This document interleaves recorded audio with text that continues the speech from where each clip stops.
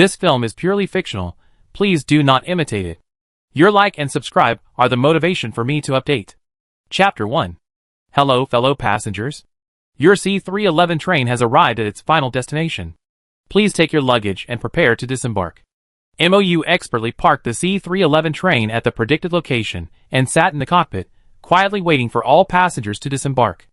She removed her white gloves, folded them neatly, and placed them in a storage box. She pulled a white thermos, half filled with honey water, from the recess and took 2 sips. The cockpit's view was very limited. She could only see figures departing one after another straight ahead. She remained silent, turning the star ring on her wrist. The red light on the cockpit door flickered to green, indicating that all passengers had disembarked and she could leave her shift. MOU stood up, holding his thermos cup, pressed the door button, and stepped into the first car, intending to exit through the front door. Things often happen in an instant. The entire train suddenly erupted in a second-level alarm. The glaring red alarm lights and the piercing sirens made everyone unconsciously nervous. Passengers who had been walking leisurely, checking their star rings for messages as they walked, suddenly grabbed their suitcases and took off running. The station guards immediately ran in the opposite direction of the passengers, and quickly set up a cordon around the C311 train. MOU stood in the first car, and witnessed a palm-sized green caterpillar instantly expand like a balloon. It expanded so much that the first car could no longer support it. Just as the green caterpillar, with its enormous mouthparts, greedily attempted to devour MOU, an invisible barrier stopped it. Glancing indifferently at the giant caterpillar, MOU immediately disembarked from the train, leaving the sudden incident to the hastily arrived guards. It was the 3,885th year of the interstellar calendar, the 3,885th year since humanity entered the interstellar era. Humanity, once the dominant force on Earth, encountered a powerful and all-pervasive race upon entering the interstellar space. The Zerg. The Zerg devoured everything, including humans. Humanity and the Zerg battled for millennia. The Zerg evolved the ability to change their size at will. Humanity developed mental powers, and some humans developed supernatural abilities. The Zerg and humans maintained a check and balance, neither able to destroy the other. Sudden incidents like the one just mentioned often occur on planets with a safety rating of level 3 or lower. MOU ignored the sounds of fighting behind him and quietly returned to the train station's conductor's lounge. Sitting in his seat, he finished the last drop of honey water in his thermos. Train C311 is the most prone to accidents of all trains. After all, it's the only train on this planet that passes through a contaminated area. It's also because of the high risk factor on this train, and train drivers often die on it, which leads to the frequent high costs of hiring drivers. However, since MOU took over this train, the track company has not had any headaches about this position in the past 3 years. Captain MO, I heard there's been another accident on train C311. The girl sitting next to MOU was Han Ning, the driver of train H818. MOU made another cup of honey water and placed it neatly in its original place, his voice as gentle as the warm sun. It's just an unranked caterpillar, not a big deal. That's good. Han Ning yawned and leaned lazily, tucking her long legs under the table. She looked a little sluggish from the long hours of work. She looked up at the man sitting upright beside her, writing something indecipherable with traditional ink. Han Ning couldn't help but sigh in wonder. She couldn't understand why such a person would be willing to be a mere train conductor. Every time this outrageous thought inexplicably arose, Han Ning suddenly remembered another fact. MOU was just an ordinary person, with both sea-level mental strength and physical fitness. This feeling gave Han Ning a severe sense of disconnection. She raised her hand and rubbed her eyes wearily, shaking off all thoughts. As a sophomore at a federal university, Han Ning, with double S levels, could not help but feel exhausted by the heavy driving workload. She even began to miss school life and counted the days until she finished her internship. Every time she felt like she couldn't hold on any longer, she couldn't help but look at MOU. MOU's driving duties were clearly more demanding, so why didn't he notice her fatigue at all? Captain MO, don't you ever get tired? Han Ning folded her arms, looking at her curiously. MOU paused his pen, turned his head to look at her, and nodded slightly. Yes, I do. Back when she single-handedly resisted the natural disaster, she was so exhausted that she slept for nearly 10,000 years. As a result, she only awakened 3 years ago, missing out on the various stages of human development. Even though she had been able to observe humanity's development from a third-party perspective over the past 10,000 years, it was merely knowledge and observation. The countless sufferings humanity had endured could only be resolved through their own willpower. She could not help at all. Now that she had finally fully awakened, it seemed humanity no longer needed her. She had sealed away her divine power, discarding her deity, disguising herself as an ordinary person with only a double C rank.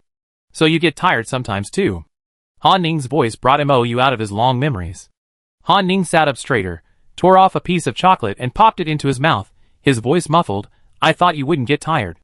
In the months since he worked here, Han Ning had never seen Mo complain about any of his shifts. Even when faced with a difficult Zerg situation, she didn't show any fear. It's a pity that someone with such a stable mindset had such low mental and physical levels. Otherwise, she would surely be the talent most admired by the federal teachers, and the one most needed by the military academy. The previously silent radio began to crackle, signaling an urgent announcement. Emergency notice. Due to severe damage to Train C311, Train H818 will be temporarily dispatched to cover the C311 route. This mission will be jointly led by train captains Mo and Han Ning. This emergency announcement was broadcast 3 times. Soon after, the star rings worn by Mo and Han Ning received a message indicating a departure in a star hour. C311's departure, scheduled for tomorrow, was moved forward to today. Han Ning, whose vacation had been ruined, slumped dejectedly on the table, mourning the loss of her holiday. Mo turned to look at her, and could clearly see a gray area in her mental power. This condition occurs when a person's mental power is overused. Mo raised his hand and stroked her chestnut hair, a gentle strength flowing from her palm into Han Ning's mind. The gray area that had just formed vanished silently. Mo withdrew his hand and suggested, if you're tired, I can drive the train the entire way, and you can sleep beside me for a while. Chapter 2. On a level 3 planet, due to manpower shortages, one pilot is usually assigned to each flight. This time, due to the urgency of the situation, 2 pilots were deployed to accommodate the staff. Pilots are allowed to arrange their own rest schedules, or one can rest while the other drives. No need. Han Ning felt much more refreshed after this break. Seeing Han Ning's immediate objection, Mo stopped discussing the matter. She took the pen and continued writing the rest of the text. Mo had previously read about the Ancient Culture Museum's excavation of ancient texts, and found that many of the characters had been misinterpreted. She was thinking of compiling a collection of ancient texts and sending it to the museum. A week later, Mo put the items into his backpack, took his thermos, and headed for the H818 train with Han Ning. This train was the same model as the one Mo was driving, just with a different serial number. In the cockpit, Han Ning sat in the driver's seat, while Mo took the resting seat next to him. Hello, fellow passengers. Your train, H818, is about to depart. Please secure your luggage, and do not leave your seat. Friendly reminder, while the train is in motion, please ignore any living creatures outside the train, and do not open the sunshade. Han Ning put on white gloves, locked the cockpit door, and pressed the start button. Mo traveled this route twice a day on average, and knew it by heart. She unscrewed the lid of her thermos, took a sip of honey water, and browsed the various news on StarNet. The news trending right now was about the Federal University. Since its establishment, the Federal University has issued an invitation every 3 years. This invitation entitles the recipient to 1 year of further study at the Federal University. Each recipient of this invitation ultimately becomes a valuable talent within the Federation. Thus, even before the recipient of this invitation was announced, it garnered widespread attention from the people of the Federation. Mo flipped through the pages, then pressed the back button to browse to the next news item. This one discussed ancient culture. Mo paused, then clicked on it. There were professionals offering insights, and there were also laymen observing the excitement. These researchers' research on ancient culture, like their research on ancient writing, contained numerous errors. Mo began to consider the feasibility of compiling a catalog of ancient culture. However, at her current pace, it would take at least a year to begin compiling it. Let's wait a little longer. Something's wrong, Han Ning's stern voice echoed from the cockpit. She let her hands leave the control panel, her heart pounding with nervousness. The train's direction was out of control. Mo looked up and immediately understood what Han Ning had mentioned as the problem. It's okay, Mo said without a trace of surprise or panic. Once we leave this pollution source, we regain control. The first time Mo drove a train through this area, she discovered that it contained a large amount of polluting energy. This polluting energy was life-threatening to humans. So, she set up a magic circle here. As long as a train passed through this area, the magic circle would temporarily take control, protecting the passengers until they left this dangerous, polluted area. Han Ning, who had never experienced being deprived of driving control, turned to MOU with a look of horror. Is this normal? At least, in the chapters about trains in Han Ning's mecha course, there had never been such an example. It's normal, MOU reassured Han Ning. For the past 3 years, this has happened every time I pass by here, and nothing has ever happened. MOU had constructed that formation himself, even wielding his own power. Suppressing this contaminated area was a piece of cake. Han Ning waited a moment, and sure enough, she regained control of the train. She stared in horror at the cockpit screen, which remained normal, and could only mentally curse, "This is unbelievable." After 6 weeks, the train came to a steady stop at the terminal. MOU and Han Ning didn't leave the cockpit, but instead swapped positions. In half a week, they would have to drive the train back. MOU drank some more honey water, placed the thermos in the groove, and put on white gloves. She tied her waist-length hair up with a wooden stick. Then she lowered her head, and continued browsing the news on the Star Network. The third news item was about the military exercises between the 2 major academies on the Federation's main planet. The field battle between the Federal University and the Interstellar University will take place in a month. And those who receive the invitation will also participate. As the sophomore vice president of the Federation University, Han Ning had already received the announcement regarding the military academy's actual combat exercises. Also, the announcement regarding the adjustment of the sophomore internship period.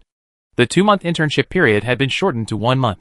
This meant that she would leave immediately tomorrow and return to the main planet's Federal University for a month of closed-door training. Half an hour had passed, and the interstellar train turned and began its reverse course. While piloting the interstellar train, MOU's star ring suddenly rang. Since she wasn't allowed to answer calls during work hours, MOU hung up. But within half a minute, the ring started ringing again. Han Ning noticed this. "You better answer it. Isn't it allowed to answer the call while the terminal is on external speaker?" "Okay." MOU pressed the answer button, switching the call to external speaker. "Is this Ms. MOU, whose ID number is 230,724? A gentle female voice called out. "Yes." Han Ning turned her head, a puzzled look on her face. Why did she feel that the voice on the phone sounded so much like Instructor Zhao, the instructor who had been training them physically? "Congratulations on receiving the invitation from the Federal University. We like to invite you to study at the Federal University for a year. We like to send a special car to pick you up when you're free." Oh, it was Instructor Zhao's voice. Han Ning looked at MOU, sighing inwardly. Unexpectedly, the recipient of this year's invitation was right next to her. "You didn't feel the slightest bit of joy at receiving the invitation. Can I refuse?" MOU's voice was gentle and serious, not joking. This was the first time Zhao Ji had ever had an invitation rejected. The school charter didn't specify what to do if rejected. With this invitation, you can study at a top institution for a year and receive 500,000 interstellar coins. Why would you refuse? Zhao Ji laid out all the benefits, hoping she might change her mind. After all, the invitation held a mysterious power. Once the candidate was confirmed, it couldn't be altered. The federal government wouldn't allow any vacancies in the invitation. "My ability level is only C. You can give it to someone more in need." MOU had no desire for further education. She felt her life was quite good. There was no need to move to another place. Chapter 3. Zhao Ji was silent for a rare moment. She was shocked that the invitation letter only selected the most common C level candidates. Once the invitation letter is confirmed, it cannot be changed. Zhao Ji quickly realized, this is a great opportunity. Would you like to reconsider? Han Ning was also clearly surprised that MOU would refuse the invitation. But thinking of MOU's personality, she expressed understanding. From their time together, she seemed very satisfied with her current life. And she was enjoying it. Really not going? Han Ning suddenly interjected, "The Federal University has the best honey water." Han Ning saw MOU's love for honey water. Perhaps this could persuade MOU. The Star Ring's radio reception was excellent. Zhao Ji recognized Han Ning's voice almost immediately. After all, she was currently teaching a sophomore class. As the vice president of the sophomore class, Han Ning had the most contact with her. Zhao Ji immediately realized what was happening and continued Han Ning's words. "The Federal University has a top-quality honey farm, providing free honey to Federal University students. Drink as much as you want." MOU really liked honey water. It's just that the honey available online is limited and contains a lot of impurities. MOU spent half his salary on honey, and after purification, it wasn't enough to last a month. There were always 6 or 7 days a month when he didn't have honey water. If you go there, you can drink honey water anytime, which is really quite good. Okay, MOU agreed. Zhao Ji breathed a sigh of relief. Then I send a car to pick you up tomorrow? Once the inviter is announced, it's best to pick him up as soon as possible. After all, the pirates seem to have taken an interest in the inviter. Previous inviters had all been attacked by pirates to varying degrees. Accepting it sooner would allow it to be brought under protection sooner. Okay, MOU said without objection. After hanging up, Zhao Ji sent a message to Han Ning, instructing her to take a special car with MOU tomorrow and bring her along to report. Han Ning replied with a got it. When the train arrived smoothly at the terminal manager had already received a message from the main planet's government. The smile on the manager's face faded. The interns from the Federal University were leaving early. Not only that, MOU, a capable employee, was also leaving, having received an invitation from the Federal University. Thinking of the relentless recruitment 3 years ago, the terminal manager felt heavy-hearted. While happy for MOU, he also mourned for himself. He was about to start hiring again. His hair, which had finally grown, was about to be lost again. After finishing all her work and going to complete her resignation paperwork, MOU was met with a reluctant look from her manager. Faced that look, MOU collected her final paycheck and left the place where she had worked for 3 years. Her accommodation was provided by her employer, and after resigning, her apartment would be taken away. MOU packed a few belongings in the house into a suitcase, sat cross-legged on the bed, and gazed at the unfamiliar starry sky. Because the seal had forsaken her divine nature, she could no longer readily survey the place from a third-person perspective. As the stars shone, a red seal mark appeared in the corner of MOU's right eye, then quickly vanished. Far away on the main planet, at the Federation University, the old principal sat by a dull red stone, leisurely sipping tea. The previously quiet red stone suddenly began to clang and flash with a dazzling red light. This red light couldn't be looked into directly, but the light it emitted cast a warm glow over the body. The current principal paused. How many times has this happened this month? This stone had never shown any signs of abnormality before. In the past 3 years, however, it has occasionally flashed. This is the 5th time. The old principal felt the vitality contained in the red light, and felt a warm sensation throughout his body. Have the researchers figured out what this substance is? The Federation has 2 of these red stones. One is at the Federation University, and the other is in the Federation Laboratory. They've been researching for so long, even drawing inspiration from the red stone to develop a mental stabilizer, but they still haven't figured out what this substance is. No progress yet, the principal shook his head. The old principal wasn't surprised. He poured himself a cup of tea and sipped it leisurely. No rush, the old principal looked at the principal. There's no rush for this. In the Federal University, word spread throughout the university forums that only double C-level individuals were invited this time. In modern times, human mental and physical strength are divided into 5 levels, S, A, B, C, and D. Supernatural powers are categorized as A, B, C, D, and E. Double D-level individuals are weak, with only half the lifespan of an average person. Double C-level individuals are at the level of most people in the Federation, and are generally unable to awaken supernatural powers. Superpowers typically awaken only in those with a single B level or higher. Those who manage to get into the Federal University, even those majoring in liberal arts, reach double A levels. In previous years, the lowest level of the invitees was always a single B. This year, however, a surprise arrival, a double C level. The Federal University students even doubted whether she could survive the grueling month-long training. While the Federal University students were heatedly discussing this year's invitees, the inviter herself encountered some trouble. The pirates had their sights on MOU. After a wormhole jump, 3 starships equipped with military-grade equipment surrounded the small escort starship. We're being targeted by pirates. The escort Yi removed the steel plates surrounding the starship, revealing the detection screen, and gazed at the 3 starships outside. It was obvious to the naked eye that they were no match for the enemy. The entire escort starship, including MOU, had only 4 people. There was a pilot, an escort named Yi, along with Han Ning and the invitee himself, MOU. He was the only one capable of fighting. The escort ship's internal speakers crackled with electricity, then quickly returned to normal. The pirates had tampered with some of the escort ship's data and connected to the radio. A man's lazy voice rang out over the radio. Leave the inviter behind, and the rest of you will be spared. The pirate group that arrived was the renowned Bai Zhou, a team comprised entirely of double S-rank pirates with Class A abilities. A source of headaches for both the Empire and the Federation. He didn't panic, he pressed the emergency button on his wrist. But the next moment, he heard the man on the radio burst into laughter. I blocked all signals here. Forget about calling for help. The moment he finished speaking, he glared coldly at the internal camera. Half of the escort starship's control, including this camera, is controlled by the daylight force. Not too slow to react. The sound of a man tapping on the table came over. Tap. Tap.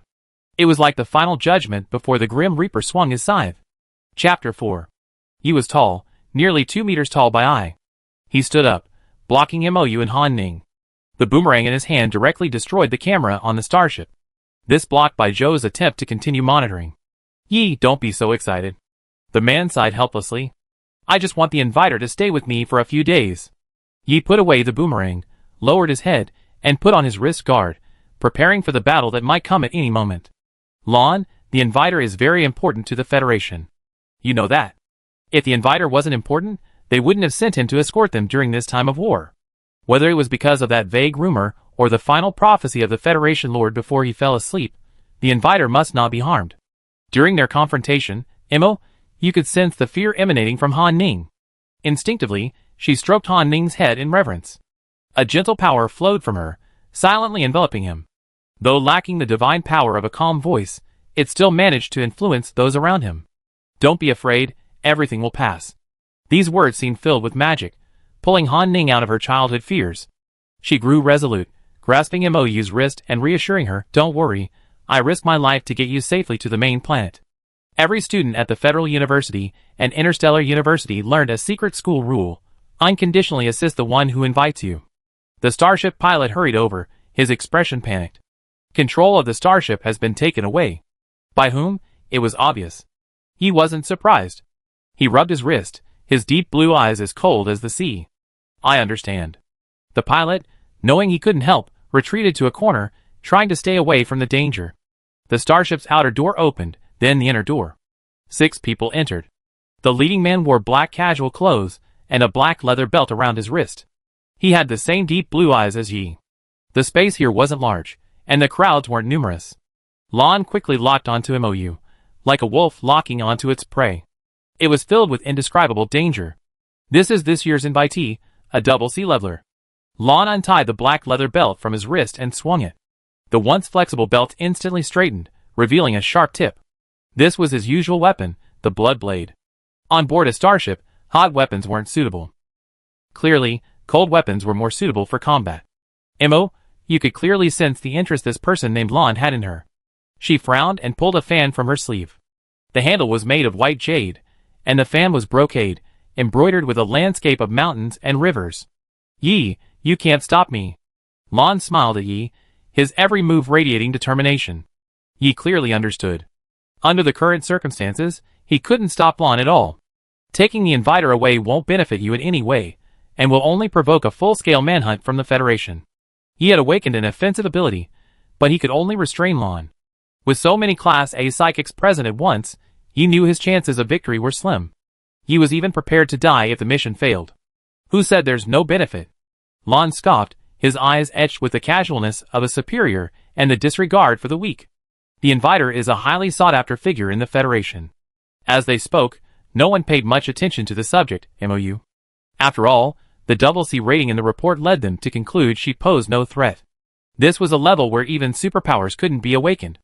Mou stood behind Han Ning, opened the folding fan in his hand, leaned close to Han Ning's ear, and whispered, "What's your superpower?"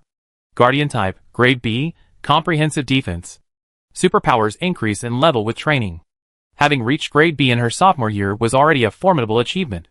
But even so, she couldn't handle even one of the opponents. There was a vast, insurmountable gap between grade A and grade B. Mou casually fanned the ordinary fan. She stepped out from behind Han Ning, reaching Yi Xiang's level. She looked across at Lon and his teammates. What do you want from me, or are you simply curious about the inviter? Humans are a complex species.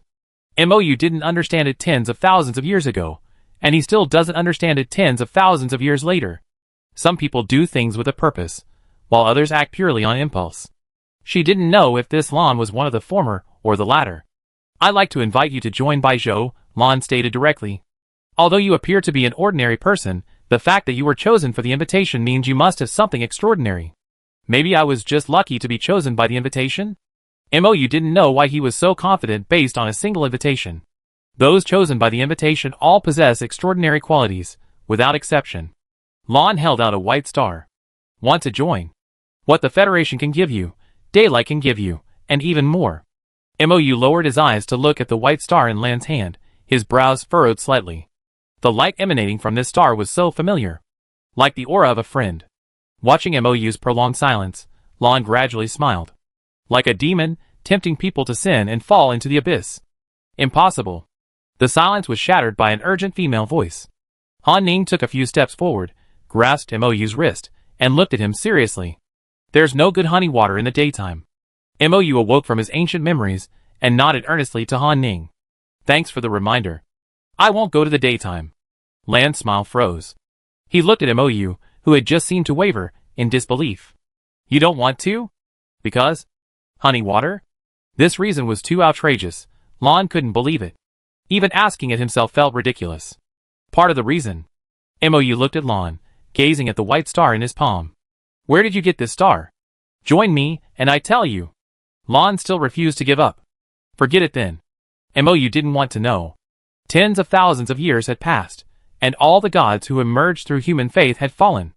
How could we know if the ancient gods wouldn't perish due to the long loneliness? Dwelling on the past would only bring sadness. It was good to stop here. Seeing that MOU showed no sign of wanting to go with him, Lon regretfully put away the white star in his hand. Then I have to kidnap you. Lon looked at the 5 people standing silently behind him, and sat down indifferently on a chair to the side. Although he was sitting, the aura lingering around him was hard to ignore. Lan's teammates immediately understood his intention and prepared to take action. Yi and Han Ning both watched the 5 men warily, their expressions ready for a fight to the death. MOU didn't give them a chance to attack. He unfurled the white jade fan in his hand and gently fanned it, his tone as gentle as ever. Where I want to go is up to me alone. No one could force her to do anything, or where she wanted to go. Chapter 5. Although she had sealed her godhood, dealing with these people was no problem. The 5 people across from her stood frozen, looking at MOU with expressions of terror. They couldn't move. Lon had clearly noticed this as well. He raised his eyes, and glared at MOU fiercely, but made no unnecessary movements. In fact, he couldn't even utter a single syllable. He, too, was being controlled. Realizing this, Yi and Han Ning both turned to look at MOU, whose expression remained impassive. Even Yi, with her Class A ability, could only handle 1 Lon. But she had directly controlled 6 Class A individuals. Han Ning's eyes widened. Who wrote this test report? Could someone with a double C level and no detected ability have done this? The testing machine must be broken. MOU closed the folding fan in his hand, and with a twist of his wrist, the people obediently turned around and walked towards the starship gate. Order them to leave, and return to their starships. I don't want to go to Baizhou, and no one can force me. As soon as MOU finished speaking, these people were forced to leave the starship and return to their own. Damn! Han Ning couldn't help but curse. She felt that everything that happened today was a dream. First she saw Baizhou's core members, then she saw MOU single-handedly defeat them. Even the most high-profile movies wouldn't dare to film it like this. He looked at MOU with a complicated expression. What are your mental and physical strength levels? The strength she displayed was seriously inconsistent with the test report. Double C. MOU tucked the fan into his sleeve. Granted. You have superpowers. Yi knew that some double C level psychics could awaken superpowers, but none as extraordinary as MOU's. He had never seen an A-level psychic take on 6 A-level psychics simultaneously and emerge unscathed. In fact, he felt she hadn't even exerted her full strength. Not really. MOU shook her head. That wasn't a superpower. Human superpower evaluation standards and testing machines couldn't detect her superpowers. Essentially, she just looked like a human, but she wasn't human. Human testing standards wouldn't produce accurate results for her. Ye's intuition told her that MOU wasn't lying. But the images just now told her, MOU had indeed done something to them, even silently controlling them. I have this. MOU pulled out the folding fan he had just put away. With this fan, I can temporarily gain some powers. After a pause, MOU added, however, this fan only works in my hands. This time MOU lied. It was just an ordinary folding fan. But it seemed only this explanation could convince the person before him. Yi was silent. He stared at the fan in MOU's hand for a few seconds, then looked away. I need to report everything that just happened to my superiors, he emphasized. Everything. As a member of the federal military, he wouldn't hide anything about what had just happened. Okay, go ahead. MOU had no objection. He felt even more silent. The pilot, hiding in the corner, breathed a sigh of relief at having escaped danger. He returned to his seat and continued piloting the starship. He deactivated the camera hidden in his pocket and quietly sent it to a certain person. Before MOU arrived at the main planet, the extraordinary events that had occurred on their starship had already reached the top brass of the federal government. Because the camera was damaged, the video footage was unavailable, and Ye's text description was the only thing he could hear. Among those present was the president of the Federal University, Zheng Zheng. Once student MO reports to the Federal University, we will conduct a second, comprehensive examination. Zheng Zheng looked at Admiral Mingyuan, who sat in the main seat. Yes. Admiral Mingyuan closed the message. Train her well. If what Yi said was true, then she could be considered a special psychic. She could fill the Federation's current severe shortage of psychics. Perhaps even become a figure like the Imperial Head, Yunxiu. Yes. Zheng Zheng understood Mingyuan's meaning and the Federation's current greatest weakness. But don't get your hopes too high. After all, that child only has dual C physical and mental strength, and his body is incapable of harboring grade A abilities. Interstellar University President, when you carefully read the message from Yi and noticed a sentence, "Where I want to go is up to me alone." He's a very determined child. And this kind of determination and confidence often requires absolute strength to support it. When you looked at the information sheet beside her, her eyes narrowed slightly. Only dual C physical and mental strength, but this incident was not the main topic of this meeting. Mingyuan didn't dwell on this. MH2 psychic experiment, vote on whether to proceed. When the topic returned to this, the atmosphere, which had just relaxed, tensed up again. MH2 psychic experiment focuses on two research directions. One is the development of a potion to restore psychic power. Anyone who uses superpowers for a long time will experience a degree of psychic collapse. This has been a major problem that has plagued humanity for millennia. The other is the use of potions to stimulate humans to activate psychic powers. This project was necessitated by the severe shortage of psychics in the Federation. The current dispute is no longer about the annual investment. It's about the need for retired veterans and unactivated SS-level humans to conduct experiments in this laboratory. I disagree, Mingyu said, voting first and dissenting. Humans cannot be used for experiments. This is inhumane. Mingyuan remained silent, refusing to voice any opinion. 30 people attended the meeting, with 2 abstaining. In the end, the votes for both opposing and supporting reached a tie. Mingyuan wasn't surprised by the outcome. The issue had been deadlocked for 6 months. He hadn't expected to resolve it today.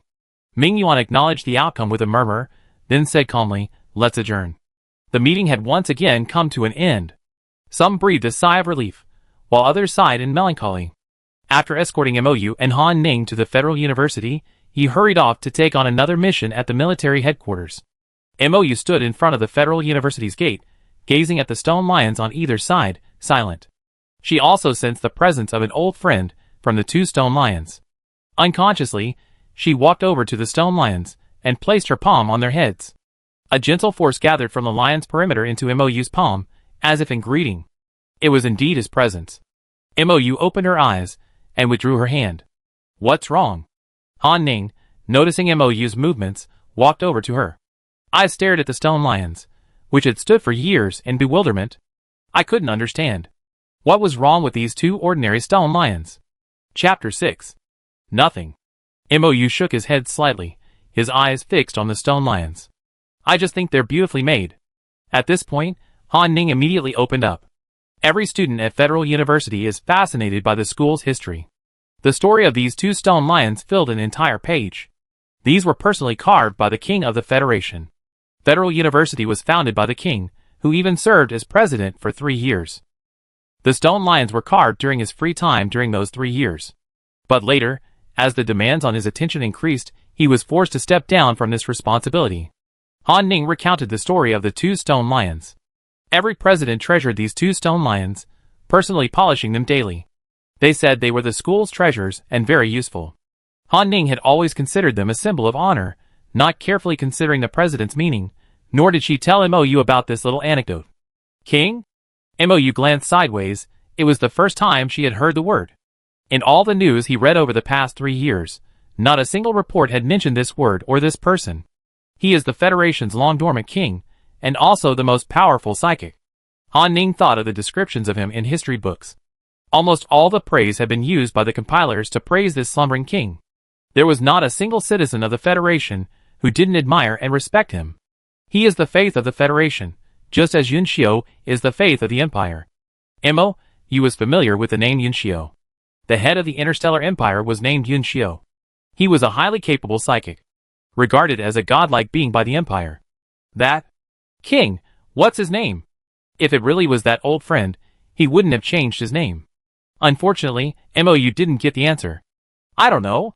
Han Ning blinked, meeting MOU's gaze, and helplessly spread her hands. Everyone in the Federation calls him king. Aside from the few current rulers, no one knows his real name. MOU nodded calmly and looked away. Let's go inside. Okay. Han Ning immediately pulled MOU excitedly inside the school. She quickly forgot about the 2 stone lions at the gate, which she had seen almost every day, and began to introduce MOU to the school's overall structure and building layout. If time wasn't limited, Han Ning would probably have even mentioned which cafeteria had the best food. Principal Zheng Zheng and Zhao Ji, who was temporarily filling in for the admissions office, were waiting for her in the examination room. Han Ning had to pause the introduction and take her to get down to business. Zhao Ji had heard Han Ning tell her about the encounter between Han Ning and MOU and the space pirate Bai Zhou on their way here. If she can truly control 6 people, led by Lan, single-handedly, her future is truly limitless. Zhao Ji, clutching a bottle of honey, couldn't help but sigh, a touch excited. At the same time, Zhao Ji couldn't believe someone with such abilities had only reached sea-level mental and physical strength. Zhao Ji, no matter what the outcome, don't put pressure on this child. Zheng Zheng suddenly blurted out in the silence. Zhao Ji, who was secretly planning how to cultivate this rising star, was suddenly stunned by this remark. I had a feeling the principal's words were full of hidden meaning. Principal, has something happened? The last time Zhao Ji heard the principal say not to put too much pressure on students was when the prodigy Min Liang was on the verge of collapse. Nothing happened. I just thought if this child is truly only at the double C level, we shouldn't push her too hard. Zheng Zheng deliberately concealed the Federation's radicals' near-insane desire for psychics. If she's truly only at the double C level, I manage the training. Zhao Ji made this promise, but her anticipation remained undimmed. Shortly after their conversation, MOU and Han Ning arrived. Zhao Ji greeted them gently, then took MOU for a comprehensive test. The test didn't take long. The results came back quickly. The moment Zhao Ji received the results, she froze. She almost couldn't believe her eyes. C-level mental strength. C-level physical fitness. No special abilities. A test result that couldn't be more ordinary. The results of these 3 data points caught Zhao Ji off guard. She had initially wondered if there was some malfunction in the testing equipment on the 3rd-level planet, resulting in such an outrageous result. But now, using the most sophisticated instruments available, the results were exactly the same as the ones she had initially received. But how could it be possible? How could someone who could simultaneously control 6 Class A psychics not have any superpowers? Could it really be just because of that magical fan? Zhao Ji remained silent as she uploaded the test report to Zheng Zheng's star ring. Compared to Zhao Ji's disbelief, Zheng Zheng didn't show any surprise. After reading it calmly, he looked at MOU with a gentle gaze. Welcome to the Federal University. What major would you like to study? The Federal University's most popular majors are all closely related to fighting the Zerg. MOU already had an idea of which department to choose. I want to choose the Mecha Manufacturing Department. The Mecha Manufacturing Department was established to design auxiliary weapons suitable for various psychics, serving as repair technicians and mecha designers on the battlefield. They are the most effective support on the battlefield. Han Ning also chose this major because of his defensive psychic abilities. It's a good major. Zheng Zheng turned to look at Zhao Ji. Help her with the admissions procedures. Okay. Zhao Ji cast aside all her complex emotions and entered all the information for MOU. She loaded the student chip into her star ring and handed MOU the 3 bottles of honey she had bought from the farm. As a specially invited talent of the Federation, you can come to me every month to receive 3 bottles of honey. Since honey was the key to recruiting people, Zhao Ji felt it was necessary to ensure the young woman in front of her had enough honey water. Seeing the 3 full bottles of honey, MOU smiled and accepted them all. Thank you, Teacher Zhao.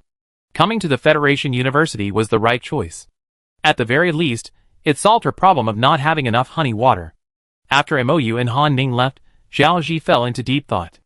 She printed out the test report and placed it beside her. Zheng Zheng, however, thought this was a good thing. If this child truly displayed exceptional mental talent, he might be targeted by those in higher up. For now, this is quite good. The Federation can no longer, as it did many years ago, place the same hopes it placed on Wang on an ordinary university student, even if this student possesses exceptional talent. Why can't those in higher-ups face the truth that excess leads to loss? Chapter 7. Principal, you seem to really hope she's just an ordinary person with dual C-level abilities. Zhao Ji belatedly turned and looked at Zheng Zheng. She and Zheng Zheng were college classmates and later, for a year, comrades in arms. Even though Zheng Zheng was being reserved now, Zhao Ji could still discern a glimmer of his true feelings. Yes, Zheng Zheng sipped his tea calmly. Being an ordinary person is not bad either. Zhao Ji looked at Zheng Zheng in silence. She seemed to guess why Zheng Zheng felt this way. The Federation's dwindling population of psychics is a major shortcoming for the Federation's military academies and headquarters. Countless soldiers, lacking the mental barriers of psychics, have been victimized by psychic Zerg, their mental powers crumbling, ultimately leading to serious injury or death. Even more regrettably, with current technology, no substitute for this type of mental barrier has yet been developed. If this child is truly that powerful, I really don't know whether this is a good thing or a bad thing. MOU, completely unaware of the conflict between the principal and teacher Zhao, had just arrived at the dormitory. The dormitories here generally share two people. Zhao Ji arranged for MOU to live in room 211, Building C. Half of Building C is occupied by students from the Mecha Manufacturing Department. The other half is occupied by students from the Individual Weapons Department. This arrangement was specifically made by the school to improve the rapport between the students from the two departments. MOU's roommate in this dormitory was Qian Yi, a third-year student from the Individual Weapons Department. After settling MOU down, Han Ning returned to his own dorm to pack his things, leaving MOU and Qian Yi alone. Qian Yi, with a slightly aloof demeanor, dressed in a black tracksuit, was conducting gravity training in the dormitory's training cabin. She simply exchanged a quick greeting with MOU before continuing with her scheduled training. After putting everything she had brought back in its place, MOU sat at the desk beside her bed, flipping through the course books the robot had just delivered. The inviter status was special, granting her only 1 year of study. But she also had the freedom to attend classes in any of the 4 grades. MOU took the Mecha Manufacturing Department's course schedule for freshman through senior year this year, reviewed all the courses offered, and began to create her own course schedule. MOU had no previous experience with mecha manufacturing. Looking at the pack schedule, MOU picked up the first basic textbook. This book was mostly about the history of mecha manufacturing, lacking much practical information. But MOU still noticed something unique. The way the Mecha Manufacturing Department crafted weapons bore a strong resemblance to the methods she had used to refine magical instruments. To test her hypothesis, MOU flipped through several books in a row. From dusk till dawn, she sat at her desk, a lamp lit, reading several books. Qian Yi, who had just finished her physical training, saw MOU absorbed in her studies. After a moment's reflection, she decided not to interrupt. Qian Yi turned and went to bed. There were only 2 days left until closed-door training, and the class division competition would begin tomorrow. She needed to stay alert and earn a chance to train in the S-class during the division competition. After a night of reading, MOU put down her book and blinked. Last night, she had already reviewed most of the material she would be studying for the coming year. Just as she was considering whether to try making a weapon out of something, the speaker installed in the hallway suddenly blared.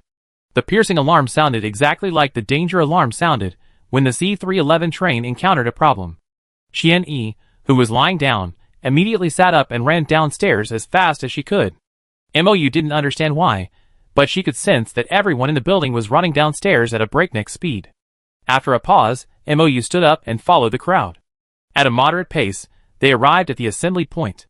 Zhao Ji and another instructor, Lin Shua, each holding a notebook, stood at the assembly point, waiting for everyone to arrive. Only when Zhao Ji saw MOU running downstairs with the others did she realize her mistake. She had forgotten to tell MOU that the closed-door training division competition would be held in the next 2 days. This division competition was open to all students from freshmen to seniors, including those invited. After everyone arrived, Zhao Ji repeated the rules. A class division competition will be held over the next 2 days. This competition will determine which class you will train in for the next month. This is a test of your physical and mental strength, and it also gives some students a chance to sprint. The competition will begin when you come downstairs. For the next 2 days, you will be dropped onto a Class F, low-level polluted planet. This competition will be based on a points system. The more Zerg you kill, the higher your points. You can form teams as you wish, and the points for killing Zerg will be divided equally. Now, everyone, get a resource pack and follow me aboard the carrier. MOU finally understood the current situation after Zhao Zi's explanation. Less than a day at school, and already you're competing. After she received her resource pack, Han Ning approached her. Compared to MOU, Han Ning was now listless, looking as if he hadn't slept well. MOU, aren't you sleepy? MOU, blessed with magical powers, could go days without sleep without feeling sleepy. She slowly shook her head, not bad. Ah, the schedule is really tight. It's not very friendly to sophomores. Han Ning sighed, glancing at her fellow sophomores, who were just as listless as she was, and her mood brightened a bit. Just rest a while on the carrier. MOU rubbed Han Ning's head, dispelling the gray area that had appeared in her mind. Okay. Han Ning perked up a bit, and took MOU's wrist. Let's go to the carrier. The time on the carrier was for students to form teams freely. After all, if they wanted to kill the Zerg better, fighting alone was often less convenient than working in a small group. Naturally, some very strong individuals would choose one person. Almost every team would select a student from the mecha manufacturing department. But no team chose MOU, who had just reported yesterday. No motivated team would choose an inviter with dual C-level abilities, no special abilities, and no systematic training in mecha manufacturing. Team after team was formed, and the remaining number dwindled. In the end, there were only 5 people left. 3 of them preferred to go it alone. These were senior Luo Zhe, junior Qian Yi, and the boisterous freshman Ming Nanyu. The others were MOU, the last one left, and Han Ning, who was determined to follow MOU. We're still one person short of a team. Han Ning clutched the competition bracelet and looked at MOU helplessly. It seems we have to go it alone. No, MOU looked up at Han Ning. Teacher Zhao just said we can form teams freely. But he didn't say we could enter the competition without forming a team.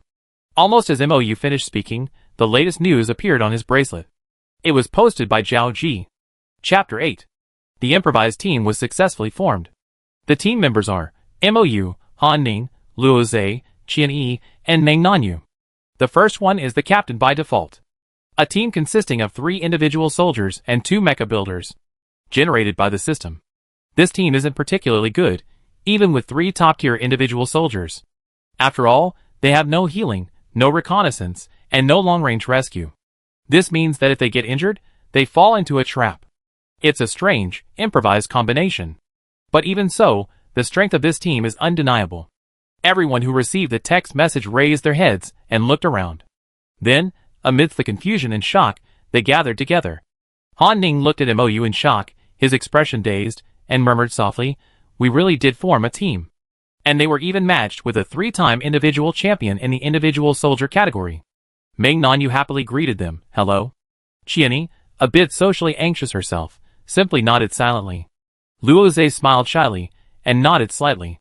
MOU, forced to become captain, looked up at Ming Nanyu with a gentle expression, "Hello." "Wow, I think our team can take first place." Han Ning, the only one on the team who understood everyone's true strength, said happily. The 3 soldiers fell silent simultaneously. Their team had a major drawback.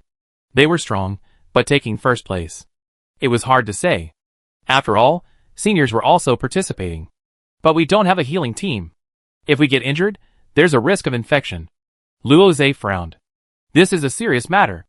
Luo Zhe can act as a scout, but he can't perform healing tasks. A team without a healing psychic would be severely hampered. Ming Nanyu was also troubled by this problem. He shrugged helplessly. Then we just have to find more medical kits at the start of the match. Many medical kits were dropped on the field. If enough were found, perhaps this shortcoming could be remedied. While they were talking, MOU had already examined the map of F-Class Planet 384.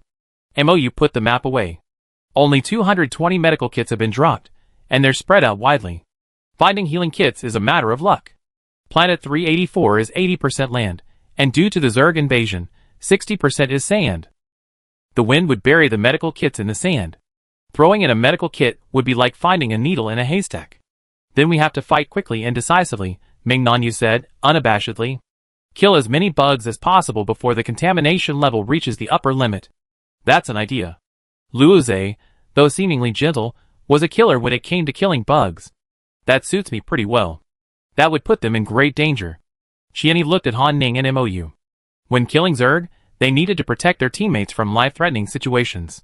When calculating the combat power of the 3 individual soldiers, they weren't included in the calculation. It wasn't prejudice. It's just that students who were able to apply for the mecha manufacturing department generally possess supporting abilities, not offensive ones. What's more, Mou possessed dual C-level abilities without any special abilities.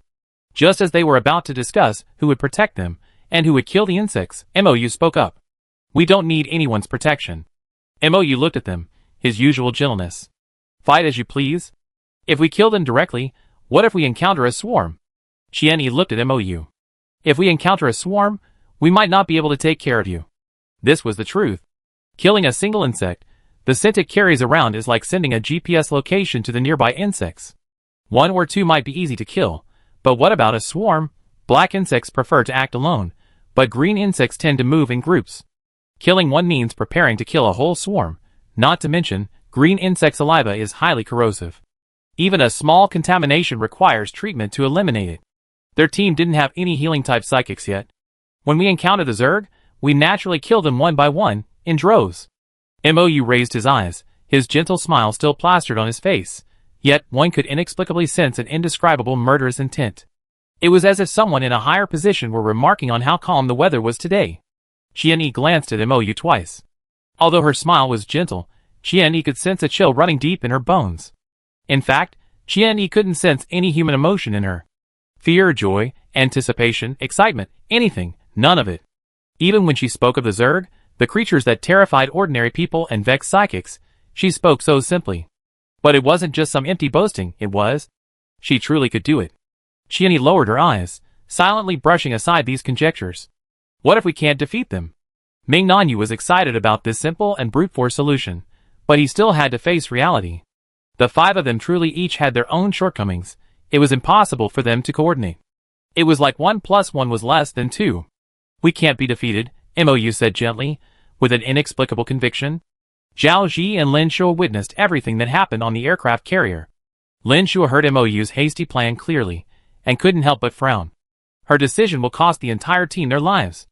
Lin Shuo didn't understand why Zhao Ji had given the command position to Mou. What if she truly has the ability to protect them? Zhao Ji asked, her voice ambiguous, staring at the screen. A person who could simultaneously control 6 Class A psychics wouldn't be afraid of these low-level green and black worms. Just like she and Lin Shuo, they could easily kill an entire swarm of green worms single-handedly. I read her test report. She's only double-C grade and has no special abilities. Lin Shuo didn't believe Zhao Ji's hypothetical. This wasn't just a hypothesis, it was a wild guess. No matter what, we can't interfere, right? Zhao Ji relaxed and patted Lin Shuo's shoulder. This is just the beginning. Let's wait and see. Lin Shuo glanced at her, silent. He knew it, but after seeing several of his most admired students believe in Mou, he couldn't help but feel a surge of anxiety. All the surveying and judgment skills he learned were wasted.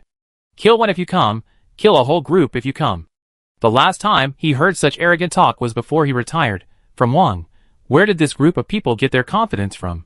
When the carrier flew over F-class planet 384, team after team of personnel were dropped. The order of drop was based on the time the teams formed. The earlier the teams formed, the earlier they were dropped, and the greater the advantage they had.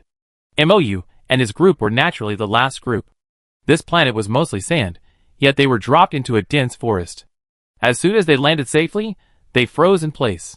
Unfortunately, they were randomly dropped into a nest of caterpillars. If they weren't handled properly, they would be among the first to be eliminated. Dozens of enormous caterpillars, sensing the presence of humans, turned their heads to look at them. Pairs of sallow green eyes stared at them, so densely packed they made their scalps tingle.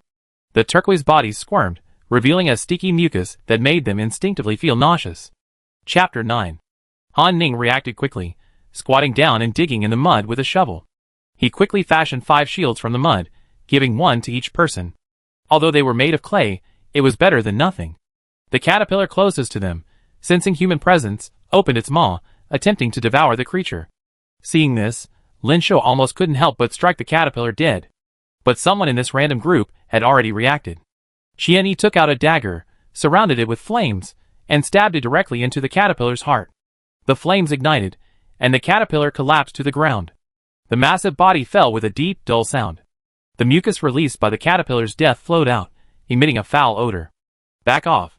Qian immediately reached out, arms wide open, shielding her teammates, forcing them to follow suit and avoid being contaminated by the mucus.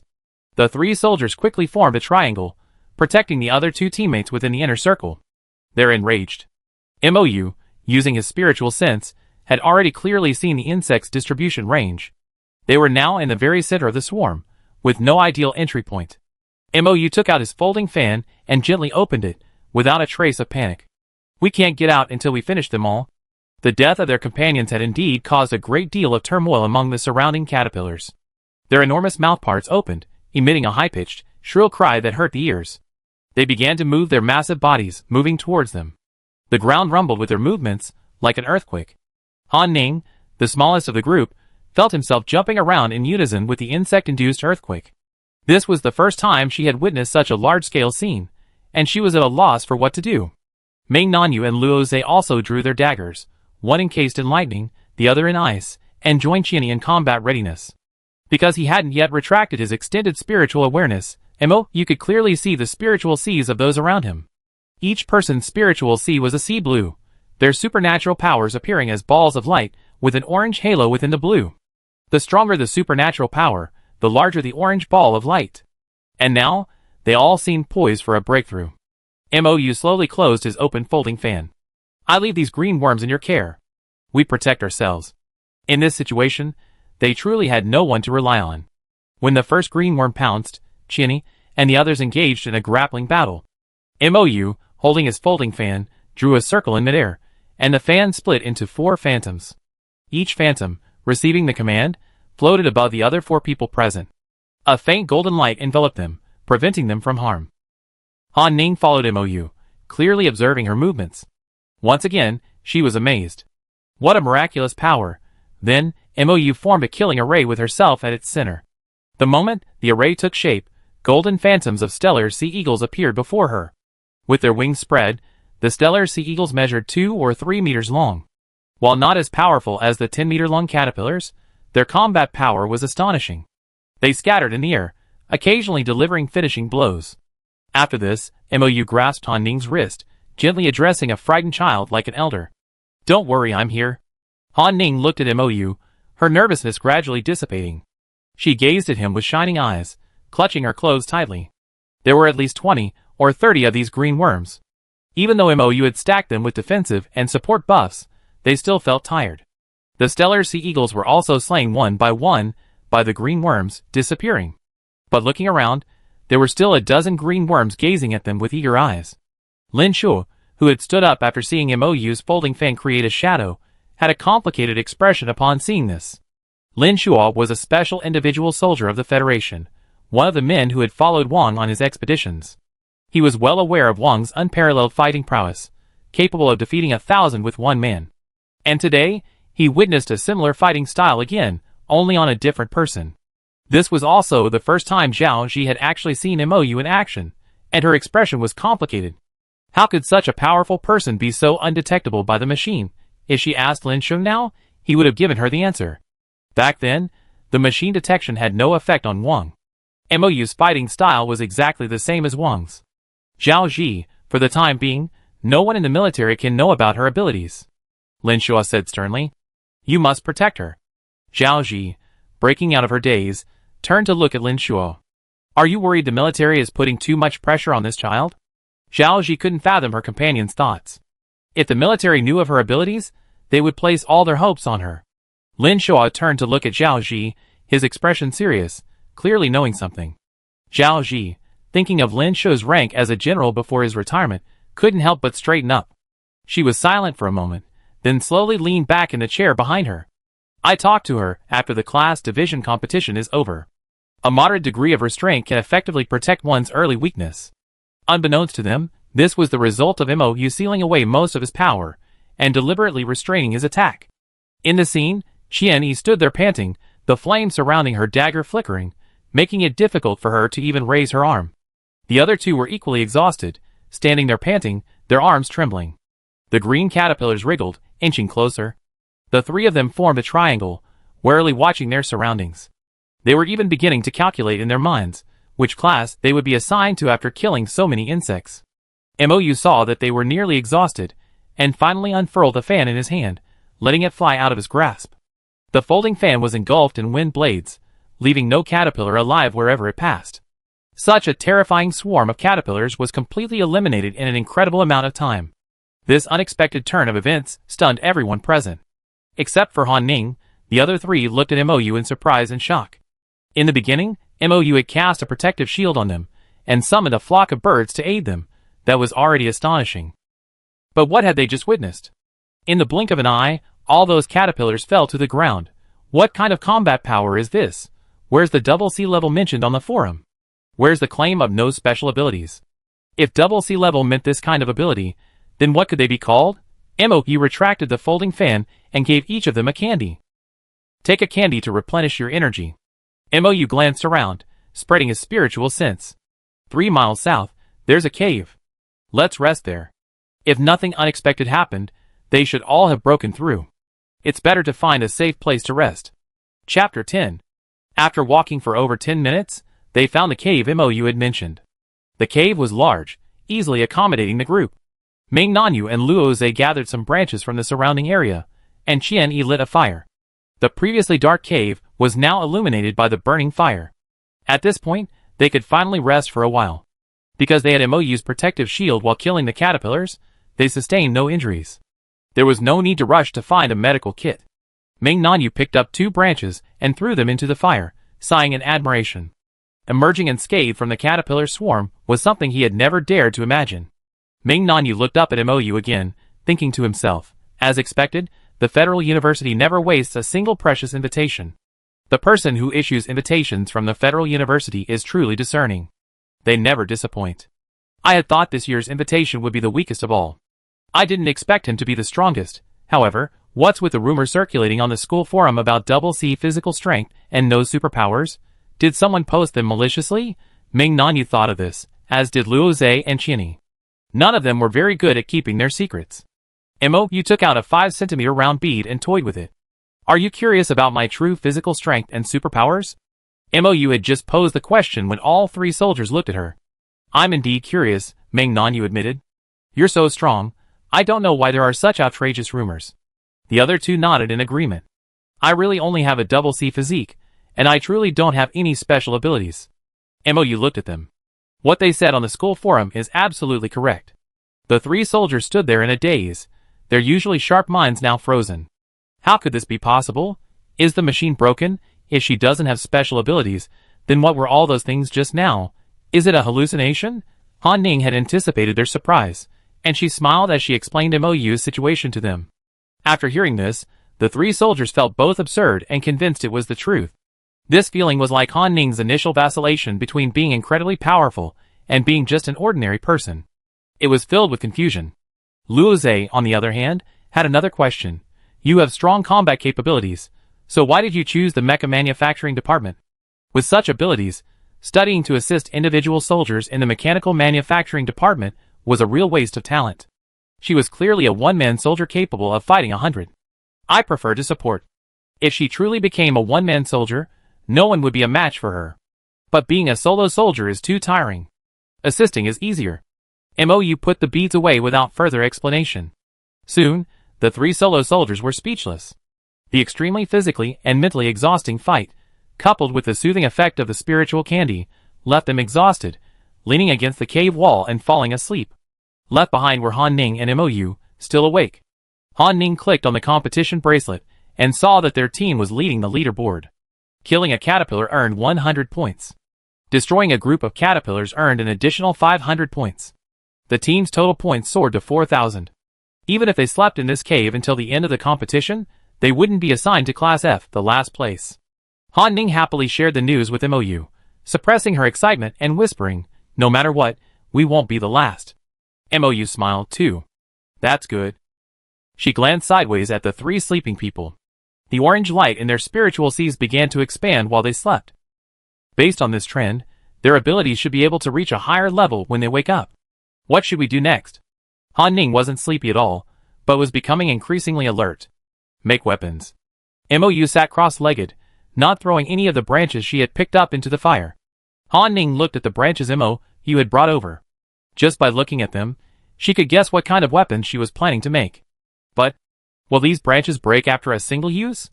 Back in her freshman year, Han Ning had also enjoyed using branches to make weapons. After all, it was the cheapest and used the least materials. But now it was a competition. We were going to kill real green and black insects with real weapons. A branch that snapped easily, even if carefully polished, would probably be a one-time weapon. No, Mou looked at Han Ning. I teach you another way. Mou handed Han Ning a needle and a piece of parchment with a strange pattern on it. First, shape the branch into the weapon you want, then carve the pattern into it. It will have different levels of lethality. Over time, more and more people have forgotten the purpose of the markings on weapons. Some have even abandoned them. But they don't know that these markings have a common name: divine patterns. Weapons marked with divine patterns can be known by the gods and blessed with divine power. But she slept for too long, and even if they had created them, she would have been unable to respond. This led to the disappearance of these civilizations. With the disappearance of these things, the connection between the gods and humans was lost in the long river of history, becoming an ethereal myth. Okay. Han Ning picked up a branch and focused on crafting it using his special abilities. 3 of their team members were single soldiers, so Han Ning simply made 3 daggers. Just now, when he saw them using daggers, they had missed several times due to the limited length of the daggers. The daggers would be perfect. The daggers Han Ning had made would fall into Mou's hands. After placing the 3 daggers in front of Mou, he took out his folding fan. He tapped the fan against each of the 3 wooden daggers. The originally simple, plain divine patterns immediately glowed with a white halo. It felt as if a mist lingered in the gaps. Wow, what kind of ability is this? Han Ning thought. Following Mou's side, he was amazed by her miraculous abilities every day. Mou thought for a moment and offered the closest explanation: I'm adding my abilities to these weapons. There are also support-type psychics, who can add their abilities to attack-type psychics. The damage can sometimes be multiplied. Han Ning naturally understood this as well. The 3 soldiers slept until dusk, then awoke. When they woke, Han Ning and Mou were nowhere to be found in the cave. Xian, noticing this, immediately woke up and shook her 2 teammates awake. The 3 soldiers contemplated countless terrifying thoughts and ideas, but finally emerged from the cave only to find the 2 of them barbecuing. Wake up, Han Ning waved at them. We just roasted the pheasant and rabbit. Come and eat. Feeling truly hungry after their sleep, the 3 men quietly sat down. Mou glanced at their spiritual seas. The orange light had now calmed down. She shared the roasted pheasant among them, then suddenly asked, Do you feel like you've gotten stronger? This sudden question stunned the other 4 present. Chapter 11. Until Mou reminded them, they hadn't noticed anything. When Mou brought this up, the 3 soldiers subconsciously tried to sense their powers. The most direct way to verify whether they truly grown stronger was to use their powers to create a ball. Ming Nanyu casually created a wind ball. Originally, the wind balls he could create were only 6 centimeters in size. Now, they were estimated to be 9 to 10 centimeters. I'd definitely gotten a lot stronger. Ming Nanyu spun the wind ball triumphantly, happy about this blessing in disguise. Noticing Ming Nanyu's actions, the other 2 also created fireballs and ice balls. Compared to Ming Nanyu's wind ball, the fireballs and ice balls were more noticeable in size. Xian and Luoze, a junior and senior, were already more powerful than Ming Nanyu, and now the balls they created were even larger. The fireballs were the size of ordinary basketballs. A hockey puck is a bit larger than a basketball. How did you guess that? Ming Nanyu put away the wind ball and looked at Mou curiously. Why did he feel that the inviter before him was hiding so many secrets? I see. Mou blinked. I can see the strength of everyone's abilities. It's like a human detector.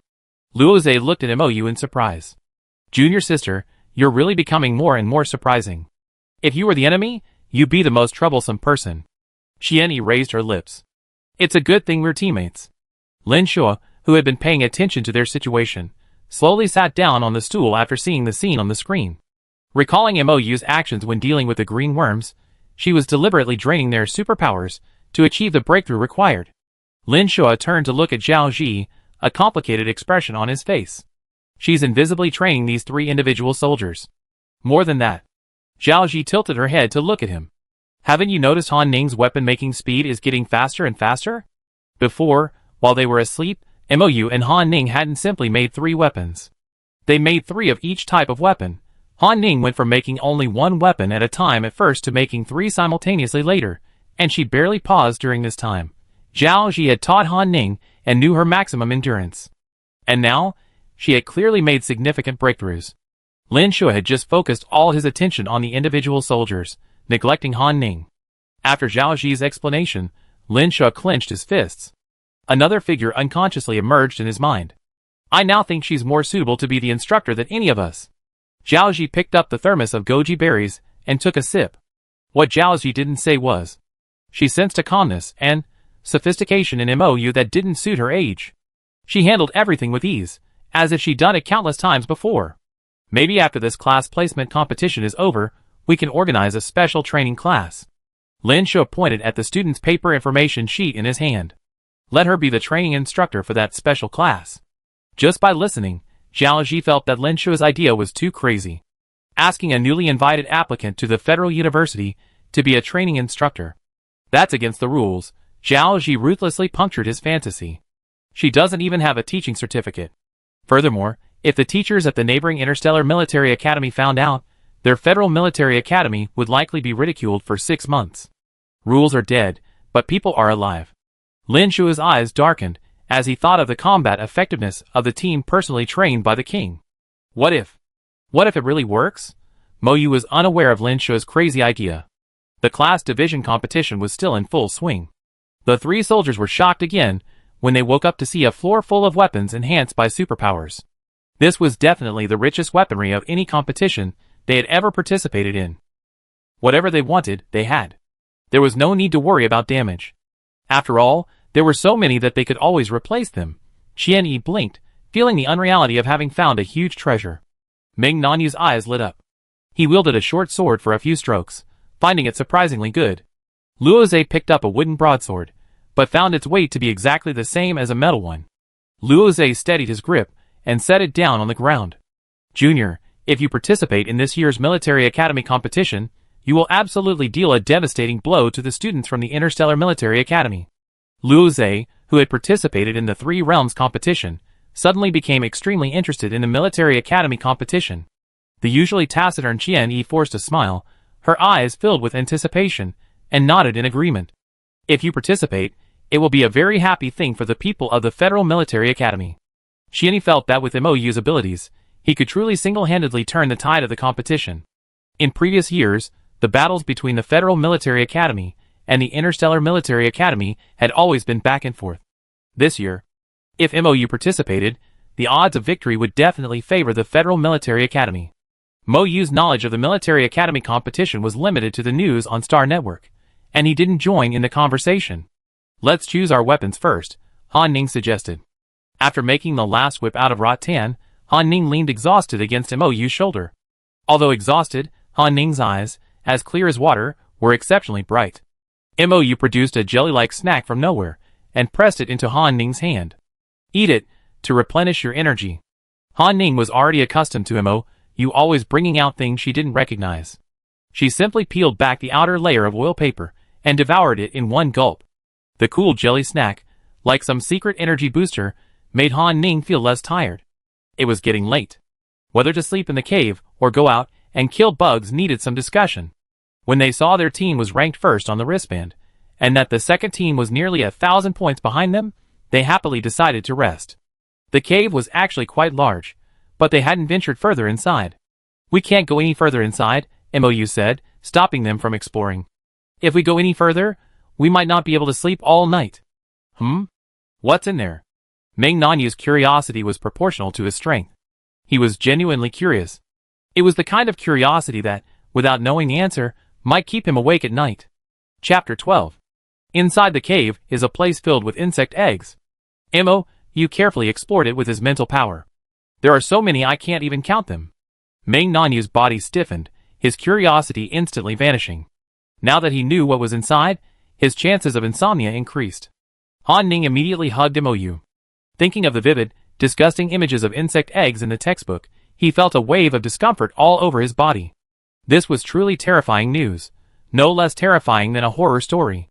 Luo Zhe thought for a moment, then turned to look at MOU. We can rest here for a night. Shouldn't anything go wrong? This place was so close to the insect nest they had killed. These eggs were most likely left behind by the green worms.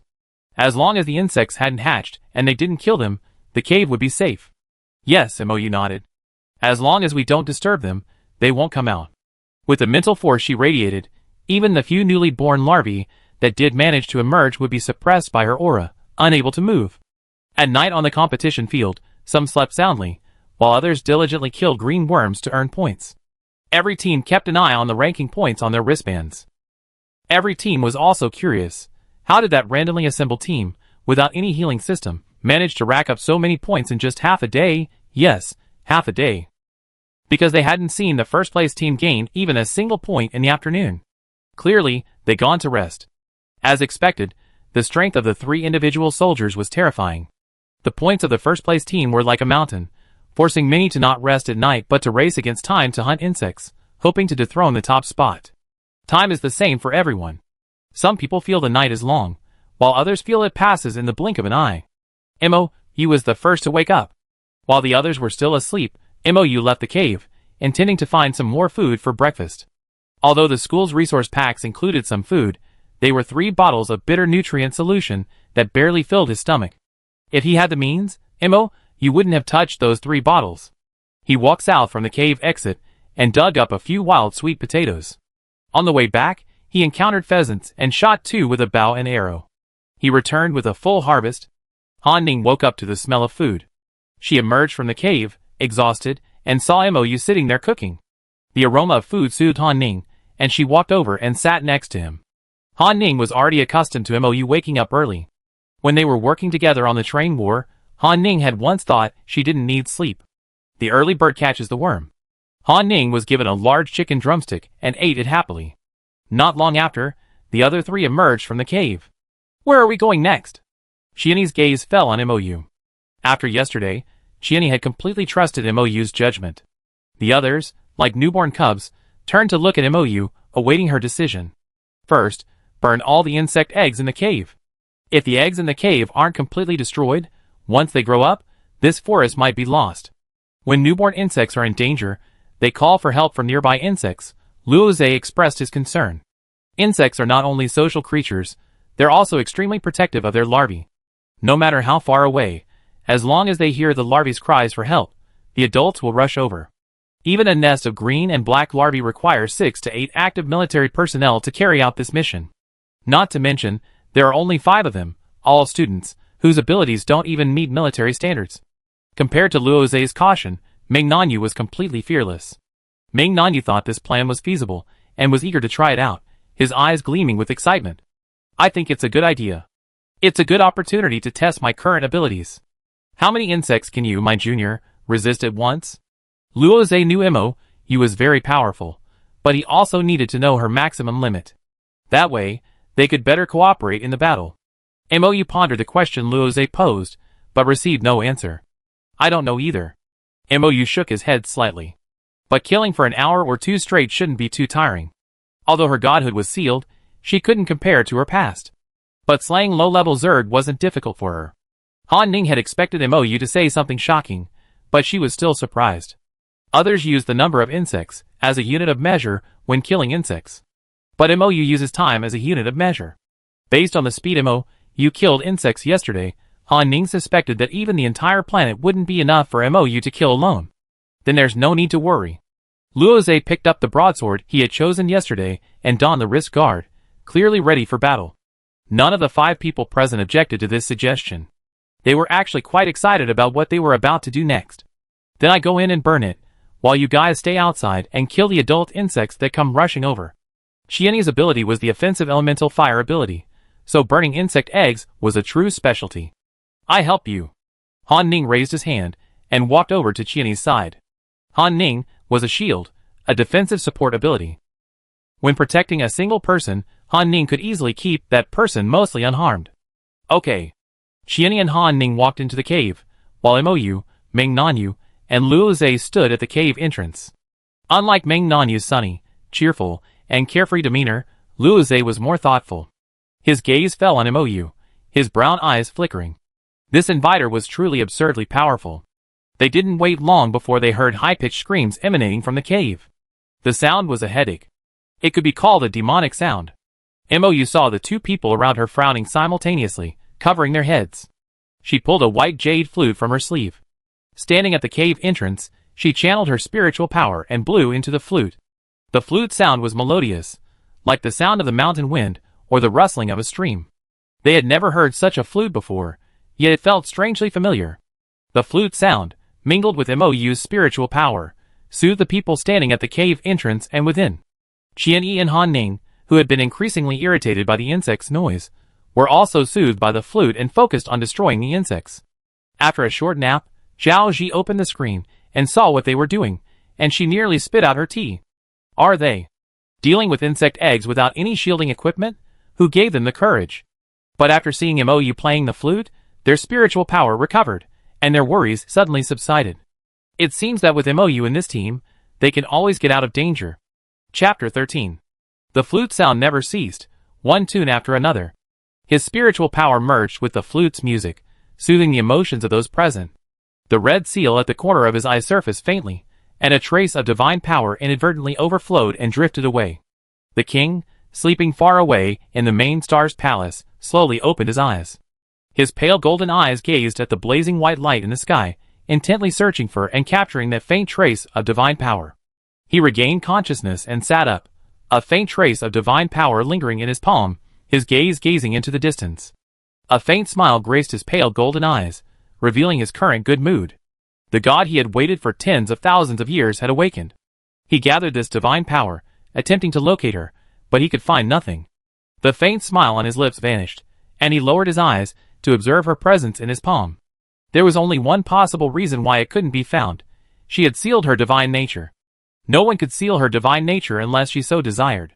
He took out a red stone and carefully gathered the aura within it, waiting to meet her. He had already waited for tens of thousands of years. He could wait a little longer. When Mou sensed the seal, he began to deliberately restrain his divine power. The divine suppression that had inadvertently appeared in the flute music also vanished. When most of the insect eggs in the cave had been destroyed, adult insects began to appear at the cave entrance. Not only green insects, but also black insects. Compared to green insects, black insects were more troublesome. Because black insects like to attack by surprise, they particularly like to attack the arms and legs. Not fatal, but a life worse than death. Keep playing the flute, and we go kill them. Ming Nanyu was eager to try, wielding a short sword, and riding the wind like a cannonball, practically catapulting forward. Be careful, Junior. Luoze was much gentler. He approached slowly, his eyes cold, as he plunged his blade into the heart of the green worm, instantly filling his body with murderous intent. If a calm Luoze was like a bowl of warm water, then when he slew the Zerg, he was like 1,000-year-old ice. The very sight of him sent a chill through the bones. Watching Luoze and Ming Nanyu fight with ease, Mou didn't think about assisting, but instead focused on blocking out the piercing screams of the insect eggs. But as more and more insects arrived, the area in front of the cave was already densely packed with black and green worms. The living and the dead piled together, a terrifying sight for the onlookers. Mou's eyes froze, and the gentle melody suddenly shifted to a warmer, more gentle tone. Ming Nanyu and Luoze were both protected by a protective shield, preventing them from being harmed by the slime. The insect eggs in the cave hadn't been completely burned yet, while countless adult insects lay outside. The killing of insects here, the burning of eggs there, were in full swing. The members of the other teams had just finished slaying a few insects, and instinctively glanced down at their wristbands. When they saw the first-place team's ever-increasing points, they almost questioned their lives and nearly vomited blood. How could someone kill insects faster than cutting leeks? Their points fluctuated almost every few minutes. Is this truly a human achievement? The excitement of the second-place Yo-Yo-Yo team vanished when they saw the first-place team's ever-changing points. The third place couldn't catch them, and they couldn't catch the first place. Forget it, let's go. The Yo-Yo-Yo team chose to rest in place, giving up the search for insects. In the cave, Qianyi finally used her flames to burn all the insect eggs. The walls were already pitch black, emitting a strange burnt aroma. Only then did Han Ning retract the shield from Qianyi, and wipe the sweat from his forehead. After noticing the absence of the larvae's shrill screams, Mou stopped playing the flute. She tucked the flute into her sleeve, and took out the seemingly ordinary folding fan. After not hearing the larvae's sharp cries, the insects outside the cave guessed the outcome and attacked even more fiercely than before. The black insects spit sharp silk from their mouthparts, trying to entangle the three of them. Because of the protective shields on Ming Nanyu and Luo Zhe, the silk didn't entangle them. Sensing this, the black worm shot all its remaining silk at the unprotected MOU. MOU wrapped all the razor-sharp silk around the fan. With a twist of his wrist, the silk was passively wrapped around the fan several more times. Just as the black worm attempted to use the silk to drag MOU over and devour him, MOU's fingers delicately severed it. The silk from the fan fluttered to her feet. "Leave the rest to me." MOU glanced at the two people entangled by the worms. "Back off." "Okay." Ming Nanyu and Luo Zhe didn't want to fight anymore, and after a few more strikes, they fled. The folding fan opened, and a golden light flashed in MOU's eyes. The fan in his hand was like the world's greatest killing weapon. The Zerg, who had once glared at them with anger, were all harvested. One after another, the massive insects collapsed to the ground with a resounding thud. It was remarkably similar to the scene I saw yesterday. It was a scene that would still amaze me even if I watched it again. Han Ning looked down at their ranking and points on his wristband and jumped for joy. The points had already jumped to 12,000. Earned 8,000 points in just this morning. That was faster than riding a spaceship. When Ming Nanyu heard Han Ning talk about his current points, he sat cross-legged on the ground, his teeth bared, and he smiled broadly. "Wow, it seems the class division competition isn't as difficult as those people say." Ming Nanyu's words reminded the seniors present of their previous struggles. No, Han Ning denied Ming Nanyu's thoughts. "It's only because we have MOU in our group that it seems so easy." The team members all looked at MOU. MOU's gaze fell on the dead insects. "Han Ning, give me a dagger." MOU held out his hand, his eyes narrowed slightly. "Okay." Han Ning immediately handed the dagger from his backpack to MOU. MOU gripped the dagger tightly, and walked over to the body of a black insect. With a sharp and decisive move, he chopped off the two antennae on the insect's head. After the antennae separated from the body, they turned a pristine white. A pure white.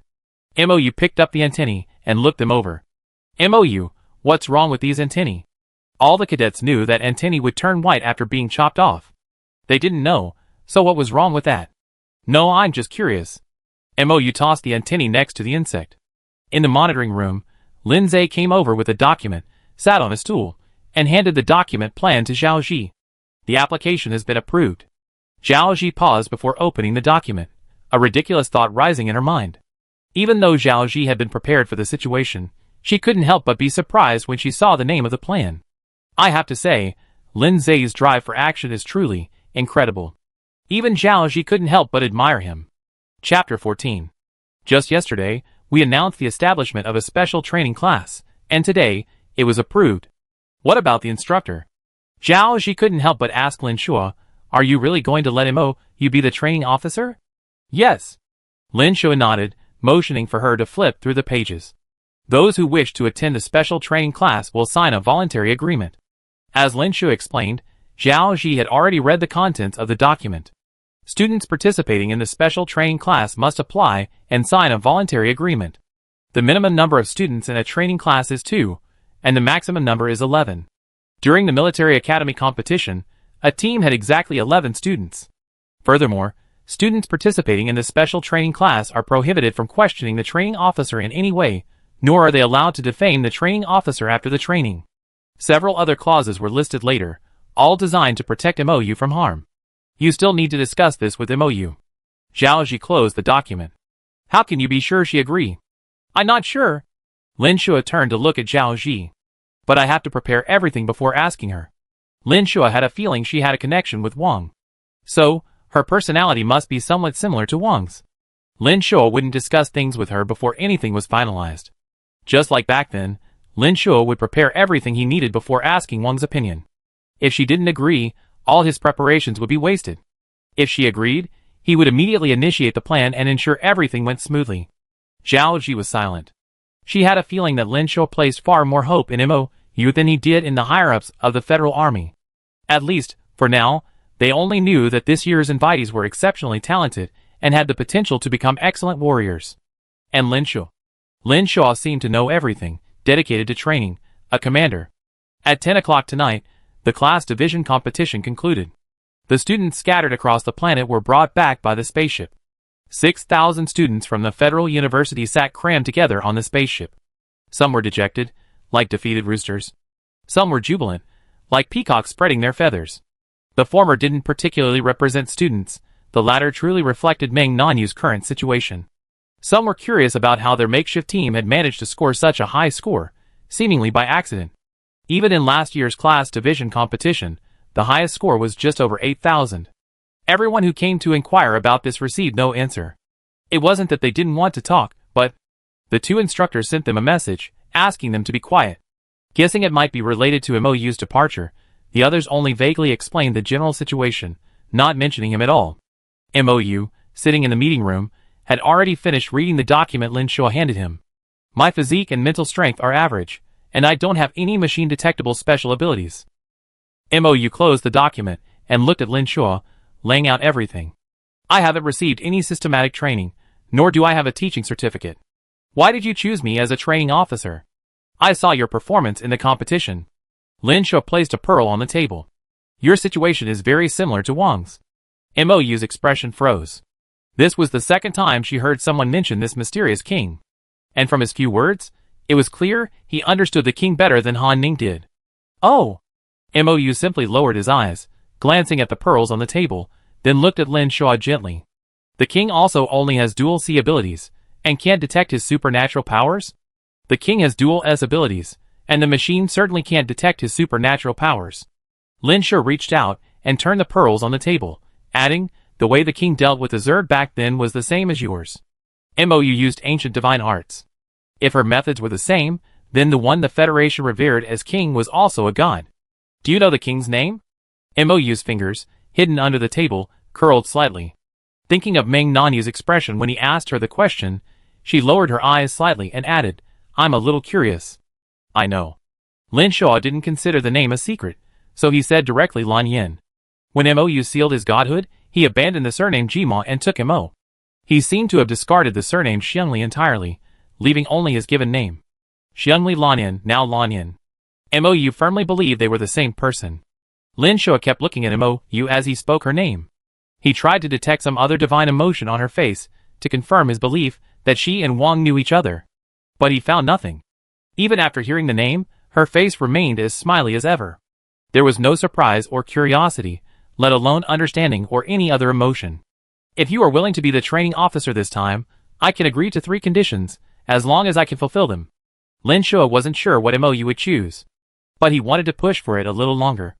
I have only one condition. MOU blinked, a flash of light gold passing through his eyes. I want to see Lan Yin. This matter. The king has been asleep for nearly 20 years, and no one can enter the palace at this moment. Lin Shuo didn't know why MOU made this request. But this matter was truly beyond Lin Shuo's ability. Hearing this answer, MOU sighed imperceptibly. A request to meet an old friend for tea was truly difficult to fulfill. But there is another way, to see the king. Lin Shuo moved the pearl on the table to MOU's eyes. MOU picked up the pearl and felt the divine energy sealed within it. If he wished, he could crush the pearl and summon the owner of the divine energy. Usually, Lan Yin gave this to someone to save their life. If you agree to become a training officer, I can give you this pearl. Seeing MOU hesitate, Lin Shuo explained, just crush this pearl, and you can see Wang. This should be considered a life-saving pearl he gave you. MOU looked at him. Are you sure you want to use it in exchange for me becoming the training officer for this training? MOU didn't understand why Lin Shuo was so convinced that she could train a team that could rival the one Lan Yin trained. Even more confused was why he was so determined to accomplish this. This is a very good deal. Lin Shuo looked at MOU, and in a trance, he seemed to see Wang sitting across from him. During the years Wang was asleep, the Federation soldiers on the border were in great demand. The Federation needs a team like this. Although Lin Shuo had retired, he still managed to find out about what was happening on the border. He wanted to secure a more promising future for the Federation. Some people are so devoted to their country that they even put themselves aside. Lin Shuo was such a person. You're absolutely certain I can do it. MOU picked up the bead, raised his eyes, and looked at Lin Shuo with a firm tone. Yes. Lin Shuo saw MOU pick up the bead, and the corners of his mouth curled slightly. Because I believe. And because there's nothing else to trust. I accept the bead. Trainer, I do it. MOU flipped to the last page of the document and signed his name. Chapter 15. The aircraft carrier landed in the school grounds in the middle of the night. 2 days of class competition had left many students exhausted and drowsy on the aircraft carrier. When the aircraft carrier stopped, they disembarked and dragged their exhausted bodies back to their dormitories to catch up on some sleep. MOU didn't follow the crowd to the dormitories, but instead headed for the playground. The Federal Military Academy had 4 large playgrounds. MOU went directly to the nearest one. There was no student on the playground, and half of the lights around it were off. The entire playground was plunged into darkness, barely visible for more than 2 or 3 meters. Standing in the center of the playground, MOU crushed the pearl in his hand. The pearl turned to powder, slipping from MOU's hand onto the grass beneath his feet. The divine aura hidden within the pearl dissipated in the air. A streak of silver light streaked across the black night sky, like a shooting star. A gentle breeze blew, ruffling MOU's dangling hair. A streak of light fell in front of MOU, countless points of light converging, and a figure gradually emerged. He wore a silver-white suit, his long hair casually tied with a white headband, falling to his waist. His pale golden eyes were emotionless, his lips tightly pursed in a faint red. At 1.9 meters tall, MOU had to tilt his head slightly to see his features clearly. This was the first time in the 3 years since MOU woke up that he had seen a familiar old friend. Meeting an old friend in an extremely unfamiliar environment is a joyous experience. She looked up at him, her dark eyes slightly curved, the corners of her mouth curled up. Xiangli Lanyan, long time no see. When Lanyan realized who was looking for him, his mind went blank for a moment. Light golden eyes stared at her unblinkingly, as if wondering whether everything before him was a dream or reality. During tens of thousands of years of waiting, Lanyan had imagined countless scenarios of their meeting, and had dreamed of them countless times. So much so that when this scene finally unfolded, Lanyan couldn't confirm its authenticity, fearing it was all just a fleeting dream. He gazed at the living, smiling God before him, and cautiously extended his hand.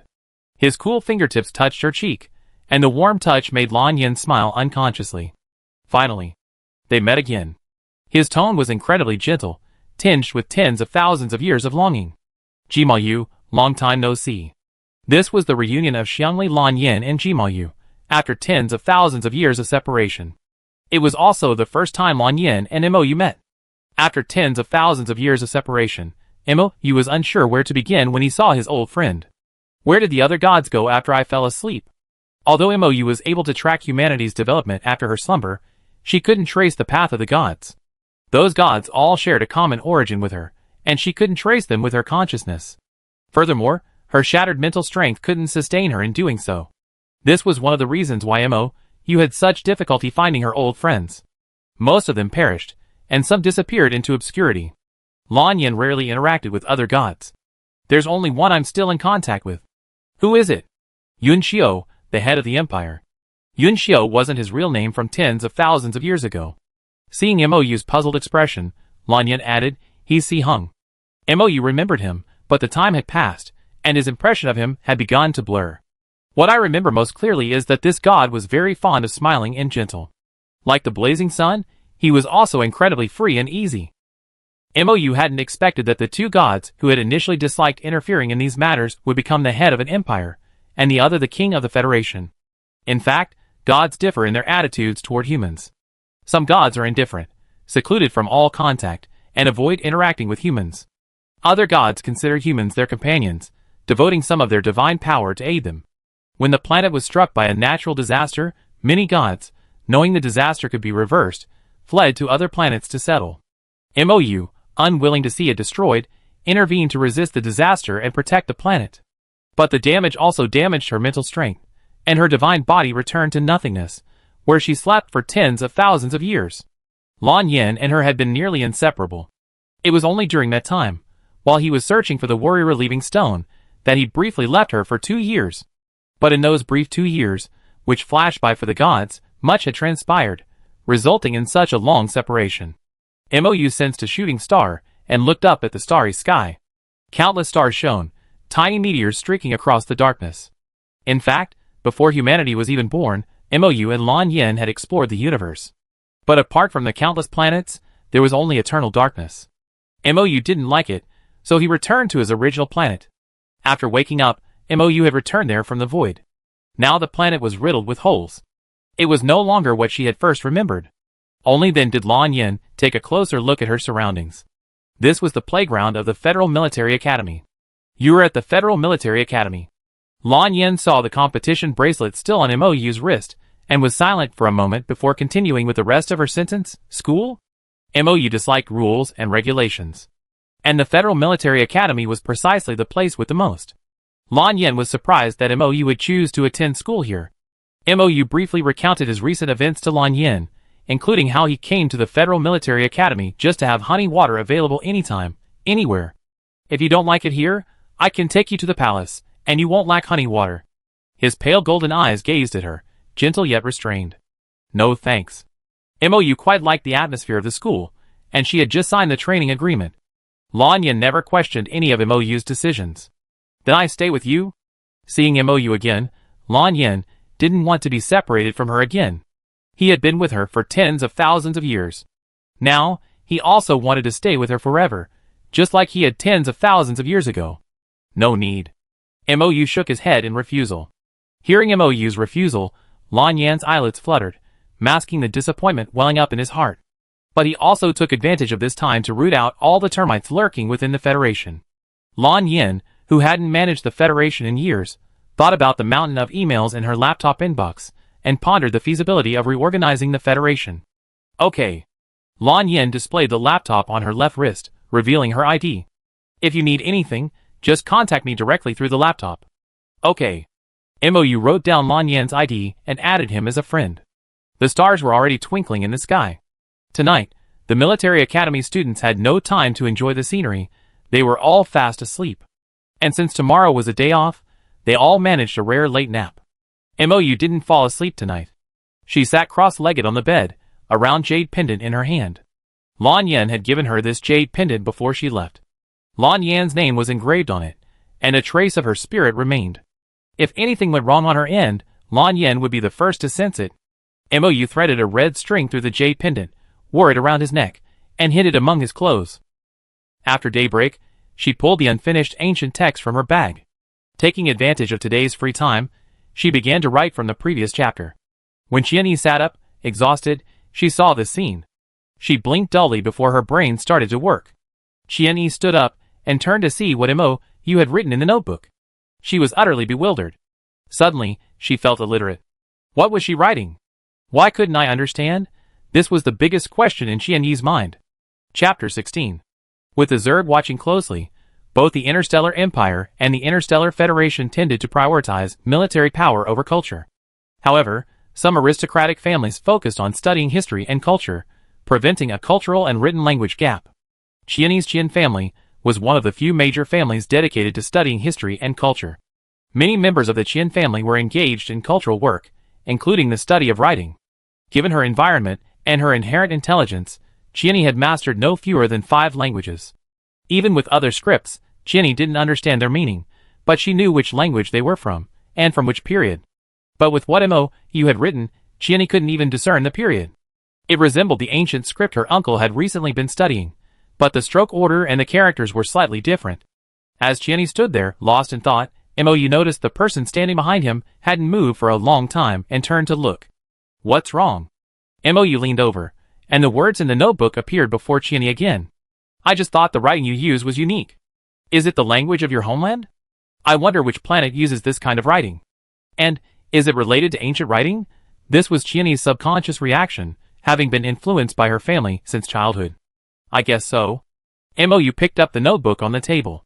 When Mo wrote this ancient writing record, he not only documented the ancient writing currently being studied in interstellar space, but also its evolutionary history. The history of writing is very long. Oracle bone inscriptions, bronze inscriptions, large seal script, small seal script, regular script, cursive script, running script, bamboo slips, and last script. After experiencing cultural discontinuities and the evolution of writing, the current interstellar common writing gradually emerged. Can I ask where you're from? Qianyi explained her uncle's research into ancient writing. Mo, you suddenly remembered the director of the Ancient Culture Museum, whom he'd been browsing the news on Starnet. His surname seemed to be Qian, and his name was EN1. My hometown has been destroyed, Mo blinked. She wasn't lying. The planet she lived on tens of thousands of years ago was now so damaged it was uninhabitable. Most of her old friends had either perished or disappeared.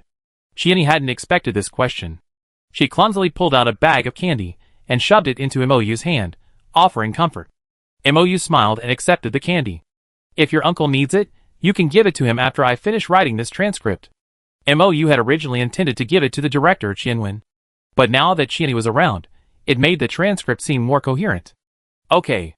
Qianni was pleasantly surprised. Thank you. The Qian family's obsession with writing is practically a family tradition. Even Qianni's grandfather, now retired, still occasionally goes on archaeological expeditions with his youngest son. Qianni took a photo of Moyu's notebook and sent it to her uncle. She asked him if the text would be helpful in his research. Sadly, Qianni waited half an afternoon for her uncle's reply, but received no response. He must have gone off to some unconnected planet to dig up ancient history. There was no rush for this sort of thing, so Qianni suppressed her excitement and went to browse the star network. When she clicked on the star network, it was completely blank. Nothing popped up. Qianni was confused. Is this a star network crash? Moyu, is our school's network cable broken? Qianni asked, refreshing the star network while hanging upside down from the parallel bars in her dormitory. She would rather believe the school's network cable was faulty than suspect the star network crash. After all, the star network was a network platform built jointly by the top technologists from both the Empire and the Federation. It rarely crashed. Moyu calmly continued writing down his notes, then explained to Qianni, the star network crashed today. The star network crashed? What happened? Qianni asked, puzzled. The Federation's king has awakened, Moyu replied. Behind her, the girl hanging upside down from the parallel bars fell from the shock, letting out a muffled sound. Moyu's pen traced a zigzag line on the paper. When she turned to look, Qianni had already stood up. The king awake? Qianni's tone was filled with shock and disbelief. Awake? Moyu nodded heavily. She had seen him yesterday. Moyu now even wondered if she had awakened him by crushing the pearl. Qianni suddenly understood why the star network had crashed. Although the star network had crashed, the news that Wang had awakened had spread like wildfire, reaching countless people.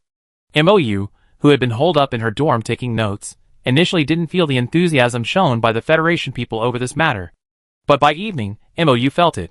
Because no matter what she went to buy, she would see a sign hanging at the door. Today, Wang has awakened, 20% off everything. It was as if it had been planned in advance, perfectly executed. Moyu. Han Ning, munching on skewers, immediately came over when she saw Moyu emerge. Following her were Ming Nanyu and Qianni. Did you receive the text about class assignment? Ming Nanyu smiled brightly. All three of us received texts assigning us to Class S. Ming Nanyu was eager for the next month of training. Moyu paused for a rare moment when she heard Ming Nanyu's question. How should she tell them she'd gone from trainee to training officer? Her silence and hesitation made Luoze assume she hadn't received the text yet. We're on the same team. There shouldn't be any difference. Qianni reflected on her past habits. Don't worry even if you haven't received the text. Just then, Luoze approached from a distance, sweat dripping from his forehead. What's wrong? Ming Nanyu had never seen him like this before. Luoze took a breath, a look of resignation on his face. I just heard a rumor that Class S and Class A are leaving for the training base tonight. Tonight? Han Ning took a bite of his skewer, puzzled. Why are you in such a hurry? I heard there's a special training class this year, and some students from Class S and Class A will be sent there. Special training class? Han Ning took another bite of his skewer curiously. Could the school have asked Wang to train us? Of course, Han Ning was just mentioning it casually. He was just curious about what kind of powerful person this training officer was. This special training class seemed even more powerful than Class S. I can't find out anything about this training officer. Luoze shook his head slightly. Very mysterious. Could it really be Wang? Ming Nanyu believed Han Ning's joke. No, Moyu interrupted them, seeing their conversation spiraling out of control. Under everyone's gaze, he replied, that training officer is me. Everyone, Chapter 17. Luoze rarely lost control of his expression, looking at Moyu in surprise. When did you become a training officer? Ming Nanyu's eyes widened as he stuttered. We were all teammates training together, so when did she end up as a training officer?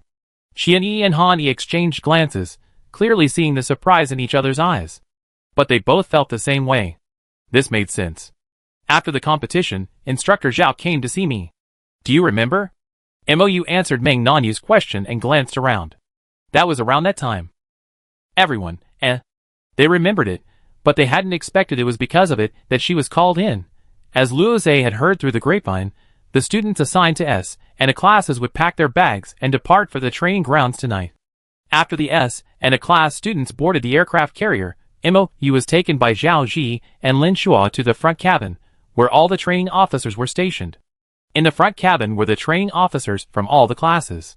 Each class has 3 training officers, and with the present trainers and MOU, there are 20 in total. Many trainers were puzzled by Lin Shuo's decision to establish a special training class.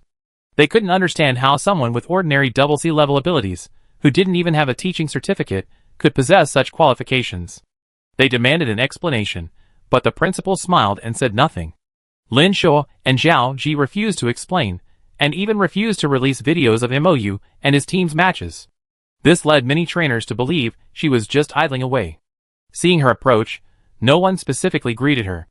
Instead, they continued to gather in groups of 3 to discuss the training plan. Only the long-haired young man sitting in the corner stood up and walked over to MOU. His light golden eyes curved slightly as he gazed at her tenderly. His gentle voice rang out, "Hello, I'm your partner, Xiangli." This was Lan Yin, whom MOU had just seen yesterday. He hadn't expected to see him again today. And in this way. Lin Shuo had met Lan Yin before, and when he saw him, he almost called him Wang.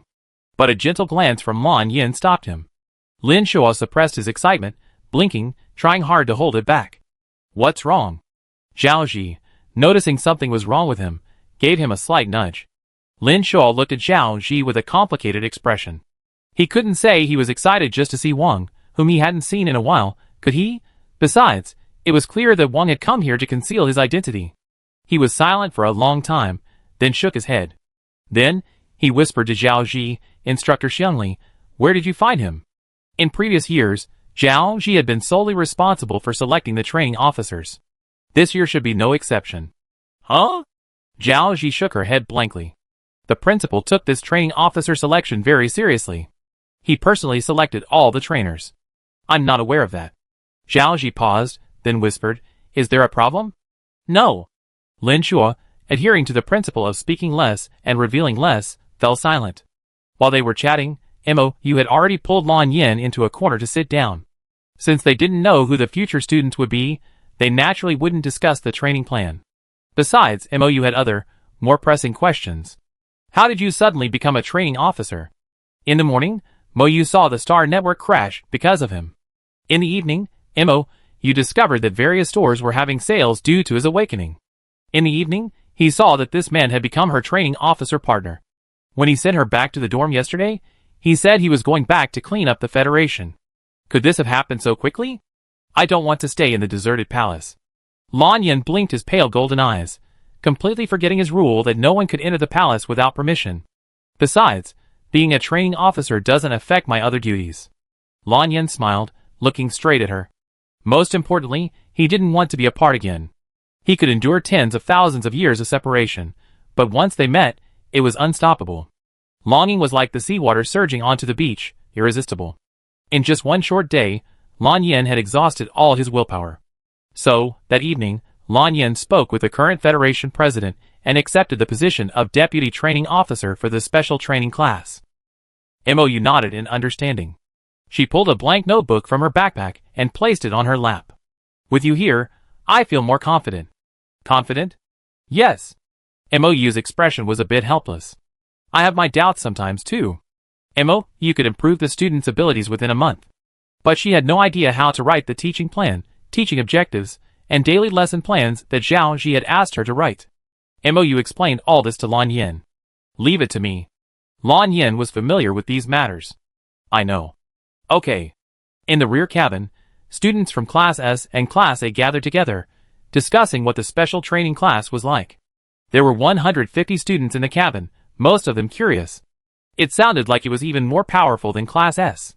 The few who knew who the instructor was stood in a corner in tacit agreement. "Registration is voluntary this time. Are you all going?" Ming Nanyu was eager to sign up for that class. There must be a reason why Lin Shu and Zhao Ji chose MOU as a training instructor. And after following her in the competition for 2 days, Ming Nanyu's roommates had clearly noticed how much stronger he had become. "Of course I sign up." Han Ning paused, glancing at the group behind him. "It's just that the competition is too fierce." "Not necessarily." Luoze smiled gently. They don't know who the instructor is. None of them knew MOU's true abilities. They generally believed he only had dual C abilities, and no special abilities. Just like them back then. If they had known MOU was a training officer, they might not have been so excited. Unfortunately, the clueless Meng Nanyu and Han Ning didn't guess what Luoze meant. Only Qian Yi understood what Luoze meant. The main planet wasn't far from the training grounds, and they would arrive just in time by the next morning. It was a planet half land and half ocean. Let's go, we're here. Lan Yin and MOU stood up and followed the training officers off the ship at the end. Lin Shua handed MOU the information sheets for all 150 students. With a reserved look, he couldn't help but ask, "Can we increase the number of students by 4? Sure. MOU had no objection, but MOU thought about her official test report and looked at Lin Shua sincerely. I think we might not even be able to recruit all 11. Surely, no student would be willing to become her trainee after knowing who she was, right? Chapter 18. Every student who came for training cherished this opportunity. If it were based on the physical fitness and ability data MOU had publicly released, no one would be willing to take the risk. No. Lin Shou wouldn't let that happen. Even if he had to fill the class. This was the spot he had worked so hard to secure. Lanyan followed MOU and stood in the S-Class rest area. The 3 S-Class training officers simply greeted them politely, and continued to look at the roster in their hands. Clearly, they didn't think many would be willing to join the special training class led by MOU. After all, MOU hadn't demonstrated any outstanding abilities. Soon, all 50 students in S-Class were lined up in order according to the numbers they had received. Wang Yi, the head instructor of Class S, stood up and took a few steps forward. Before I welcome you to Class S, I have something to announce. A special training class has been established this year, with a total of 15 students. The chief instructor is MOU, and the deputy instructor is Xiangli. Anyone interested in joining this training class? The students were stunned. Who is the chief instructor? MOU? Is it the MOU they discussed inviting them to on the school's official website? Could it be a coincidence? But just as this thought arose, the students saw MOU and Lanyan approaching. The excitement they had initially felt was dampened by this. These students, who had fought so hard to secure a spot in Class S, even suspected the instructor was playing a joke on them. He was testing their resolve. How could someone with a double C rank become a training officer? How could someone who had previously invited them to compete in the class placement competition become a training officer? This was the question most people were thinking. Of course, a small number of people were still secretly happy. Luo Zhe, Ming Nanyu, Qian Yi, and Han Ning all submitted their applications simultaneously, wanting to sign up. But this didn't inspire the other students to sign up. Everyone knew they had been teammates with MOU during the class placement competition. What if they had been tricked into joining? Wang Ye's heart ached when he saw several promising students submit their applications. But he couldn't say anything. This was all voluntary. Step out, Wang Yi asked them, then asked the remaining 46 students, anyone else? MOU had anticipated this situation and wasn't surprised. Just when she thought there were only 4 students in the class, a twist occurred. Report, a thin, tall, and delicate boy reported. I'd like to sign up too. Wang Yi remembered this boy. His name was Lucian. He was a junior in the healing department. His abilities had been stuck at level C for a year, and he probably wanted to see if he could find an opportunity to break through. Step out. Lucian shyly greeted them, only to be grabbed by the neck by the enthusiastic Ming Nanyu, dragged into a quiet chat. Lin Shua's heart sank when he saw that only 5 people from the entire S-Class were participating.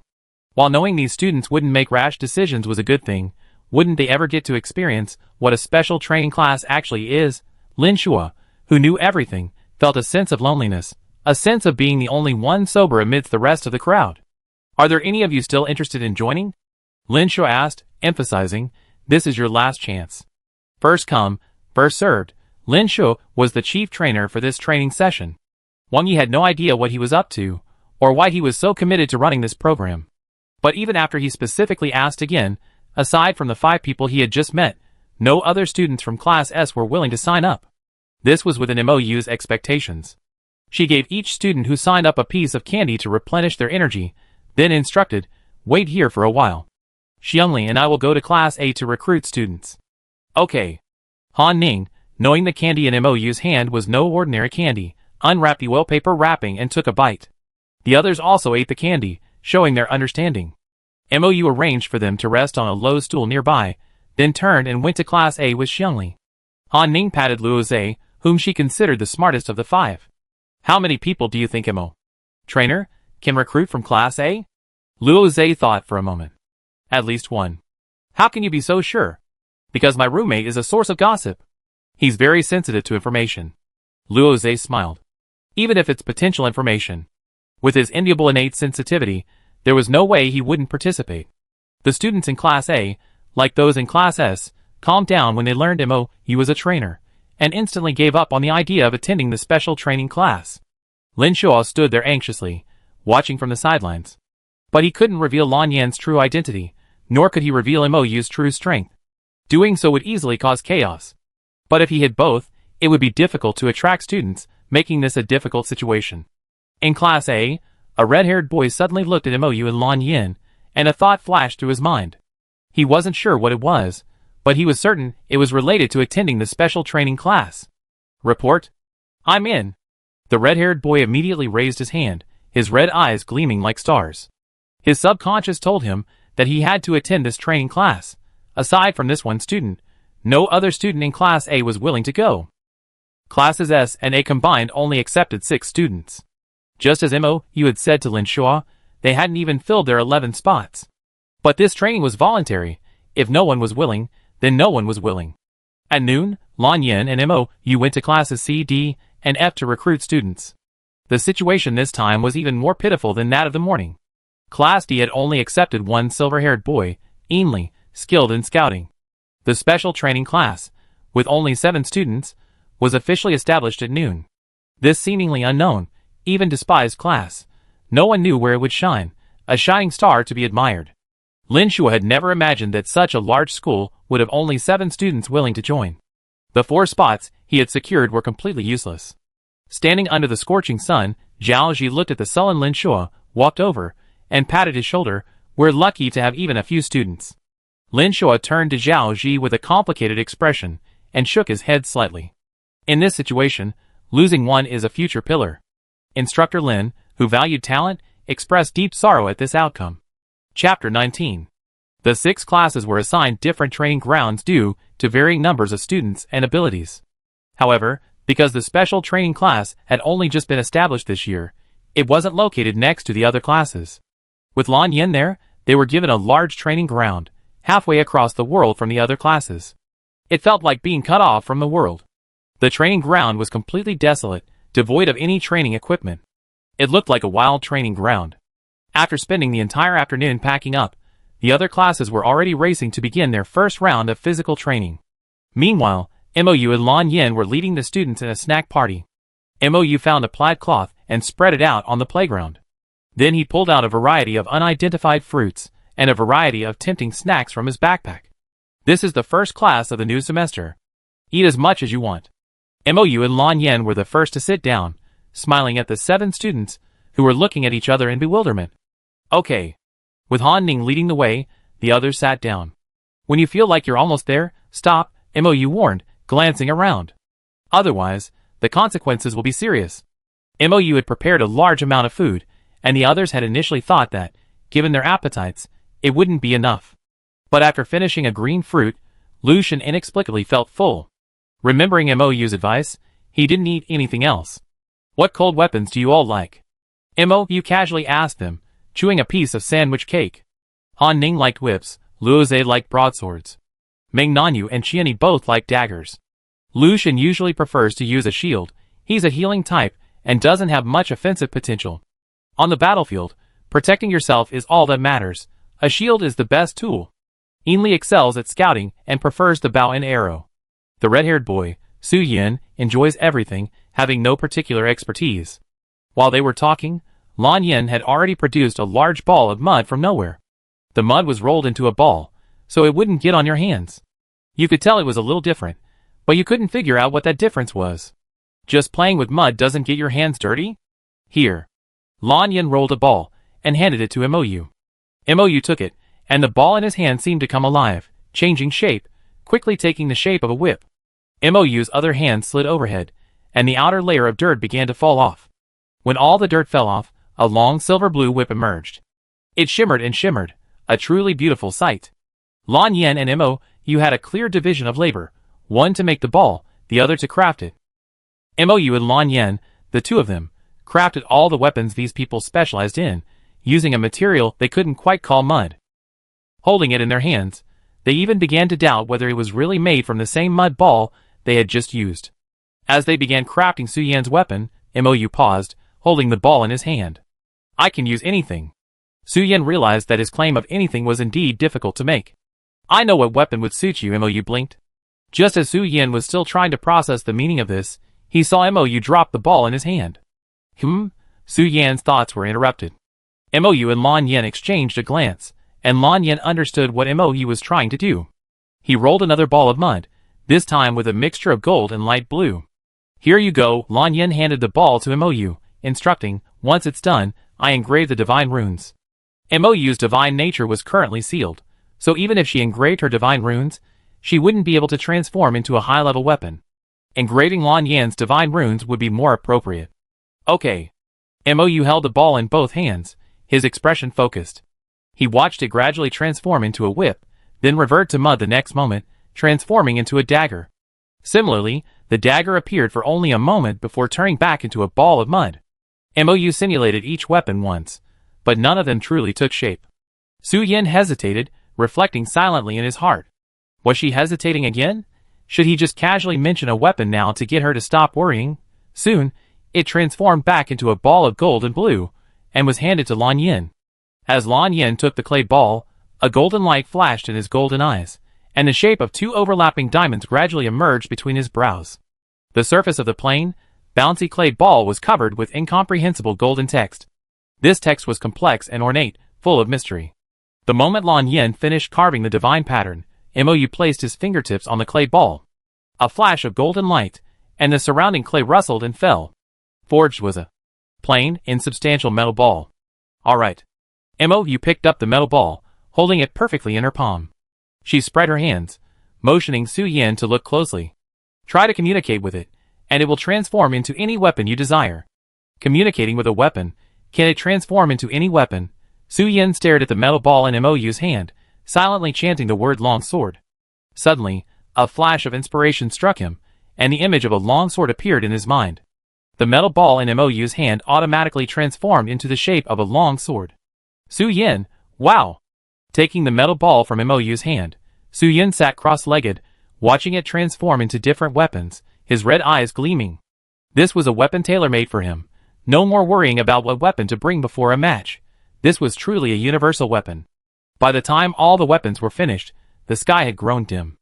MOU blinked, her dark eyes taking on a hint of misty blue. She was checking everyone's mental strength and abilities.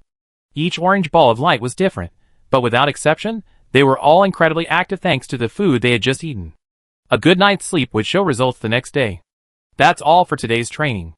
Go back and rest. MOU handed everyone another piece of jelly. Early to bed, early to rise. Is that the end? Su Yan looked at MOU in surprise. Su Yan, also a senior, had already gone through 3 training sessions. On the first day of each training session, the instructor would wake him up and run him through his paces. But this year, all of that was gone. Special training class. This training method was indeed quite unique. But Su Yan had no objections. After all, he subconsciously felt she was right. While other classes were still practicing overtime, they had already gone to their rooms to sleep.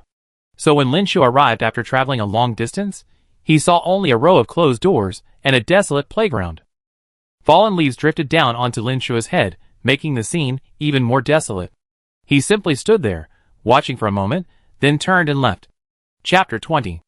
As the first rays of morning sunlight shone onto the playground, MOU emerged from his dormitory and stood at the edge, lost in thought as he gazed at the weeds. Lan Yen emerged from another dormitory, clutching a basket of hose.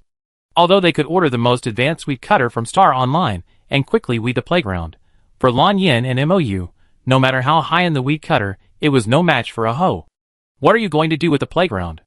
Lan Yen glanced sideways at MOU. In the eyes of other training officers, the playground was a place for physical training. But for MOU and Lan Yen, that was just one of the things they did. The center of the playground will be half planted with herbs and half with poisons. MOU raised her left hand, opened it, and 2 bags of seeds appeared out of thin air. She had a different dimension, storing many things. She also possessed a seed storage facility unmatched by even the most central seed banks in the galaxy. The 2 bags of seeds she took out were carefully selected last night. Although Mo-yu had stored a large supply of snacks and fruits that could quickly replenish his mental and physical strength before falling asleep, they would eventually run out. During his month of training here, Mo-yu could make use of this large open space and achieve self-sufficiency in medicine. Where's the running track? Lan Yen knew Mo-yu couldn't just use a simple, ordinary track to train these students. There were more efficient methods. A gravity track. Mo-yu took the hoe and basket from Lan Yen's hand. I weed and plant the herbs, and you can take care of the track. Okay.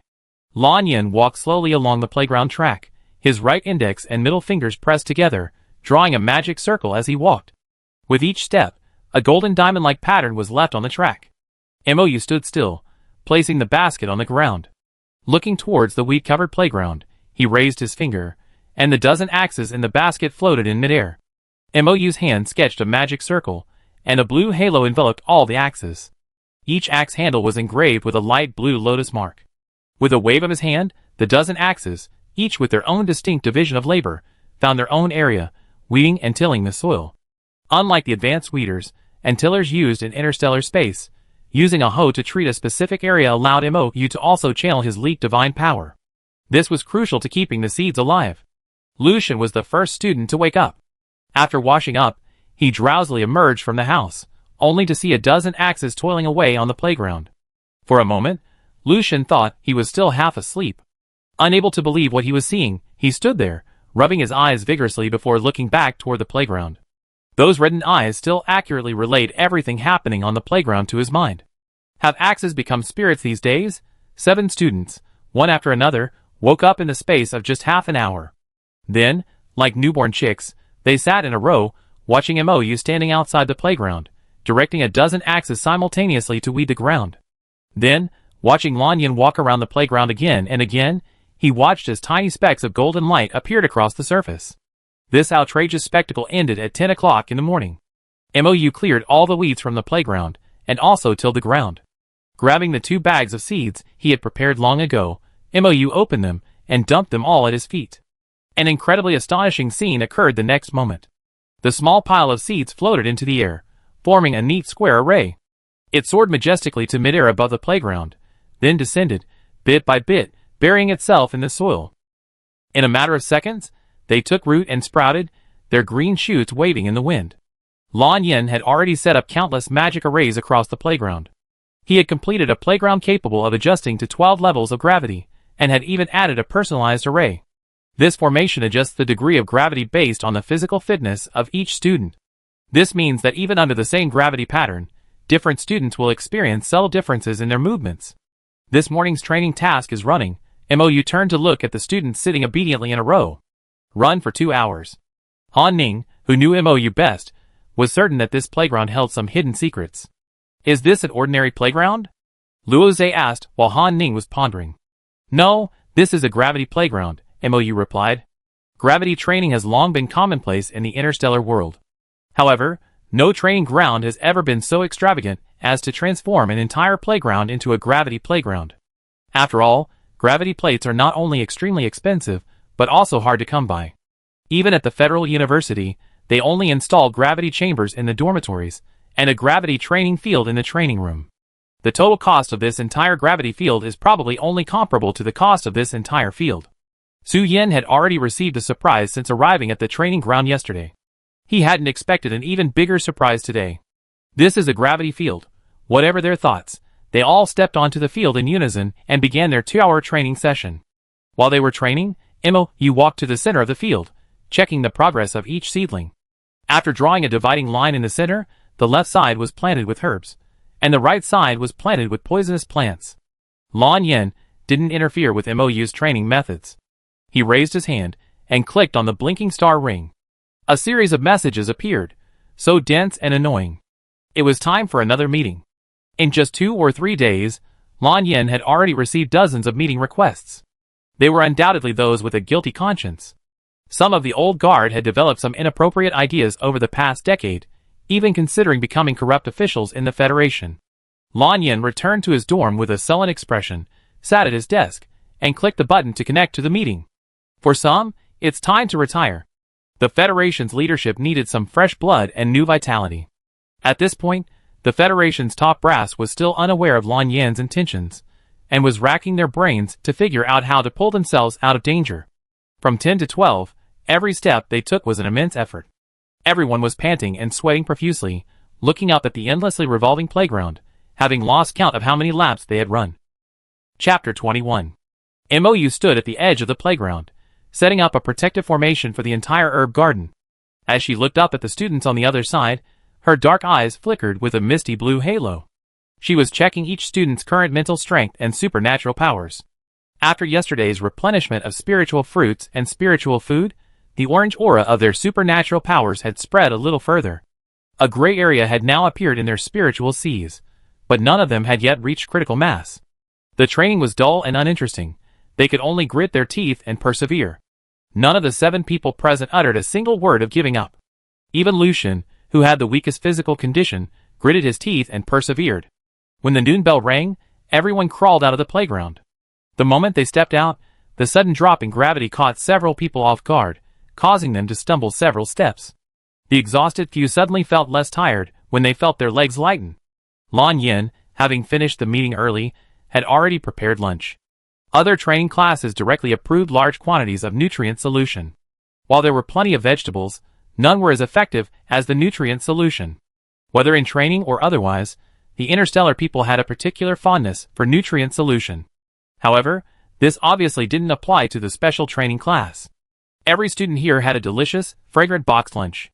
Of course, there was also nutrient solution, but no one chose the bitter, tasteless nutrient solution over the boxed lunch. Mou paused as he picked up some vegetables and ate them. These are all spiritual vegetables. It takes twice as long to grow spiritual vegetables as ordinary vegetables, and they require meticulous care during the growing period. They are also more difficult to cultivate than ordinary vegetables.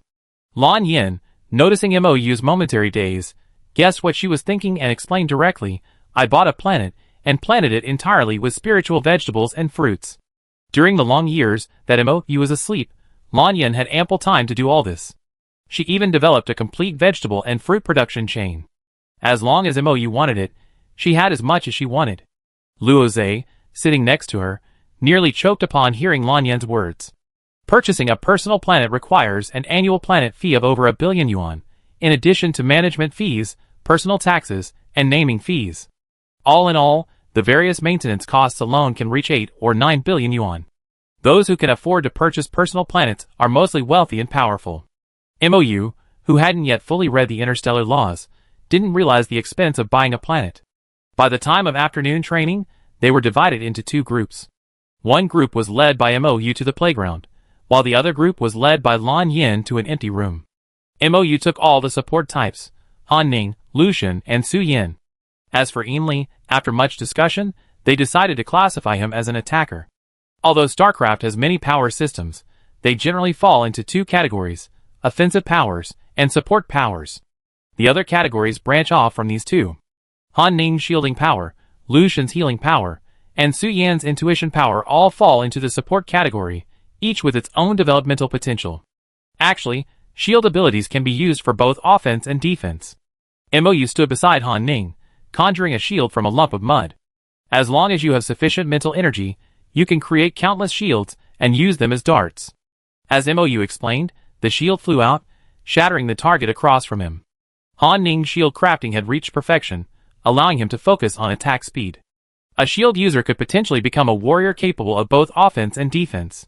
Han Ning felt as if his Ren and Du meridians had been opened, opening up new perspectives. As Han Ning began practicing throwing the shield like a cannonball, Mou looked at Lucian. Regarding Lucian's healing ability, Mou asked him, "How many people can you heal at once?" 2 at most. Any more than that, and Lucian would suffer damage from overuse. Mou thought for a moment, then produced a seed and a flower pot. Plant the seeds in the pot, and they quickly sprout and grow into a small tree. For the next 10 days, as long as you ensure this tree survives, you have passed your training. This is a very delicate tree, called the 9 Deaths, 1 life to live. If it's not carefully cared for daily and meticulously nurtured with healing abilities, it will die within half an hour. Although it's difficult to care for at first, once you make it through the first month, everything will change. After a month, the tree will transition from its juvenile stage to its mature stage. At this point, its roots can completely detach from the soil. It will follow you almost wherever you go. The thick branches swing down, transforming it into a large, mobile weapon. So MOU named it 9 Deaths and 1 Life. Because, in the previous month, it had survived a near-death experience itself. After it matured, it made others survive a near-death experience. This tree is called 9 Deaths and 1 Life. It's relatively weak in the early stages. If it wilts or loses leaves, use your psychic power to repair it. Okay. Lucian, holding the flower pot, saw that the sapling was about to shed its leaves and immediately enveloped it with his psychic power. This stopped the withering leaf from wiping. But it only stopped the withering. Su Yin saw that one of them was constantly creating and throwing shields, while the other's psychic power was tirelessly tending to the sapling. Then his gaze fell on MOU, who was now standing beside him. He was curious about what kind of training methods MOU would devise for him.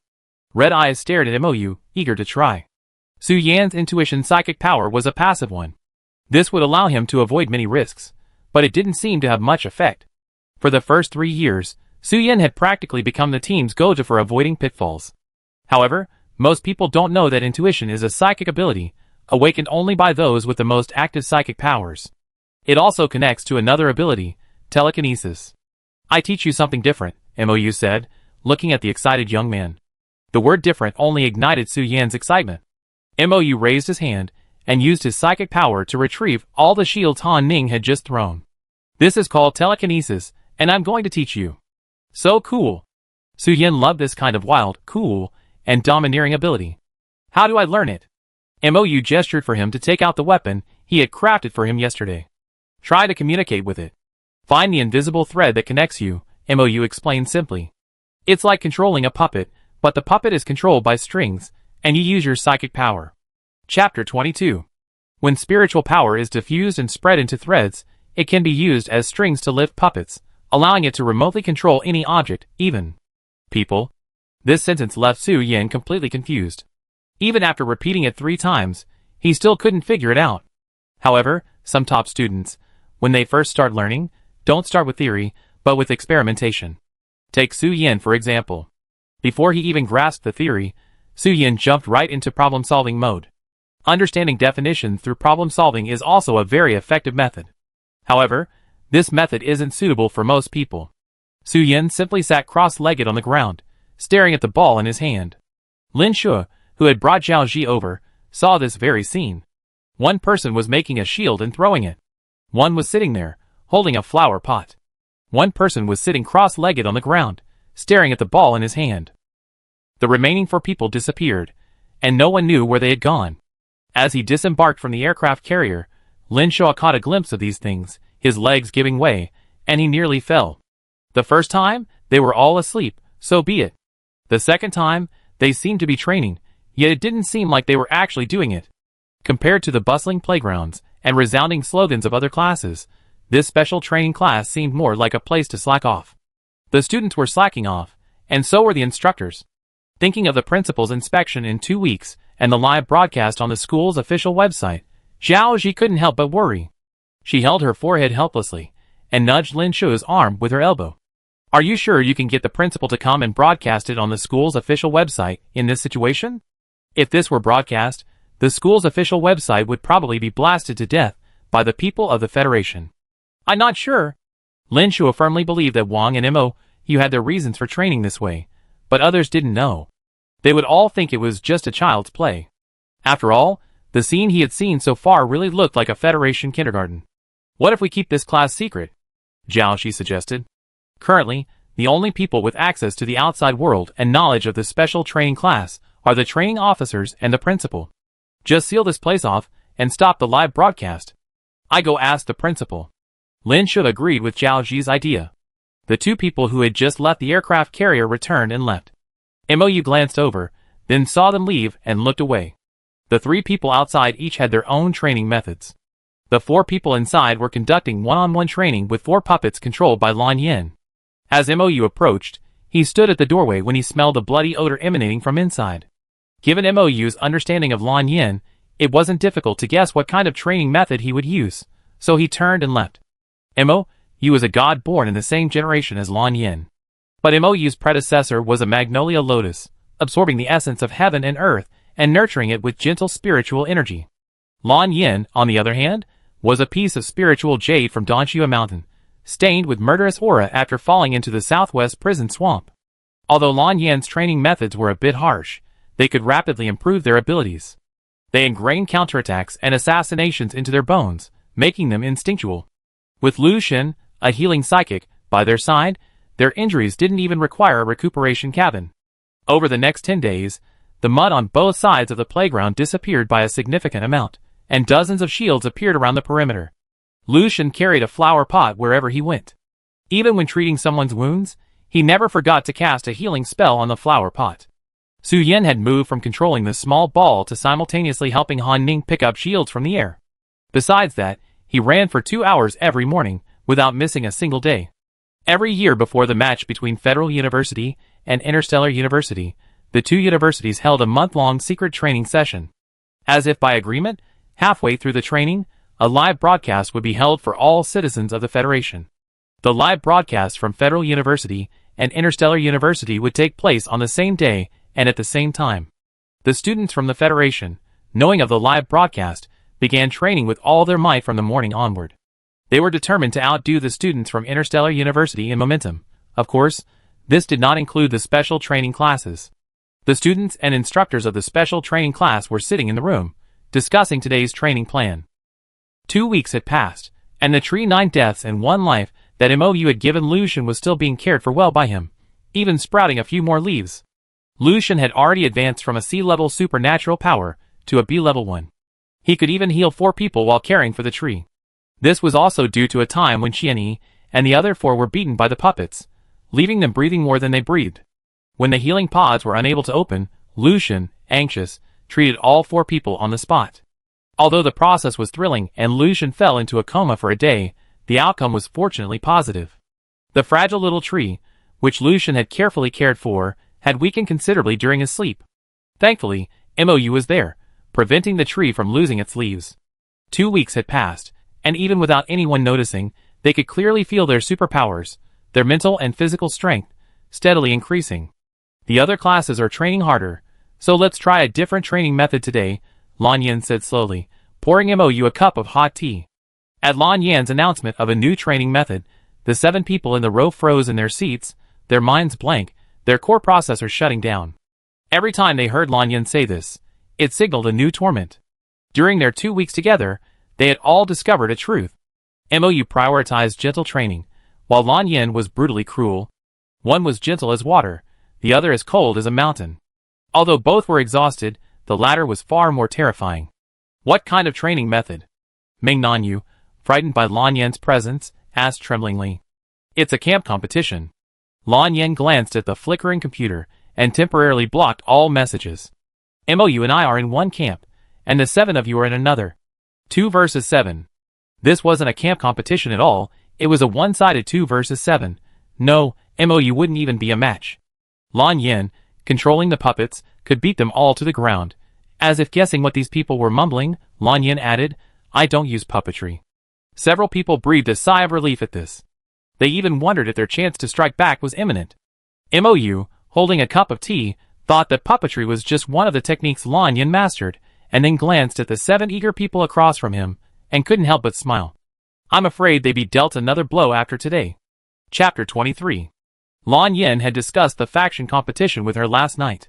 The faction competition would help them develop teamwork and solve some other problems. The center of the playground was still planted with medicinal herbs and poisonous weeds, so this time, the competition was held in the open-air training ground next to it. The training ground was 500 square meters, with 10 wooden stakes placed at each end. The team whose stakes were knocked down first would win. This was a simple competition game focused on protection. Lan Yan stood in front, while MOU stood behind him, guarding the row of stakes. The 7 people on the opposite side were still discussing what tactics would maximize their advantage in numbers. Although this process was difficult, it didn't mean it was impossible. While they were discussing, the Federal University's live broadcast cameras had already been assigned tasks. From Class F to Class S, an aerial drone camera was filming live from midair. A total of 6 live video windows were set up on the Federal University's live broadcast website. Every window showed the cadets' relentless training. The deafening chants and all-out training made the audience's blood boil. Everyone had a number on their chest. Next to the number, their name was engraved. The popular cadets from previous years all had numerous fans. For example, Luo Zhe, gentle in public but fierce in battle, and Qian Yi, the cold, taciturn, and ruthless harvester girl. However, after nearly half an hour of scouting around Class S, the fans still couldn't find their favorite cadets. The netizens were so perceptive that they quickly noticed that Class S had lost several students compared to previous years. In previous years, there were always 50 participants, but this year, there were only 45. It was originally a minor matter, but because of the disappearance of two popular contestants, Luo Zhe and Qian Yi, it instantly became the top trending topic on Star Network. By the time Lin Shuo learned about it, the discussion had already reached a peak. It was too late to urgently remove it. Lin Shuo frowned. From the moment he saw the top trending headline, he had already guessed that someone was secretly fanning the flames. What do we do now? Zhao Ji browsed through the messages posted by netizens. The live broadcast officially begins in half an hour. At the end of the live broadcast, there was a question and answer session for the media. If they didn't respond, those nosy media outlets would surely ask questions when the questions came. I report this to the principal first. Lin Shuo shut down Star Ring, blocking all external information to prevent interference in his decision-making. This was originally a matter that could have been big or small. Now someone was making a fuss about it, and he didn't know who was behind it or what they were up to. Whether he knew something or simply wanted to use this to mess with the Federal University, Lin Shuo couldn't guess. When he video called the principal and told him everything, he simply smiled calmly. It was as if he had already guessed this would happen. When the live broadcast begins, I take them to see the special training class. The principal waved his hand and, with a smile, consoled Lin Shuo. It's nothing serious. Don't worry.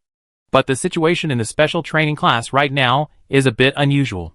Thinking of the training methods of the special training class, Lin Shuo hesitated. Would releasing those scenes publicly attract inappropriate comments about Wang and MOU?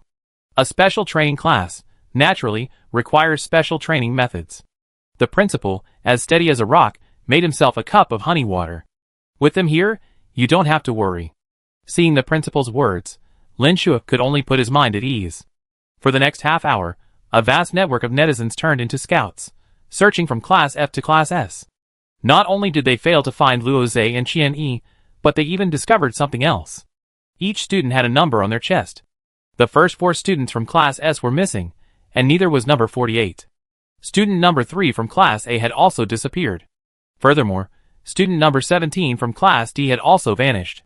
The top 3 trending searches were dominated by the Federal University. Trending search number 1, Federal University's top players, Luo Zhe and Qian Yi, aren't in Class S. Trending search number 2, shocking. These people didn't even attend training camp.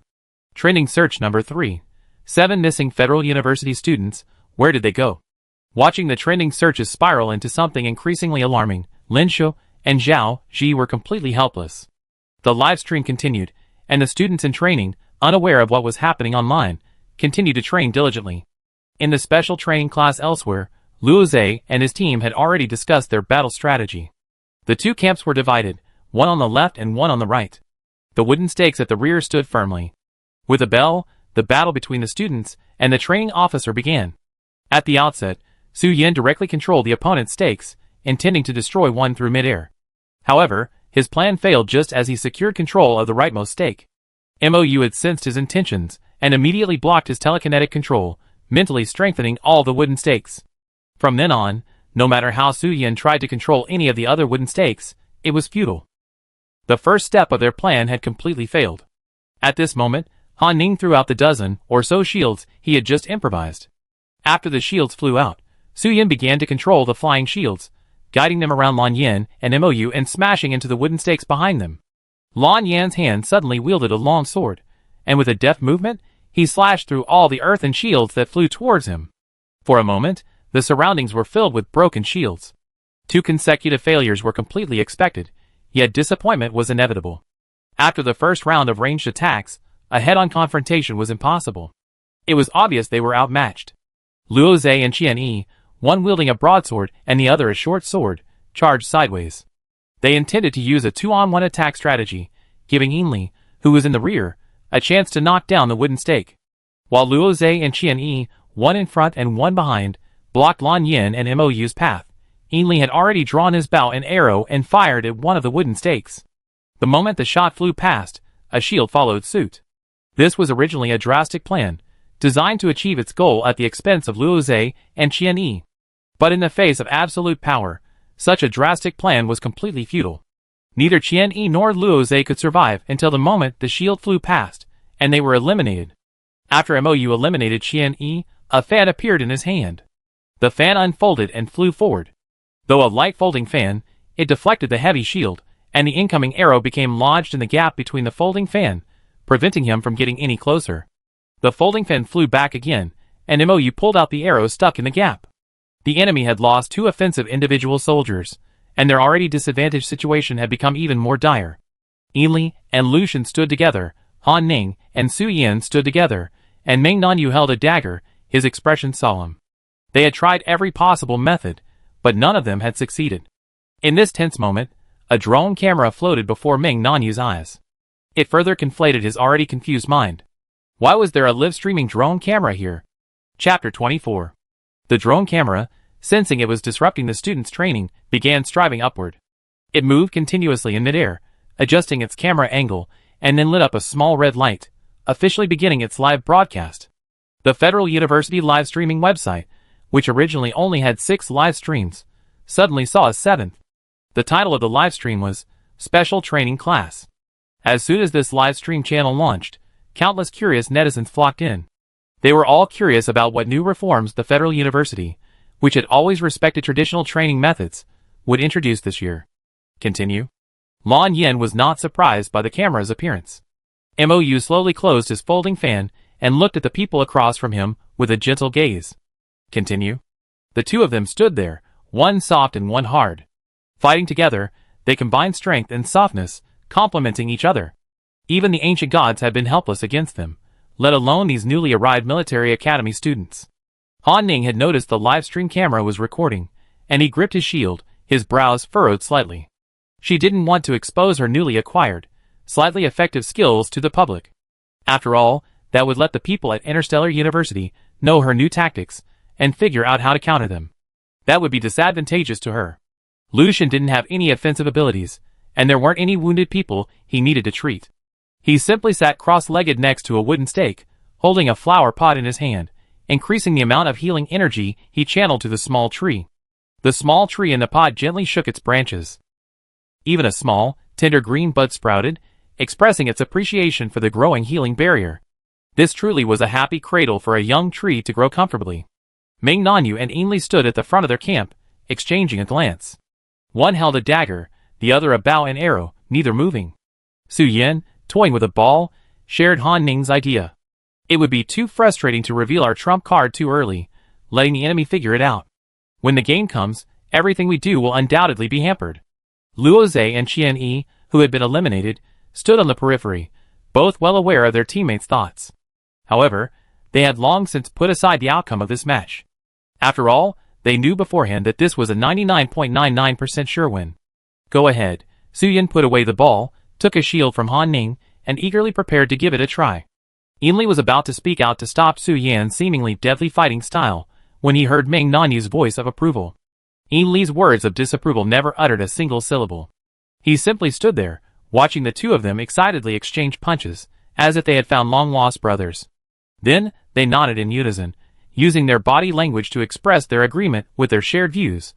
The 2 impulsive teenagers, one holding a shield, the other a dagger, charged forward with valiant abandon. And then, a minute later, they were brutally eliminated. The remaining 3 glanced at each other, tacitly choosing to conceal their weakness and, in turn, surrender their lives. This faction match, fierce in the early stages but utterly disastrous in the latter stages, ended abruptly. Lan Yin and Mou exchanged glances, already guessing their slacking intentions, but not pointing them out. The netizens who streamed into the live stream to watch the second half of the match were bewildered. The imagined passion, the desperate fight, the desperate resistance, none of it. They simply gave up resistance, suicidally. Where was the school students' unyielding spirit? Where was their indomitable cockroach-like tenacity? Shouldn't it be a case of several people working together, relying on relentless effort and a refusal to give up, defeating the opposing trainer? Why wasn't there a single such passionate moment? This was the deepest thought among netizens, and many also complained. But they don't realize that in the face of absolute strength, stubbornness and perseverance are sometimes useless. Other comments continued to pour in. Emo, is this the franchise training class offered this year? Wow. A bit lame. Healing Avatar, this fight is so boring, like a child's play. Origami Crane, I still prefer the hard-hitting military academy training. Teapot Eating, I'm good at. The drill instructors are all so good-looking. I love this one. Number 1. This guy. Number 3. He actually. Number 8. No wonder. Clueless Salted Fish. You three up there. What kind of riddle are you guys making? Number 4. I know, but I can't tell you. Clueless Salted Fish. Why can I still be isolated just for going online? But no matter what the netizens say, it can't affect the hidden talents of the students in the special training class. They would quietly work hard to improve themselves, and then amaze everyone at the inter-school competition. The wooden stakes on the training ground were moved to the side, and the entire field was once again empty. 7 students sat in a row, their heads turning to look eagerly at MOU. MOU pulled a small, square wooden box from a nearby basket. Opening it, he saw neatly arranged glutinous rice cakes. Consolation prize, MOU said, giving each of them a piece. Afterward, go to the playground and run for another 2 hours. Okay, everyone replied in unison.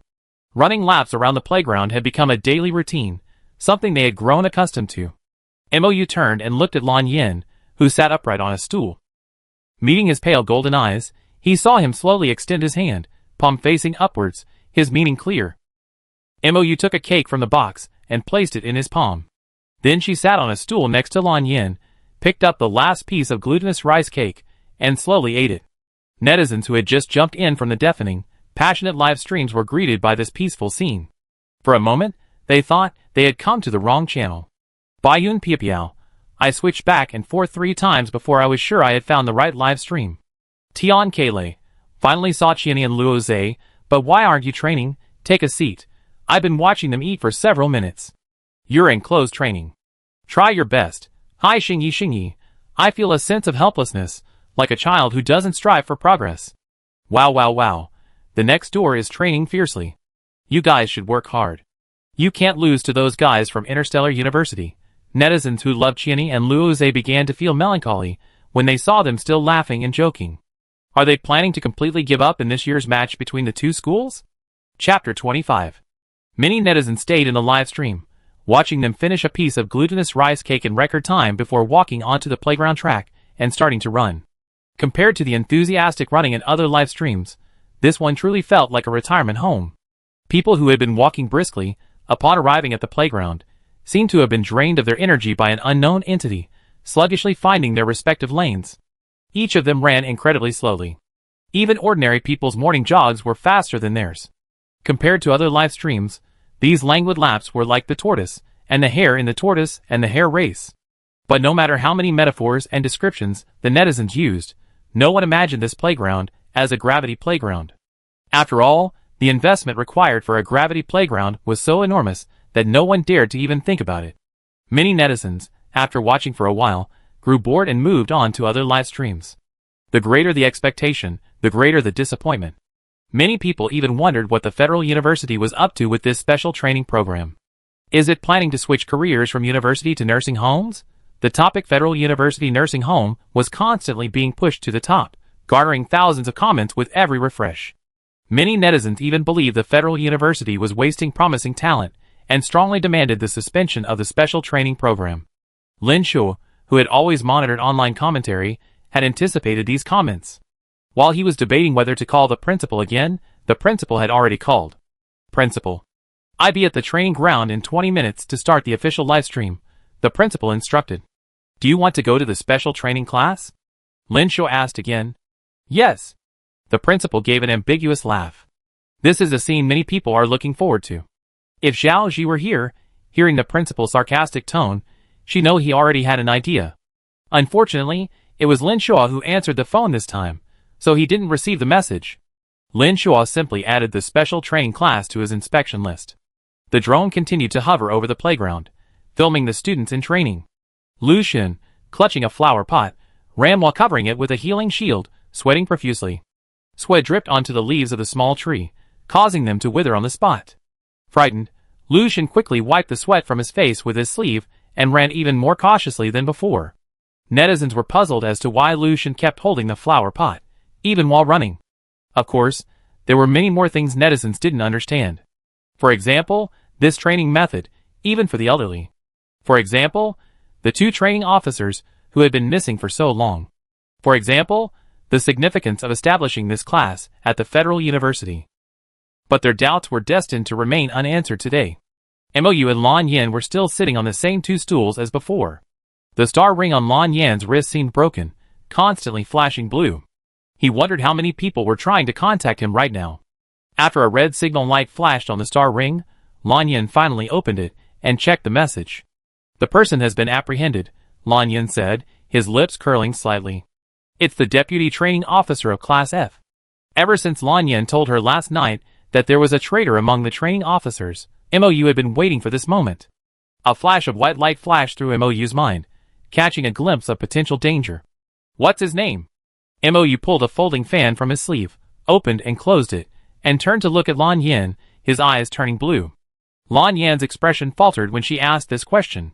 Knowing Mou well, she would have ignored the consequences after learning the spy had been apprehended. She knew he could handle all the subsequent matters. And now that she was asking, it meant she had made some new discovery. Lan Yan saw a flash of blue in her eyes, and knew she was about to use the name follow ability. Name follow allows one to see everything a person has experienced through a name. This is Mou's strongest ability, but also the most demanding. "You already sealed your godhood," Lan Yan warned. "It's best not to use Ming Sui. Even breaking the seal one creates comes at a price. No impact.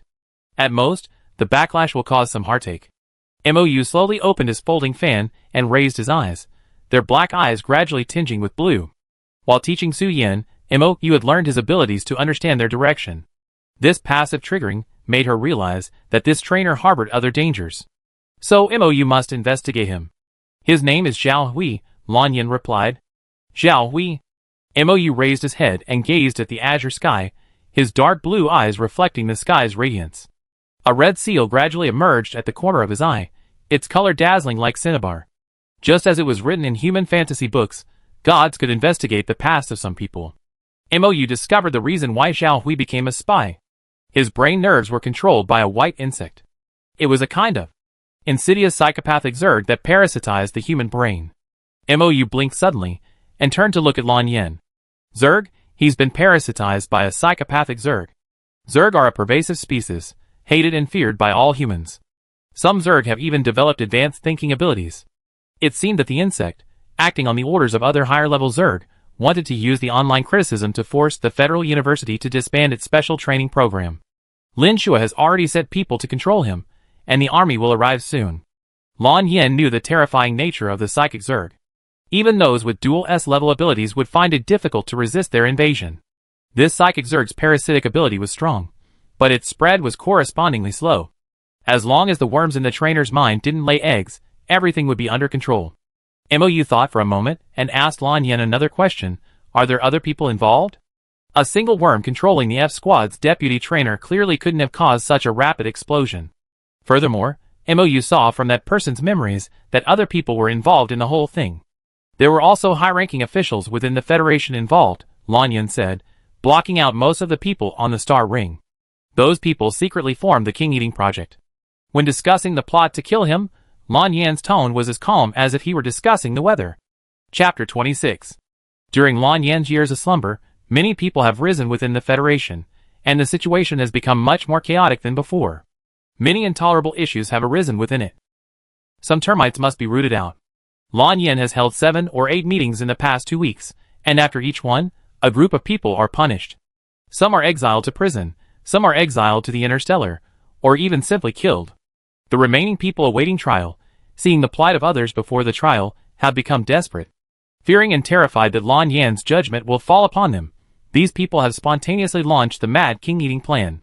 Relying on intelligence they obtained from an unknown source, they set their sights on the Federal University. They teamed up with a training officer, hoping to spark online public opinion on the day of the live broadcast, forcing the Federal University to release the live broadcast channel for the special training class. This would help them determine whether Lan Yan is actually here. If so, they would immediately execute the King-Eating Plan. And the bug controlling the training officer also wants to destroy this place. The two teams, with different goals but partially aligned plans, conspired to orchestrate today's events. This was a complete conspiracy, primarily centered around Lan Yin. This turmoil in the shadows had no impact on the students currently training or the netizens watching the live stream. Before the principal arrived, the training officer had been secretly detained in the basement. After learning from Lan Yin that he had a psychotic bug in his brain, the military implemented the strictest possible detention measures, waiting for the Zerg experts to arrive and remove the psychotic bug from his brain. Another group of Lan Yin's trusted associates had already been secretly apprehending those involved in the murder. Without exception, their free and comfortable lives had come to an end. After the principal arrived, the 8th scene appeared in the Federation. This scene would follow the principal throughout the training sessions of each class. From the moment the principal began investigating Class F, many netizens had been curious about his expression upon seeing the special training class collectively tanking. This curiosity fueled their interest in watching the entire drill from Class F to Class S. This long wait lasted 3 weeks. After 3 weeks, the principal finally reached the final inspection point, the special training class. Countless netizens were waiting for the principal to explode in anger upon seeing what was happening there. The scene followed the principal as he disembarked from the aircraft carrier and then shifted to the students of the special training class. Lucian sat cradling a flower pot, while Su Yan lay on his back, staring at the ball in his hand. Han Ning used his head as a shield, his body covered in mud for half a meter. Ainli stood beside the horizontal bar, staring intently into the distance, his gaze unclear. Luo Zhe and Meng Nanyu were whispering to each other, occasionally flipping their daggers. Xian Yi simply fell asleep in the sun. As for the two training officers, one was holding a star ring and sending an indistinct message, while the other was playing an indistinct tune on a flute. If it weren't for the mention of the Federal University's special training class, netizens would have called this a cheesy variety show. The principal had anticipated this situation. He disembarked from the aircraft carrier with a smile and approached the cadets. The cadets immediately stood up and politely greeted the principal upon seeing him approach. "Hello," the principal nodded with a smile. "How's your training going? Are you confident you can win for the United Nations this year?" The principal's words were true. With Lan Yin and MOU here, these precious students were his greatest trump card this year. A few days ago, the old man from Interstellar University had assured him that this year's victory would definitely belong to their Interstellar University. The principal scoffed. "This year's victory will definitely belong to the United Nations." Of course, the flamboyant Su Yan and the passionate Meng Nanyu replied in unison. The principal's smile widened a little upon hearing this. He chatted with them for a few more moments. This time, the principal neither asked to observe their training nor suggested a one-on-one duel. It was as if the principal, having arrived, had joined in the fray. During this moment, Lan Yin and MOU had approached from a distance. He was still nervous facing Wang. But the principal tried hard to play it off. "Train well and cultivate more new talent for our federation," the principal said dryly, then decisively left. Even the principal would be a little nervous facing them. This was an indescribable form of invisible oppression. The netizens who had been watching the livestream were filled with questions when they saw the principal leave. How could the principal so easily brush off such poor training? Number 3. Don't worry, you see in the competition. Number 5. I bet these students will become gods in one battle. Number 8. The training officer is so gentle. I'm honestly envious. Number 7. +1 envy. Alesh, are those people above a troll army? They couldn't even come up with a name, so they just used 1, 2, 3, 4. Super Love Sea Urchin, are they just hired by the Federal University? Would you mind changing the name to something less like an organization? Number 1, not a troll army. After the principal inspected the last training class, all live cameras were turned off. The principal simply skipped the subsequent Q&A session. He knew exactly what the reporters wanted to ask. So, the principal directly posted a message on the Star Network account for everyone to see. I firmly believe that the training strategy of the special training class is correct, and this class will not be disbanded. After the announcement, everyone left comments. Some were good, some were bad, but none of the principals read them. After the live broadcast ended, all the attack-oriented students were taken to training by Lan Yin, while the support-oriented students sat with MOU, learning a new skill. The flute. The flute has a long history. Although it has miraculously survived, few people learned to play it. Outdoors, the 3 people each received a bamboo flute. We're military cadets. Why should we learn this? No matter how hard Su Yan thought, He couldn't connect the flute with the competition. Han Ning, however, remembered the flute sound she and Qianni had heard in the cave during the class division competition, while destroying insect eggs. It's the flute sound. Han Ning sat up straight, holding the flute in her hand. The flute sound can block the high-frequency screams of the Zerg. Mou nodded, confirming Han Ning's speculation. If you learn it well, you can even control the insects and make them fight each other. Letting insects fight each other. This was a project the Federation had once envisioned, but never succeeded in.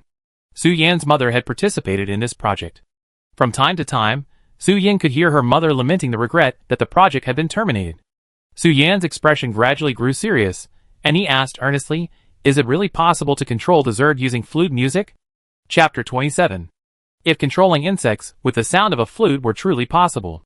Su Yan couldn't imagine the revolutionary changes that would occur on the front lines. Su Yan recalled the brutal scenes he had witnessed last year when he and his father went to the battlefield to provide support. Amid the swarm of dead insects lay the corpses of countless fellow soldiers, their blood pooling together to form a river of blood. The scene was so horrific that Su Yan could still vividly remember it. If they could control the insects to fight them, wouldn't they be able to significantly reduce casualties? At this thought, a surge of anticipation welled up within him. He hoped this would come true. "It can be done," Mou replied with absolute certainty. Her slender, white fingers twirled the white jade flute, tilting her head slightly. "But achieving this is difficult. Perhaps even after your ability level reaches Class A, you might be able to do it. This technique consumes a significant amount of mental energy." In the era before Mou fell asleep, people still believed in gods and could communicate with them through divine runes. During that time, Mou had also taught several humans this skill. She hoped they would use it to circumvent the life-threatening effects of the larger creatures. But even after she enlightened those humans' spiritual consciousness, only one person had mastered the flute-based control technique. And that person had only learned to control snakes. No matter how diligently they practiced, they couldn't control other creatures. In just 2 weeks of closed-door training, Mou could only manage to keep them from being distracted by the Zerg's mental state through the music.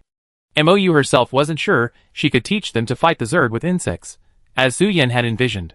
The 3 people present didn't expect to acquire such impressive abilities in such a short time. Adhering to the principle of learning as much as they could, the 2 boys and 1 girl began basic flute lessons. Because different tunes played with mental energy have different effects, so too does the effect. The first piece Mou taught them was a gentle tune called Xinyu, God's Words, which could quickly soothe mental energy. The 4 people training indoors, exhausted, heard the piercing flute music coming from outside and all frowned in unison. Whose tune is this, and why is it so unpleasant? Tormented by this unformed melody, which could be described as a devil's voice, they missed several moves they could have executed. Just when they were concentrating on dodging a move, the piercing flute sound distracted them, causing them to miss again. Seeing them getting increasingly beaten, Lan Yan temporarily retracted the puppets fighting them and reluctantly let them go. "Rest for a while." With these words, Lan Yan stood up and headed outside. The 4 people in the room lay breathless on the ground, their bodies covered with wounds, and the pain was so severe that they didn't want to move. In unison, they all raised their hands with difficulty and covered their ears. Outside, Mou, holding a flute, patiently taught step by step. Lan Yan didn't approach, but stood not far away, watching Mou. 2 weeks ago, his subordinate sent him a message saying that the psychic Zerg had penetrated deep into the man's brain. To save him, they had to find a way to get him to open his brain. Only in this way could their mental strength be protected. Mou was sitting nearby, listening to his entire story. So she took out her jade flute and played the divine sound, assisting the experts in bringing the man back from the brink of death. Lan Yan knew that Mou hadn't initially intended to teach the children the flute. But what happened this time changed Mou's plans and thoughts. The pervasive Zerg invasion and the damage they inflicted on humanity had finally softened the gods' hearts. The untuned flute sounds blended with the gentle flute music, adding a new kind of vitality to the peaceful playground. The herbs and poisons that had once flourished on the playground were now utterly stunted. The 4 people resting in the training room couldn't escape the demonic sound even if they covered their ears. Everyone's face wrinkled like a bitter melon. The sounds of the flute were imbued with spiritual power, a pure and profound form of mental torture. The small tree that Lucian had carefully tended began to shed its leaves frantically upon hearing the flute sounds. Mou had to add a soundproofing enclosure around the tree to save the fragile tree. After teaching the song a dozen times, Mou sat on a stool, watching them practice diligently. Lan Yan came over, sat next to Mou, and handed her a bottle of peach-flavored water. You don't find them annoying? This song is difficult. Mou unscrewed the peach water and took a sip. It's good that they memorized the music today. Xinyu was a song Mou composed herself. She created Xinyu to soothe those irritable creatures, so she used whatever was useful. This made Xinyu very difficult to learn. If they could learn it in half a month, they would have achieved a high level of comprehension. Those 4 people in the room are already covering their ears. Lan Yen glanced at the 3 students practicing their tune and came up with another plan. It's perfect. Let those individual soldiers get used to fighting under Zerg interference. The support and attack students complemented each other. Lan Yen also moved their practice location outdoors. On sunny afternoons, some struggled to learn the flute, while others felt like they were back in the old days, then were overwhelmed by the puppets. On gloomy, rainy days, some barely managed a tune, while others began to fight back against the puppets. On bright, sunny afternoons, some gradually formed a tune, while others began to think about how to defeat the puppets. The training process was tedious and dull. Mou sat on a low stool, jade flute in hand, listening to them play the divine music one after another. After listening to them finish, Mou stood up. Today we won't practice playing the flute. We practice defending and counterattacking while playing the flute. On the field, the enemy wouldn't let them stand there playing the flute, they would definitely look for an opportunity to attack. Mou stood up, jade flute in hand, and looked at them. You can attack me directly while I'm playing the flute. Mou raised the jade flute and began to play the divine word. The melody, as gentle as a spring breeze, tried to soothe any sorrow. Listening to this music, my mental strength was much stronger than before. At this moment, the ball in Su Yan's hand transformed into a dagger, stabbing straight at Mou. Mou simply raised his eyes to glance at him, and Su Yan's weapon seemed to be controlled by another person, frozen in midair. This is telekinesis. In another instance, Han Ning drew out a shield and condensed it, running towards him. Mou paused for a second, the shield in his hand condensed, and swung it towards Han Ning. Then he continued playing, as if the pause had been an illusion. Mou was directly teaching them how to counterattack in such a situation. But when it came to Lu Xun, he stood there silently, completely powerless. He wondered what offensive power he actually had. Chapter 28. A healing psychic who advanced further and further on the path of healing, he had saved the dying and healed the wounded countless times. But hurting people was too much for Lu Xun. He couldn't just use his healing ability to heal the enemy as they attacked, could he? Sensing Lu Xun's dilemma, Mou stopped playing the flute and looked at him. Amid his bewildered expression, Mou reminded him, the plant you hold is your greatest protection. A narrow escape? Lu Xun looked down at the fragile sapling in his pot. How could this fragile sapling, which would die without his power, protect him? Lu Xun had no idea. Try silently chanting protect and attack in your mind, while giving it your healing power. Mou raised his hand to block Han Ning and Su Yan, motioning them to step back. Even if a newly grown, savage tree, with its enlarged branches, were anything but a threat, Han Ning and Su Yan couldn't stop it. Following Mou's instructions, Lu Xun concentrated intently on increasing the healing power of the small tree in his hand, while mentally chanting protect and attack. The roots of the small tree, originally still growing in its pot, pulled free from the soil. It spun around in the pot, then leaped out. Lu Xun's mind froze at the terrifying thought of his small tree becoming a spirit. He watched helplessly as the tree grew at a visible pace, expanding and sprouting new branches and tender leaves. The long trunk pulled Lu Xun beneath it, with 3 long, flexible branches extending to his left, right, and front, protecting him tightly. Thick roots protruded from the soil, intertwined and interwoven, leaves swaying in the wind. If it weren't for the branches waving wildly, as nimble as human arms, one would almost mistake it for an ordinary towering tree. But whose tree could grow so large in the blink of an eye? The adult Juxiasheng completed its first task of protection and began its second, attack.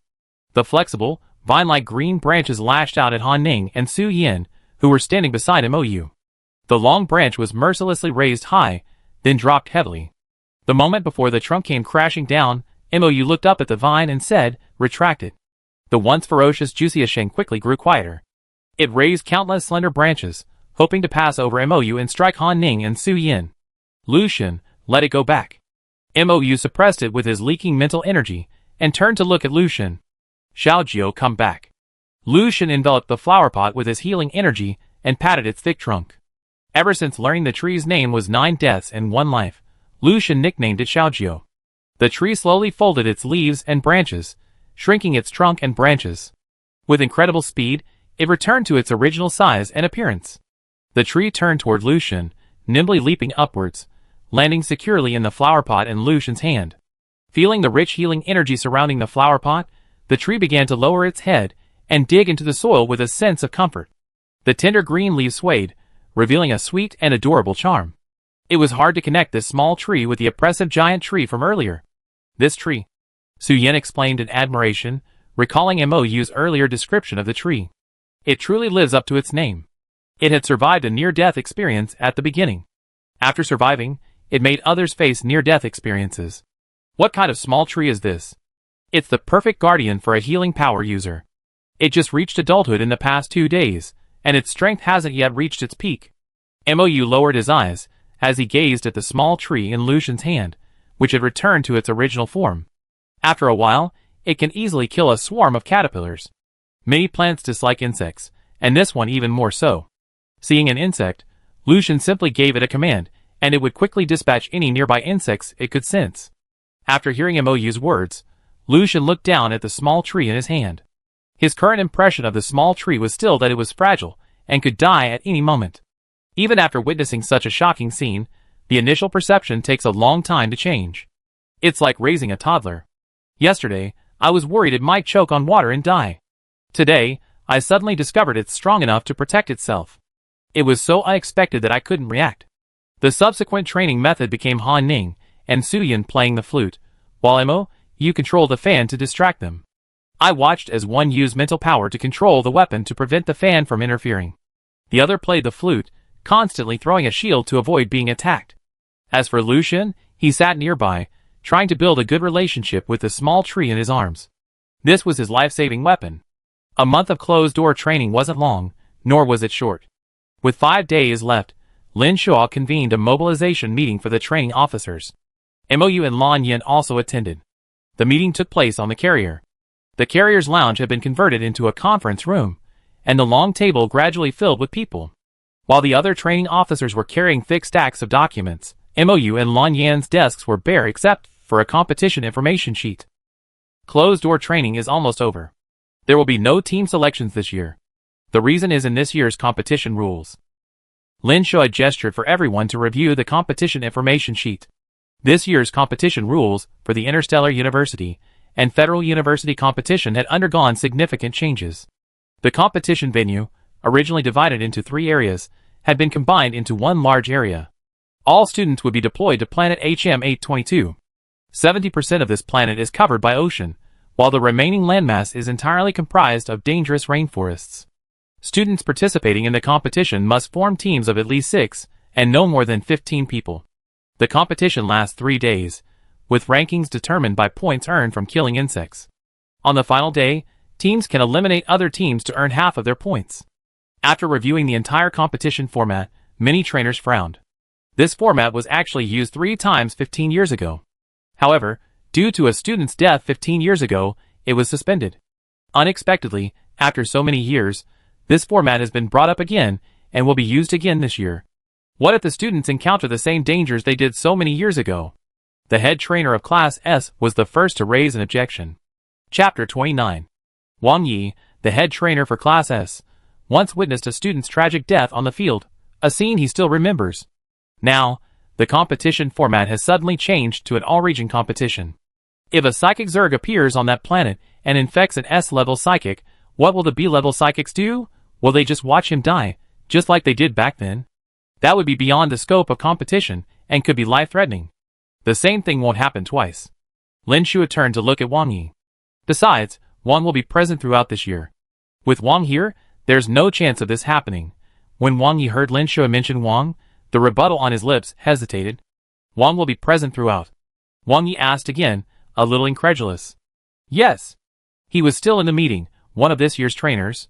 Lin Shuo silently added the last half of his sentence. There will be no post-training competition selections this year. We simply test the students' current mental strength and supernatural abilities. Lin Shuo sent the testing schedule to everyone's star ring. The tests were to be held during the final 2 days of training. Mou clicked on the star ring and found their test schedule on the first line. Their class was the first to take the test. There's one last item to this meeting. Lin Shou produced an uncovered iron box. The box contained 8 qualification cards. The school needs 8 training officers to join the competition rescue team. Volunteers are primarily welcome. Although this was a competition, it was also a real fight to slay the Zerg. Unexpected events are inevitable. Due to changes to this year's competition system, a number of training officers will be assigned to the rescue team. All the training officers expressed their willingness to join the rescue team. Seeing this, Lin Shou immediately took out a random box and randomly selected 8 individuals. Of course, this random box did not include Mou and Lan Yin. Mou was an invited participant, and according to the Federal Military Academy's rules, he was required to participate in the competition. Lan Yin, on the other hand, was the behind-the-scenes rescuer for this competition's rescue team and was required to stay in the rear. After the meeting, the training officers hurried back to review this year's competition rules with their respective students. Mou and Lan Yin returned and handed the rules to each of them on their star rings. They sat in a circle on the training ground, reviewing the rules word for word. In previous years, students of similar ability competed in the same area. Now, all students were mixed in the same area. It was truly exciting and dangerous. I remember one of the Federal University rules is that anyone who invites must attend. Han Ning had memorized all the rules by heart. She looked at Mou with a gleam in her eyes, anticipation welling up in her heart. When the other 6 heard Han Ning mention this, they immediately sat up straight and turned to look at Mou, their ears perked up to hear his answer. Yes, I attend too. Mou nodded in the affirmative. Great.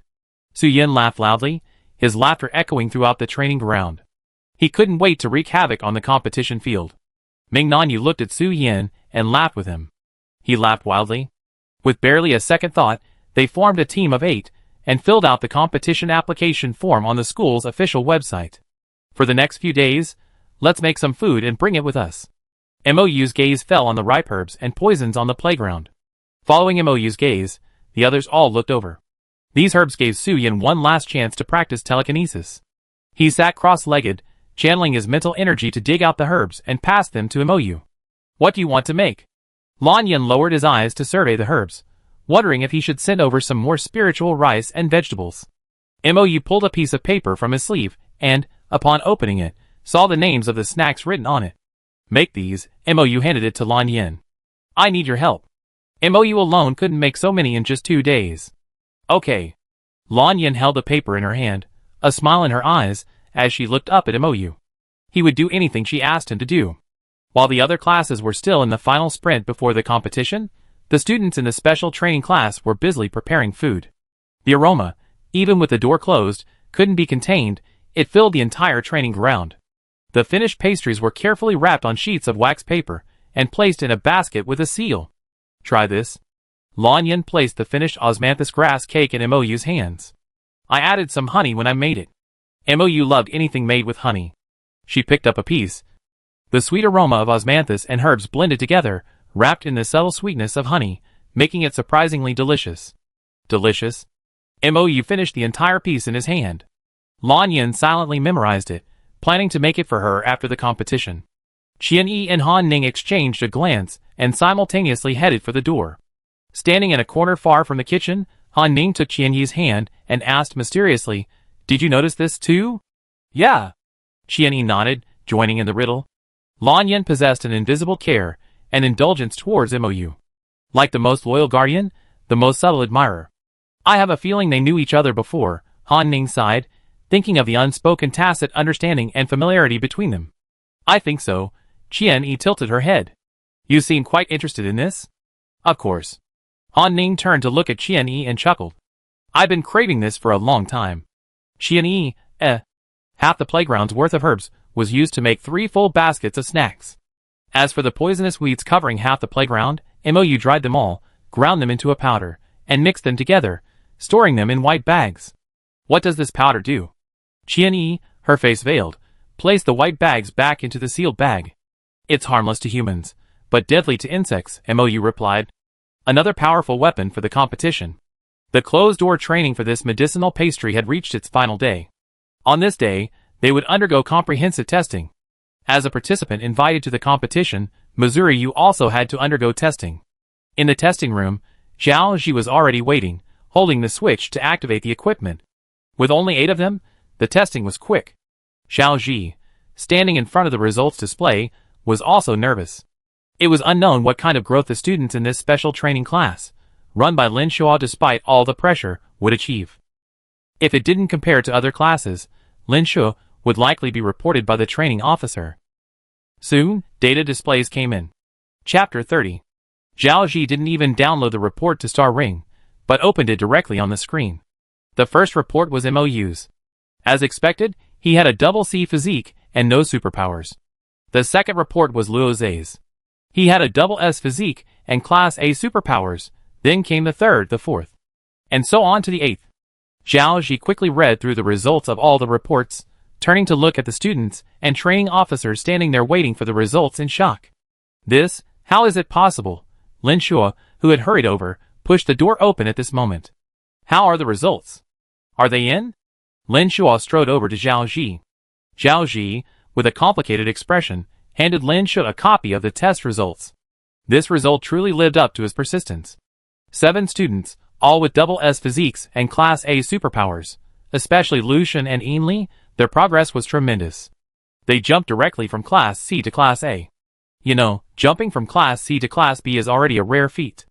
From Class B to Class A, only 10 out of 100 have the chance to achieve it. And the gap between them takes at least several years. And yet these 2 people jumped 2 levels in just 1 month. When Lin Shuo saw the results, although he had expected it, he couldn't hide his excitement. At the same time, he also felt a little regretful. He regretted not being more forceful and recruiting more students for the special training class. If he had, he would have had a few more strong students today. Lin Shuo turned to look at the people across from him, who were still waiting for the results, and smiled. I sent the test results to each of your star rings. You can board the spaceship and return to the main planet. By the time they saw the test results, they were already on the ship bound for the home planet. Lucian and EN1 stared at the test report on the star ring, dazed at the A-level column. A-level? Is that so easy? Lucian and EN1 exchanged glances, then reviewed each other's reports.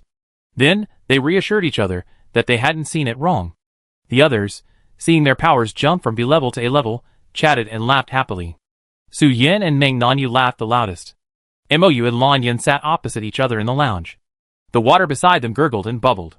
Lan Yin picked up the kettle and poured it into the teacup. "I'll be with you throughout this competition," Lan Yin said, closing the lid on the teacup. "If you need anything, you can use the spirit butterfly to call me." "Okay." Mou looked at the black jade he had been holding, his thumb pressed against the inscribed Yin character. Then he reached out and placed the jade in front of Lan Yin. "This is for you." Lan Yan's expression froze as he saw what it was. Tens of thousands of years ago, before Lan Yin left on his own, Mou had promised to give him a gift upon his return. Even if Mou hadn't said anything, Lan Yin could have guessed that this was the gift. Because every gift Mou gave him was engraved with the word Yin. He picked up the jade, lowered his eyes to look at the inscription, and said in a hoarse voice, "Why would you think of giving me this? This is a stone that fell from the place where you were born. It can soothe your spirit. The best object to soothe the spirit is something that originates from the source." Mou spent a long time crafting this jade. Originally, he had planned to give it to him as a homecoming gift when he returned. Unexpectedly, something unexpected happened, and this gift has been shelved for so many years. I like it very much. Lan Yin tightly grasped the small black jade. The past cannot be retrieved, so cherish the present. Lan Yin tied a black string around the jade, making a bracelet and wearing it on her wrist. She poured the brewed tea into a clean cup and placed it in front of Mou. Along the way, they brewed tea and talked. When they returned to the main planet, a young man was standing at the dock of the spaceship. When the spaceship stopped, the young man saw Lan Yin coming down and immediately strode over. "Sir," the young man stood respectfully beside him. "Are you going home, or?" Lan Yin glanced at the young man. "You go back first and let them wait." "Yes," the young man nodded and immediately turned and left. Lan Yin and Mou returned to the Federation Military Academy with the students. However, this time, they could only rest here for 2 days. In 2 days, they would depart for the competition planet between the 2 military academies, planet HM-822. After bidding them farewell at the school gate, Mou turned to Lan Yin. Before Mou could speak, Lan Yin spoke first. "Why don't you come with me to the palace for the next 2 days?" "Okay." Mou turned to Lan Yin. "It's a great opportunity to try your treasured royal honey." During Lan Yin's absence, The senior officials of the Federation's main planet were in a state of panic. They feared they would be the next to be tried. In just 2 weeks, the senior management of the Federation underwent a major reshuffle. Many were detained in the palace's underground prison, awaiting trial upon Lan Yan's return. Lan Yan's confidants were waiting in the palace reception room. After waiting for 2 weeks, they received Lan Yan's order to bring everyone to the west courtyard. Mou sat on a swing, frowning slightly, as he watched the persistent black area in Lan Yan's spiritual sea. There had always been a black area in his spiritual sea before, but it hadn't been this large. Now it was almost 1/10 of his spiritual sea. If his spiritual sea were completely dyed black, Missouri, you couldn't imagine what would happen. Lan Yan came over with a glass of honey water and handed it to her. I'm going to take care of something. You rest here for a while. Okay. Mou, braving the breeze, drank half a glass of honey water and placed it in the hands of a waiting service robot. With a twist of his finger, the swing began to swing back and forth. The west courtyard and the east courtyard, where the interrogation was taking place, were so far apart that Mou couldn't hear a sound. And Lan Yan, out of Mou's sight, was surrounded by a murderous aura. He sat on a sofa in the west courtyard, looking at the bound and trembling men kneeling on the ground, his expression impassive. He raised a foot and placed it on the back of the hand of the man in front of him. His calm tone was tinged with a hint of impending danger. You should have known this would happen when you hired the assassin. The one lying on the ground was the once powerful Chief Justice. He was the one who had handled federal affairs during Lan Yan's years of slumber. Let me go, let me go! He was tortured beyond recognition and desperately tried every possible means. Otherwise, that Mou will surely die. The most important person to Lan Yan was Mou. At his mention of Mou, Lan Yan's eyes shone with murderous intent. Really? Lan Yan kept stepping on his foot. What did you do? I hired the best assassin. The Prime Minister threatened Lan Yan, holding his breath. If I'm not alive, he'd definitely kill Mou as I ordered. The Prime Minister had secretly investigated. Lan Yan's appointment as a training officer there was most likely due to Mou. The Prime Minister had already found a way out. Using her to threaten Lan Yan, maybe he could get out alive. Chapter 31. Hearing his threat, Lan Yan pulled a gleaming dagger from his calf. He moved his foot and thrust the dagger directly into his wrist, the sharp blade piercing through it. Bright blood instantly dyed his hand a terrifying crimson, and a small pool of blood appeared on the ground, emitting a faint smell of blood. The agonizing screams echoed throughout the courtyard, and just hearing them was enough to make anyone tremble uncontrollably. The other bound men, hearing the agonizing screams, felt a surge of fear in their hearts. The men who had brought them here couldn't help but stare at his suicidal behavior. The dagger Lan Yan had just used was bloodthirsty. No matter where it was inserted into the body, it would continuously suck blood out of it until not a drop of blood remained, leaving the body a dry corpse. The agonizing screams still echoed through the courtyard, like a living hell. On the clean ground, blood spread outward in irregular patterns. Not long after, the man lying on the ground fainted. Lan Yan then drew his dagger, wiped the blood stain from it, and waved to his companions to carry him out and clean up the bloody mess. When Lan Yan interrogated the others, everyone, mindful of this previous experience, answered his questions obediently. They were even afraid that if they answered even a little too slowly, they would suffer the same fate as the man who had been carried away. After the trials were over, Lan Yan's confidants led them away. Those who deserved exile were exiled, and those who deserved death were executed. After most of the people in the courtyard had left, only Lan Yan and the current acting Prime Minister, Chi Mu, remained. Wang, when will you return to take charge? Chi Mu had been playing fast and loose with those people lately, and hadn't gotten a good night's sleep. This job was truly exhausting. Chi Mu wondered how Wang could have endured it back then. However, given Wang's ruthless tactics back then, few would dare to even try to talk to Lan Yan. After all, there was a very real chance they end up in trouble. Maybe later. Lan Yan didn't want to waste time on those people right now. He thought of the threats the former Prime Minister had made before his death, and his eyes darkened. Although he knew those annoying flies couldn't harm Mou in the slightest, it still irritated him. Chi Mu, transfer the core members of the Flame Legion here to fully protect Mou. Lan Yan still wanted to add an extra layer of protection. Chi Mu was secretly surprised. The Federation had a total of 30 legions. But only the first 12 legions had names other than their numbers. Any one of these legions, if deployed, would be a formidable force capable of sweeping across an area. Among them, the Flame Legion was the most prominent of the first 12. Is Lan Yin now sending the entire Legion's core personnel to protect Miss Mou? This order was truly the most outrageous one Chi Mu had ever heard. He was a little unsure whether Lan Yan's order was directed at a single core member of the Flame Legion, or at the entire Flame Legion. King, do you wish to mobilize all the core members of the Flame Legion to protect Miss Mou? Chi Mu felt it was necessary to inquire about this matter. Yes. Lan Yan nodded. She remembered the whereabouts of these legions very clearly. The Flame Legion had been idle recently, so they were a good fit. I'd do it right away. Chi Mu received a positive answer and immediately turned to contact the Flame Legion's core members. The Flame Legion's core members consisted of 10 people. They received the same order at the same time: protect Mou for an unspecified period of time. Mou learned of Lan Yan's decision almost at the same time as the Flame Legion members. Upon hearing the news that someone had paid assassins to kill her, Mou remained calm. Because she knew these people couldn't hurt her. They won't succeed. You don't need to send so many people to protect me. Mou sat on the swing, looking at Lan Yan, who stood beside the swing frame. Mou was speaking the truth. In the Federation, apart from Lan Yan, there was probably no one else who could rival her. Besides, if she truly couldn't defeat him, she could always remove the seal and unleash her divine power.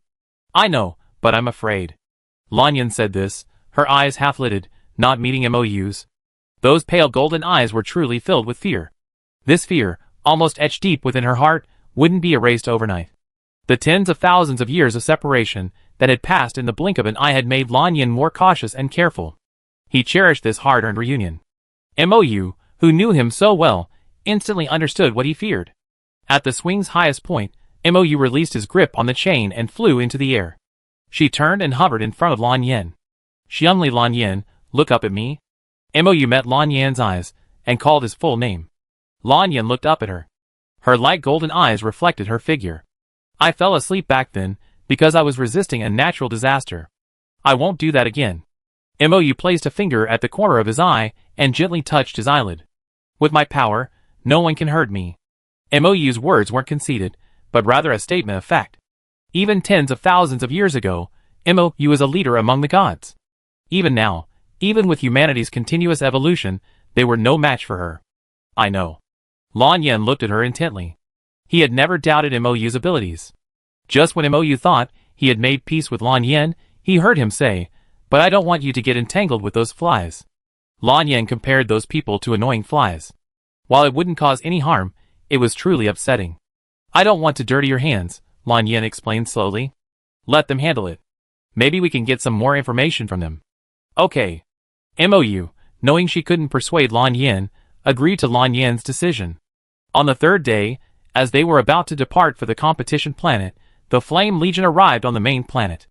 They transferred directly to the spaceship Mou and Lan Yan were traveling on and occupied a lounge. They obeyed their superior's orders unconditionally, without questioning the reasons. In addition to these people, Han Ning and his group of 7 also boarded the spaceship. On the StarNet, everyone was abuzz with discussion about the competition between the 2 military academies. All participating students had already formed their teams, and any citizen of the Federation could see the list of participating students. Many citizens of the Federation were also placing bets, guessing which school would win. Chapter 32. The distance from the main star to the competition planet isn't short, and there are 7 or 8 wormholes to cross in between. After the ship crossed the 3rd wormhole, the pilot sounded the alarm. After switching the ship to autopilot, the pilot hurried out. We're surrounded by pirates. At the sound of the alarm, the Flame Legion members rushed out of the Starship Lounge and quickly opened their peripheral vision to survey the situation around the ship. Surrounding their ship were 6 warships equipped with top-tier equipment. These warships simultaneously pointed their ion cannons at them, as if ready to fire at any moment. When the distance is close enough, a brief information bridge can be established between ships, allowing for communication. Now, the ship received a series of unfamiliar call requests. Lan Yan walked over and pressed the connect button. The previously black screen suddenly lit up, revealing a familiar figure. It was Lan, the leader of the Daylight Pirates. Inviter, we meet again. Lan smiled, folding his hands on the wooden table. Someone paid me a fortune to capture you alive. Lan spoke with the casual, gentle tone of a friend. But his words were ruthless, even cold. Then you better give up. Mou looked at Lan with a cold expression. She tilted her head slightly and spoke bluntly. Is it because I didn't leave you seriously injured last time? That's why you're here again. Lon gave what she considered a friendly smile, ignoring MOU's unfriendly remarks. If you're willing to join us, I can help you kill the person who wanted to kidnap you. Impossible, MOU refused decisively. The 10 members of the Flame Legion behind him had already prepared for battle. The enemy was Bai Zhou's boss, and none of the people around him were easy targets. There was likely to be a tough battle ahead. What a pity! Lon sighed, regret evident in his words and expression. If you can't be used by me, then you have to die. Didn't you just say you'd tie me up alive? MOU turned to glance at Lon Yin, then calmly asked. I can't capture you alive. Lon had to admit, MOU was very strong. So strong that he wouldn't risk meeting her face to face again. Since Bai Zhou couldn't be recruited, Lon could only destroy him. Having someone like him as an enemy was a terrifying thing. Unfortunately, you can neither capture me alive nor kill me. MOU turned to look at Lon Yin again. Do you plan to annihilate Bai Zhou? Yes, Lon Yin nodded.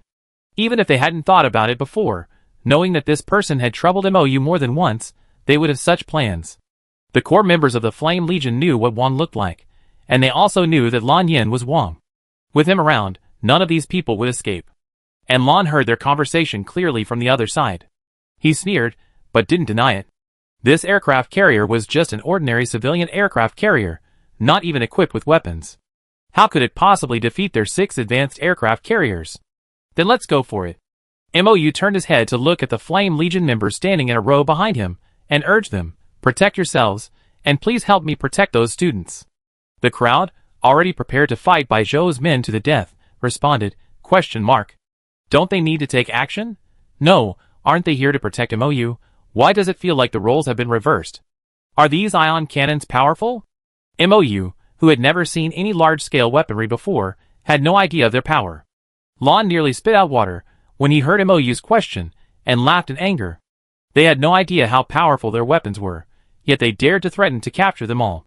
And then he heard the long-haired young man beside MOU calmly reply, a level 3 protective shield will be enough. Okay, MOU nodded. I construct the shield, you go capture the people. MOU preferred defensive roles to capturing people. Yes, Lon Yin nodded. Lon was stunned. What was she going to construct? Protective shield? MOU pulled a folding fan from his sleeve and drew a blue circle in midair. Within this circle, MOU quickly and deliberately drew numerous lines. They were so densely packed that it was hard to understand what she was doing.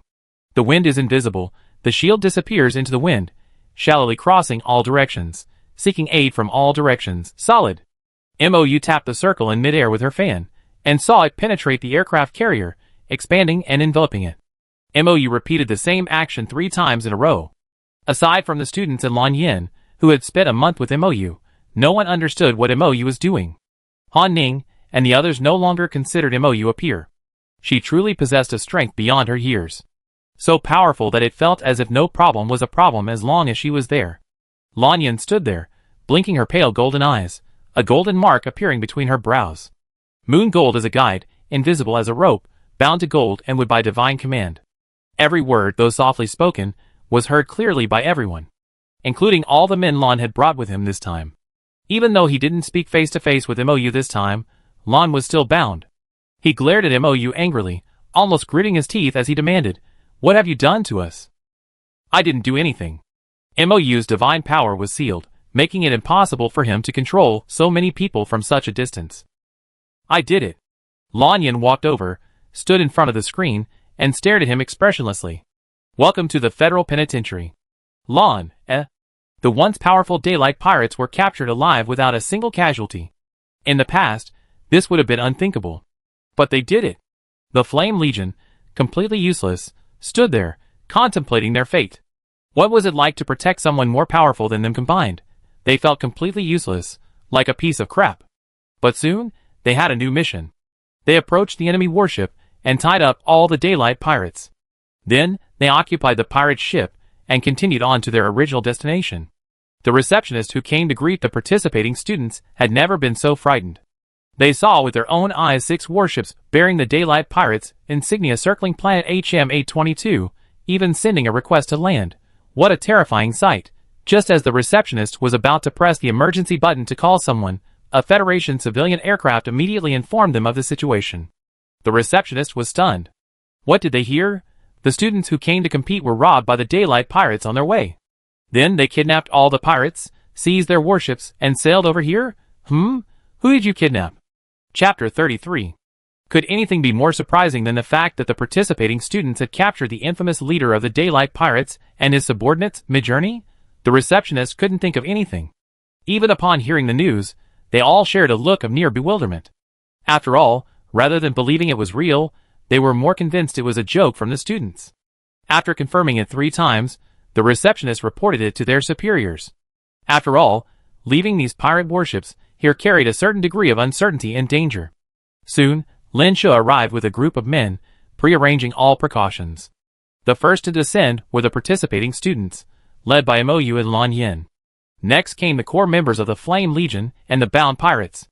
Lan's hands were tied behind his back, and as he stepped off the warship, his usually smiling face was unusually gloomy. A lifetime of fame, ruined in an instant. He failed twice, both because of Mou. He escaped last time, but this time he was caught. For Lan, this was utter humiliation.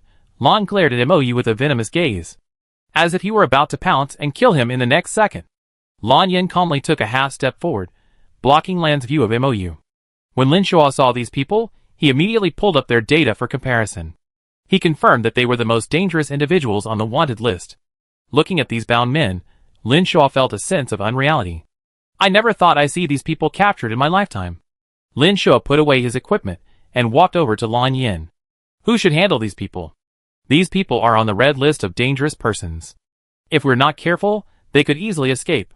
They have no right to detain them, nor do they have the ability to do so. At most, they can temporarily take them into custody and wait for someone to come and take them away. When the members of the Flame Legion heard Lin Shu's question, they subconsciously turned to look at Lan Yin. Those dangerous individuals would probably be imprisoned in the palace dungeon. After all, no prison in the Federation is as impenetrable as the palace dungeon. I already notified Chi Mu. They'd be here in a day. Lan Yin glanced at the bound men. Hold them here temporarily. Yes. Lin Shu dispatched over a dozen teams to surround the area, keeping a close eye on the bound pirates. Capturing them won't be easy. We must not give them a chance to escape. Members of the Flame Legion also stood guard, assisting the other personnel. Mou and the others followed the guide robot to the student lounge. After all, the competition would begin tomorrow at 6 p.m., so it would be best to retire early and adjust their sleep schedule. The annual competition between the two schools lasted 3 days, beginning at 6 p.m. This meant that the first challenge students faced after participating in the competition was surviving the first dangerous night. Every year, many participating students were ambushed on the first night, triggering their protection mechanisms and being taken away by the rescue team, effectively eliminating them. With 8 hours left before the competition, Mizuryu and 7 other people sat in a circle with a paper topographic map in the center. Lan Yin sat on a stool nearby, watching the 8 of them carefully analyze the terrain. Mou lowered his eyes to study the map. On planet MH822, the most numerous and widespread are bear bugs. The ones that most favor nighttime attacks are rain bugs. Bear bugs are large and move very quickly. They make bear-like calls and possess sharp jaws. Their antennae are thick and hard, and when they're aggressive, they can smash through a tree half a meter in diameter. The rain bug's body color changes according to their surroundings. During the day, their location can be easily identified. At night, when darkness reigns, they have the best chance to hide from predators. A few years ago, a student was attacked by a rain bug and almost died before the rescue team arrived. Qian, following her past practice, mapped out possible safe spots in each area. So, the first thing we need to do when we enter the competition is find a safe spot to survive the night. No, Mou shook his head. We need to take advantage of the darkness to harvest the insects. Night is when bear worms and rainworms are most active. At night, we can catch the most insects in the shortest time. Aren't you going to rest on the first night? Han Ning said, worried he wouldn't be able to make it through the night without sleep. Rest. At 11 p.m. Mou glanced at the 9 dead life creature in Lu Shen's arms. With it, we can make any place a safe spot. When everyone noticed the potted tree Mou was looking at, they fell silent. Lu Chen, however, strongly supported Mou's decision, promising, don't worry, with Xiao Jiu here, no insect can harm you. Xiao Jiu's leaves swayed as she heard Lu Chen's words. As if to say, with me here, don't worry. Lan Yin, upon hearing Mou's words, asked, would you like to take your tree with you? MOU had once had a tree that had a near-death experience, but that was tens of thousands of years ago. After waking up, she hadn't expected the Jiao Jiao tree to still be alive. Now, hearing Lan Yan's words, MOU was somewhat surprised. Is it still there? Yes, Lan Yan nodded. I sealed it in the void. There is no concept of time in the void. In other words, the tree remained in the state Lan Yan last saw it. A complex golden pattern formed in MOU's mind, and a flash of blue light flashed across his forehead. The next moment, MOU held a potted tree similar in appearance to the one in Lucian's. The tree in MOU's hand was, however, a bit thicker, its branches and leaves tinged with gold and blue. It's better not to bring it into the exam room. MOU tapped the tree's leaves and set up a spiritual array around it. The tree, which had been slowly shaking its leaves, understood MOU's words and instantly rolled them up. It looked extremely listless. It seemed to be accusing MOU of being ruthless and cruel. This tree was even more spiritual than the one Lucian had tended. Perhaps it would one day transform into a small tree fairy. MOU smiled and buried a little divine power in the soil, silently comforting it. It's not bad to bring you along. Hearing MOU's response, the tree slowly unfolded its leaves and swayed leisurely. To distinguish it from the potted tree in Lucian's hand, MOU gave it a name. Called Ling. MOU shrank Ling down to a size small enough to replace the jewels and laid on the silver hairpin. She removed the jewels and placed the small flower pot inside. Then she covered the hairpin with several protective covers. Finally, she placed the hairpin on her head. The miniature tree loved this perspective and happily sprouted several small leaves. After this brief hiccup, they continued discussing the competition. Lan Yan sat nearby, occasionally offering a good idea or two. Finally, they agreed on one thing. MOU would not intervene unless absolutely necessary. This was unanimously agreed upon by the entire team. MOU was their team's biggest trump card. There was no way he was going to be exposed at the very beginning of the competition. Chapter 34. With 1 hour left before the competition, the two major military academies jointly launched a live broadcast channel. Citizens throughout the Federation could access the holographic live broadcast with their ID cards and watch this annual grand competition. Because MOU and his team registered first, their team number was A01. The team leader was MOU. After receiving their basic supply packs, each military academy student could bring a weapon and some food to the competition. Most participating teams would choose nutrient solution for the 3 days of sustenance, as it was easy to carry. But with MOU in their group, they could bring as much food as they could without worrying about overloading. They had long ago discovered that MOU's sleeves were like bottomless pits. They could fit anything they could throw in. They wouldn't even be surprised if MOU pulled out an aircraft carrier one day. With 10 minutes left before the competition, Lan Yan came over with a basket of steaming hot food and handed it to MOU. It's almost dinner time. Let's eat first, then compete. Okay. MOU took the basket of food and smiled. Dinner was taken care of. With 2 minutes left before the competition, they boarded the transporter. Based on their abilities, and the time they applied to form a team, they would be randomly dropped to a competition location. 2 minutes later, the competition officially began, and they were dropped onto the beach. MOU and his 7 teammates stood on the calm, windless beach, beginning the 3-day competition. After using his mental power to survey his surroundings, MOU pulled a piece of cloth from the basket and spread it on the beach. Let's have dinner first. Since MOU suggested eating dinner first, it meant the area was safe for the time being. Everyone, who had been on high alert, breathed a sigh of relief. They sat on the cloth with their backpacks on their backs, anticipating what delicious treats Instructor Xiangli had prepared for them. Although the basket didn't look very large, it was quite spacious. It contained 8 boxed lunches and 8 bottles of juice. Han Ning opened the lid of the lunch box, took a piece of braised pork with her chopsticks, and then looked towards the small island not far away. She nudged Qian Yi's shoulder with hers, and pointed at the sea with her chopsticks. There's an island so close to the land. It felt like she could swim to that island. Qian Yi followed Han Ning's pointing gaze, and her eating became much slower. That island is breathing? At Han Ning's question, Qian Yi's expression suddenly changed. That's an island worm. Qian Yi gripped her chopsticks tightly, unable to eat a single bite. Her nerves were tense. Island worms are enormous, and when they're asleep, part of their bodies float on the surface. From the beach, they look like a small island in the sea. Hence the name island worm. A single island worm can easily cause a massive tsunami, sweeping away any creature on shore and using it as food. The reason this place is so eerily quiet is simply because of the presence of such a large island worm. Other species dare not approach. It's still asleep, so it won't disturb our meal. Mou had clearly known of its existence. Su Yin stared at the food in his hands, and for a moment, it didn't smell as good. What's the difference between eating here and eating on a tiger's head? No matter how he thought about it, it felt like his last full meal before being devoured. Since the captain says so, let's eat first. Lucian, on the other hand, was the calmest. He even had the leisure to glance down and see if the small tree beside him was doing well. Each team had 3 cameras following them, each with its own live stream window. Many people clicked into their live streams. Someone was lying in a holographic simulator, watching the match. Upon entering the live stream, they saw them sitting there eating their lunch boxes, and then heard their conversation.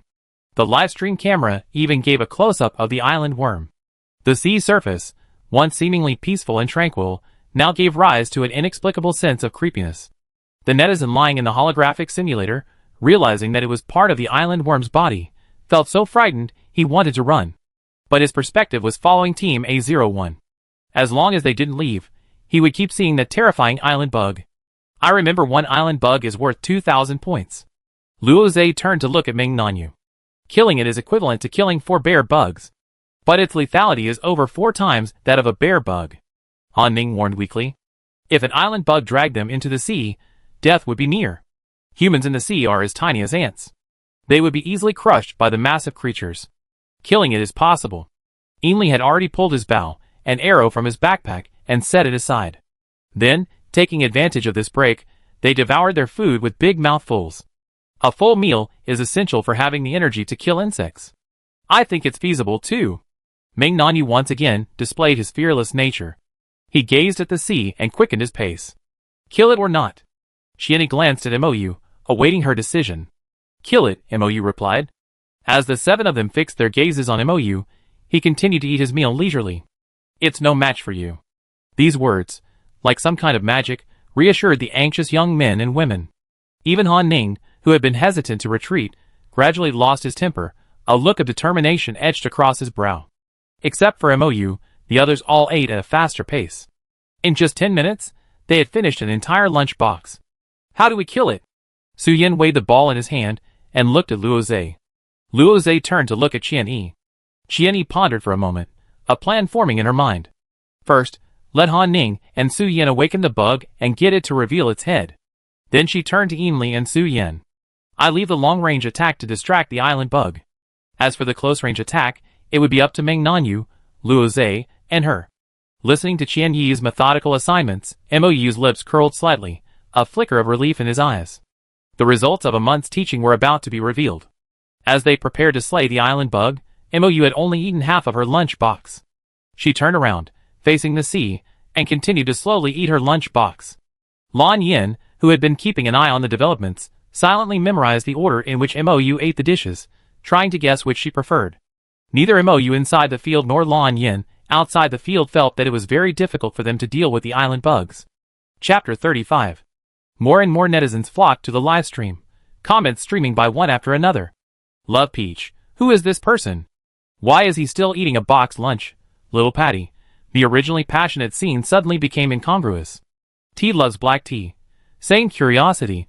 Why is she still sitting there like she's watching a play? Juice. She looks like the outsider who bought a ticket to watch the game up close. Crush the antidote. Ha ha ha, the description above is so apt. Wow wow wow, I just did a search, and it turns out they're this year's invited guests. They only have dual C abilities, no superpowers, probably because they don't want to cause them any trouble.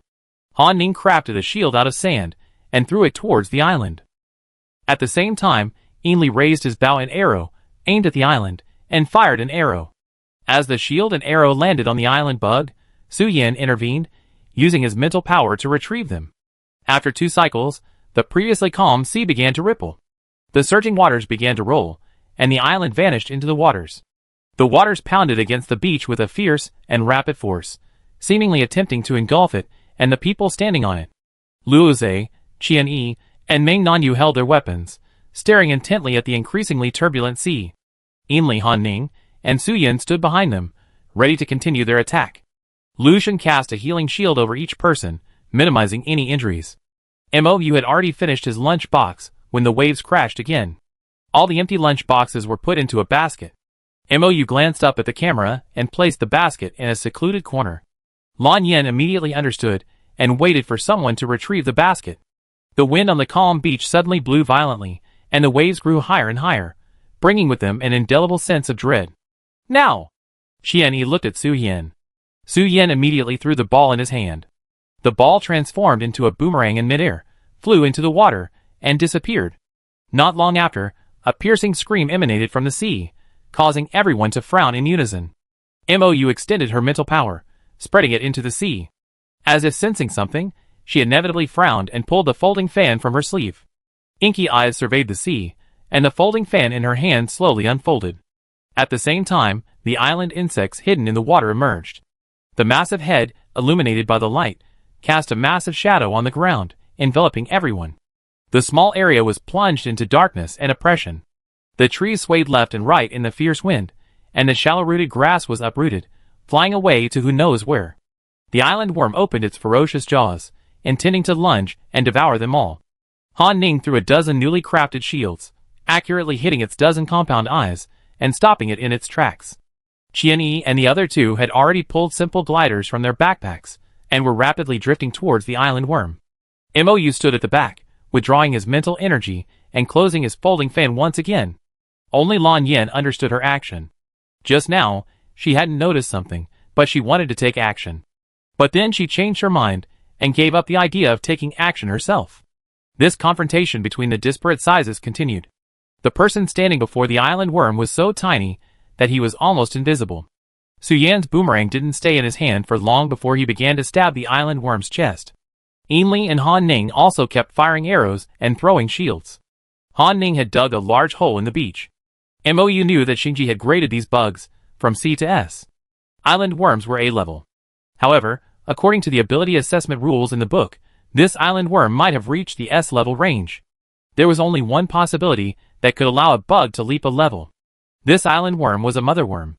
Not only were mother worms more powerful than ordinary bugs, they could also summon other island worms when in danger. They had once again disturbed the worm's lair. I just don't know if they can kill this island worm queen before the others arrive. The viewers in the live stream were also trembling with fear, fearing they would be harmed by the island worms.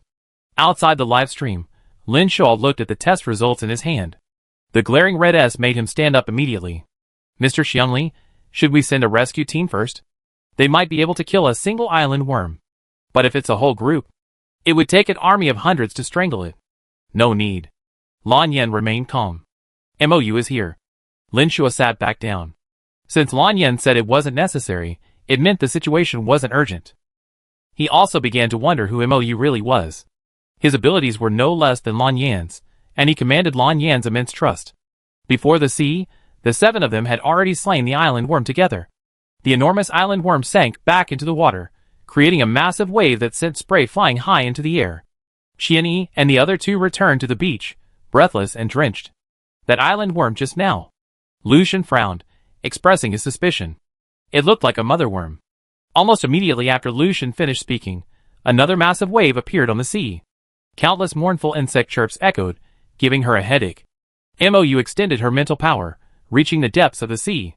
She could no longer count the number of island worms swimming towards her from the seabed. Mou unfolded her folding fan and sighed softly. The thing she had worried about had finally come to pass. She fanned herself. The water, which had threatened to flood the beach, strangely began to subside. Countless insect chirps continued to echo from the sea, causing a headache. Su Yan and Han Ning blew their divine flutes to physically block out the piercing noise. Just as the sea threatened to sweep in again, Mou fanned his fan again. Those island insects are heading here now. We need to get out of here as soon as possible. When they saw Mou unfurl his fan, they knew the receding waves were his doing. Let's go! They quickly packed up their belongings and ran towards the forest. Han Ning and Su Yan also put away their flutes and quickly left. Before leaving, Mou took one last look at the sea, suppressed any doubts, and turned to leave. Only when they reached a clearing in the forest did they breathe a sigh of relief. That was truly thrilling. Han Ning, hands on his hips, panted heavily. Lucian hugged the small tree and turned to look at Mou, his voice hesitant. Did you know from the beginning that this was a worm mother? Had their abilities grown strong enough to deal with the worm mother directly? No, Mou shook his head. I only knew when it awakened. She wasn't as powerful as they thought. Until the island worm mobilized its spiritual power, she couldn't detect it. To directly assess the power of each worm, a portion of divine power was required. Just now, she hadn't taken the initiative to assess. After all, if she did, her eyes would uncontrollably turn blue. And now, this was a competition, and every move would be captured by cameras. Chapter 36. After just experiencing a thrilling battle, and then running for so long, everyone was exhausted. Qianyi, Mingnan, and Luo Zhe's clothes were still wet and clung to their bodies, with an undeniable stickiness. Mingnan summoned a large wind ball, covering the three of them, and quickly drying their clothes. Where are we going next? Han Ning sat cross-legged on the ground, dug up a large pile of earth, and fashioned a massive shield. She also modified the shield, attaching wooden daggers to each of its four corners. Mou opened the map stored in the star ring, found their current location, and analyzed the surrounding terrain. Let's go south. Going south would lead deeper into the forest. There would be many rainworms there. Their plan before the competition was to kill as many rainworms as they encountered on the first night, to get the most points in the shortest possible time. Okay, I lead the way. Ainli discarded the wooden arrows she had brought, holding only a bow. I go with you. Su Yin tossed the ball in his hand, licked his teeth, and smiled excitedly.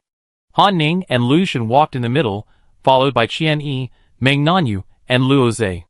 As for Mou, she walked behind everyone else to prevent any rainworms from attacking from behind. In the other live streams, everyone was unanimously planning to find a safe spot before dark. Only they hadn't mentioned finding a safe spot. The netizens who knew the rules of the game and had a bird's-eye view began to feel confused. The south is filled with nothing but dangerous zergs, nothing safe. Going there will most likely lead to elimination on the first night. 5, 6, 7, 8. I checked, and the captain of this team is Mou. Silence. Zombie scum, Luo Zhe, Han Ning, and Su Yin are all on their team. So why is the captain such a clueless loser? Number 1. She's the best on this team. Late retribution. The person above looks familiar. Isn't that the troll from before? Haven't you changed your name yet? Haha. TSK, the match was already so exciting. Can they make it through the first night? Wind, fire, thunder, and lightning? I'm betting on it.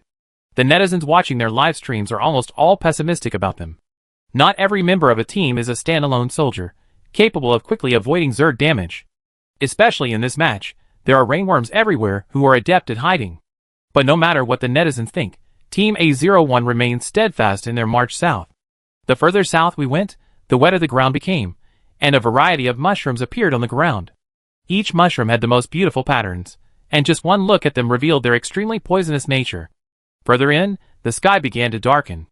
The forest, dimming in light, felt incredibly dangerous. Mou held a closed folding fan in her hand, channeling her spiritual power without withdrawing it.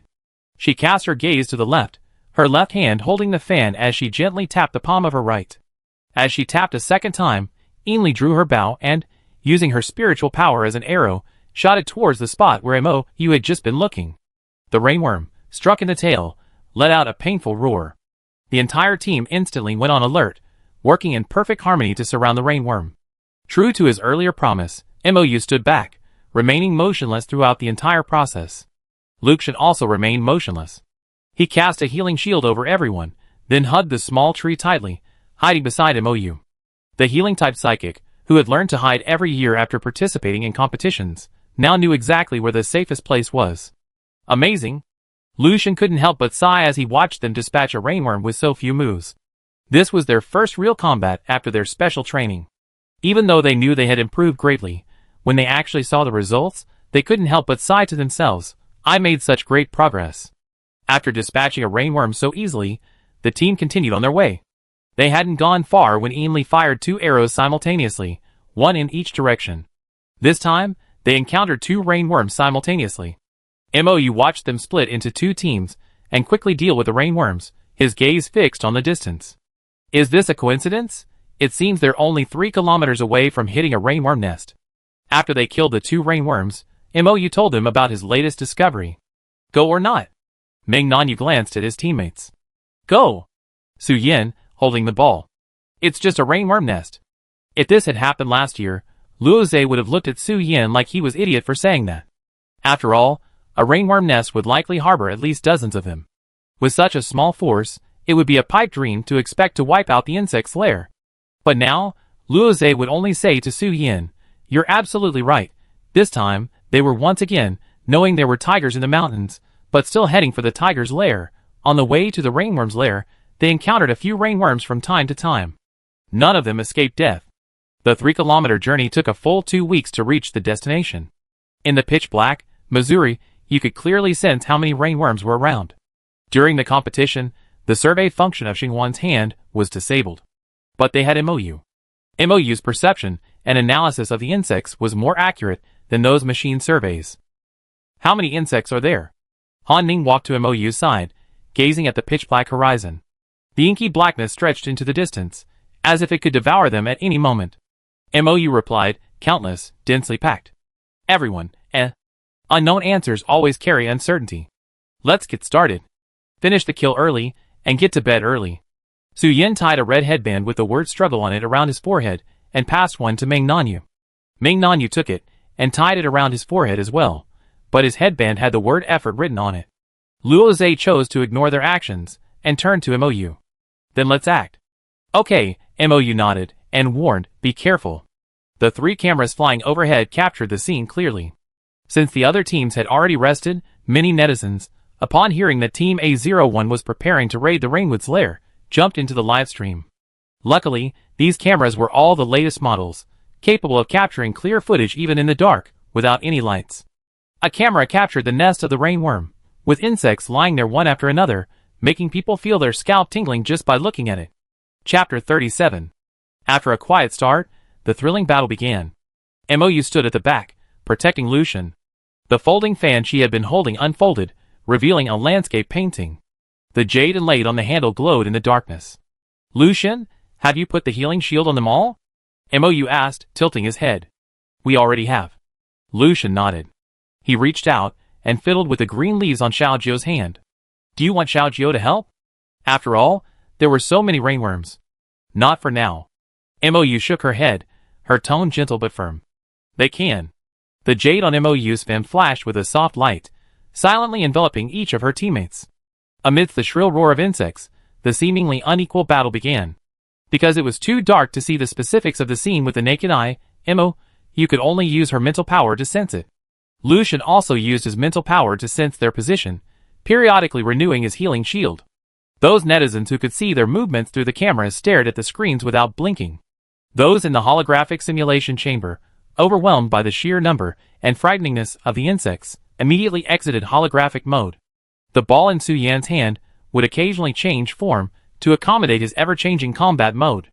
Han Ning tossed his shield aside, pulled out his flute, and began playing the divine sound, suppressing the increasingly ferocious insect roars. Compared to the boiling excitement over there, MOU and Lucian seemed like a pair of spectators. After a week, MOU could clearly feel their strength rapidly declining. After killing these rainworms for so long, there were still a dozen or so staring at them with eager eyes. Han Ning pulled a glutinous rice cake wrapped in oil paper from her pocket and devoured it, quickly replenishing her strength. The surrounding soil coalesced into a massive shield in her hands. Blades sprouted from the shield's perimeter and hurled themselves directly at the nearest rainworm. The earthen blades pierced the rainworm's body. Su Yan then struck a finishing blow, piercing the rainworm's heart. The rainworm fell to the ground with a thud. The ground, which had been shaking only slightly, suddenly rumbled like a massive earthquake, making it difficult to stand. MOU immediately stood up, a hint of worry in her eyes. She sensed another awakened insect mother, moving towards them. She had previously read in a book that a planet suitable for military academy competitions would contain no more than 3 insect mothers. But in just a few weeks, they had already encountered a second one. It was too much of a coincidence. So coincidental that it made one suspicious. In the observation room, Lan Yin had clearly realized this. He instructed Lin Shuo, start all the checkpoints on the equipment and recheck the number of Zerd mothers on this planet. Yes. Lin Shuo immediately stood up and left the observation room to do it. Lan Yin stared intently at the screen, her eyes meeting MOU's as he gazed toward the camera. She knew he had been silently watching the live broadcast. He knew what she was thinking. MOU stood up, the folding fan in his hand hovering in front of her, emitting a faint blue light. 5 miles as a boundary, for trees as a formation, the stars and the moon as a concealment, emerging during the day. Above the folding fan, a 5-star blue formation appeared, etched into the ground beneath MOU's feet. Everyone seemed to have suddenly gained daylight vision, seeing everything around them clearly. They also saw the large white insect crawling towards them at a steady pace in the distance. Insect, insect, insect mother, Han Ning exclaimed. Encountering 2 insect mothers on the same day, that's enough luck to buy a lottery ticket. It's an S-rank Rainwood insect mother. Qian-Yi pulled 2 bandages from her pocket and wrapped them around her wrists and hands, leaving only a few fingers exposed. The next battle would be the most difficult. Can you handle it? Mou asked, tilting his head. With Mou's strength, dealing with these insects was no problem. But Mou preferred to let them do it themselves. This was a rare and precious opportunity for actual combat. Besides, if Mou wasn't by their side in the future, they would have to rely on themselves to solve such problems. Even now that his godhood had been sealed, Mou still subconsciously interacted with humans using the same mindset from tens of thousands of years ago. To use an ancient saying, she always adhered to the principle, it's better to teach a man how to fish than to give him a fish. We can give it a try. Luo Zhe's expression was cold, murderous intent in his eyes, and he showed no sign of retreat. A boomerang floated in Su Yan's hand, ready to be launched. Ainli had already drawn his bow, his mental energy forming an arrow, aimed at the dozen or so rainworms and the approaching mother insect. Han Ning and Qian-Yi were partners again, one casting a defensive shield while the other fought furiously. Ming Nanyu stood, his gaze determined, his hand gripping his weapon trembling slightly. This was due to the exhaustion caused by the prolonged killing. Even Lucian stood up and touched Xiaojiu's leaves. Of course, we still have Xiaojiu. Everyone simultaneously glanced at the small tree in Lucian's hand, their confidence growing stronger. Number 2. Wow, why didn't I have such a gentle yet powerful captain back when I was in military school? Mutual appreciation. So inspiring, they never gave up. Draw the sword without hesitation. After killing so many rainworms, you still have to kill the rainworm mother. Won't you be tired? Unchanging is changing. Am I the only one who notices something special about this captain? Cat and dog wants it. Did the guy upstairs notice it too? She looks ordinary to me, yet I feel she's very powerful. Does anyone understand this strange feeling? I can't guess. How did her fan just levitate? Why was there a blue halo on it? Rabbit driving the ship? I don't know. It looks impressive, but I don't know what it does. Cat and dog wants it. Maybe she just performed a magic trick? Number 1. Lucky star. This is the most exciting scene I ever seen in all the 2 school competitions. I wonder if they can survive tonight. Number 6. A01's captain is the strongest. Number 1. With their captain around, they won't be in any danger. Number 4. Who on earth has a captain like that? TSK. Can those water army members change their names? At least I can trust them. Gentle Moth. Am I the only one curious about who Xiujiu is? But error. I'm curious too. Shit. But Era was just about to say she was curious about Xiujiu too, when she saw something amazing. The small tree that Lucian had been holding pulled out its roots and jumped out of the pot. In the blink of an eye, it grew into a tree over 3 meters tall. The roots, still covered in mud, acted like legs, moving freely across the ground. The branches were like whips, lashing out with quick, accurate, and ruthless blows at the nearest insect. How could a tree that could be called a tree that survived a near-death experience be so gentle? Chapter 38. The insects were beaten to pieces, their skin and flesh ripped apart, letting out an agonizing wail. Xiujiu's ferocious play shocked most of A01's teammates, and the netizens watching the live stream. What a powerful plant. It's like a spirit. Su Yan watched the small tree dispatch 3 rainworms in one go, sighing from the bottom of his heart. Why do I feel like I'm even worse than a tree? His sigh was echoed by his teammates and netizens. Many netizens even took screenshots of Xiujiu's image and searched Starnet to find out what kind of plant it was. After killing the 4th rainworm, Xiujiu turned and ran back. After quickly transforming into his original small tree, he jumped into the flower pot in Lucian's hand, lowering his head to cover his roots with soil. Then he lay motionless in the pot. Lucian touched Xiujiu's leaves, looked at the others, and smiled apologetically. Xiaojiu has just reached adulthood. After defeating these 4 rainworms, he's a little tired. Mou glanced at Xiujiu, who seemed to be slacking off, finding the insect killing boring. He didn't point out the fact that he wasn't tired, and was still very energetic. The rest is up to you, Mou said, his tone as gentle as ever, as if encouraging a child who had just learned to roll over to learn to walk.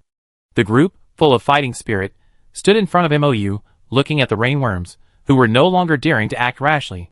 The rainworms they had just killed had already made them wary. Until the insect mother arrived, they wouldn't attack them. But that didn't mean Luoze and his group would just stand there and wait for her. They would only kill as many ringworms as possible before the insect mother arrived. The ground trembled louder and louder, the frequency of the tremors increasing. The speed with which they surrounded and killed the insects also increased. Even though there was no music to incite tension in the live broadcast, all the netizens watching it couldn't help but feel nervous. In the darkness, they moved swiftly, their swords swiftly striking. With the formation MO had just set up, they could clearly see everything happening nearby without using their mental power. Just as the insect mother was about to arrive, the last rainworm collapsed. The entire rainworm nest was empty. The rainworm mother rushed over and, upon seeing the scene, let out a piercing cry of anger and sorrow. This cry struck everyone's mental power, giving them a headache. Lucian sat beside a tree, placed Xiaojiu in his arms, and took out his flute, playing the divine sound. This was the third time they had played the divine sound since the start of the competition. The gentle melody carried an all-embracing power. Even those netizens who heard it live could sense its uniqueness. The EN1 team, originally underdogs, had demonstrated remarkable feats in just a few weeks. For example, Ainli, who used his mental power as an arrow. For example, the ball in Su Yan's hand that could transform into a variety of weapons. For example, the small tree in Lucian's hand, possessing astonishing combat power.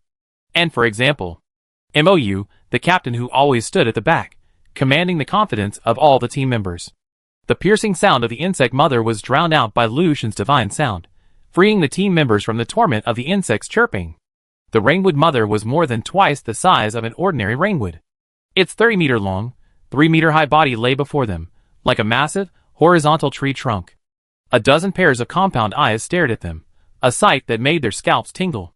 The dead rainwood mother lay scattered around, now brimming with rage.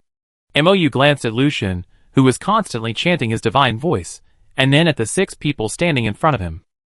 The first to strike was Ainli. He fired an arrow directly into the mother's tentacles. The grayish-wood tentacles trembled as if pricked by needles. With Ainli's help, the others quickly engaged the mother in their best tactics. Compared to the mother, they all looked incredibly small. Assassination attempts proved impossible due to the mother's thick hide. Slamming attacks, however, proved ineffective due to the disparity in size and strength. The typical rainworm's weakness lies in its antennae, but this mother insect's weakness clearly isn't there. Mou gazed at the rainworm, gently tapping its fan ribs with her index finger, her eyes flickering. Her gaze fell on the rainworm's constantly blinking compound eyes.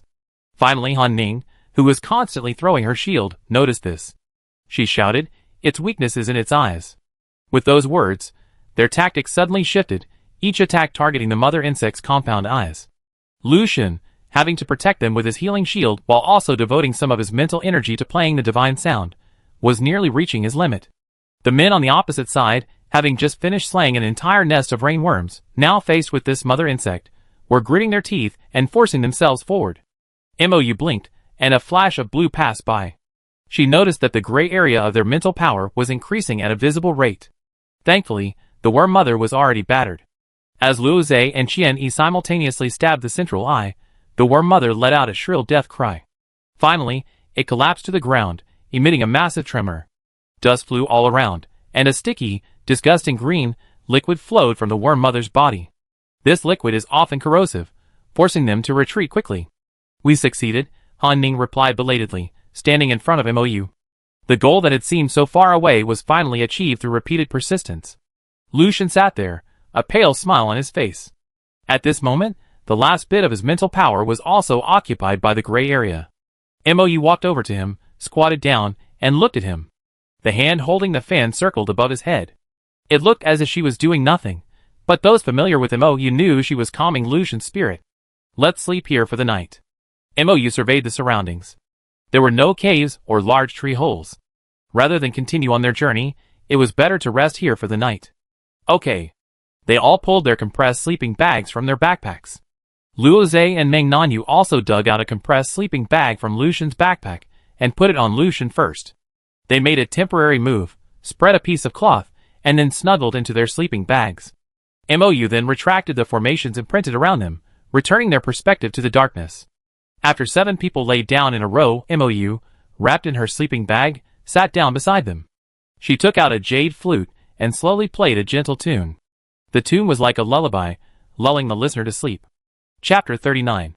Lan Yin, sitting in the monitoring room, softened upon hearing this piece of music. Many years ago, he was constantly tormented by his anger. Whenever that happened, she would sit by his bed and play this piece for him. The person on camera played, and those outside listened. Many people watching the live broadcast fell asleep while listening. For the students competing, tonight was destined to be a rough night. At dawn, teams had already left their safe havens, preparing to set out to kill insects. One participating student subconsciously glanced at the current standings. When they saw the top score, they were instantly awakened. Points, 89-20. Did they disturb the insect's lair yesterday? Killing a rainworm earns 120 points, and killing a bearworm earns 115 points. How many insects did they have to kill overnight to earn this many points? He wasn't the only one with this question. Everyone who checked the leaderboard that morning shared an expression of bewilderment, shock, or even doubt. As for the A01 team, everyone, except MOU, was still asleep. Having exhausted their mental energy so much the previous night, they all slept soundly. MOU emerged from her sleeping bag, folded it, and stuffed it back into her bag. She compressed it into a small cube and stuffed it into her backpack. She looked at the sleeping people and pulled a folding fan from her sleeve. She placed it next to Xiao Jiao, then stood up and headed east. Mushrooms are everywhere here. Some mushroom soup would be quite good in the morning. But the key is to find non-toxic mushrooms. After walking for who knows how long, MOU finally found a small bag of various gray mushrooms and headed back. There were no rabbits here, but MOU did encounter a pheasant. Carrying these back, MOU pulled a pot from his backpack. He picked up a branch and stared at it for a few seconds until it caught fire. After adding water and salt to the pot, he poured the clean mushrooms in. It was getting a little brighter now. By the time the mushroom soup was ready, Luo Zhe and his group had all woken up. People started to check in to watch the morning broadcast. The A01 group's live stream was always so unique. In the live stream, they discussed their sleep last night. Wow, did anyone fall asleep to MOU's music? This comment was followed by many responses. I want both cats and dogs. This captain seems quite impressive. The rabbit driving the flying ship. Is it possible that the captain hasn't taken action because the team members can handle those situations? Belated retribution. After reviewing the live broadcast of the Federation's closed-door training, their captain is the chief training officer of the special training class. Number 3. Did you just realize this? Number 5. She's this year's invitee. Have you ever seen an invitee who's ordinary? This statement sparked a huge uproar. Many netizens started streaming 2 live streams, one showing the current competition between the 2 schools, and the other showing a replay of the previous live broadcast of the Federation University's special training class. After comparing them, MOU was indeed the chief training officer of the special training class. Team A01 is like a treasure hunter with countless treasures, always allowing netizens to find new discoveries. Many people were beginning to disbelieve that Captain MOU was a witless, worthless warrior. Outside opinions had no impact on the internal student competition. They sat around the pot, each holding a bowl of mushroom soup, feeling the tranquility of time. Su Yin checked their current points and suddenly felt lazy. Last year, they painstakingly killed bugs for 3 full days, only to earn only slightly more points than they had earned in just one night. All the rainworms here have been killed. Where are we going next? Su Yin asked MOU, taking a swig of mushroom soup. Let's go back to that beach and kill the island bugs, MOU replied. In fact, island bugs weren't the main insect species in this competition. Furthermore, each island bug was enormous, and if one wasn't careful, they could be swept into the sea. No military academy competition would focus on insects that live in the sea.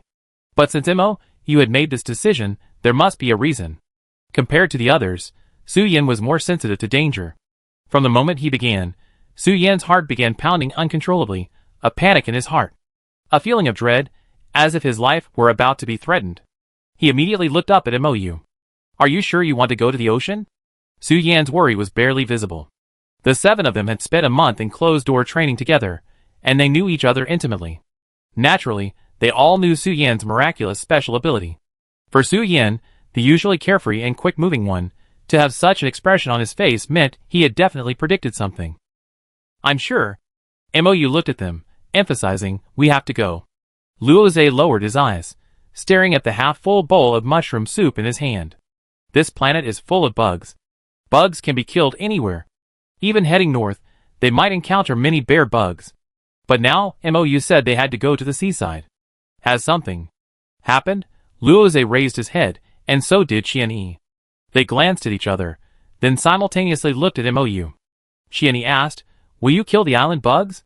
Before the match, they had agreed that Mou wouldn't intervene unless absolutely necessary. If Mou said she would, it would mean that a creature they couldn't defeat had appeared in that ocean, only they understood the meaning of her cryptic words.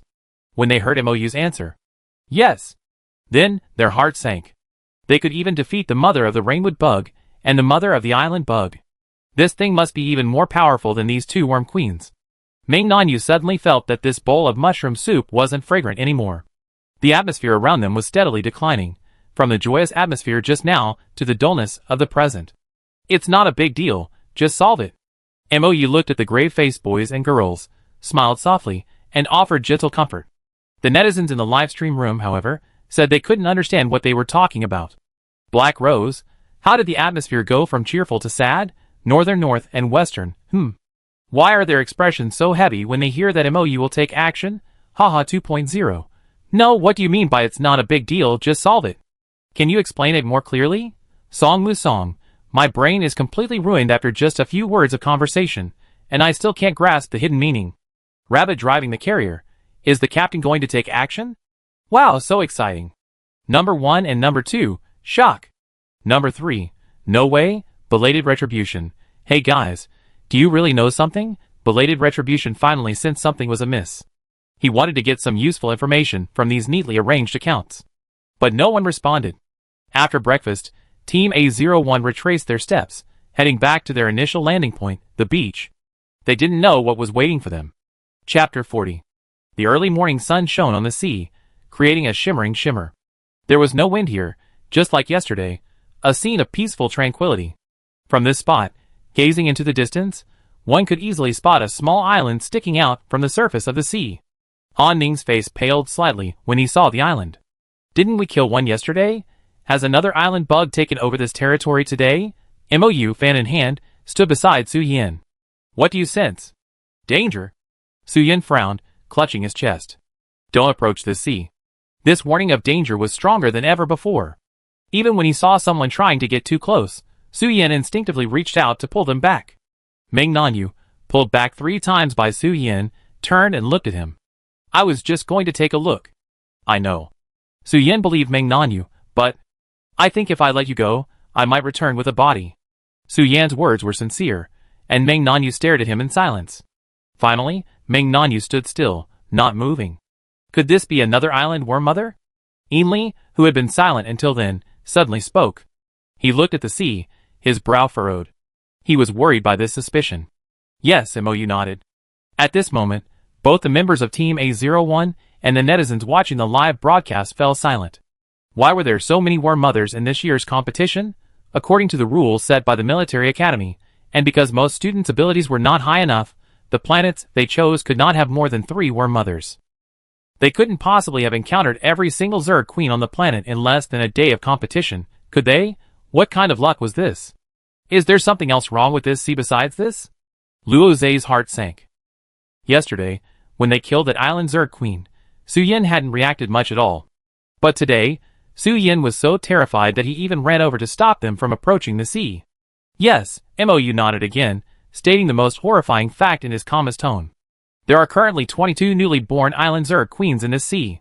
It was known that it took their combined strength to kill a single island Zerg queen. And now, 22 had appeared simultaneously. 22.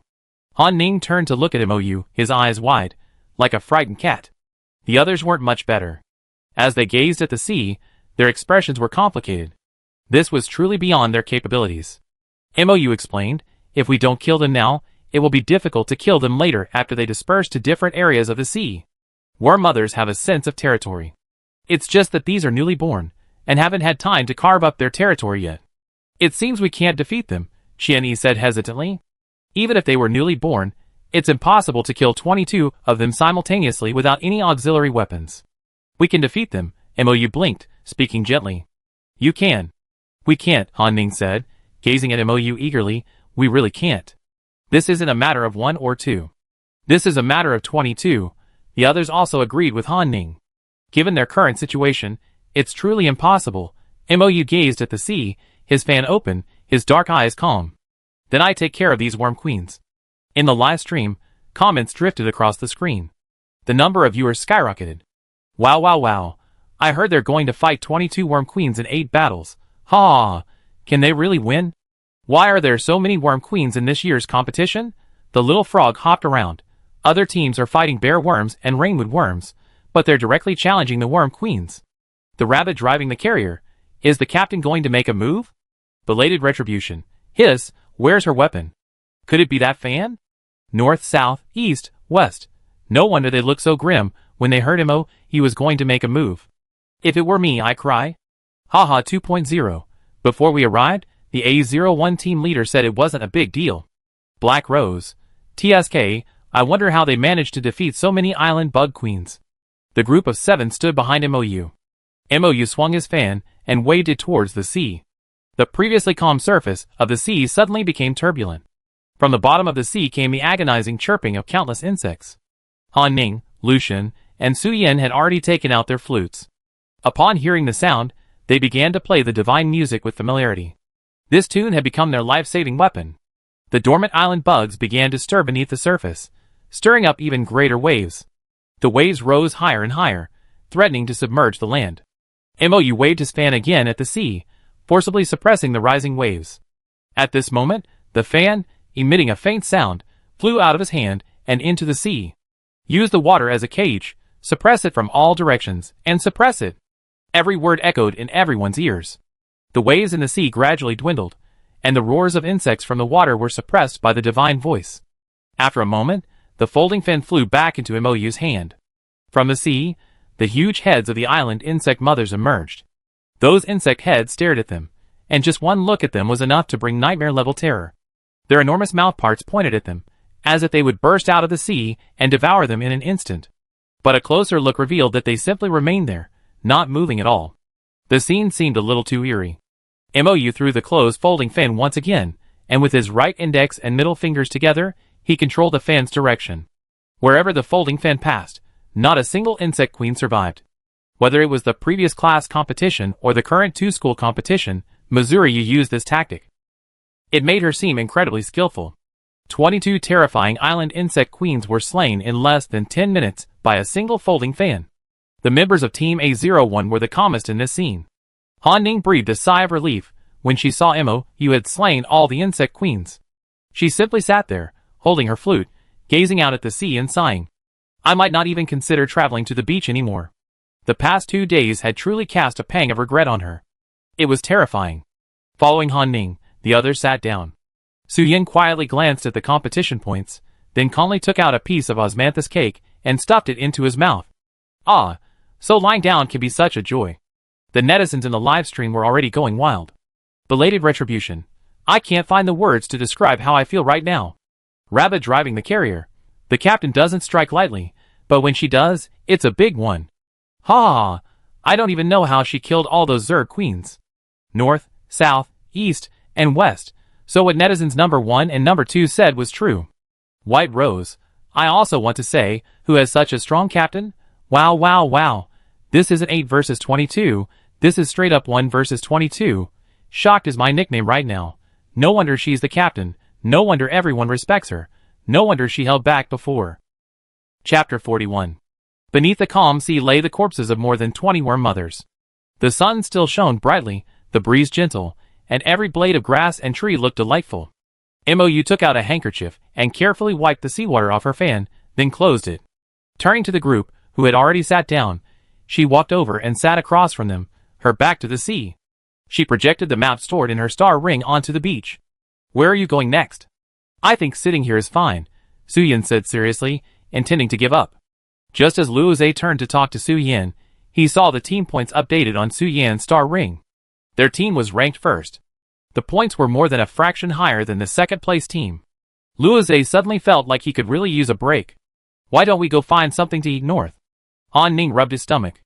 I'm not full yet. Good idea. Ming Nanyu followed suit. I'm not full either. Ainli, Qian Yi, and Lucian all agreed. The points were almost there now, so they might as well conserve their energy. After all, the third day was a team-to-team competition. A lot of teams were probably eyeing them. MOU lowered his eyes and drew an incomprehensible pattern on the projected map. After completing the final stroke, MOU twirled her index finger and thumb, then glanced once more at the camera following them. This was her only way to communicate with Lan Yen during the competition. Let's go. Let's find something to eat. MOU put away the projected map, stood up, and looked at them. As they were leaving that area, the camera briefly captured the entire pattern MOU had just drawn. Lan Yen, sitting in the monitoring room, knew what MOU was talking about when she saw the pattern. Every race has its own language, and the Protoss are no exception. MOU's writing had been laced with a bit of deceptive divine language. She suspected something in the sea could affect the insect's level, and wanted him to send someone to investigate immediately. Lin Shua, find a few of the most capable individuals, and accompany me to the A303 area. Lan Yen grasped the black jade on her wrist, stood up slowly, glanced at the figure heading north, and turned to leave the monitoring room. What she wanted him to do, he wanted to do even more personally. Lin Shua's execution was something Lan Yen had recognized. In less than 10 minutes, everything was ready. The 7-man team, led by Lan Yen and supplemented by Lin Shua, set off for the A303 area. On the way there, Lan Yen lowered his eyes and tapped a few times on his electronic device. All roads leading to Area A303 were temporarily blocked. By the time Lan Yen found the location of MOU's pattern, MOU and his companions had already walked 2 miles north. They killed 3 inedible bear worms along the way, and didn't find a single edible wild boar or pheasant. The only vegetation along the way was vegetation, and there were no poisonous mushrooms. When they reached a lake, Ainley immediately raised his hand to stop his teammates from moving forward. There's an ambush ahead. Ainley pointed his bow, an arrow in his left hand, to the southeast. There was indeed an area of overgrown jungle in the southeast, completely out of place with the rest of the area. What are they ambushing? Insects? Han Ning wondered. It's only the first day, so it's not time to ambush people yet, right? They're probably avoiding bear bugs. Jenny tapped Han Ning's head as he leaned in from behind, offering a reasonable guess. Then let's go the other way and avoid them. Su Yen didn't think it was a big deal. The group passed the suspected ambush area and turned a corner. MOU, walking at the back, couldn't help but smile when he saw them change direction. The netizens in the live stream didn't miss MOU's sudden smile. The rabbit driving the carrier. The captain's sudden laughter made me panic. Ha ha ha. The captain's ambiguous smile made me worried even through the screen. Nan Yenny, were they encountering another insect nest? Nan Bai Dunxi, after that exciting scene just now, I think the captain's smile must have a reason. Belated retribution. Where are the brothers? Can you interpret this? Nani, eh? The further we go down this road, the more desolate the surrounding vegetation becomes. The sunlight from the sky spread over a wider area. A rustling sound emanated from the still tall bushes around them, instantly raising their guard. Soon, a group of dozens surrounded their small group. Everyone was fully prepared, poised for action. Give up half your points, and we won't eliminate you, the leading youth said arrogantly. It's not even the 3rd day yet. Eliminating us now would be a foul. Luo Zhe approached the youth and calmly explained the rules of the game. We drew a special card. The youth tossed the card directly to Luo Zhe, letting him examine it for himself. Special cards are hidden inside randomly dropped supply packs. With this card, you can challenge a random team. Winning means you take half the opponent's points and eliminate the team they robbed. Losing means the opponent loses half their points and eliminates them directly. To ensure this is foolproof, the young man had been setting up this trap for quite some time. Any team with a reconnaissance-type psychic would instinctively avoid the ambush at the fork in the road and take this route instead. The young man united 3 teams from his school, determined to make this special card work. It's a great card, but it's a shame you ran into us. Su Yen leaned over to read the card's rules, then lamented for the young man on the other side. The young man looked at Su Yen as if he were an idiot. Do you think 40 of us can't handle the 8 of you? I think we can. Su Yen nodded, then countered, this card can only give our points to one of your teams. Aren't you afraid of working for the other team in vain? Stop trying to sow discord, the young man snorted. We already agreed on this. Give up 2 teams to save 1, and the winnings will be split equally among the 3 groups. I'm not trying to sow discord, I'm just asking out of curiosity. After saying this, Su Yen turned his head, looking past the others at MOU, and forced a particularly bright smile. Captain, someone's trying to rob us. Will we fight back? You're not the captain? The young man's surprised gaze fell on Luo Zhe. The young man was Ming Su, a junior at the Interstellar Military Academy. He naturally knew that Luo Zhe was the strongest individual soldier among the juniors at the Federal Military Academy. He had assumed he was the captain of the team, but he hadn't been. Fight back. Mou watched them eagerly, the smile in his eyes growing even wider. Fight with all your might. Hearing a gentle female voice, Ming-Su's gaze fell on Mou, standing at the very back. Ming-Su, obsessed with looks, blinked, his first thought, she's so pretty. Chapter 42. Come back to your senses. Ming-Nanyu patted Ming-Xu's shoulder in dissatisfaction, blocking his view of Mou. Just tell me, how do you fight? Ming-Xu came back to his senses and looked at Ming-Nanyu, laughing maliciously. 40 versus 8, of course. Ming-Xu had united so many people just to be absolutely sure. He definitely secured their group's points today. Okay. Ming-Nanyu chuckled, gripping the dagger in his hand. Don't beg for mercy later. The battle between the two teenagers ignited instantly. Mou had no intention of fighting. She stood aside, watching the action unfold. 40 versus 7. It was a brawl of superior numbers. Winning would lead to arguments about unfair victory. Losing would be a complete loss of face. Whether intentionally ignored or unintentionally, none of the 40 men were heading for Mou. Mou showed no concern for them at all. He even pulled a few pastries wrapped in oil paper from his sleeve and stood there, eating as he watched. On one side, a fierce battle unfolded, and on the other, the peaceful days of enjoying pastries. It was clearly the same scene, yet it was abruptly split into two. Swords clashed against swords, ice, fire, and lightning all around. The trees on either side were charred black from their fighting. Han Ning crafted his shields at an ever-increasing speed, throwing them at anyone who could defend themselves. Su Yan's weapon, alternately a short blade, a long sword, and a boomerang, shifted to a continuous retreat. Everyone who attacked him was driven back by his ever-changing weaponry. The man on the outermost edge watched as the 7 men were completely surrounded by his teammates, and simply stood there and watched. It was then that he suddenly realized there were 8 people in this squad. What about the 8th person? This thought immediately alerted him, and he looked around. His eyes locked on Mou, who had been forgotten by everyone else. She was leaning against a tree trunk, holding a half-eaten pastry. Noticing someone looking at her, Mou paused and looked to the side. She saw the man, clutching a dagger, pierced with lightning, running towards her. Mou quickly pulled a folding fan from her sleeve, using the fan bone to block the incoming dagger. She exerted force on her wrist, and the fan lightly tapped his wrist. The man's grip loosened in pain, and the dagger dropped. Mou quickly grabbed the dagger. By the time the man realized what was happening, the dagger he had just discarded was already at his neck. Not only had he failed to eliminate Mou, he was eliminated by him. If Ming-Su had targeted any team except Mou, he might have had a chance of victory. Unfortunately, he chose to target Mou's group. It was clearly a battle of superior numbers, yet after such a long stalemate, they hadn't eliminated anyone. Lu Shen released Xiao Jiao. Han Ning, holding his shield, threw it at Ming-Su's head. Okay. Lu Shen nodded at Xiao Jiao's leaves. I leave it to you. Lu Shen fed it a large amount of healing energy, and after Xiao Jiao had eaten its fill, he was finally willing to move around. It didn't even grow in size. Instead, it stretched out a long vine and bound all 40 people. The battle, which had supposedly dragged on for a long time, was decided in an instant. Thank you. Luo Zhe sheathed his broadsword and smiled at Ming-Xu. Ming-Xu's attention was now completely absorbed by the small tree in Lu Shen's hand. What kind of plant was this? So powerful, they hadn't even reacted yet, and were caught in the tree's trap. Unfortunately, no one would answer his questions.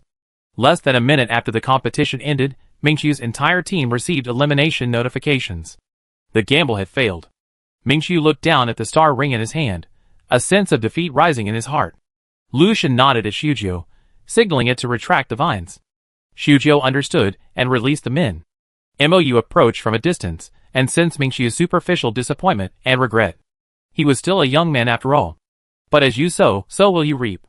Having made such a decision, one must bear the consequences of any eventuality, whether good or bad. The members of Ming-Xu's group were taken away by the unmanned aircraft carrier. The other 2 groups, knowing they couldn't defeat them, also left early. They were the only ones left in this messy open space. Mou looked back in the direction they had come from and noticed that any traces left on the beach had been erased. It seemed that the unknown object on the seabed had been retrieved. Let's go! We should be able to catch a few wild boars up ahead. Mou's mood remained unaffected as she continued forward. As expected, they had indeed caught 2 wild boars up ahead, perfect for roasting. When Lan Yin returned to the monitoring room, he saw they had already prepared the wild boar and were roasting it over the fire. MOU's favorite way to roast wild boar is with honey. I wonder if she brought any honey to the competition this time. If not, why not secretly send some over? Just as Lan Yin had this thought, Lin Shu approached, carrying the test data just loaded from the full process inspection equipment. Mr. Xiangli, Lin Shu said, his expression grave, as he handed the test data to Lan Yin. I request an immediate halt to this competition between the 2 schools. Lan Yin lowered his eyes to the data on the table, skimming over all the analysis and looking directly at the results. It is predicted that there are currently over 364 Zerd mothers on planet MH822. This number is 100 times higher than last year. Besides Team A01, have any other teams encountered Zerd mothers? Lan Yin flipped through the report on the table, reading quickly from page to page. Groups B33, A23, and A41 also encountered worm mothers, and were rescued by the rescue team, Lin Shu replied.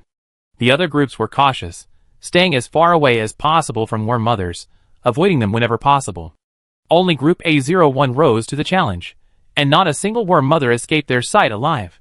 You should discuss this matter with the principals of the 2 schools and report back to me. Lan Yin had no intention of getting involved.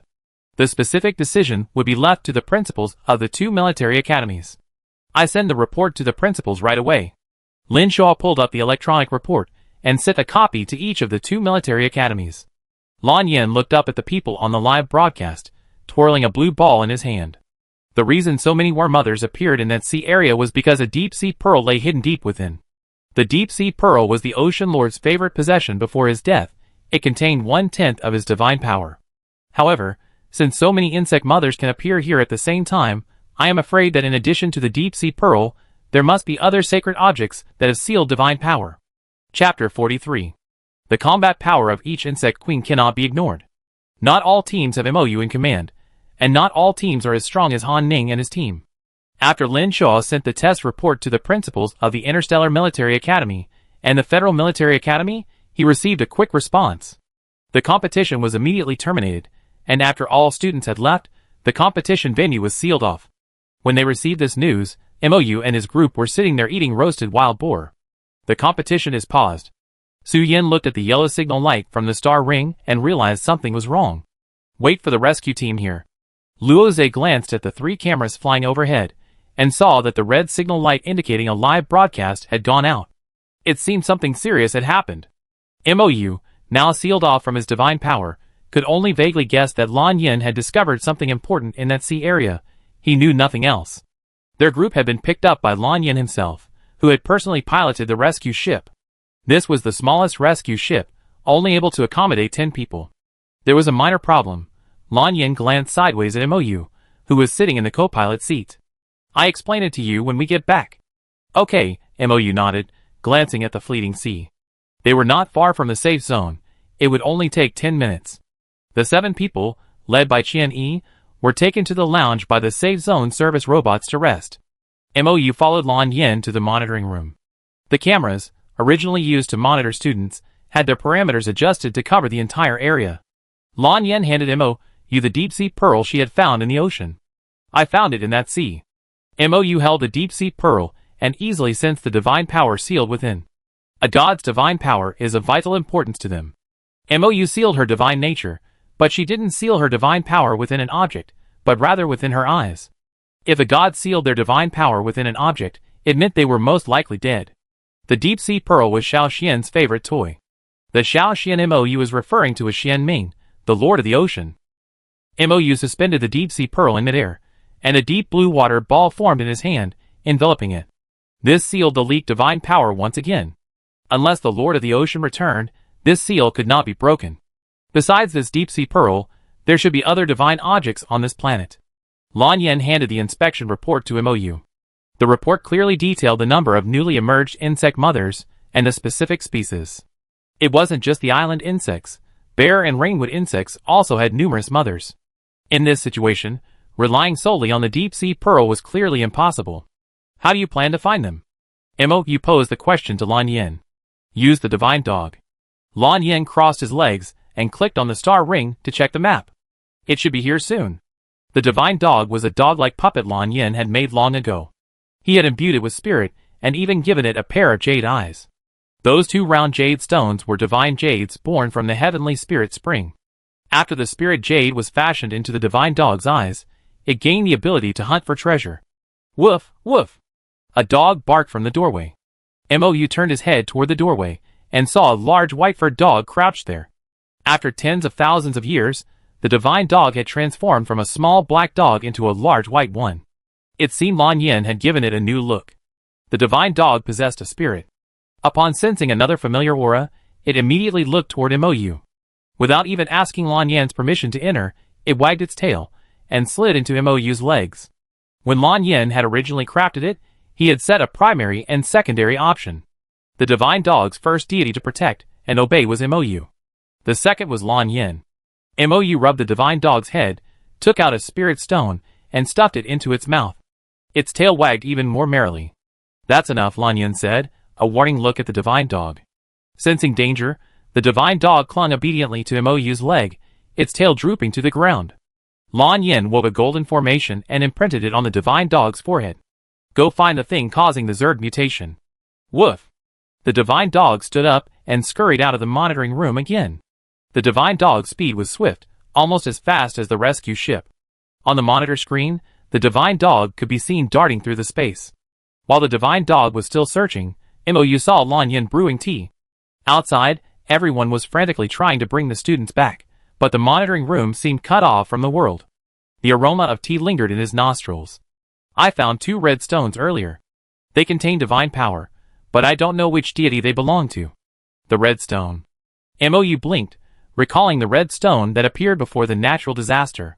"Do you notice anything wrong with that red stone? The aura trapped within it is very disturbing." Lan Yin recalled the feelings of the people around him when they first found the 2 stones, and added, "But humans seemed to like it. Hated by the gods, yet loved by humans." Mou had already guessed what it was. A painting appeared out of thin air on the table, depicting a red stone. "Is this it?"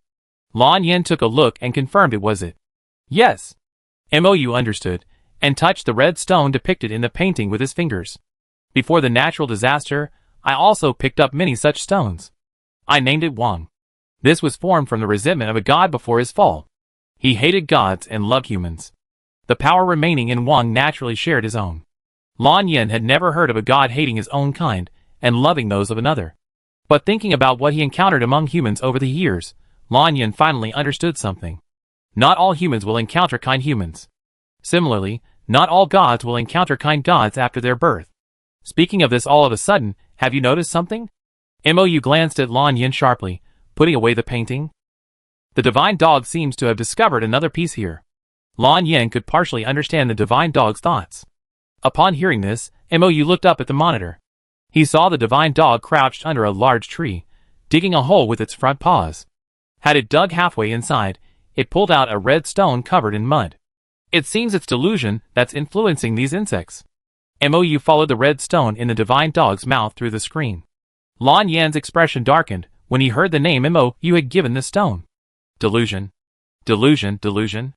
No matter how you put the words together, it seems that this stone is not a good thing. Chapter 44. The divine dog was swift, and the red stone was soon placed on the table in the monitoring room. The stone radiated a red light, dazzling the gods and causing them to feel irritated. Mou produced a piece of gauze from thin air and placed it over the stone. The initial discomfort gradually subsided. Why was it named Wang? Lan Yin retracted his gaze, no longer looking at the stone. Carrying it for a long time will arouse the gods' delusions and accelerate their downfall. Mou paused. If worn for a long time by humans. Mou thought of a young man, closed his eyes, and sighed. If worn for a long time by humans, they would initially gain supreme divine power, but ultimately, because the divine power was too strong for their bodies to bear, they would fall to death. Once upon a natural disaster, some humans wore Wang and gained great power, protecting those they wanted to protect. They paid the price, exchanging lives for lives. Waves of humans who wore the delusion died, and waves of humans chose to wear it, fighting the natural disaster and protecting other humans. It was because of this that, realizing they couldn't survive the disaster alone, Mou relented and intervened. She withdrew all the divine power bestowed upon humanity, and used it to resist the natural disaster. She never imagined that she would still see the delusion tens of thousands of years later. Lan Yin knew MOU's protectiveness towards humanity, and guessed she might be thinking of some sad past. But he hadn't been there for her, nor had he participated in that past. He didn't know how to comfort her, so he could only place a bowl of sweet yogurt next to her to stop her from thinking about the past. MOU opened her eyes, lowered her gaze to the bowl of extra cheese, and smiled gently. She gripped the spoon and took a bite of the cheese. Where are those 2 pieces of Wang you picked up earlier? One is at the Federal Military Academy, and one is in the laboratory. Lan Yin thought of those who had long dealt with Wang. I have them retrieve it. This thing isn't a good thing for humans. Even if it can temporarily grant great power, it comes at the cost of one's life. MOU produced 2 bags made of Lingji yarn. After you retrieve it, seal it with these. You couldn't figure out how to dispel the divine power contained in Wang. It would be better to seal it until a solution was found. Okay. Lan Yin put the 2 bags away. The piece of Wang on the table, sealed by MOU with Lingji yarn, was put away. Planet MH822 had been designated a Class 2 dangerous planet by the 2 major military academies. This planet is no longer suitable as a competition venue, and the competition between the 2 schools has been temporarily suspended. The competition will be relocated to planet BY830 and resumed. This time, the Interstellar Military Academy's principal has submitted a request. MOU, who requested an invitation from the Federal Military Academy, will not participate in this competition between the 2 schools. Based on MOU's effortless single-handed defeat of 22 Zerg Queens, the Interstellar principal was already unsure of his true strength. Allowing such a person to join the Federal Military Academy's camp would guarantee their defeat. Lan Yin watched the Interstellar Military Academy's principal run up to him, crying, and slowly sipped his tea. He glanced at MOU, who sat inside the room. He tapped the black jade on his wrist and asked her in a divine voice, "Do you want to participate in this competition? This competition is between juniors, and her participation would be like cheating for them." MOU sent Lan Yin 2 words, "No." Lan Yin then put down her teacup and looked at the Interstellar Military Academy principal sitting across from her. "I approve your application as soon as possible." "Okay." The Interstellar Military Academy principal immediately put away his scowl and smiled, his wrinkles visible. That's how the competition becomes more interesting. That afternoon, the Federal Military Academy updated the list of participants. Attentive netizens quickly noticed that MOU was missing from the updated list. When they tried to visit the Federal Military Academy's official website to inquire about the reason, they saw a pinned message on the homepage. The title read, regarding MOU's reason for not participating in the competition. The content read, after consultation with MOU has chosen not to participate in this competition. Specific reason, she's too strong. If the official website hadn't banned comments, there would probably be tens of thousands of comments under this message. This incident even became a trending topic. MOU himself was sitting on the spacecraft bound for planet BY830, continuing to write the ancient text. Lan Yin sat beside her, turned on the projection equipment, and watched expressionlessly as the entire high-ranking federal military officials attended the meeting. This meeting was to discuss the feasibility of MH2's psychic experiment. MH2 had developed a first-generation psychic power restoration potion the day before yesterday. Now they wanted to apply to launch a second project, research on a potion that could stimulate human psychic abilities. The researchers working on the MH2 mental experiment codenamed the project Renaissance. Admiral Ming Yuan looked at Lan Yin. "Wang, what do you think? Use humans for experiments?" Lan Yan's calm tone tinged with a hint of anger. What he hated most were those researchers who constantly wanted to experiment on humans. Mingyu glanced at Lan Yin, then at the officers sitting in formal attire, a flicker of irony in his eyes. In the past, whenever this topic came up, there would always be heated arguments. There were reasons to agree. There were reasons to disagree. But when Wang joined the meeting, no one dared to speak. As a major general, Mingyu couldn't influence the admiral's thoughts, but there was one person who could. Mingyu slowly unscrewed the thermos, raised an eyebrow at his brother Ming Yuan, and leisurely sipped his tea. "Ah, today's tea is really well brewed." Ming Yuan glanced at Mingyu, a hint of indulgence in his eyes. He knew Mingyu's thoughts perfectly well. He also agreed with Mingyu's ideas, but in his current position, he couldn't show any bias. Otherwise, it would be difficult to maintain a neutral stance and handle any matter. "This research has a clear direction," a major general said, taking the lead. The lab staff said that only one person is needed in the initial stage of the project. Large-scale experiments will be conducted later, once the project is mature. "Oh!" Lan Yan looked up at the Major General without a change of expression.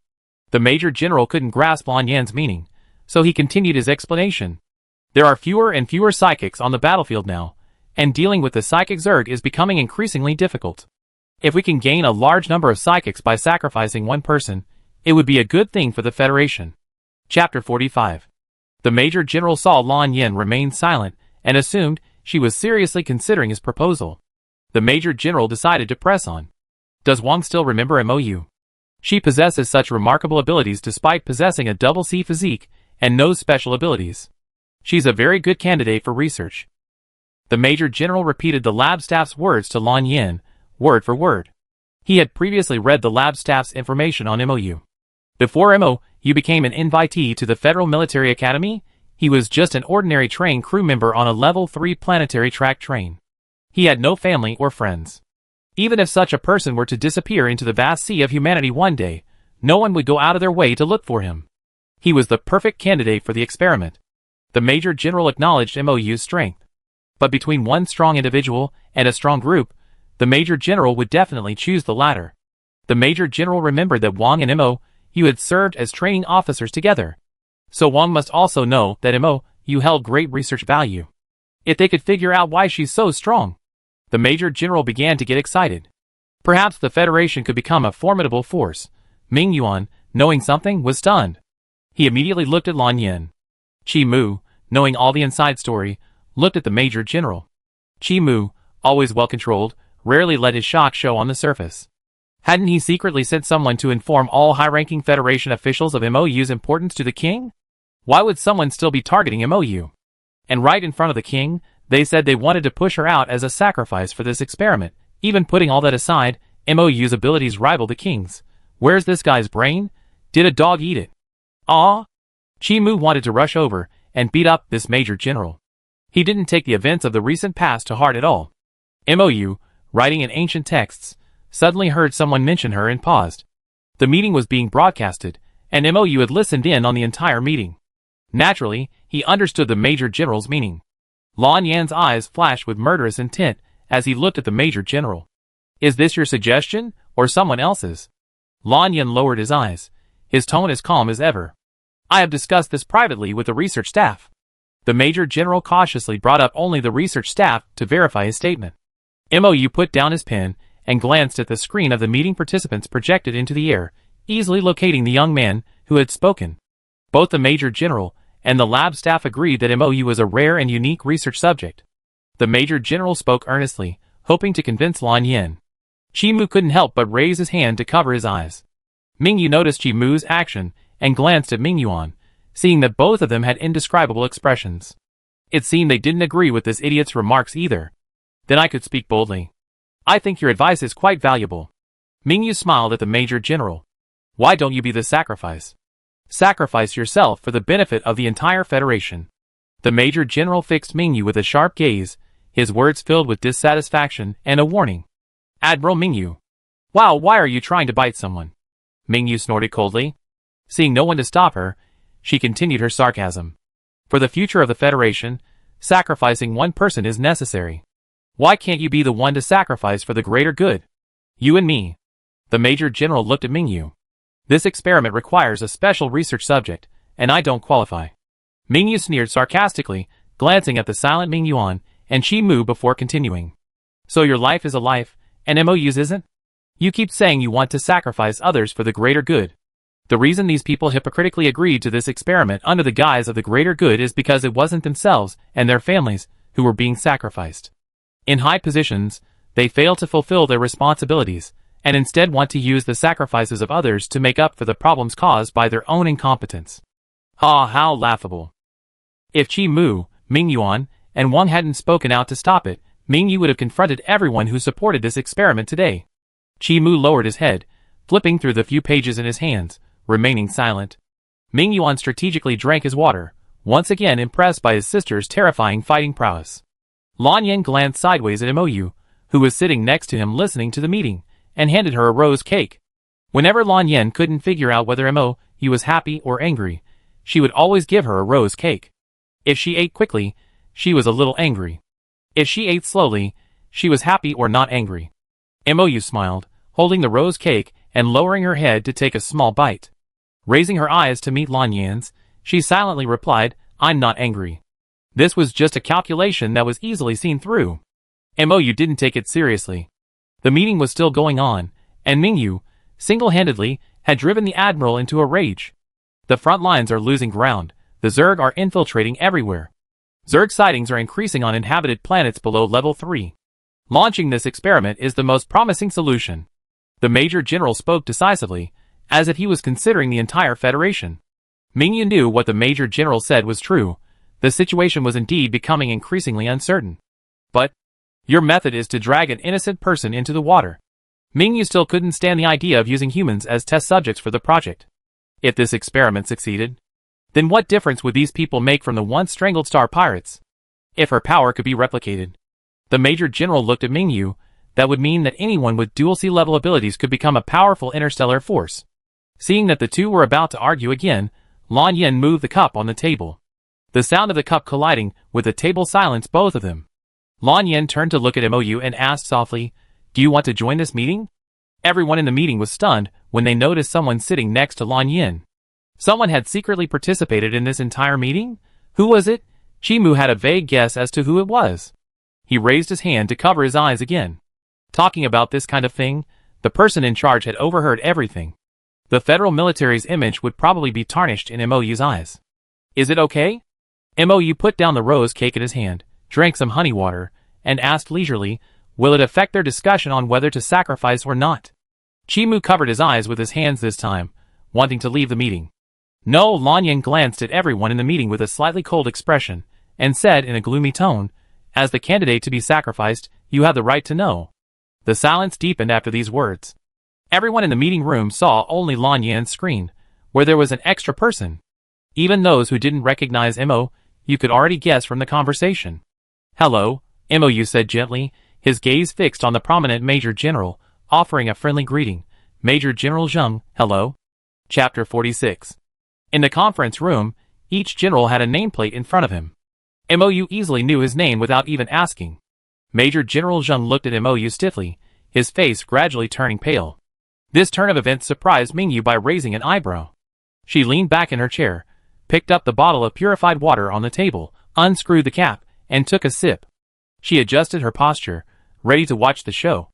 Mingyu was well aware of the hidden reason why Major General Zheng had chosen Mou as the experimenter.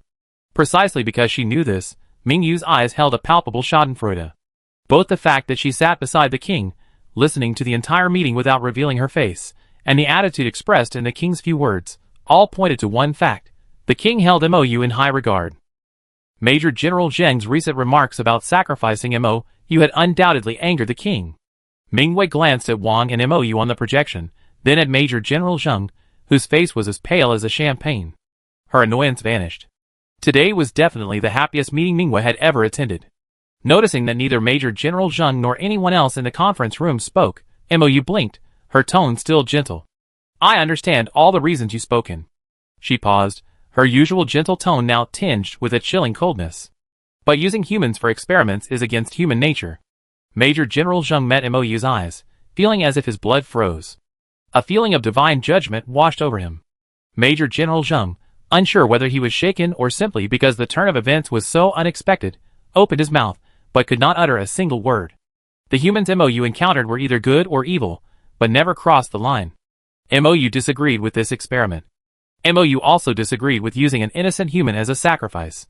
She favored the human because she saw that person, despite being in danger herself, still cared about the safety of the world. It was the tragic heroism of someone standing up in the face of disaster, sacrificing their life for the hope of their race. They held fast to their moral principles, but would not sacrifice the lives of others for their own moral principles. Major General Zheng clenched his hands into fists under the table, his eyes downcast, staring at his nameplate, silent. "Major General Zheng, why aren't you talking? Are you mute?"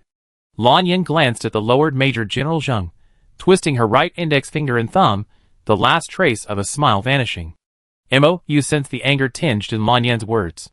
Out of the camera's view, she grasped Lan Yan's other hand. When Lan Yan looked over, Mou smiled, as if to say, "Don't get angry over such a small matter." Wang, Major General Zheng made this suggestion for the good of the Federation. Knowing his foolish son was in a difficult situation, Admiral Zheng couldn't help but speak up, wanting to protect him. To avoid provoking Lan Yan again and potentially losing his life. For the good of the Federation. Mou turned to look at the projection in the air, her gaze fixed on Admiral Zheng, and said in a gloomy tone, "So the Federation's bright future can be achieved by sacrificing me." After she finished speaking, she thought carefully. The last time a devastating natural disaster struck, it was indeed her sacrifice that allowed humanity to breathe. Only last time she volunteered. This time, someone was trying to force her. Mou once said that no one could force her to do anything she didn't want to do. If I had known the MH2 experiment would continue, I would have punished everyone involved. Mou looked at everyone in the conference room, his tone slow and gentle. But the implication in his words was the same arrogance as Lan Yan's. Lan Yan turned to look at Mou, who sat beside him, his expression as calm as ever, and raised the corners of his lips slightly. She had been quietly telling him she wasn't angry, even trying to comfort him. But her words still revealed Mou's truest thoughts. The gods who favored humanity were truly enraged by this experiment. Based on the report from the previous night, Ming Yuan concluded that he would definitely keep his word. Qi Mu was absolutely certain that this experiment would be terminated at this meeting. If it continued, even the king would likely suffer. Ming Yu looked up at Mou, who had been so gentle throughout, with admiration in her eyes. These words were so comforting to hear. But the faces of the generals, who had supported this experiment, weren't particularly cheery. Major General Zheng, in particular, had a visibly dark complexion. And his father, Admiral Zheng, was now simply grateful that his son had been saved. "Does the king agree?" Major General Zheng stubbornly asked, ignoring his worried father's hints. The horrific scenes on the battlefield had once given Major General Zheng, a newcomer, nightmares for 3 days. Every year, countless Federation interstellar soldiers perished at the hands of the Zerg. Now that there was hope, he wanted to fight again. Sacrificing one person in exchange for more powerful individuals was a choice Major General Zheng, the superior, had to make, but it was unavoidable. At this moment, Major General Zheng had forgotten the first 2 rules of the Federation Interstellar Army. Rule 1. As a member of the Federation Interstellar Army, you must put the lives of the people of the Federation first. Rule 2. At no time, under no circumstances, and for any reason, must you endanger the lives of the people of the Federation. Lan Yan calmly looked at the stubborn young man and answered his question yes. With this experimental project will be completely halted and will never be resumed again. Mou looked at the frustrated Major General Zheng and tilted his head slightly. If you truly wanted to save this situation, you wouldn't pin your hopes on this illusory experiment. Major General Zheng subconsciously wanted to refute. This isn't illusory. He opened his mouth, then lowered his head and fell silent.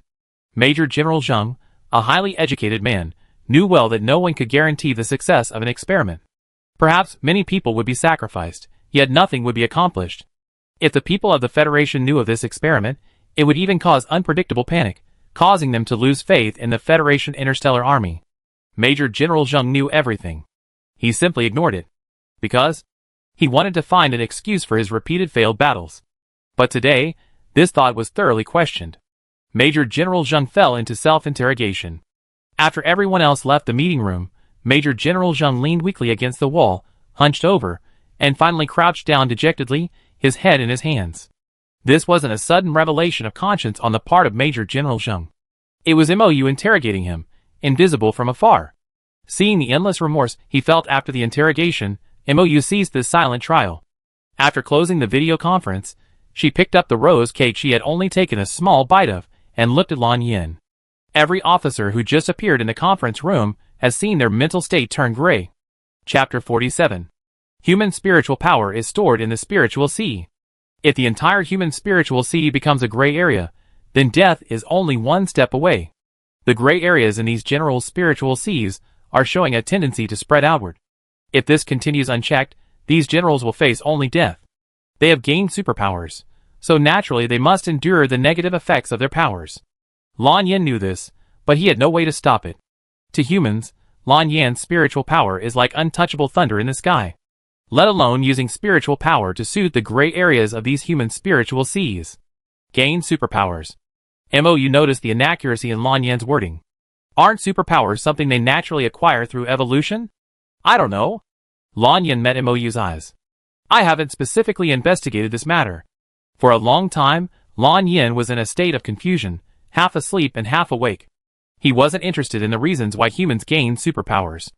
Even if he noticed something was amiss, he didn't deliberately seek the cause. Mou nodded, indicating understanding, but didn't pursue the question further. She finished the rose cake beside her, picked up the pen she had put down earlier, and continued writing where she had left off. Although Lan Yin had truly lived through these tens of thousands of years, she had never paid attention to human culture and history. Lan Yin only had a limited understanding of what Mou had written. However, today didn't seem like a suitable day for writing ancient texts. Mou and Lan Yan's star ring simultaneously issued a level 3 alert. Someone simultaneously sent a distress signal to both of them. The star ring, hidden by his sleeve, revealed itself, its red alarm light flashing anxiously. The distress signal came from Chi Mu. After a beep, Chi Mu's slightly anxious voice said, "Wang, Ms. Mou, the planetary inspectors have just detected a large number of white coccidia in the second pollution source area of the third-class habitable planet F1. Requesting assistance." The distress recording played simultaneously on both star rings, and then ended simultaneously. The white coccidia are shaped like balls, 4 meters tall. These insects have no limbs, and move entirely by rolling. They eat everything, including humans. Wherever they go, they inevitably leave a wasteland. They are classified as a highly dangerous insect, feared by everyone in the interstellar world. Coincidentally, they are not far from F1. If they change their route now, and head for F1, they can reach it in just 2 hours. Given the speed of the white spherules, they would surely arrive before they endanger the planet's inhabitants. Lan Yin immediately contacted the spaceship's pilot and activated the escape craft. The cadets on board continued their planned journey to the new competition planet. Lan Yin and Mou piloted the escape craft midway, heading for planet F1. After Chi Mu dispatched the nearest Federation interstellar forces to planet F1, he received news of Lan Yin and Mou's arrival. At that moment, Chi Mu's nervousness suddenly subsided. He sat down on the sofa with a relaxed expression, looked at Ming Yuan and Ming Yu, who were frowning, and waved his hand, signaling they were relieved. "Ms. Wang and Mou have arrived." Ming Yu's attention shifted when she heard Chi Mu mention Mou. "Ms. Mou." Ming Yu walked over and sat on the sofa across from Chi Mu. Who's more powerful, her or Wang? Ming Yu's curiosity about Mou had reached its peak. During the previous meeting, Ming Yu had even assumed that Wang would unconditionally obey Mou's decisions and arrangements. This feeling hadn't faded even after Ming Yu reviewed everything that had happened at the meeting, and had only grown stronger. No less powerful than Wang. Chi Mu thought for a moment, then adjusted his words. Possibly even more powerful than Wang. Someone more powerful than Wang. Ming Yu's eyes flashed with wonder. She had never expected to see someone more powerful than Wang in her lifetime. It was known that Wang had once been able to fight 100 men at once. It was also known that Mou was likely even more powerful than Wang. The conclusion: there was no need to worry about this sudden swarm of white spherical insects. The two of them could handle them all. Ming Yuan, what we need to worry about now is why so many Zerg have appeared in the pollution source area of a third-class planet.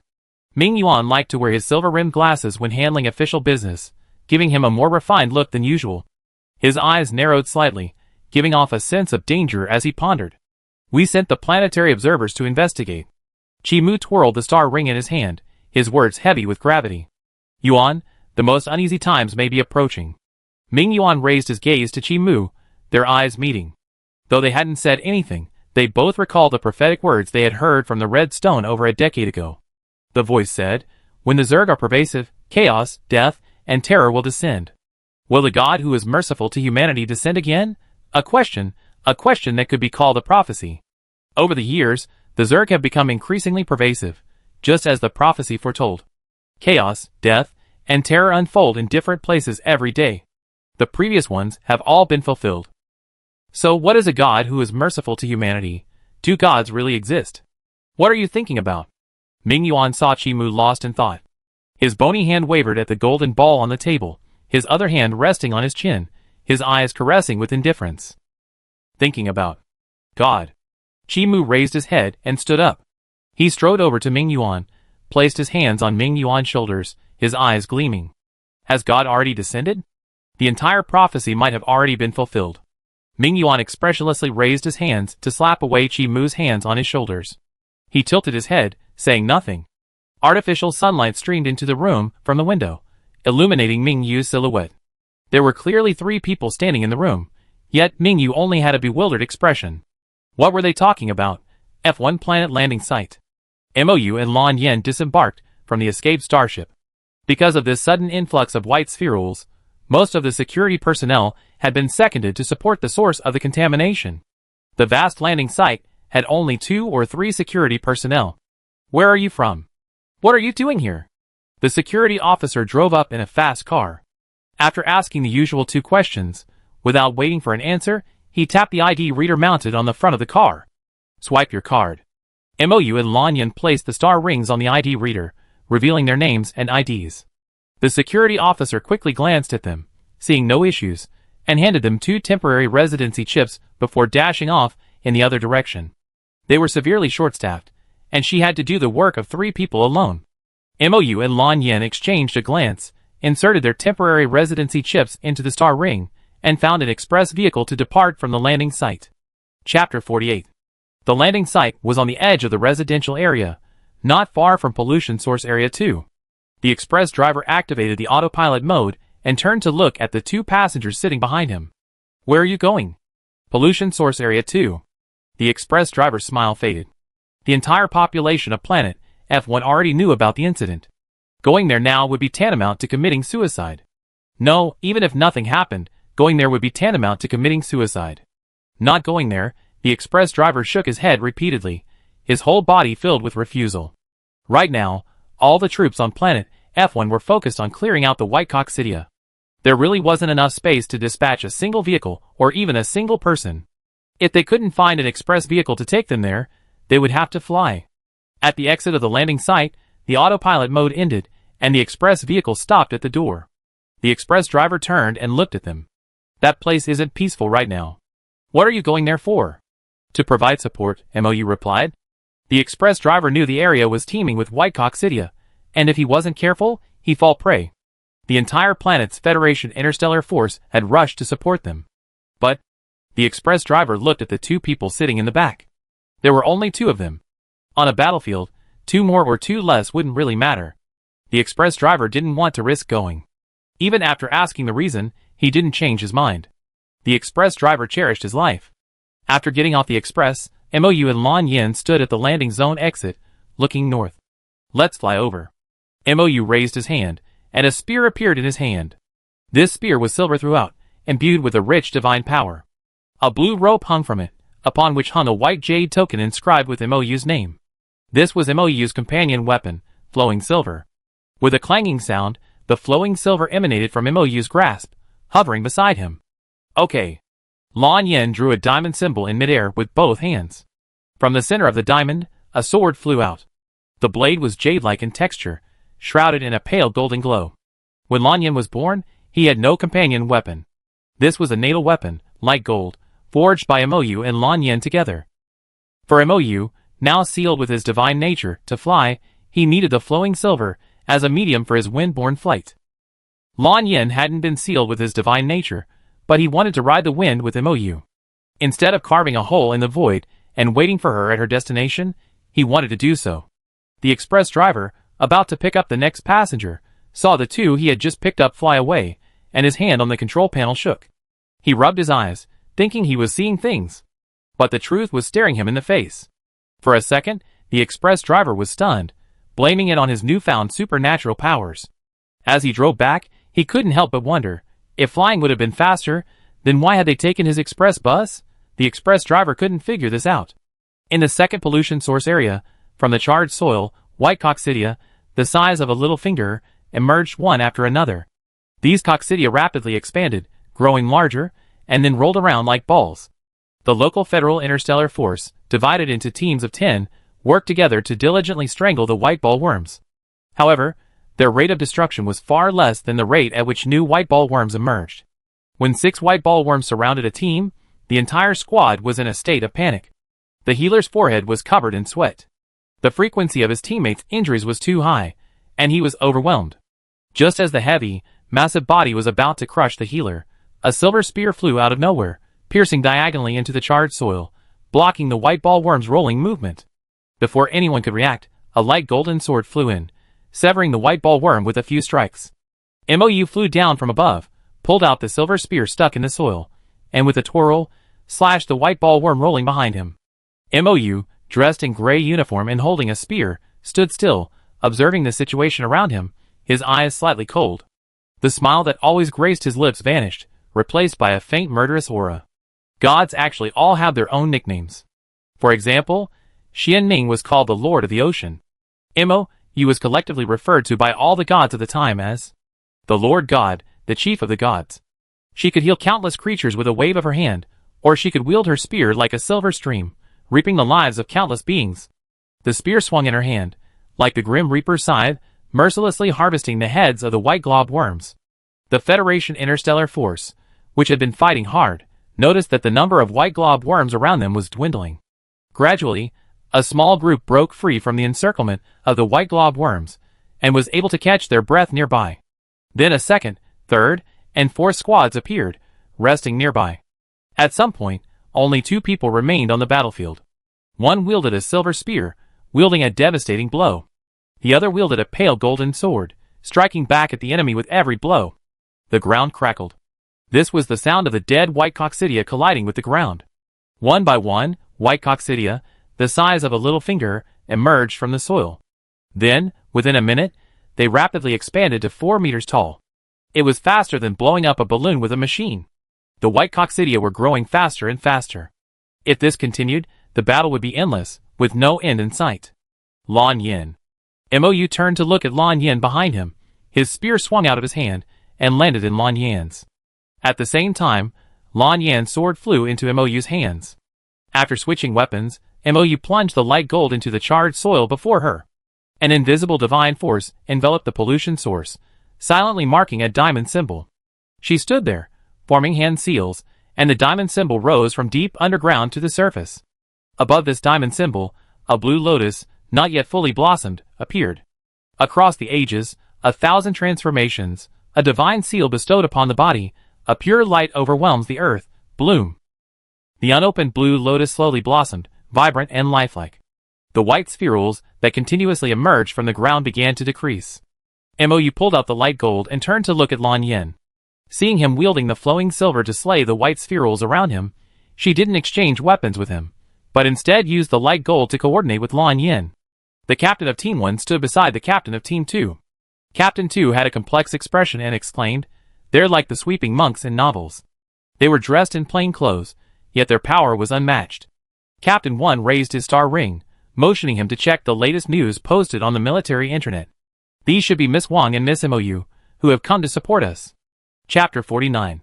After Ming Yuan learned from Qi Mu that Lan Yin and MOU had arrived on planet F1, he used the military internet to send a support message to all Federation interstellar forces stationed on planet F1. Previous support messages always listed which legion and which team had come to support. This one contained only 2 names. One was the King, revered by all citizens of the Interstellar Federation. The other was Miss MOU, known as a rising star. When the last white ball insect collapsed to the ground, the entire pollution source area too finally returned to its initial calm. The scattered white ball insect corpses oozed a sticky, disgusting white liquid, which continued to spread outward. Every species of insect secretes this sticky liquid after death. The mucus is extremely corrosive, and some even contain highly toxic substances. Even the slightest contact with it could cause poisoning. The white ball insect's mucus is not toxic, but it is highly corrosive. As the slime threatened to spread, MOU, clutching the light gold, stood in midair. She retreated, landing smoothly in front of the Federation Interstellar Force. "I leave the rest to you." MOU glanced at Lan Yin, who was nearly engulfed by the slime. "Okay." Before handling the slime, Lan Yin teleported the liquid silver to MOU. It was 3 o'clock in the afternoon, interstellar time. The artificial sun hung in the sky, its rays bathing the charred earth with warmth. A divine seal appeared between Lan Yin's eyebrows, her light gold eyes gleaming even brighter than the artificial sun in the sky. The viscous liquid still flowing around them solidified in an instant, forming a thick layer. A light rain began to fall in the area. Raindrops fell on the solidified mucus, each one penetrating a hole and dissolving a portion of it.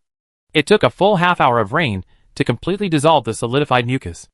MOU stood on the outskirts, holding liquid silver in one hand and light gold in the other, gazing at Lan Yin not far away. Not far away, the sound of an express train could be heard. A large number of Federal Interstellar forces arrived to support them. Each of them, fully armed and armed with various weapons, rushed over from afar. A serious expression on their faces. Upon seeing only the vast remains of the white spherical worm carcasses, they stood there in a daze. Are they? Too late. The captain of the 4th Squadron of the 13th Legion stood at the front, his gaze quickly locked on Mou, who stood in front of the entire garrison. Although she wasn't wearing a uniform, her position was unknown. But standing in front of these garrison troops, she must be their superior. The captain of Squadron 4 walked over and gave Mou a standard military salute. Greetings, General. Squadron 4 of the 13th Legion has been ordered to provide support. Is there anything we can do? After saying this, the captain looked back at the still uncleared battlefield. There were so many white spherical insect carcasses, and they estimated there were less than 1,000 of them. They hadn't expected their fighting power to be so strong. In such a short time, they had quelled this B-level insect infestation. Mou, who held no military rank, looked at the captain before him, then lowered his head to look at the 2 weapons in his hands. She held both weapons in one hand and gave a less-than-standard military salute. Hello, I'm not a general, just a volunteer here to support. Behind Mou, the captain of Team 1 stepped forward and saluted the captain of Team 4. Hello, Captain. We need your help cleaning up the battlefield. The captain of Team 4 quickly recovered from his lapse of judgment and expressed his understanding. Mou turned around and put away the liquid silver in his hand. The light gold in her hand was also collected into nothingness by Lan Yin, who approached. The captains of Teams 4 and 1 stood beside a dead white worm. Are those 2 volunteers here to support? It was the first time he knew that the military would actually request support from outside the military. Yes, the captain of Team 1 thought carefully. Saying they were volunteers was perfectly acceptable, but he cautioned, according to the information sent by Admiral Ming Yuan, they should be Miss Wang and Miss Mou. The captain of Team 4's eyes widened visibly. He wanted to hear the answer again to calm his shock. But he held back. Mou and Lan Yin were currently conversing with the captain of Team 2. The rest, you guys handle it yourselves. Lan Yin looked at the captain. Yes. The captain's posture was more upright than ever, not daring to blink. Only after seeing Mou and Lan Yin walk away did the captain breathe a sigh of relief and return to his usual demeanor. They didn't need to worry about the subsequent disposal of the white coccidia carcasses. In a desolate forest, Mou looked at Lan Yin. Stay here for 2 days. Are you worried about a second wave of bugs appearing at the pollution source? Lan Yin guessed Mou's concern. Just now, when the divine seal was applied to the second pollution source area, it bore the divine seals of both Lan Yin and Mou. They could naturally sense how many restless Zerg larvae lay hidden beneath that soil. Yes. Mou extended his right hand. A blue lotus blossomed in the palm of his right hand, opening and closing as if breathing. This was the shadowy image of the divine seal that had just been imprinted on that area. A seal that only addresses the symptoms, not the root cause, will leave hidden dangers. If the seal is broken, and Mou and Lan Yin fail to arrive in time, it will create a greater danger than the previous one. Since Mou has the ability to prevent it, he won't ignore it. The Flame Legion is on vacation right now. Let them handle it. Lan Yin raised his eyes and looked at Mou. You said we can't solve everything for them. Humanity must eventually grow to the point where it can survive and reproduce stably in the interstellar space for a long time, without relying on the gods' help. Mou put away the blue lotus. Then leave it to the Flame Legion. The core members of the Flame Legion had just escorted the Daylight Star Pirates to the palace dungeon when they received word that they were heading to planet F1 for support. We have a new mission, and this time everyone in the Legion must go. The order was issued by the king himself, and the area is still on planet F1. Yes. The Flame Legion leader looked at the core members standing around him, his expression not looking good. The king said that planet F1 might experience a large-scale insect swarm centered around the pollution source. This would be the first inhabited planet to experience an insect swarm since the founding of the Interstellar Federation. They were all interstellar soldiers who had been fighting in the outlying star systems for years. How could they not be aware of the dangers of an insect swarm? After the Flame Legion leader finished speaking, everyone present who heard the news fell into a suppressed silence. Chapter 50. The Interstellar Federation has 33 Class 3 planets, 21 Class 2 planets, 9 Class 1 planets, and 1 S-Class planet designated as a primary planet.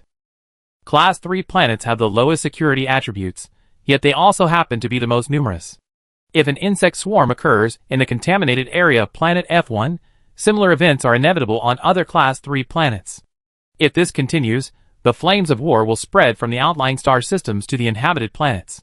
The Flame Legion remained silent throughout their journey to planet F1. The atmosphere was oppressive, almost suffocating.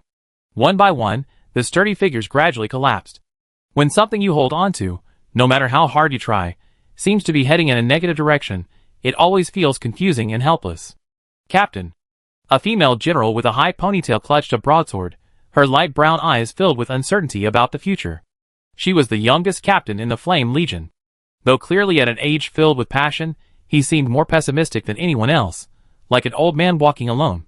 She said nothing, but the Flame Legion captain knew what she was thinking. The king has awakened.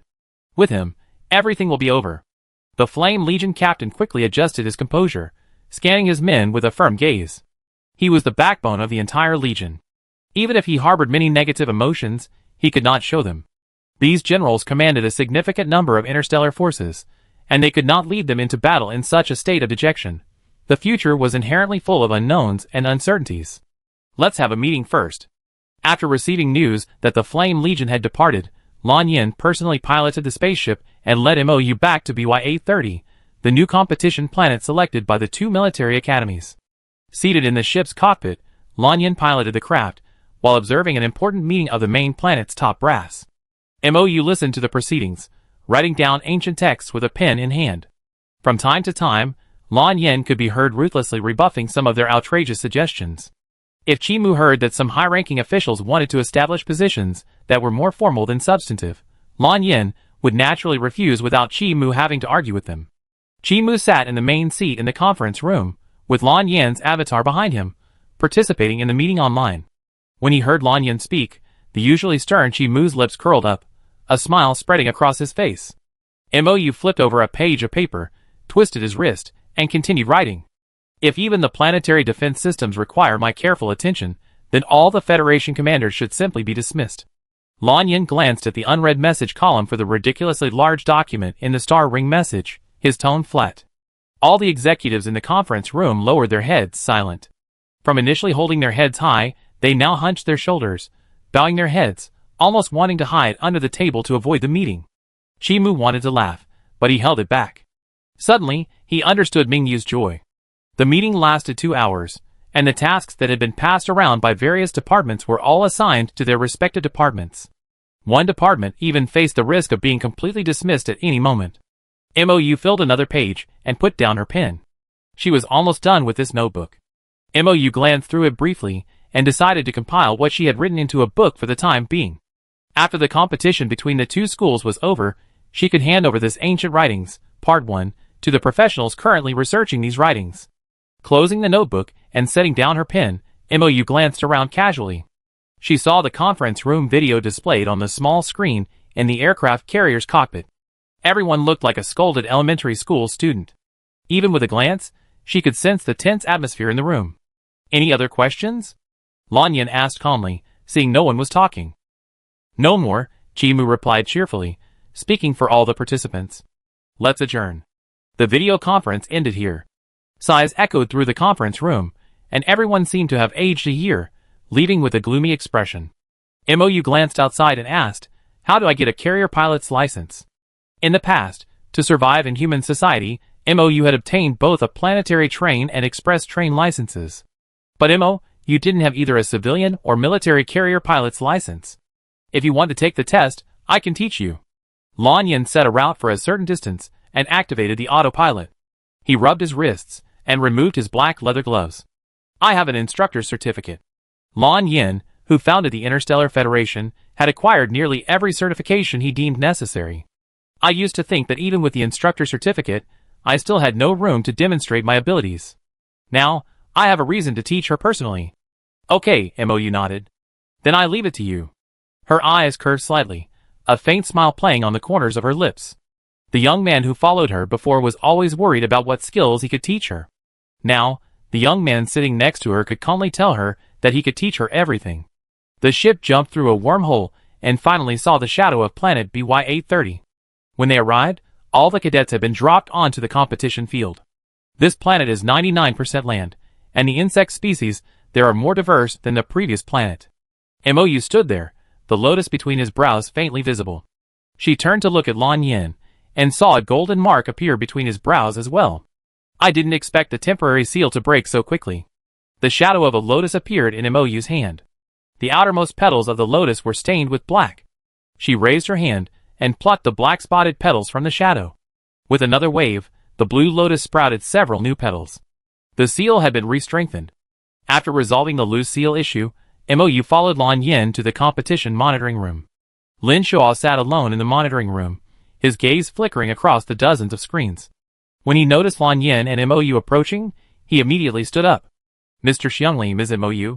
Lin Shuo, who had chatted with Qi Mu and learned the reason for the suspension of the MH2 experiment, also addressed Mo with respect. The monitoring room was filled with live broadcasts of the competitions from various teams. Lan Yin had watched intently before because Mo was there. Now, Mo was sitting next to him. Lan Yin merely glanced at them and looked away. He tapped the empty table, activating the smart desktop. Tea sets and a kettle appeared on the table. As if performing a magic trick, Lan Yin brought out 3 plates of snacks and found a box of spiritual tea. The tea carried the aroma of glutinous rice, and the hot water infused the tea leaves, filling the room with its fragrance. Mo accurately located Team A01 and saw them working together to kill a creature that resembled a red fireworm. The red fireworm was completely red, with 3 eyes and 4 legs. It huddled in a corner, enveloped in its flames. It looked aggrieved. Mo paused, her eyes narrowed slightly. Why did she feel that this fireworm looked so much like the mythical beast Huoluo? Chapter 51. The divine beast Huoluo, for meters long and round like a worm, is close to fire and afraid of humans. Its body is constantly engulfed in an undying flame, and it prefers to dwell in caves deep in the forest.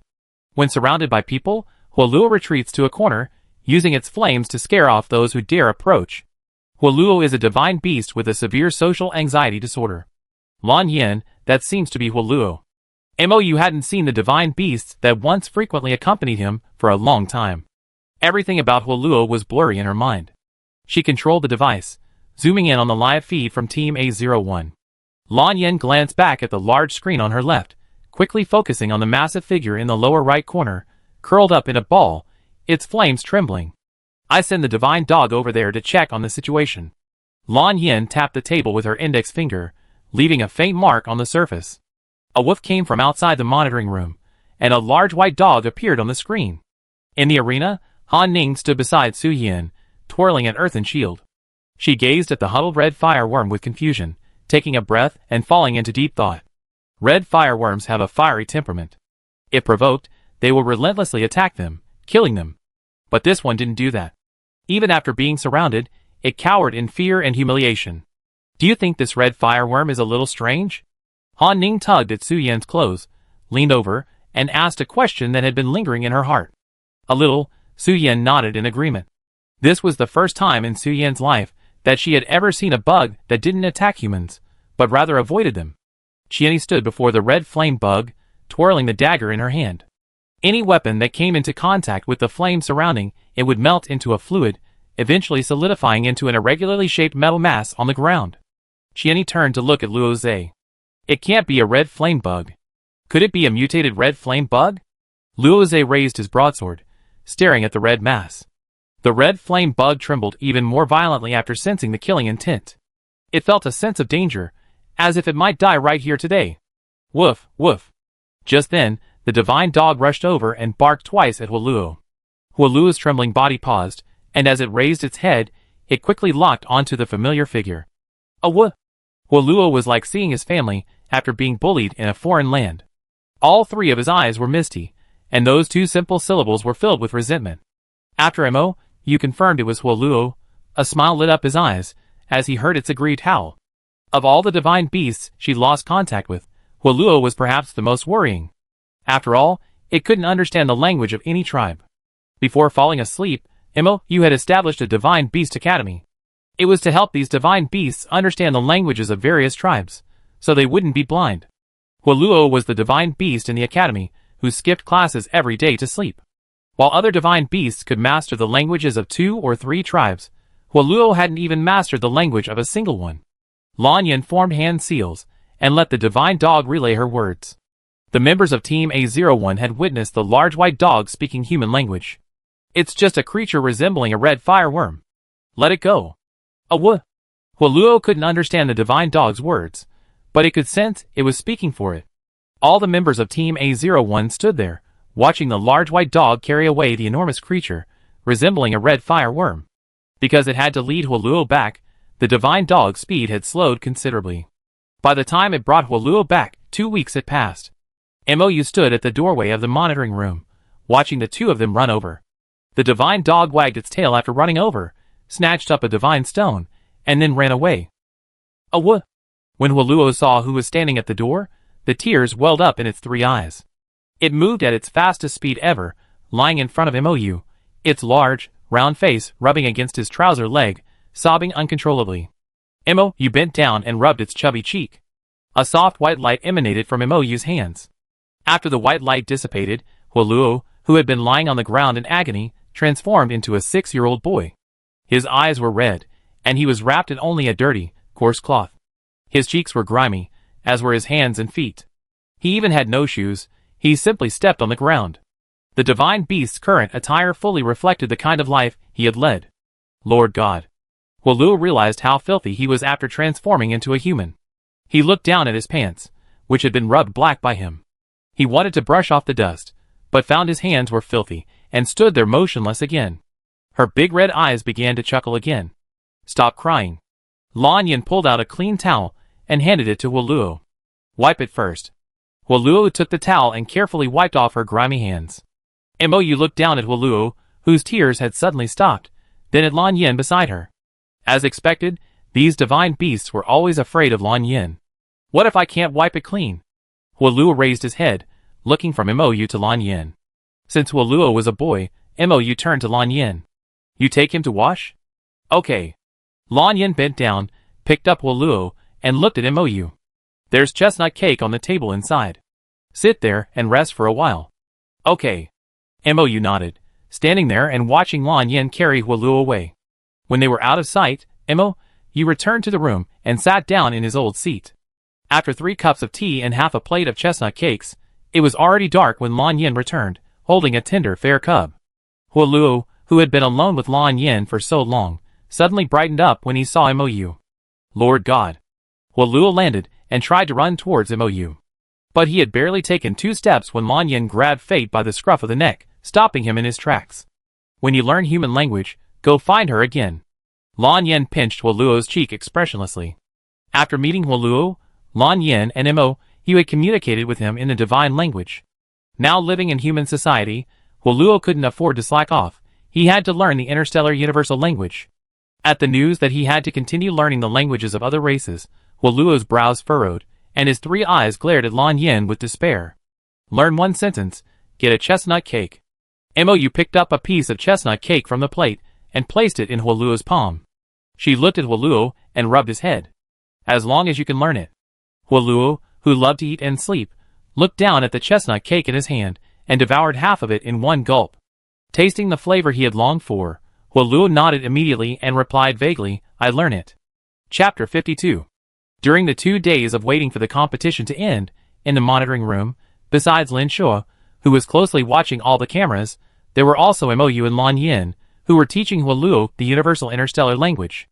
Lin Shuo glanced at the surveillance camera, then secretly glanced at the footage in the monitoring room. He had never thought that in his lifetime, he would actually witness one patiently teaching a child the most basic interstellar language. Huoluo, scratching his head, held an ink pen in his hand, as he looked at the line of words written by Lan Yin, a bitter look on his face. To Huoluo, the words looked like scribbles. He couldn't read a single word. After hearing Mou and Lan Yin each read it once, Huoluo marked the pronunciation of the words in divine language. This method was a bit clumsy, but it worked. As Huoluo read the paper over and over again, Lan Yin and Mou ordered tea together. During his tens of thousands of years of slumber, Mou had once witnessed many humans drinking tea this way. Although he knew, Mou had never tried it. Lan Yin had no understanding of the human world's culture, so naturally, he had no idea about making tea. Mou sat there, his eyes lowered as he gazed at the tools before him, then glanced up at Lan Yin, who sat across from him, before beginning his first attempt. From roasting the tea, to beating it, to placing it on the tray. Step by step, Mou worked slowly, but it was a delight to watch. Huoluo, having smelled the aroma, came running over, his small hand scratching at the table. He took a deep breath and looked at Mou eagerly. Lord God, it smells so good. Looking at Huoluo, who looked like a greedy little cat, Mou smiled and gently tapped his brow. Wait, I make you a cup later. Mou placed the freshly brewed cup of tea in front of Lan Yin. First cup for you. Mou hadn't forgotten Lan Yin's jealous side. He always asked for one or two of the sachets she made for other divine beasts. If he didn't have one, he'd probably hide in some corner, sulking for days. Mou had heard about this from the divine beasts and plants. Ever since, Mou had always given Lan Yin a portion of his freshly brewed tea. It was a kind of silent indulgence. Lan Yin couldn't help but curl her eyes as she watched Mou give her the first cup. She took a sip of the tea. Perhaps it was because the tea was prepared well, or perhaps it was because she made it herself, but Lan Yin felt it was better than any other tea she ever had. It tastes delicious. Mou made a second cup of tea and handed it to Huoluo, who had been waiting eagerly. So Huoluo, not wanting to study, sat down on the stool, slowly sipping tea from the teacup for an entire week. As Huoluo sipped from the teacup, Mou glanced at the live stream. How much time is left until the end of the competition? 1 hour. Because the rules of this competition stipulate that points can be earned by eliminating other teams on the final day. Most teams were ambushed today. And Team A01, at the top of the standings, was now in the perilous desert. The desert was so hot that the scorching sun evaporated the sweat before it even slid from my forehead to my eyes. Hidden within the seemingly calm sand lay sandworms that threatened to grow larger at any moment, as well as poisonous purple scorpions. Every step on the sand was fraught with unpredictable danger. Ainli, walking in the front, bow and arrow in hand, glanced around cautiously. A few others followed closely, following Ainli's footsteps. Mou wasn't there, so naturally, she wasn't aware of the potential dangers around her. She watched Ainli immediately spot the poisonous scorpion hiding in the sand nearby, and then saw Meng Nanyu and Luo Zhe act in perfect harmony, swiftly dispatching it with swiftness. The coordination, initially somewhat disjointed, became highly refined in just a few days. Watching them apply the techniques she had taught them to deal with the numerous dangers that lay ahead, Mou happily ate a piece of coconut jelly. But this good mood didn't last long. Because the temporary seal of the second pollution source area on planet F1 had begun to twitch again. Lan Yin also noticed something was amiss. He could sense something beneath the earth, constantly trying to break free from the seal. Have you researched the source of the pollution? Mou stared at the phantom blue lotus in his hand, its outer petals once again stained with black spots. We have, but we haven't found the cause. Lan Yin even personally investigated, but found no clues. At first, it was just an inconspicuous black speck. Like a drop of thick ink on the ground, no one paid it any attention. Later, the black speck began to slowly spread. From a single black dot, it grew to the size of a teacup. Only when it grew as large as a speeding train did everyone begin to take notice. But no one could stop its spread, not even Lan Yin. In the end, they could only watch helplessly as similar situations occurred on planet after planet. Because of its danger, humans named it a pollution source and sealed off the area. Watching as more and more black spots climbed onto the outermost petals of the blue lotus, Mou's eyes flashed blue, and the black spots on the blue lotus faded like a tide. Fearing that if they left a little later, they would be in danger. A classic example of bullying the weak and fearing the strong. Mou narrowed his eyes, looking at the flawless lotus in his hand, and directly pressed a complete seal on it. This was like tying a knot on a loose sack. It completely destroyed its hope of breaking the seal. Even if the entire interstellar army of the Flame Legion were mobilized, I'm afraid they wouldn't be able to solve this thing. Mou was the first god to be born, and he witnessed the birth of countless lives. Mou might know something or other that other gods don't. This aura is very similar to that of a divine beast named Chun, who briefly existed when Mou was first born. Chun had a violent temper, a fondness for all things black, and preferred to inhabit areas entirely black. He had once trampled over several of her vegetable gardens. Before Mou could settle the score with him, she heard that he had lost his divine bones, divine skin, and divine heart in a bet with other divine beasts, and died in the South Salt Sea. After all these years, she suspected that the sealed object was him, simply because she had, in a fit of rage, imprinted a tracking mark on him into her soul after learning that the divine beast had trampled over several of her vegetable gardens.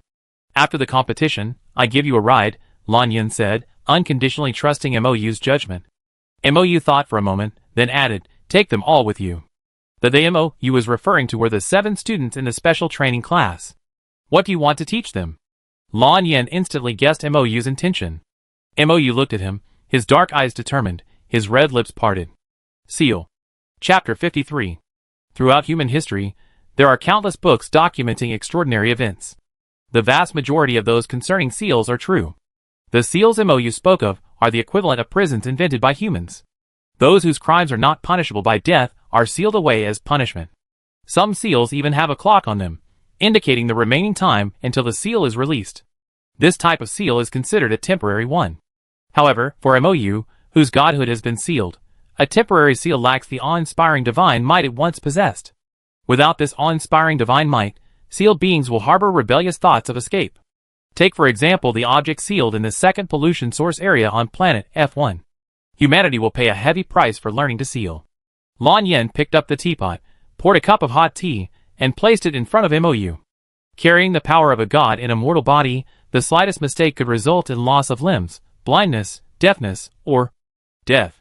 MOU lowered his eyes, picked up the cup of tea, and placed it in his palm. Their spiritual seas are much more vast now than they were tens of thousands of years ago. We must give it a try. Then give it a try. Lan Yan would never stop MOU from doing anything. Whatever she wanted to do, Lan Yan would simply follow her, not stop her. This unconditional trust brought a knowing smile to MOU's face. Of all the gods, he was the only one who had stood by her from beginning to end.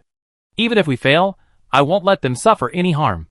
MOU raised his hand, tilting his head back to drink the cooling tea from the cup, his tone calm and resolute. As the main god, arguably capable of bringing back the dead, MOU had both the confidence and the ability. Lord. Huoluo climbed onto the stool, clutching a piece of paper covered in interstellar language. Hanging in the air, his 2 short legs swayed back and forth, his red eyes blinking. I learned all this.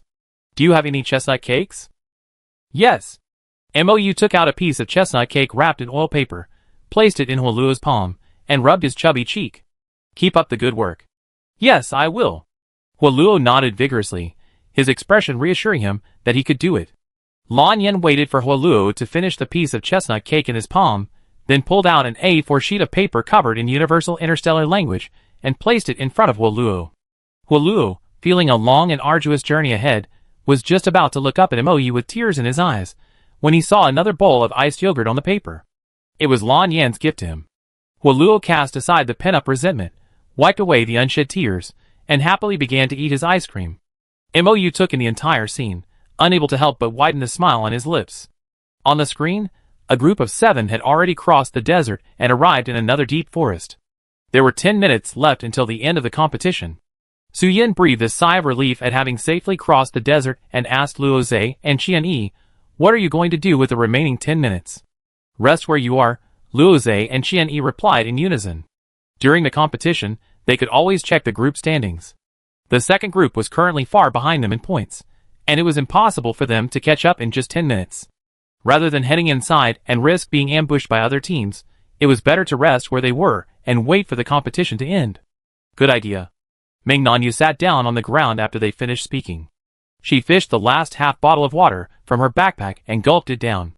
The others also sat down in a circle, each pulling out a water bottle from their own bag and drinking water to rehydrate. Han Ning casually fashioned a large, transparent turtle shell from the dirt around her, enveloping the 7 of them. This was a new skill Han Ning had mastered during the past 2 days of competition. She pounded her sore legs and turned to look at Lu Shen beside her. Lu Shen held the flower pot, enveloping it with a rich healing energy. Knowing how delicate this tree was, Han Ning handed Lu Shen the remaining bottle of water from her backpack. "I think Shujio must be thirsty. Give it some water." Lu Shen looked at Shujio's slightly curled leaves and accepted the bottle of water. "Thank you." When the competition timer reached 0, their star rings emanated the crisp chirping of birds. After sending the coordinates to the team leader, all I had to do was stand there and wait for him to come pick me up. I wonder if our team leader has finished resolving the crisis and returned. Han Ning put away the transparent protective case and stood up to stretch his muscles. Halfway solved, MOU's voice came from behind Han Ning. A group of young men and women turned their heads toward the source of the voice, only to see MOU and Lan Yan standing before them, one in front and one behind. "Congratulations, you won the competition." MOU opened his right hand, which had been clenched into a fist, revealing 7 blue and gold stars in his palm. The 7 blue and gold stars were made of pearl-like material, each shrouded in a faint halo. Here are your rewards. MOU distributed the stars among the 7 of them. The stars, once separate, automatically formed into a star bracelet after falling into their palms. It was as magical as magic. This kind of star. Han Ning looked at it over and over again, feeling as if she had seen something similar somewhere before. But when she thought about it carefully, she couldn't place it. Even after getting on the bus back home, Han Ning still couldn't remember. Halfway through the journey, Han Ning suddenly had an idea. She remembered where she had seen it before. Han Ning raised her right hand and looked at the blue gold star on her wrist. When she and MOU were returning to school after their internship and were intercepted by the daytime star pirates, she had noticed a similar white star on Lan's body. Is this star unusual? Han Ning had a hunch. For MOU to give it as a gift for winning first place in their competition, it must have some significance. It's just a blessing for safety. MOU guessed Han Ning was thinking of something and explained, it keeps me safe. If their lives were in danger, this star could save them. After the game, the deserted base suddenly became lively. The students of the Interstellar Military Academy were chatting animatedly in Area B, while the students of the Federal University were laughing and joking in Area A. When Qianni and Luo Zhe's group arrived, the students in both areas stopped talking and looked at them simultaneously. Ainli, who had never been under so much scrutiny, quickly slipped to the back of the group. When he could no longer feel the gazes, Ainli breathed a sigh of relief. MOU and Lan Yan got out of the car and took a side path to the post-game summary meeting. This was a meeting that every team leader had to attend. What's the summary meeting for? MOU asked Lan Yan, with only a vague understanding. It must be because I heard the teachers leading the top 3 groups bragging about their training methods. Lan Yan thought for a moment and gave an easy-to-understand explanation. Chapter 54. Lan Yan had participated in this kind of summary meeting after the competition between the 2 schools more than a decade ago. The process was the same as it is now. When each teacher shared their training methods, they inevitably felt delighted by their students' good results and offered a few words of praise. MOU paused for a moment as he thought of the team they had led taking first place. So we have to share as well? During the closed-door training, the training methods they had used didn't seem universally applicable. It was all about individualized instruction and tailored teaching. Yes, but how you share is up to you. Or you share. MOU looked helpless. I can't just tell them I plant trees, play the flute, and practice telekinesis every day, right? It seemed like none of these methods were universally applicable. At this summary meeting, the teachers leading the top 3 teams all have to share. Neither of them could escape. Absenteeism would be fine, but the 7 of them would likely lose the prizes they earned after 3 days of hard work. This was a rule the 2 former principals had jointly established to prevent the training officers from being reluctant to participate. Even for their sake, this meeting was a must. The instructors from the 2 major military academies in the Interstellar Federation gathered, filling the entire conference hall. In the front row, in the center, were MOU and Lan Yan's nameplates. The top 10 scorers were already listed on the secondary screen of the large screen in front. The meeting was chaired by the 2 principals themselves. The one with a broad smile was the president of the Federal University. The one with a more subtle smile was the president of the Interstellar Military Academy. Just by looking at the curves of their smiles, one could guess who would win this year's competition between the 2 schools. After some polite remarks, the top 3 teachers shared their training experiences. Starting with 3rd place. MOU, always calm and composed, could sometimes feel nervous. Today was one of those times. She looked up at the teacher on the stage, seemingly calm, who was giving a speech and sharing her training experience. However, her right hand, resting on her knee, rested its thumb on the tip of its index finger. She was nervous. The movement was subtle, but Lan Yan, who had been silently observing her, noticed it. The last time Lan Yan saw this move was tens of thousands of years ago, when she was single-handedly fighting for powerful gods.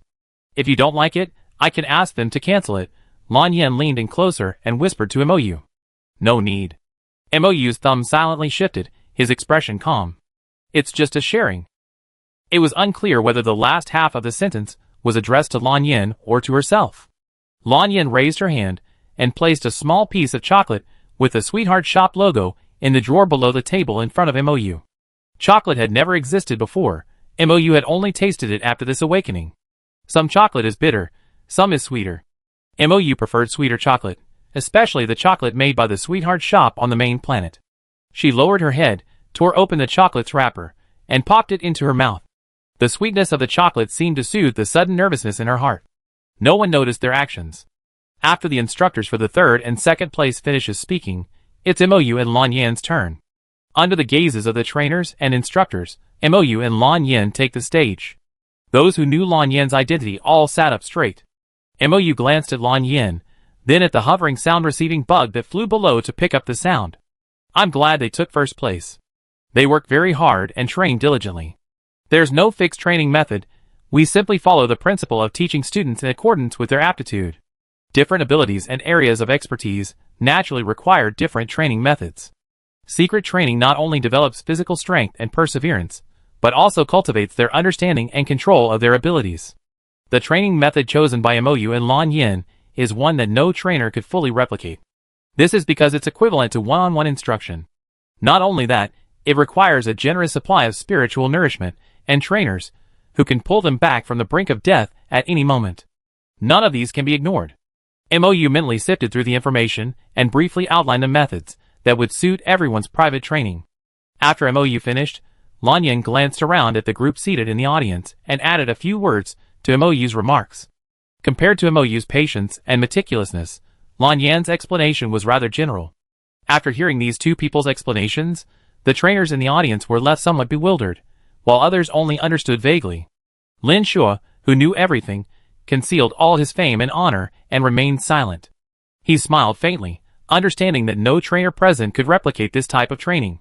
After the team leader's summary meeting, it was time for the students' award ceremony. While they were attending the award ceremony, MOU and Lan Yan stood atop the base's tallest observation tower. Do you want some more chocolate? Lan Yan suddenly found several more chocolates in her hands. The packaging was colorful, and there were all sorts of flavors. Yes. MOU picked a pink chocolate, tore open the outer wrapper, and popped it into her mouth. A slightly cool breeze blew against her face, causing her hair to flutter back and forth. I was definitely nervous just now, MOU blinked, tucking her messy hair behind her ear. But I'm not nervous anymore after eating that chocolate. It's rare to see the Lord God this nervous. Lan Yan began addressing MOU as Lord God. Lan Yan rarely called MOU Lord God, as he felt it was too unfamiliar. He only addressed her as Lord God when he was hiding certain emotions. MOU turned to look at Lan Yan, tilting his head slightly, a puzzled expression on his face. Are you angry? Yes, I am, but it's about something in the past. Lan Yan leaned in close to MOU, her pale golden eyes filled with a multitude of complex emotions, as immeasurable as the ocean. Back then, when you were fighting the four gods alone, you were clearly nervous, but you kept comforting me, saying you take care of everything. It's just four gods. I can handle it. MOU quickly realized what Lan Yan was talking about. It was indeed something in the past, many years ago. I know you can handle it. Lan Yan had always known that his beloved Lord God was powerful, but you said back then that when I could stand on my own, I'd join you. I already could. Lan Yan stared at MOU unblinkingly, a look of determination in her eyes. The young god who had followed her all those years ago had now grown into a capable young god. The young god longed for his Lord God to be more intimate with him. To the young god, sharing her anxiety and danger was a sign of trust and intimacy. MOU looked at him, emphasizing each word. You always been with me. It was then, it is now, and it will probably be in the future. Chapter 55. You always been with me. To Lan Yan, the destructive power of these words was no less than that of a nuclear weapon capable of destroying an entire planet. His pale golden eyes shone with a radiance as bright as stars. At this moment, everything seemed to blur. The young god's mind and eyes were filled with the Lord God standing before him. The turbulent waves that had just risen in his heart calmed in an instant.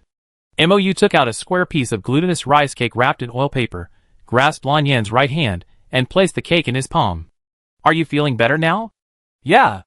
Lan Yan unwrapped the oil paper wrapping around the glutinous rice cake and took a bite, feeling himself enveloped by the sweet aroma. If Lan Yan had a tail, it would probably be swinging with joy right now. When the wind in the watchtower began to pick up, MOU and Lan Yan went to the meeting room on the first floor. This conference room isn't large, accommodating only a dozen or so people at most. But it's equipped with state-of-the-art equipment. The conference table is a fully intelligent one, storing the topography of all planets in the Federation. Whenever needed, the topography of any planet can be called up at any time. It's like a sand table used in ancient times. MOU dispatched planet F1, accurately located the pollution source, Region 2, and zoomed in on that area. Because the topography of all planets is only checked annually, this current virtual map doesn't record the recent problems or situations on planet F1. Lan Yin, when did this pollution source form? MOU asked. Lan Yin activated his computer and retrieved the file containing all the information about the pollution source from the military's core storage disk. It was in the year 3443 of the Interstellar calendar. It was now the year 3885 of the Interstellar calendar, 442 years ago. The pollution source first appeared in the year 3124, on what has become the most dangerous planet in the border galaxy, codenamed Xi'an Star. Lan Yin entered the core management area, entered MOU's ID, and raised MOU's permissions to the highest level. I opened all the contents of the military's core storage disk to you. Lan Yin closed the star ring. Everything you want to know is recorded there. The pollution source is second only to the Zerg in danger. In the past few hundred years, many humans with mental collapse have experienced accelerated mental collapse and death after coming into contact with the pollution source. Many common native Zerg, after coming into contact with the pollution source, have mutated into the extremely dangerous Zerg, causing massive casualties. When MOU lived on a level 3 planet, the C-311 train he drove would often pass through a source of pollution. For this reason, the C-311 train's driver mortality rate was alarmingly high. MOU had just skimmed through information about the pollution source when he heard Lan Yan's star ring sound a level 1 alarm, calling for help. The piercing sound echoed throughout the conference room. Lan Yin pressed the outermost button on the star ring, bringing up a live feed of Admiral Ming Yuan. Your Majesty? Ming Yuan lowered his head, still clutching a chastising whip in his hand. I'm sorry. Because of my mismanagement, the key members of the Daylight Pirates, who were imprisoned in the palace, escaped. Who are the people who escaped? Lan Yan's expression remained unchanged, as if she had anticipated this. Give me the list. Yes, Ming Yuan nodded, indicating understanding. After turning off the video, Lan Yan quickly received a list of the escapees from Ming Yuan. There were 8 people, led by Lan. Lan Yan sent the list to MOU. They were able to escape from the palace dungeon, as you suspected. They possessed talismans imbued with the aura of other gods. After capturing Lan, MOU hadn't taken the white star amulet Lan was wearing. She wondered if the pirate leader knew the significance of the white star. It seemed Lan did. Should we recapture them? Lan Yan's fingers moved, revealing a thin, translucent string wrapped around his right hand. It looked like the strings controlling a puppet. No need. MOU shook his head, a suspicion forming in his mind. He'd probably come back again. That Lan, he probably hadn't given up on inviting her to join the Daylight Pirates. After sitting in this conference room for an hour, a member of Team A01 walked out the door, carrying a white gift bag. The first place winner of the 2-school competition received a free, custom-made weapon from a specially appointed teacher. However, since they already had weapons crafted for them by MOU and Lan Yin, they unanimously decided to swap their prize with the second-place winner. Teacher Xiangli, Teacher MOU. Han Ning sat down on MOU's floor, clutching the gift bag, automatically addressing him as teacher. After everyone was seated, MOU handed them the document he had just edited about the current situation on planet F1. I'd like to ask the school to take you to planet F1 for practical training and teach you how to seal. Seal? Han Ning, who loved reading online novels, immediately thought of the fantastical, powerful seals in novels. But such a thing shouldn't be possible in this scientific world, right? A seal is a type of formation. It can temporarily or permanently seal something in a location, but it doesn't endanger life. MOU tapped the table and drew a blue formation on it. As he raised his hand, the blue formation expanded outward. Although humans can now achieve this effect through holographic simulation, the visual experience is different. As his eyes fell on the slowly rotating formation, his mind went blank. Moving seemed difficult, and breathing became labored. Seal is the most harmless and easiest to learn. The 7 boys and girls waited until MOU removed the seal before they felt the air begin to flow. Can anyone with a special ability learn this kind of seal? Luozhe looked surprised. He had never seen any targeted ability that could be learned by all psychics. Everyone can learn it, but everyone must pay a price. MOU explained the drawbacks of learning the sealing technique. Excessive use can lead to loss of all 5 senses at best, or premature death at worst. Such a price was truly heavy. Han Ning had spent the most time with MOU among all the students, while Su Yan was the most sensitive. The two exchanged glances. A sense of panic washed over Su Yan, his heart beating uncontrollably. Han Ning cautiously inquired. Is it that something big has happened in the Federation? They need to sacrifice themselves? They were only teenagers and young women, and even the most stable of emotions could not help but feel heavy over such a sudden change. Even Ming Nanyu, unable to hide his true feelings, had revealed the tragic expression of someone about to die. No, Mou replied. Chapter 56. Mou saw they were all distracted, and continued, even if something happens to the Federation, we won't let you take any risks. I want to see if I can teach you how to use the seal without endangering your health. Mou tapped the table lightly with his fingertips, then changed the subject. If you don't want to, you can leave now. I won't force you. After all, this instruction did carry a certain degree of risk. I want to try. Qianyi placed her hands on the table, her gaze firm. Me too, Ainley replied. Of the 7 people sitting here, not one chose to withdraw. While the other students followed their teachers back home, Mou and Lan Yin led them to another dangerous place. Planet F1. Inside the aircraft carrier, Han Ning sat beside Mou, his hands on the table, his head resting on his arms. He looked up at Mou, who was brewing tea across from him. Learning the seal will endanger your life. Do you know how to use it? Lucian, who was sitting nearby caring for Xiaojiu, paused when he heard Han Ning's question. He turned to look at Han Ning, then at Mou. He had a similar question. No. Mou handed the brewed tea to Waluo, who had been waiting eagerly. Only humans would experience this. I'm not human. I'm not human. Han Ning slumped over the table, blinking, his brain racing. What do you mean by I'm not human? What do you mean? Han Ning slowly sat up, turned to glance at Lucian, who was also bewildered, and asked dryly. According to racial classification, I'm just a creature that looks like a human. Mou looked at Han Ning and Lucian tenderly. You like to call us gods. Existing human literature contains numerous records of gods. However, scholars from all walks of life generally believe that these are merely imaginary spiritual sustenances conjured by our ancestors, virtual and non-existent. And now Mou says she's a god? Huoluo finished his entire cup of tea and wiped his mouth with a satisfied tissue. At his current level of learning, Huoluo couldn't understand the words. But he could occasionally grasp a few words. For example, human, god, race, and creature. The Lord God is the most powerful of all races, Huoluo said with remarkable fluency in the universal interstellar language. Han Ning and Lucian both understood Huoluo's words. Your name among the gods is Lord God? Han Ning extracted a piece of useful information from Huoluo's fragments. Lord God is just my position within the God clan. My real name is Jimayu. After Mou finished speaking, a blue lotus flower appeared between his brows.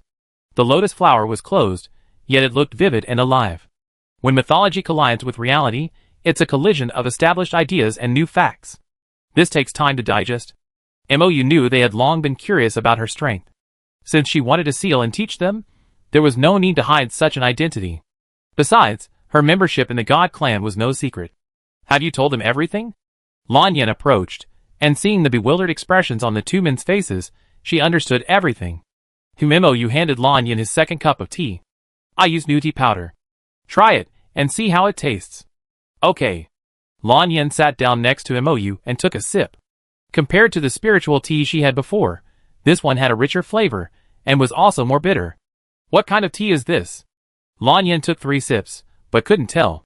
It's rice tea. Mou added some more tea powder to the tea bowl, and began making the 3rd cup. Rice tea is one of the most gentle spiritual teas, and Mou had just recently found it in his storage bag, and made it into tea powder. God. Lucian murmured softly, then suddenly looked up at Lan Yin, a bold idea bubbling in his mind. So is teacher Xiangli too? Lucian paused as he asked the question. Han Ning, still unaware, glanced at Lan Yin, who was being questioned. Yes, Lan Yin nodded calmly. My real name is Xiangli Lan Yin. Lucian, Han Ning, shock. What was it like to have 2 teachers who weren't human? This question was initially posed to the 2 of them. After the other 5 woke up and came to the rest area, after Lucian and Han Ning polished their stories, the number of people sitting dazed at the table grew to 7. When Su Yen heard Lucian say that teacher Xiangli's name was Xiangli Lan Yin, he lost his balance and fell off his stool. He quickly climbed to his feet, abandoning his stool, his voice rising uncontrollably. What did you say teacher Xiangli's full name was? Lucian replied, Lan Yin, Xiangli. Luo Zhe noticed Su Yan's mood was off. What's wrong? Huh? Su Yan turned his head in a daze, his eyes filled with a complex emotion, making it impossible to tell whether he was happy or sad. I heard that the king's name is Lan Yen. Han Ning, who had just come to his senses and wanted to drink some water to calm his nerves, spat out a mouthful of water at the second half of Su Yan's words. Ainley looked down at his half-soaked pants, silently took out a knife, and cut them off at the knees. Then he took out a wet tissue and wiped the water off his legs. Sorry. Han Ning frantically threw detergent, cleaning spray, and disinfectant spray into Ainley's arms. Ainley looked at the 3 types of cleaning agents used for cleaning the interior of aircraft carriers, and silently placed them on the table. Then he lowered his head, and continued to wipe the water off his legs with a wet tissue. Qianni took a deep breath. I also heard from my family that the king's name is Lan Yen. Although most people in the Federation addressed him as king, the higher-ups all knew his given name. It was indeed Lan Yen. So, the one who taught us is not only a god, but also the king of the Federation? Han Ning concluded. She was met with a silence that could be described as tacit agreement. Mou and Lan Yen, sitting in the front cabin, could easily overhear their conversation with their powerful mental powers. I didn't expect them to discover it so quickly. Lan Yen looked up at Mou. I guess they have a hard time maintaining their composure until we reach planet F1. You get used to it. Mou withdrew his mental power and lowered his head to take a sip of tea. Behind them, Huoluo lay fast asleep on his cot, clutching a sheet of paper covered in interstellar language, his saliva dripping onto the paper. Roast chicken, he. Hearing this childish murmur, Mou turned his head and saw Huoluo sleeping soundly. He falls asleep as soon as he's memorizing his lessons. Lan Yen looked over. But I don't think he'd be able to sleep once we get there. This time, Huoluo's help was needed. After all, the eternal fire that Huoluo wielded was one of the most powerful fires. Chapter 57. At the F1 landing site, the core members of the Flame Legion were already waiting. They stood in a row, dressed in interstellar military uniforms. From time to time, someone would open their star ring to check the time. The staff at the F1 landing site would occasionally glance over. They seemed curious about what kind of important figure had so many interstellar soldiers, officers of the rank of lieutenant and above, to pick them up. The aircraft carrier, having just shut down its engines, was now being pulled into the planetary landing path by F1's gravity. The cabin was completely silent, with only the sound of Huoluo reciting interstellar language from his crib. The clumsy pronunciation, coupled with a childish tone, echoed through the cabin, creating an inexplicable sense of humor. Mou prepared a bottle of spiritual water for each of them, and placed it in front of them. Before disembarking the spaceship, Mou glanced at the young men and women who were already preparing behind her, and gently instructed them, once you disembark, don't panic if anything happens. Xiangli and I are here for you. She pulled a folding fan from her sleeve, and held it in her hand. After the outer door opened, Mou and Lan Yen exchanged a glance, and were the first to disembark. My lord, Miss Mou, the Flame Legion's captain stepped forward, his tone incredibly respectful. Qianni, Luoze, and the other 7 followed Mou and Lan Yen down the ship. Hearing these people address Lan Yen and Mou in person, they were momentarily stunned. Although they had already guessed it, they were still a little shocked. Climbing into the express train, they set off directly for Pollution Source Area 2. Due to the unique and dangerous nature of that area, the Flame Legion had established a temporary base nearby. The base's codename is Guardian. Because of the pollution source, there are no other buildings here except for the makeshift base. There are stretches of barren forest. A nimble, purple-haired woman stood atop a tree in the forest, surveying the surroundings. She wore a red dress and black shorts, with a leg band on her right leg. Tell me, who have they tricked into this trap again?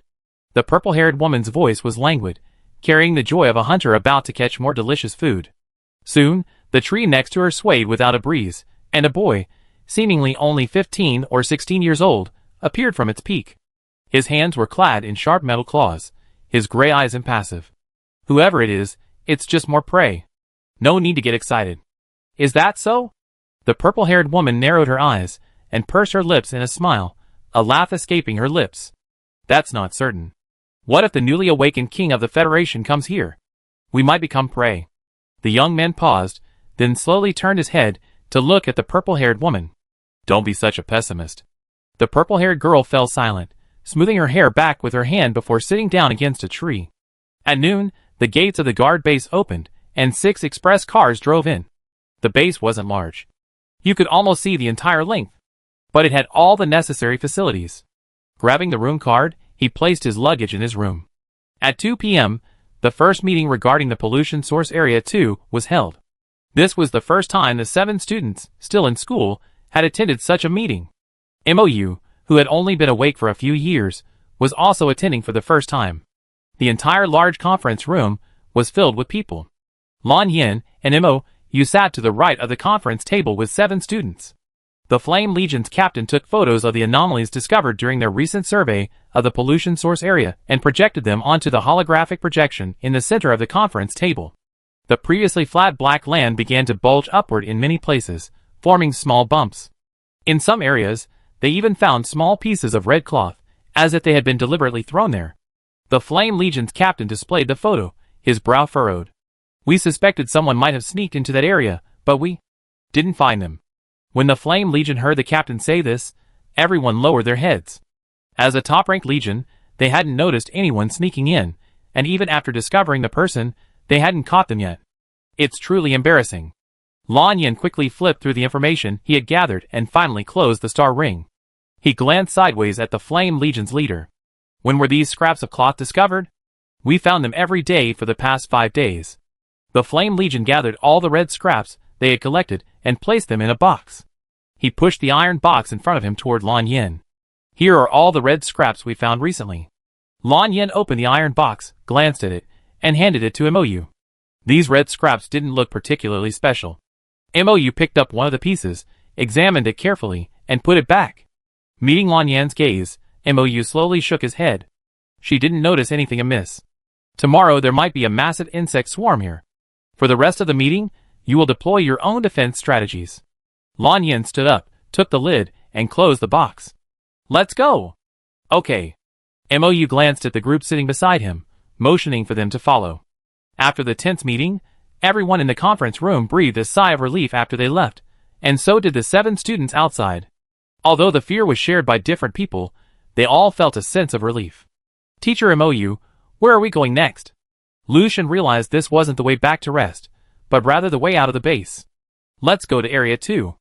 MOU, holding his closed folding fan, turned back and smiled gently at them. I take you there. I want to teach you the reason for the seal. Pollution Source Area 2. The purple-haired woman stood in this dangerous area, 1 foot on a small bump. The red rag in her hand scattered randomly across the area, the smile on her lips growing ever wider. The gray-eyed boy observed her actions, frowning in confusion. How will provoking the Flame Legion like this help you complete the mission? This was the first time the gray-eyed boy had been on a mission with her. I heard from other missioners that she was ruthless and flamboyant. I didn't see her as ruthless, but she was certainly flamboyant. She could have completed all the missions quietly, and then secretly departed, leaving the Federation interstellar forces unable to catch her. But she chose to scatter a little red rag with each mission she completed, blatantly notifying the group of people that someone had been here. The purple-haired woman looked up at the gray-eyed boy, a smile growing on her beautiful face. Letting them know I'm here, but they can't catch me. Isn't that a wonderful thing? The gray-eyed boy didn't agree. He just thought the person before him was a psychopath. Chapter 58. A speechless expression crossed the normally expressionless face of the gray-eyed boy. He stood there in silence, watching his companion gracefully scatter the red rags, as if performing some outrageous funeral ritual for someone. Wait. The gray-eyed boy, perceptive, glanced to the side. Someone's coming. We should leave. The purple-haired woman, standing on a small mound of earth, sighed helplessly upon hearing his words. We can't leave anymore. The gray-eyed boy was about to ask what she meant when he realized belatedly that he couldn't move. It seems the king of the Federation has truly arrived. The purple-haired woman chuckled, her smile growing wider. She looked even more like a madman. Did you deliberately lure that king here? The gray-eyed boy belatedly looked up at her. What do you want to do? Nothing, the purple-haired woman winked at him. I just made a bet with Lan. The gray-eyed boy, Recalling Lan's previous outburst on the headquarters intranet, the gray-eyed boy could already guess what the bet was. But why did this bet involve him? For the first time, the gray-eyed boy wanted to go back to headquarters and complain to the master. Alas, he was already on board, and now that the ship had entered the vortex, there was no escape.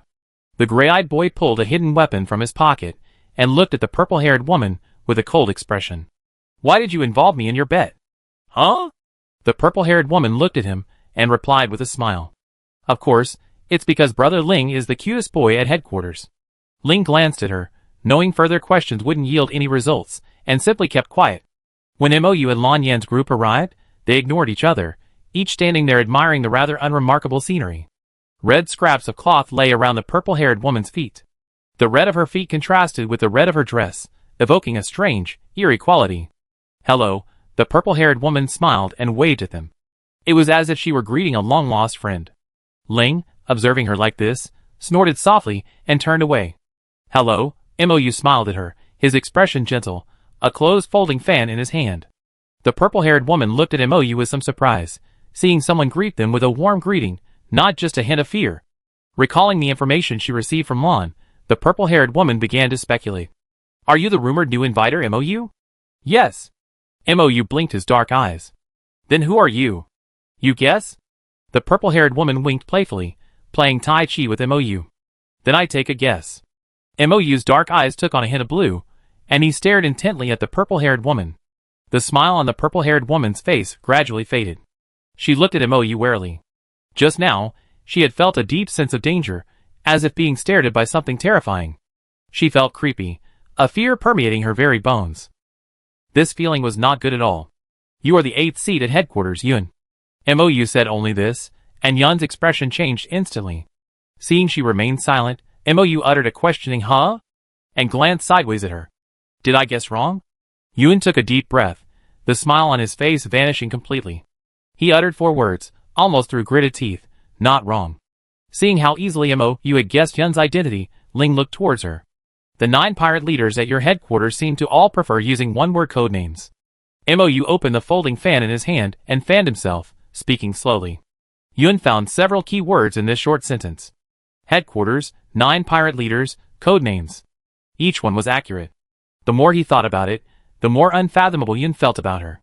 After all, they all acted independently, and only a handful of people knew their pirate group had a headquarters. No wonder Lan fell for you twice. From what she knew so far, it wasn't as if Lan's information described him as just an ordinary train conductor with dual C abilities from a 3rd-level planet. If Yun had been checking the news on the Star Network more often recently, he wouldn't be so clueless now. Ling, who constantly read news from both countries, looked at Yun with a look of bewilderment in his gray eyes. He was beginning to wonder what Yun had truly relied on to become the leader of the pirates. Could such a clueless pirate leader truly command the support of his people? There was no way to answer this question at this point. MOU asked, "What do you two want to do by coming here?" Yun looked at MOU, his eyes slightly raised, and instead of answering, he asked, "Do you think we tell you when you ask that? If a simple chat could yield the answer, there wouldn't be so many punishments. If you don't tell me, I might have to look through your memories again," MOU said, his tone as casual as if he were discussing the weather. "It's not a big deal for me." Yun had never heard of someone possessing the ability to read other people's memories. But thinking back to what MOU had just said, Yun hesitated. "Don't believe it." Ling noticed Yun's hesitation and immediately reminded her. "If it was so easy for her to read your memories, why didn't she just do it instead of going through all the trouble of asking you?" "You're right." Yun's usual casual demeanor returned, her lips curled.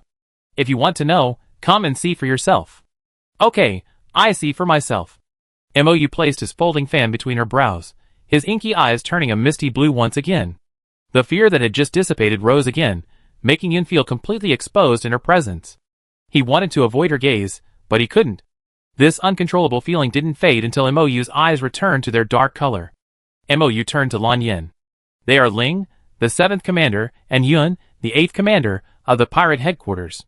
They come here to plant a large number of Zerg eggs and destroy this planet. As for why they want to destroy this planet..." MOU turned to Yun and Ling, and amid their astonishment, he continued, "They believe that humanity doesn't belong on any one planet and advocates for living in space. Since humanity entered the interstellar space, its ideology has never been unified. When humanity chose to live on planets and suffered from the Zerg and pollution, the Space Living School emerged. They believed that living on planets was too dangerous for humans, and that only the vast universe was safe. Humanity should establish space habitats in space to avoid potential dangers. However, this argument was rejected by all the top leaders over 1,000 years ago. Lan Yin knew the entire story of this idea, from its inception to its end. When MOU mentioned this, Lan Yin quickly recalled thousands of years of history. A major reason for human progress is the collision of ideas. Lan Yin, didn't know which path was the right one for humanity. So, he remained indifferent, letting humanity choose for itself. Chapter 59. Yun and Ling exchanged a glance. Yun's face was devoid of any smile. Her eyes glared darkly at Mo, like a cold, venomous snake spitting its venom, as if she would bite him to death at the utmost speed if she let go of his weak spot. Yun had assumed that the most formidable opponent on this mission to planet F1 would be the king of the Federation. She hadn't expected it to be Mo, the one who had invited him. Ling, however, remained calm. He twirled the hidden weapon hidden in his sleeve and tilted his head slightly. Now that you know all this, what do you intend to do with us? There was no point in saying more. Just ignore the process and ask about the outcome. Why waste time talking? Mo lowered his eyes and gazed at the black earth, dotted with small bumps. It seemed those bumps were caused by insect eggs. She answered Ling's question. How many insect eggs have you buried? Dig them all out yourself and seal them in the crusher. We buried them with great difficulty. Yun's smile returned, her expression drawn out when she spoke. You should just lock us up. Ling stared at Yun expressionlessly, her tone slightly cold. Don't use the word we when you speak. Huh? Yun turned to look at Ling unexpectedly, a dangerous smile in her smile. Are you trying to start a fight with me at this time? It's not a fight. Ling shook her head slightly, her gray eyes blinking as she considered her words. It's just that we don't like each other. Yun, Both the Federation and the Empire maintain a ranking of dangerous individuals. The Empire's ranking of dangerous individuals is known only to the interstellar forces of the Interstellar Empire. Yun and Ling's names never appeared on the Federation's list of dangerous individuals. This indicated that they had never before caused trouble on Federation territory or caused any major danger. The 7 young men and women standing behind Mo and Lan Yin were like birds that had just learned to fly, curious about everything. They looked at Yun, who alternately smiled and sullen, and then at Ling, who remained impassive throughout. Each of them quietly drew their weapons and prepared for battle. Lan Yin glanced back at the men poised to attack. Put them away. We won't need them now. The 2 men had been trapped here by a soul-binding formation. Unless their physical bodies perished, there was absolutely no way they could escape. Mo glanced sideways at Lan Yin. Before he could say anything, Lan Yin spoke. I know. When someone is familiar enough, a simple glance is all it takes to know what the other person is planning. Fanning himself with his folding fan, Mo stepped back, pulled a chocolate bar from his pocket, and placed it in his palm. I leave it to you then. I take them south to hunt some chickens and roast them. Lan Yin, holding the chocolate bar in his palm, smiled and nodded. Okay. Watching Mo and his group gradually walk away, Lan Yin turned around to deal with Yun and Ling. I rarely ask about matters at your headquarters, but that doesn't mean I always ignore them. Lan Yin glanced at Ling standing in the distance, murderous intent evident in his eyes. If I see you doing something like today again, it won't be as simple as Mo said. If Mo hadn't awakened, Lan Yin might have simply ensured humanity's continued existence in this world, and ignored everything else. After all, for Lan Yin, humanity was also the reason Mo had been in a state of prolonged slumber. But now that Mo had awakened, given her personality, she couldn't just sit back and watch humanity's gradual destruction. Knowing she wouldn't sit idly by, Lan Yin was willing to address these hidden dangers in advance, preventing Mo from fretting over humanity's concerns. When Ling felt he could move again, he stretched his muscles. Are you willing to let us go? Knowing their identities, and what they've been doing, yet willing to let them leave so easily and without paying any price? In a fraction of a minute, Ling's mind raced through hundreds of twists and turns, his mind swirling with speculation, one after another, yet he still couldn't fathom the reason behind Lan Yin's decision. I can let you go, Lan Yin pointed at the area. Find all the insect eggs, seal them in the crusher, and destroy them all. Then you can leave. A diamond-shaped void appeared beside Lan Yin. From it, he pulled out a light gold sword and inserted it into the center of the second pollution source area. Half of the light gold sword's blade was sunk into the soil, and the golden diamond-shaped formation, previously hidden underground, emerged to the surface. The 2 people standing within the formation felt invisible shackles on their wrists and ankles. They were free to move as usual, but the feeling lingered. When you finish digging out the insect eggs here, you can leave. Lan Yin glanced at them, and turned to head south. Using his outward mental energy, Lan Yin noticed they had already captured several pheasants, and were plucking their feathers near the river. After Lan Yin left, Ling tried to leave the area encircled by the golden formation, but failed. He was like a needle on a clock face. No matter how he moved, he couldn't escape the circle. After trying several times without success, he gave up and turned back. The silence had lasted so long that Ling turned to look at Yun, puzzled. Yun remained standing there, motionless as a statue. "What's wrong with you?" Ling asked, walking over to Yun's side and patting her. Yun took a deep breath, her breath uneven, and stood there, her eyes filled with fear. "I couldn't move or speak just now." Yun turned to look at Ling, fear in her eyes. Breathing is getting harder and harder. That brief moment had felt like a near-death experience, a face-to-face encounter with death.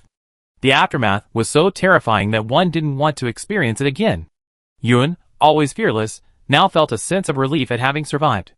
This was the first time Ling had seen Yun with such a look of shock and terror.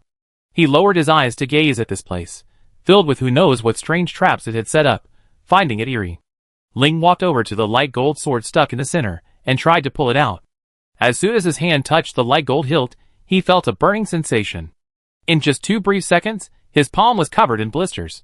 Yun looked at the wound on Ling's hand, his expression grave. "What do you think? If we dig out all these insect eggs, can we leave?" Yun just wanted to get out of this strange place as soon as possible.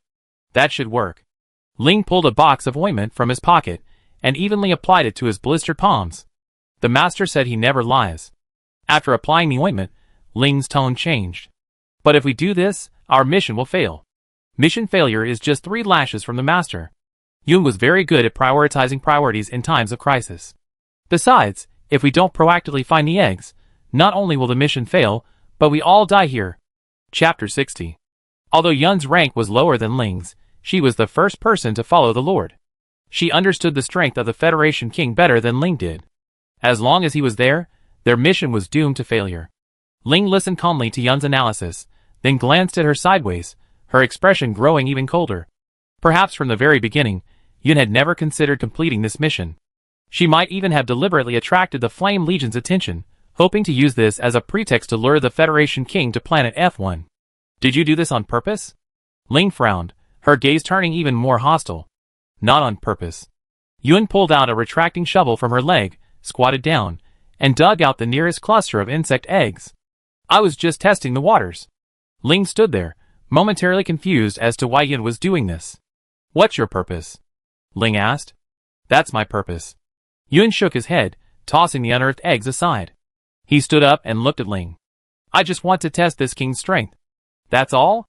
Ling could no longer tell which of Yun's words were true, and which were false. "That's all."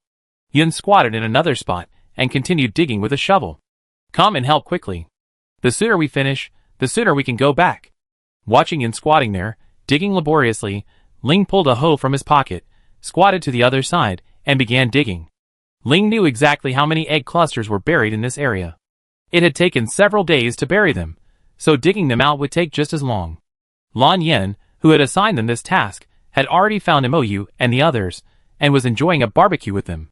To meet survival needs, the Federation Interstellar Forces once released chickens, ducks, pigs, and their offspring onto every planet in the Federation. Over the course of thousands of years, the chickens, ducks, and pigs of each planet have mutated according to their climate and other factors. But no matter how they mutated, their deliciousness remained constant. The pheasants living on planet F1 have mutated to develop a pair of strong, long legs, but their wings have mutated to the point of being almost non-existent. A chicken is the perfect size for 2 people. Su Yan, when you first saw that pollution source, did you notice anything? Su Yan possesses passive perception, so Mou was the first to ask him this question. Unknown danger. Su Yan recalled the feeling he had when he gazed at that area, describing it in 5 words. This sense of danger was even more intense than when he first saw the ocean hiding dozens of island worm mothers. Su Yan shuddered at the thought. "What about you? What did you notice?" Mou's gaze fell on the others. The others looked at each other, then slowly shook their heads. After all, they lacked Su Yan's sense of danger. Upon seeing the dark pollution source area, they only knew it was dangerous, but felt nothing. Mou had anticipated their reaction. She casually picked up a branch from behind her, and drew an irregular shape on the ground. Only Lan Yen knew she was drawing a topographic map of pollution source area 2. When the map was complete, Mou circled it again. The pollution source contains. Mou thought about the ancient divine words he knew, then about the academic papers he recently read, and changed the title to something they could understand. The pollution source contains a large amount of negative factors. If humans are exposed to these factors for a long time, it will damage the spiritual sea of the brain. But for the Zerg, these negative factors are actually benign factors that can strengthen their bodies and accelerate their growth. Just like nothing is absolutely good or absolutely bad. Everything has two sides. It just depends on which side they stand on. When the negative factors spread to a certain extent, they will stop spreading because the concentration is insufficient. MOU looked at them. But once the concentration reaches a point where it can spread outward, it can spread indefinitely. That means directly covering the entire planet. As long as the concentration is high enough, it can achieve that. MOU's statement was another big shock to them. Neither the books on pollution sources in the major military academies in the interstellar space, nor the professors currently researching pollution sources, had ever mentioned that pollution sources could spread indefinitely. So you're teaching us the seal technique so we can completely contain the pollution source? Chiani placed her hands on her knees, quickly grasping the key point. Yes and no. MOU looked at Chiani, smiling gently. I'm teaching you the seal technique because I'm worried about that day coming. But maybe before that day comes, I can completely resolve this problem. Completely resolve this problem. This idea was something they had only dreamed of when they were very young, nestled in their parents' arms. Humankind has long agreed that the source of pollution cannot be eliminated, and that only ways can be found to control it. If someone else had said this, they might have simply laughed it off, not taken it to heart. But it was MOU who said it. MOU, the one who always made the impossible possible. The deity Hualuadu called the Lord God. Will this day really come? Han Ning asked MOU cautiously. His expression was like that of a seriously ill little girl, looking expectantly at a doctor, wondering if the illness could truly be cured. The blue lotus mark flashed across MOU's brow. She raised her hand and gently rubbed Han Ning's head, her smile as gentle as the warm sun hanging in the sky on a snowy winter's day. It will come. While they were talking, Lan Yin had already found a pot and cooked a pot of tremella and lotus seed soup. The group, who had just finished eating half a chicken, shared a bowl of the sweet soup and sipped it. So, should we wait until those two dig up everything they buried in the ground before we learn the seal? Ainley, clutching the bowl, asked the most important question at the moment. Well, MOU glanced sideways at Lan Yin. When do you think is the right time? After all, teaching the seal wasn't something MOU could do alone. Preliminary training required a deity to grant the qualifications. She still had the divine seal upon her, and she agreed not to break the seal unless it was a matter of life and death. Her words were her bond, so she naturally had to abide by the rules she set. So, Lan Yan's help was needed in this matter. Anytime, Lan Yan said, looking at MOU. I'd be here whenever you need me. The more these words fell on the ears of several students, the more they pondered them. Han Ning, who had been secretly rooting for the couple, nudged Qian-Yi beside him with his elbow. When Qian-Yi looked over, Han Ning even winked at her. His body language and expression conveyed the message, I'm really rooting for them. It's just that bystanders see more clearly than those involved. MOU didn't dwell on it, her focus entirely on choosing the right time to teach the seal.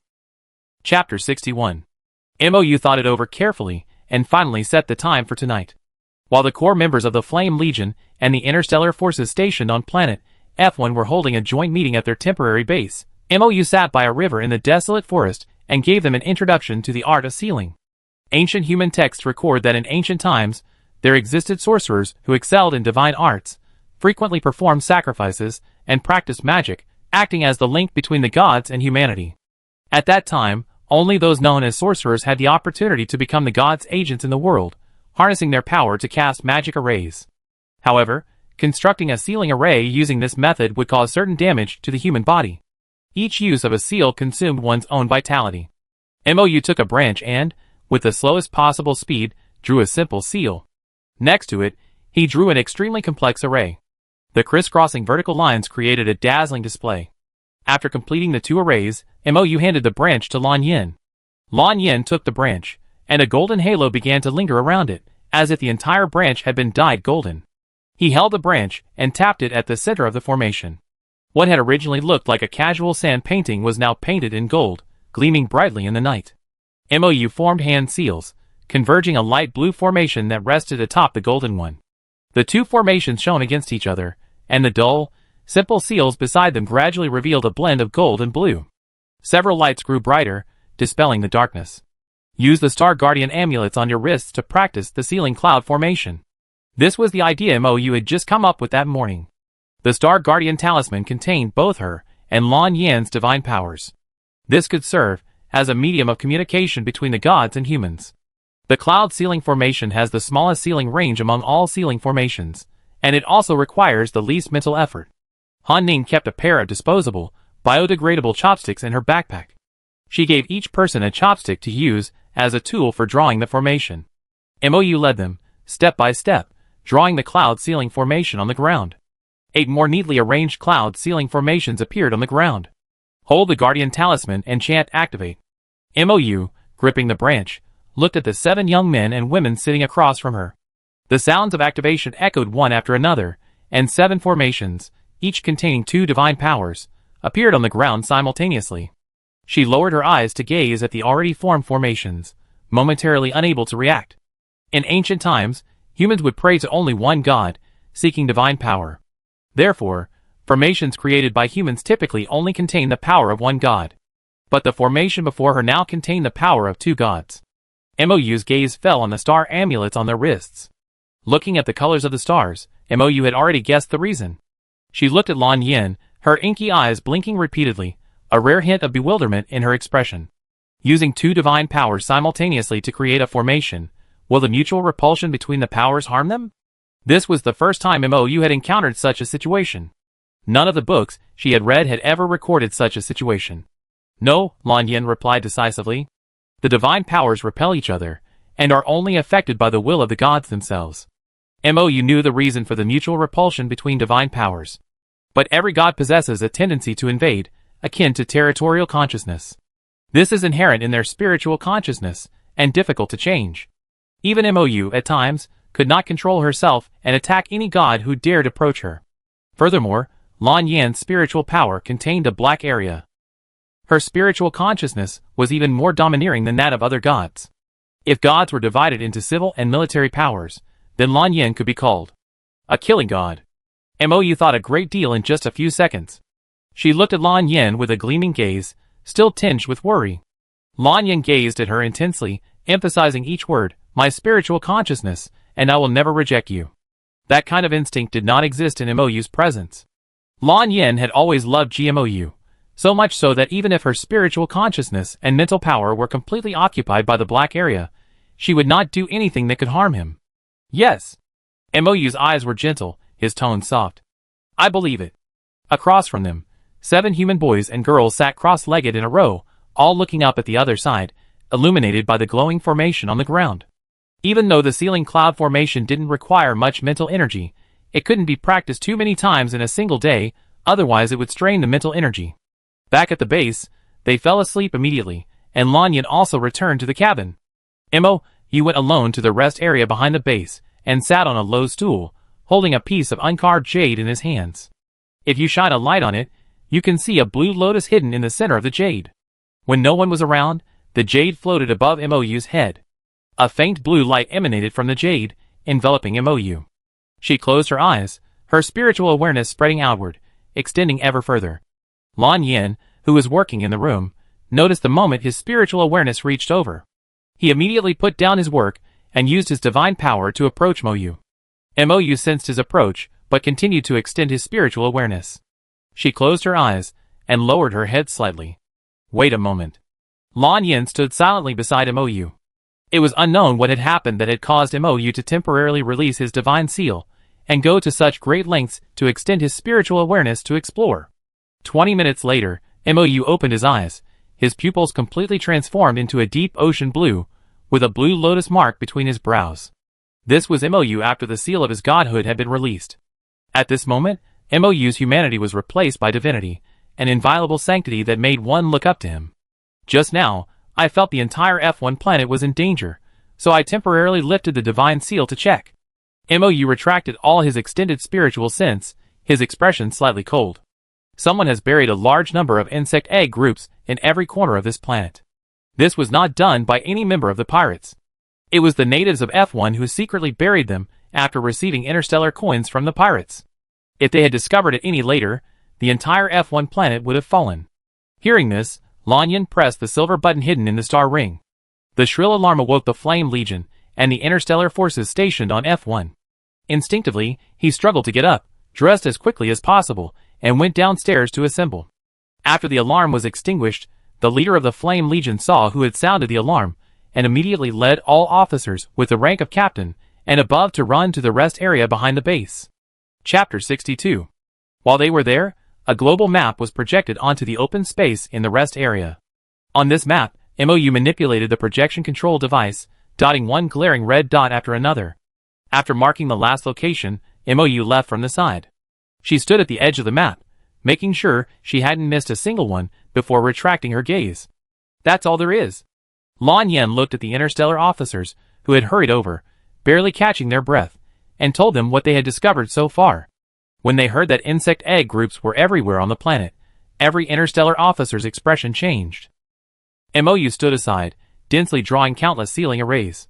In my name, I open the gates of all directions, and the art of the 6 directions. Trapped. The ground shook, and all the completed sealing arrays disappeared into the soil. The Interstellar officers standing nearby, witnessing everything, stared at each other in amazement. They exchanged glances, momentarily confused as to what had just happened.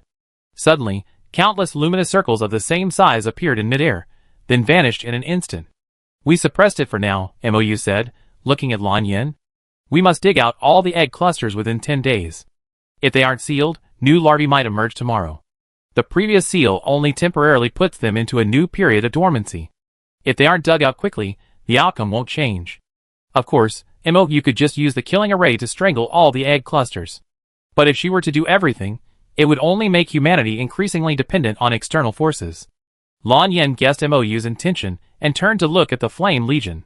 Divide into 2 groups. One group will immediately dig out these egg clusters, and the other group will find the residents, who buried them to prevent them from burying more. Yes! The Flame Legion leader immediately gave his orders. That night, no one slept except for Han Ning and his group of 7 cadets. The entire base was brightly lit, and every interstellar soldier in their standard uniforms was on the move. One after another, light trucks pulled out of the base, heading in different directions. The 2 pirate leaders, who were digging for egg clusters in the pollution source area, simultaneously glanced at the brightly lit temporary base not far away. What are they trying to do, staying up so late at night? Yun's eyes narrowed, the corners of his lips curled slightly, and his tone trailed off. Did they discover something? Ling glanced at her, then lowered his head to continue digging for egg clusters. He never wanted to go on missions with her again. I didn't want to see MOU and Lan Yen again. If you can't win, hide was Ling's most effective maxim. Seeing Ling ignore her, Yun sighed, shrugged, and continued digging for the remaining insect eggs. The 2 men busied themselves with a look of utter disarray. Ling quietly calculated the remaining insect eggs in his mind and began to work faster. In the base, MOU and Lan Yen sat in the main control room. The blue lotus between MOU's brows had dissipated, and his blue eyes had faded to a gray blue. She took a white porcelain bottle, poured out a white pill, and swallowed it. This is the 2nd time you recklessly lifted your divine seal. Lan Yen pressed another blue porcelain bottle into her hand. Take another one of these. I put this seal on myself. It's no big deal. MOU glanced at Lan Yen, a faint smile on his face. I know my limits. Lan Yen lowered his eyes, his voice very low, but MOU heard it. He said, when it comes to humans, you always forget these limits. MOU, just like he had tens of thousands of years ago, raised his hand and rubbed his head, his voice gentle as an elder's. You understand eventually. Hearing MOU's tone, Lan Yen was stunned. He turned his head to look at MOU, his voice deep, some words emphasized. Lord God, I grown up. I know. MOU understood why he suddenly said that, and added, but I am indeed older than you. A pat on the head should be fine, right? Not much older, Lan Yen corrected. For a god, 20,000 years of age is nothing. MOU chuckled softly, and said nothing more. In truth, MOU never understood why Lan Yen was so obsessed with this, and even when he asked, he couldn't get an answer. Lan Yen looked at MOU, his eyes filled with complex emotions. His Lord God would probably never guess the reason for his obsession. The screens in the main control room displayed surveillance footage from all over the base. A holographic map was projected onto the table, surrounded by various documents. MOU and Lan Yen didn't interfere with the egg-digging group, nor did the 7 cadets, who had just woken up. They sat bleary-eyed in the cafeteria, still wondering why so few people came to eat this morning. The chefs in the cafeteria were also puzzled, even beginning to wonder if their food wasn't good enough these past few days, and everyone was drinking nutrient solution instead. Han Ning rubbed her eyes and leaned against Qianyi's shoulder. Her upper and lower eyelids felt like they were glued together, and once closed, they were difficult to open. She spent most of the first half of her meal with her eyes closed. As for the second half, she was startled by Qianyi's unwavering composure. What's wrong? Han Ning's sleepiness was completely shaken off. Seeing Qianyi's stunned silence, Han Ning asked again, did something happen? An elder I haven't heard from for a long time sent me a message, Qianyi replied. Many people knew what the Qian family did for a living. For the Qian family professors, who constantly traveled to remote corners researching all sorts of bizarre ancient artifacts, losing contact was common. Qianyi's uncle, EN1, confirmed that the text in the photo she had taken was indeed ancient, and even described the evolution of ancient writing. He also asked her where she had obtained it, and whether there were any other records of it. Qianyi lowered her head and sent a message to the excited Uncle EN1, saying it was written by one of her teachers. EN1, is it an old professor from the Federal Academy of Literature? After all, the Federal Academy of Literature is the only school in the Federation that has anything to do with history. Qianyi, he's a teacher in the Federal Mecha Manufacturing Department. EN1, the Federation is really wasting their talent. Can you contact this teacher? I'd like to discuss the school with her, Qianyi, not right now, but she said she could give you the ancient writings if you need it. EN1 didn't send a message this time, but spoke directly to Qianyi. Uncle Qian, excited, paced back and forth in the Qian family mansion more than a dozen times. The Qian family's elder couldn't help but waved at him. Be quiet for a moment. Sit down and rest. Okay. Qianwen sat down and looked at the Qian family's elder excitedly. Principal, I'd like to make an exception and admit a teacher to our school. Which teacher? MOU from the Mecha Manufacturing Department of Federal University. The Qian family's elder glared at him, then leaned forward with a suspicious look, asking, who are you talking about? MOU. The Qian family's elder, Chapter 63. The Qian family elder looked at EN1, his wrinkled face filled with disbelief. His cloudy eyes seemed to ask, what nonsense are you talking about? The Qian family elder's expression was so strange that EN1 blinked in confusion. Inviting such a scholar, so proficient in ancient characters, to the Federal University will greatly increase the efficiency of future research on ancient characters. EN1 had previously recommended several teachers to teach at the Federal University of Literature and Arts, and all of them were accepted. I'm afraid you can't invite this one. The Qian elder sat up from his recliner, picked up the teapot beside the table, poured a cup of hot tea, and sipped it slowly. As EN1's bewilderment deepened, the Qian elder explained, she's this year's Federal University invitee, a trainer for the Federal Special Training Program, and I heard she's a close friend of the king. Such a person was destined not to be holed up in the tiny Federal University of Literature and Arts, spending their days studying ancient artifacts that seemed useless to outsiders. Even if they were willing, the federal military probably wouldn't agree. There's a talent shortage in every industry right now. EN1 fell silent after hearing what Old Man Qian said. EN1, a lover of ancient artifacts, sighed wistfully, it seems like we really can't invite you. Let's find someone else. Old Man Qian lowered his head and took another sip of his tea. Old Li is retiring soon, and the school is definitely short of teachers. Okay, EN1 nodded. Qianyi, far away on planet F1, was unaware of what was happening at the Qian family mansion. She was sitting at a conference table in the base's monitoring room with her other teammates, bewildered. It felt like waking up from a dream, and the world had changed.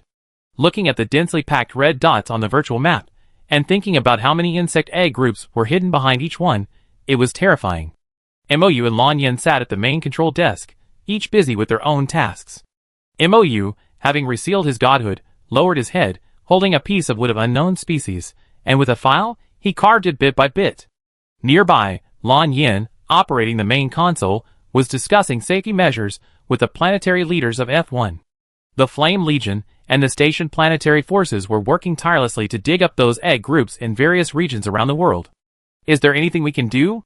Luoze looked at the map, where a red dot would disappear from time to time, knowing that the disappearance of a red dot meant that the egg group in that area had been cleared. But the speed was clearly slow. One more person always means more strength. Luoze didn't want to sit there and wait for death, he wanted to help. MOU, who was carving a wooden plaque, paused when she heard Luoze's words. She turned her chair and fixed her gaze on them. There should be a backup express vehicle behind the base. If you'd like to contribute, contact the Flame Legion's commander and ask them to go and provide support. MOU looked at them, worried, and added, be careful on the road. Luoze, after hearing Mou's words, stood up, saluted Mou, and then turned to leave the monitoring room. The other 6 people also stood up, saluted Mou, and left without hesitation. They preferred to participate and change the outcome. Rather than just sit there and wait for the outcome, Mou watched their receding figures and vaguely thought of the group of people clad in heavy armor who had departed tens of thousands of years ago. From the beginning, there have always been people like this within the human race. Mou lowered her eyes to the wooden plaque in her hand and smiled slightly. Perhaps this was why she had always wished humanity would not perish. She turned her chair around and continued carving the plaque. On a piece of wood, 2 fingers thick and 4 fingers wide, was carved a small, adorable, chubby little doll. The doll had 2 pigtails, wore a calf-length skirt, and smiled with its face tilted up. Next to the doll stood a towering tree. After finishing carving, Mou wiped the remaining sawdust from the wooden plaque and placed it on the table. Mou pulled a pink pearl from her sleeve and placed it on top of the plaque. The pink pearl adhered directly to the plaque. This is Mou's treasured spirit storing wood. Anything carved into a plaque made of this wood will possess spirits. Mou tapped the little doll's head on the plaque and said gently, "Find out who's in the group that buried the insect eggs on planet F1. The doll on the plaque didn't stir. But Mou knew the plaque had taken effect.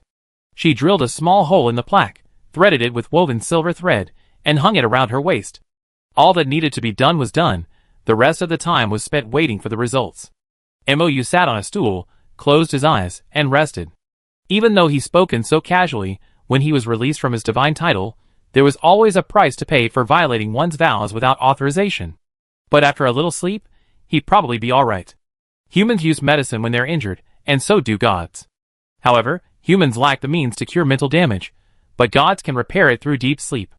Minor mental damage could be cured with a week's sleep. Lan Yin, who was working, paused when he noticed the person beside him had fallen asleep. He glanced sideways at the slumbering figure and pulled a blanket from his side, covering her with it. Then, with the utmost care, he adjusted her chair from sleep mode to allow her to lie flat and rest. Mou, you could sense what Lan Yin was doing, but her sleepiness made her too lazy to move. Beyond this peaceful and tranquil scene, the frantic efforts of digging for insect eggs were intense. The 2 pirate leaders, who had been digging intermittently in the pollution source area for an unknown period, sat down in the same area, their faces haggard and their hair disheveled. Ling sat cross-legged and dug out the last set of insect eggs. He dropped it into the grinder and yawned sleepily. This should get us out.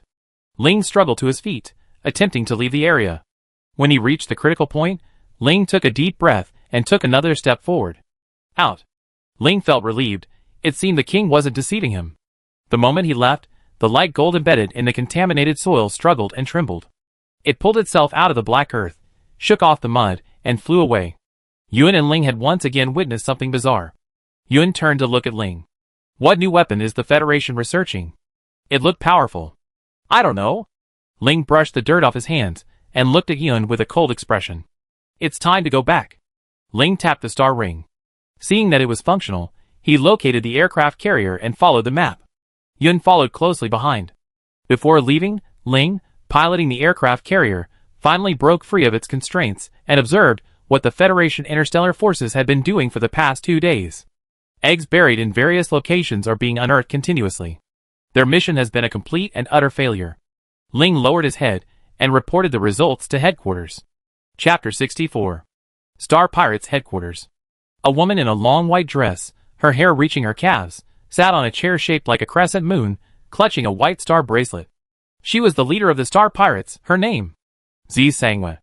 Zi Sangwei glanced at the message Ling had sent her, chuckled softly, and said in a gloomy tone, they truly failed. Lan, who was sitting in the lower seat, stood up and saluted respectfully. Master, do you need me to continue this mission? No, Zi Sangwei muttered softly, lying on the moon chair, gazing at the vast starry sky. You're no match for him. Besides, she was now awake. Zi Sangwei clenched the string of white stars in her hand, her expression dark. I heard from Ling that the inviter is also there. Lan crossed her legs, clutching a black stone watch, and gave a high evaluation. She's very powerful, even on par with that king. She's much stronger than that person, Zi Sangwei snorted. She tossed the white star in her hand onto a nearby shelf, resting a hand on her chin and sighing softly. She's the strongest in this world. Lan keenly sensed the hidden meaning. Does the Lord know her? Zi Sangwei glanced at Lan, and lazily closed her eyes again. Of course I do. What god wouldn't know the dignified Jimayu Lord God? She possessed selfless love, handling matters without the slightest trace of personal emotion. She loved every living being equally, until humans and Xiangli Lanyan appeared. Thinking of this, Zi Sangwa opened her eyes, a slight chill in her expression. To this day, she still couldn't understand what was so worth defending about such selfish humans. And there was Xiangli Lanyan, the supposed god of killing. Didn't she hate gods who killed living beings the most? Why had she been so indulgent towards him? Zi Sangwa opened her eyes, looked at the familiar surroundings, and sighed softly. As expected, no matter how many years passed, whenever she thought of Jimayu, she would still be stuck in these questions. How far along is the other mission? Zi Sangwa asked.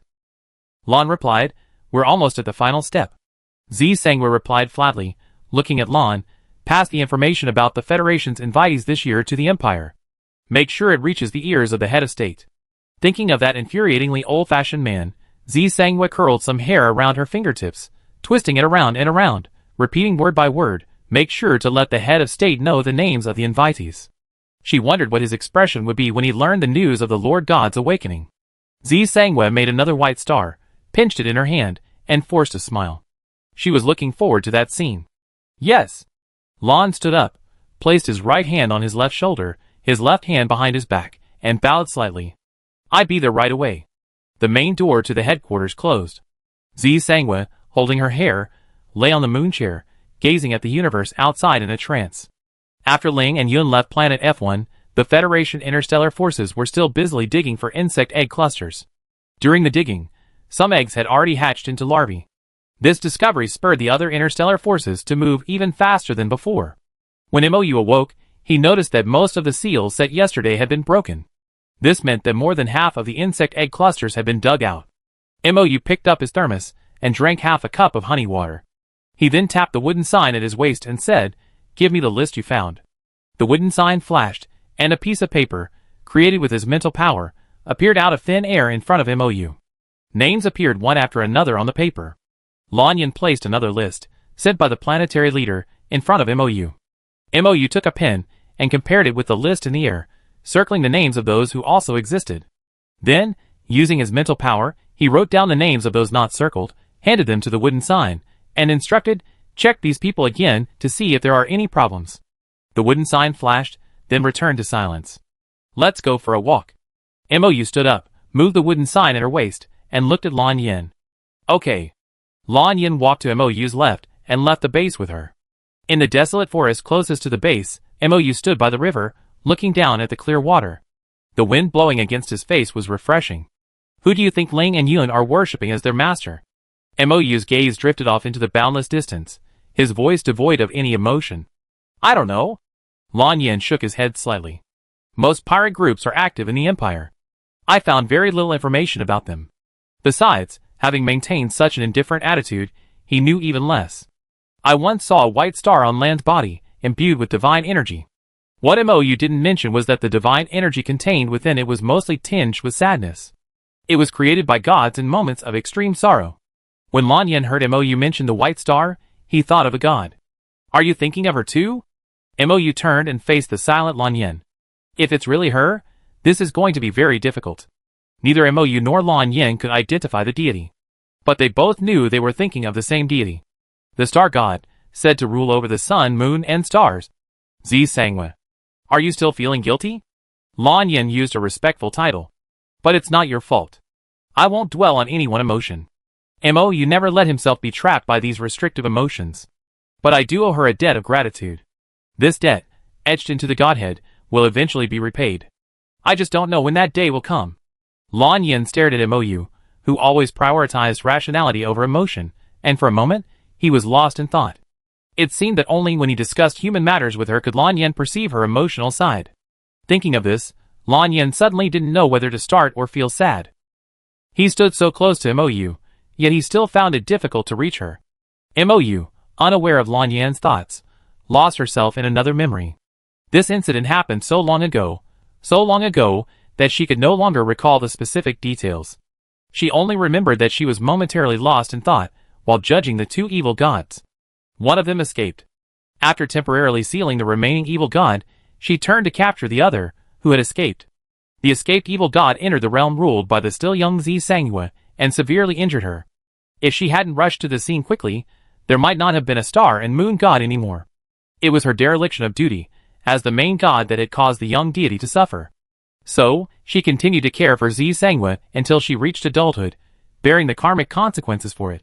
I'm afraid that even among all the gods, no one knows what burden the main god bears. Mou withdrew her gaze, and twirled the star ring in her hand. Even as the main god, he sometimes tires and becomes exhausted.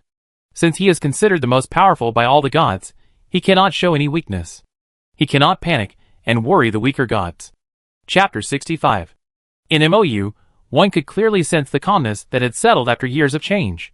Just seeing her standing there brought a sense of peace. It was as if, with her around, all troubles and worries could be resolved. However, only Mou herself knew how much this calmness had been earned through experience. Lan Yin looked at her. Even if you say you can't be troubled by any emotion, you still tend to reflect on the past, right? Lan Yin conjured up a small basket filled with all sorts of Mou's favorite snacks. At his voice, Mou tore herself away from her memories, and took into sight of the small basket. The basket was woven from beige cotton string and lined with oil paper. Each snack nestled in a small compartment, delicate and exquisite. She took the basket in her hands and looked at him with a smile in her eyes. How many pastries did you make? How come every time he noticed she was feeling down, he always brought out so many treats to comfort her? I make a little every night, and take it with me the next day. Lan Yin took out 2 more chocolates, and placed them in the slightly empty space at the edge of the basket. Mou couldn't leave out his newfound love for pastries. Mou watched him take the final step, picking up a piece of milk cake and nibbling at it. The wooden sign hanging from her waist flickered, making a soft ticking sound. Mou noticed it, and tapped the sign with his index finger. A blue curtain appeared out of thin air, and one name after another emerged. Some names were deliberately enlarged on the search plaque, indicating that these individuals were the leaders of this massive destructive operation. A tender child's voice echoed from all directions, ethereal and distant. All the names are here. Does the Lord God have any further instructions? Not yet. Go and rest. Mou tapped the search plaque again with his index finger, feeding it a little divine power, allowing it to temporarily rest. Lan Yin had already used the star ring to record all the names written on the search plaque and sent them to the leaders of planet F1. While the egg-digging group was in full swing, the capture of these individuals began in secret. Those willing to undertake such activities were mostly profit-driven and cowardly. Many of those found by the search plaque were no longer on planet F1, making locating them like finding a needle in a haystack. Those captured so far were all desperately short of money, having been tricked into accepting the relatively generous salaries. They lacked a good education, and even basic living expenses were a struggle. They drink the cheapest nutritional supplements every day, do the heaviest work, and earn the meagerest salary. They become so numb, they don't think much. When they learn there's a job that could make their lives a little better, they take it. After all, things can't get any worse, right? Those arrested were handcuffed with the latest model, and huddled in the waiting room, their heads bowed, their faces bewildered. They still haven't figured it out.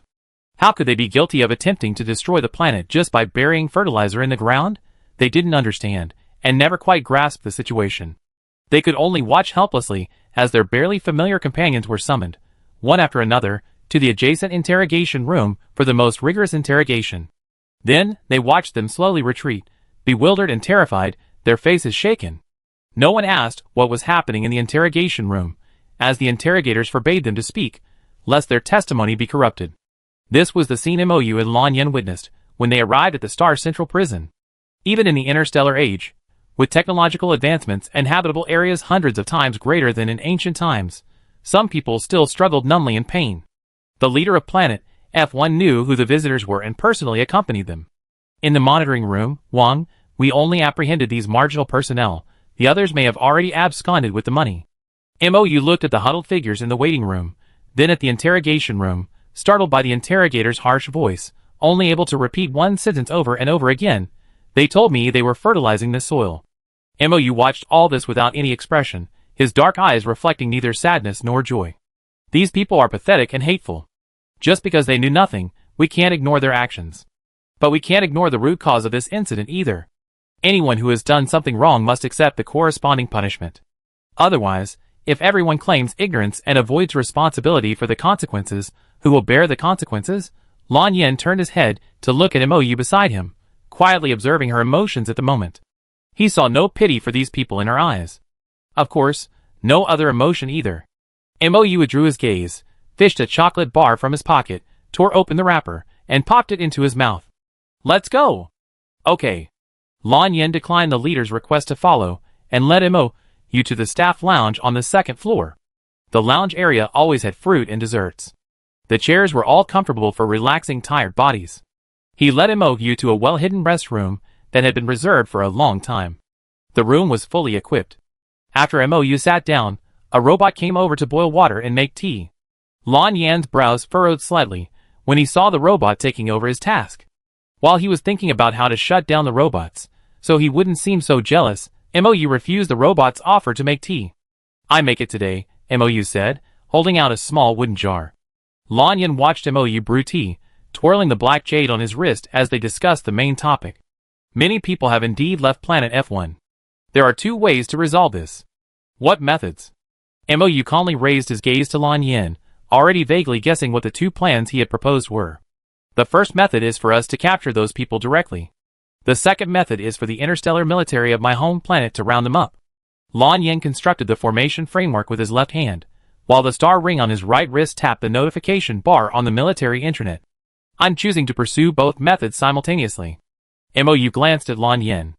We capture them, but we need to make this known to all citizens of the Federation as a warning. After all, who can guarantee that those pirate groups won't repeat their old tricks and target other planets? Okay. Lan Yan withdrew his hand.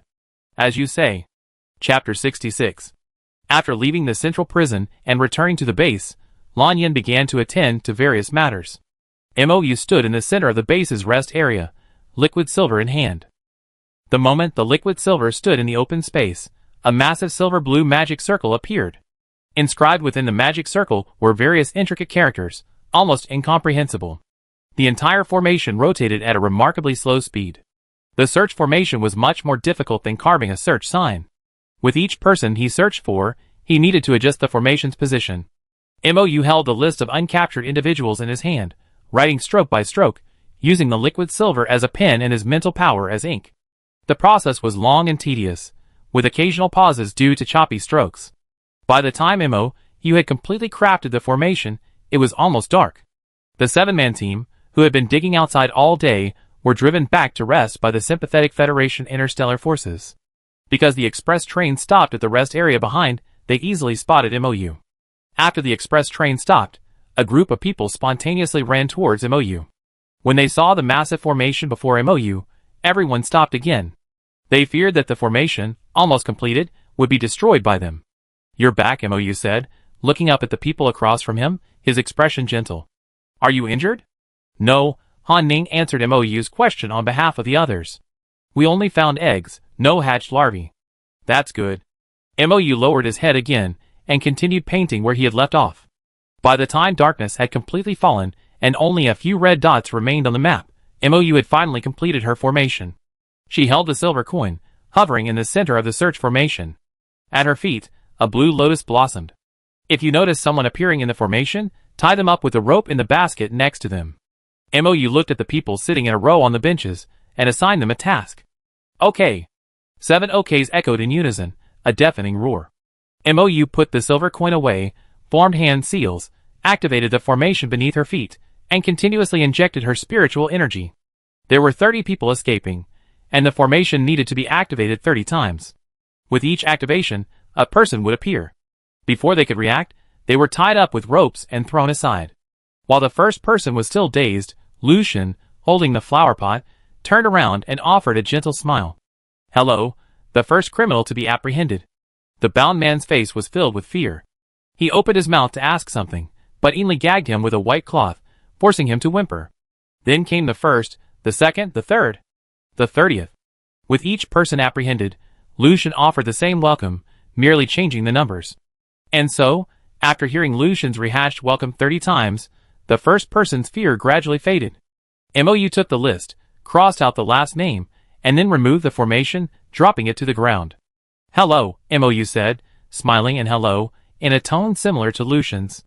The bound people all looked at Mou with fear, as if wondering what they were going to do. Take them to the holding cell, Mou said, looking at Luo Zhe and Qian Yi. Have the Federation Interstellar Force keep an eye on them. Luo Zhe and Qian Yi nodded in agreement, then asked those sitting on the ground to stand up and led them north. The others followed at the rear, preventing anyone from escaping. Qi Mu and the others, far away on the main planet, had learned all about the events on F1 through Lan Yin. With Lan Yin personally in charge, no one would dare to refuse to deal with these corrupt officials on F1. This matter was considered the most urgent, and everyone was working tirelessly on it. When asked whether anyone should be sent to apprehend the fugitives, Lan Yin denied it. Lan Yin looked at her subordinates, each of whom was showing signs of surprise, and spoke calmly with a subtle pride. Mou is involved in this matter. The question that had long weighed on Qi Mu and Ming Yuan's minds was now raised anew. Who exactly is Miss Mou? Unfortunately, none of them dared to ask. Since the king had already made a judgment on the matter, there was no need for them to worry about it. Before they finished their meeting, Mou had already walked in. Lan Yin turned and looked at her. Did they arrest everyone? Mou glanced at the meeting he was still holding, and gave a brief response to his question. Lan Yin turned around, gave a few more instructions, and then ended the meeting.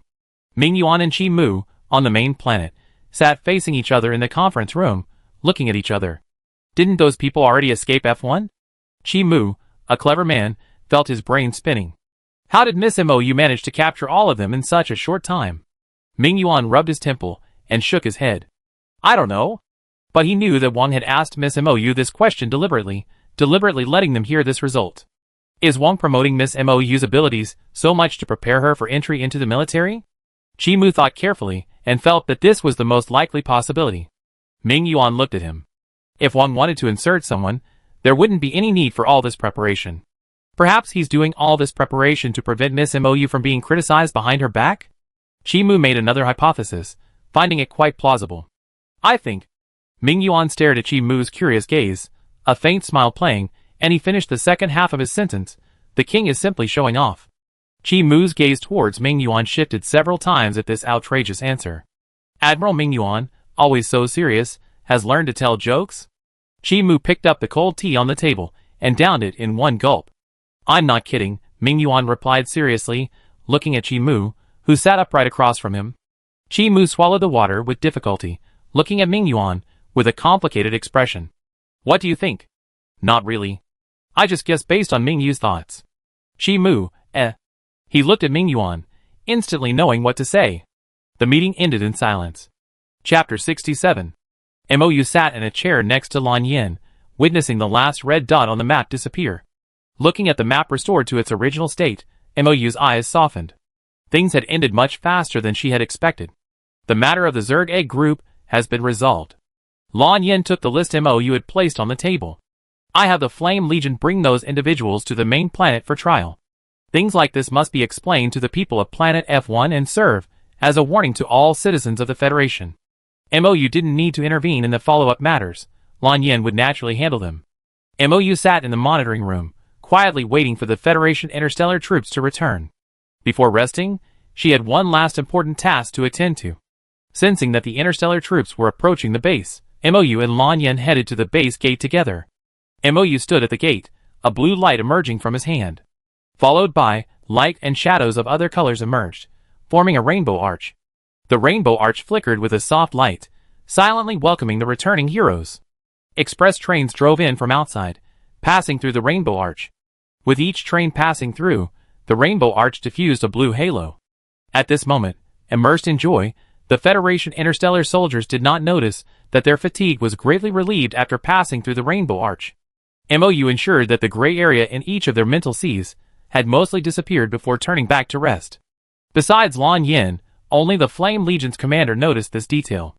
The Flame Legion's captain, a veteran of the interstellar military, who had fought on the front lines, was on the verge of collapse. He had originally planned to apply for retirement after this year. But just now, he had noticed that his constant headache had lessened. Lying in bed, the Flame Legion captain reflected on the day's events, ultimately pinning his hopes on the rainbow arch that had welcomed him back.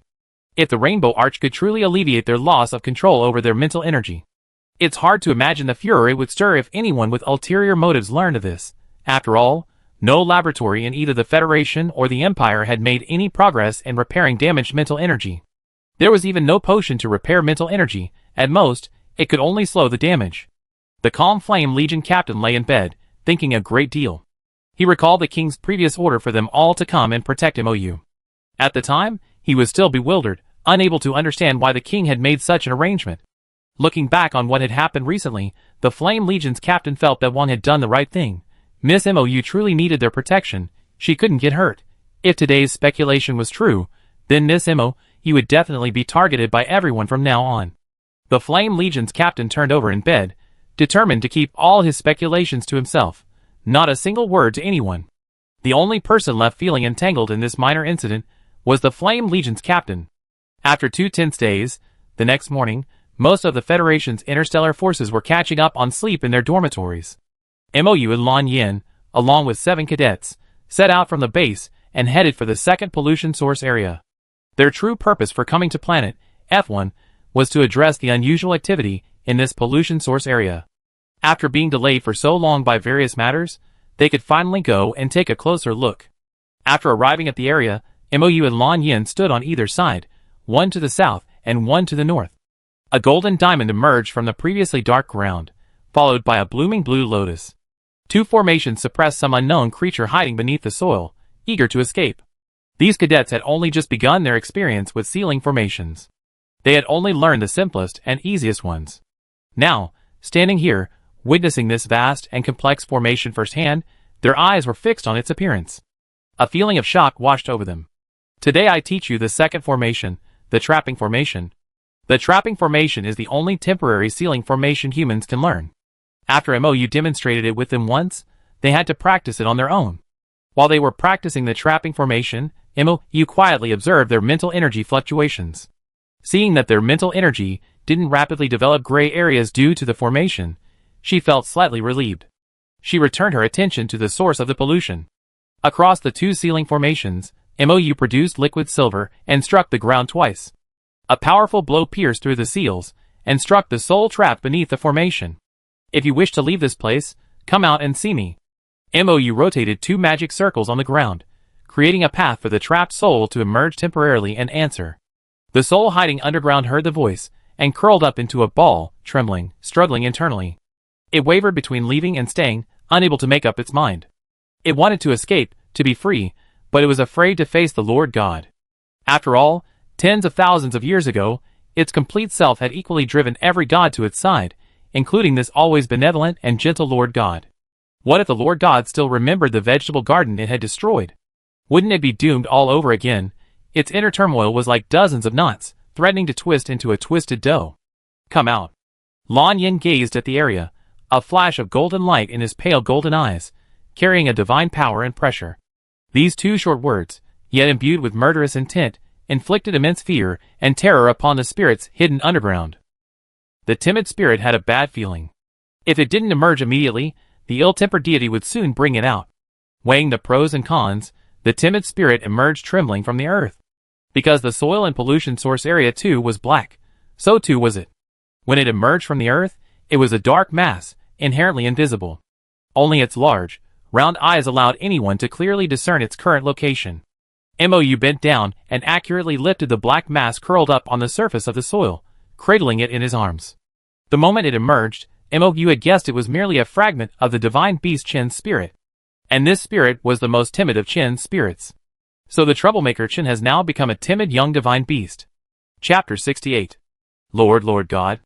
Chen blinked his large, round eyes, resembling those of a cat. His body was the size of 2 palms, but he had no limbs, looking like a dark cloud transformed into a spirit. He moved solely by hopping.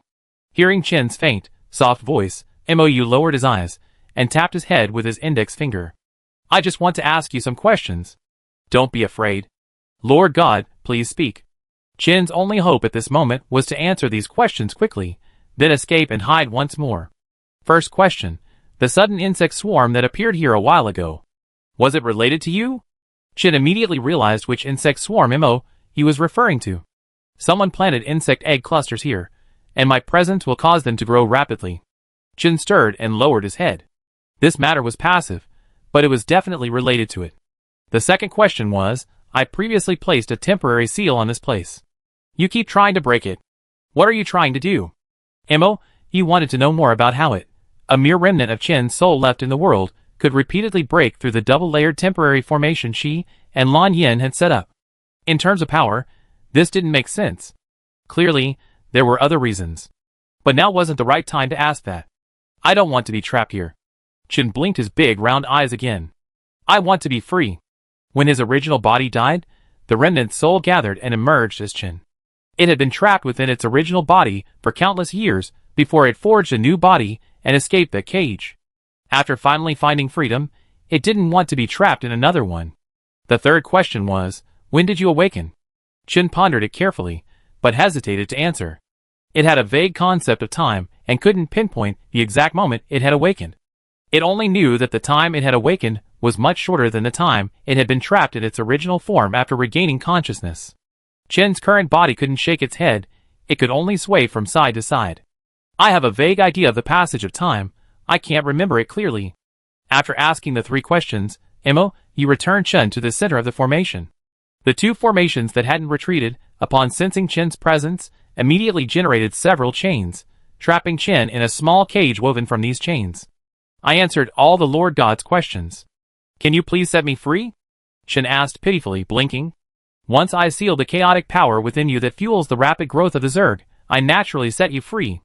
Mou, holding the liquid silver, stepped in front of it, meeting its gaze. Chen knew that this ability of his was indeed quite weak.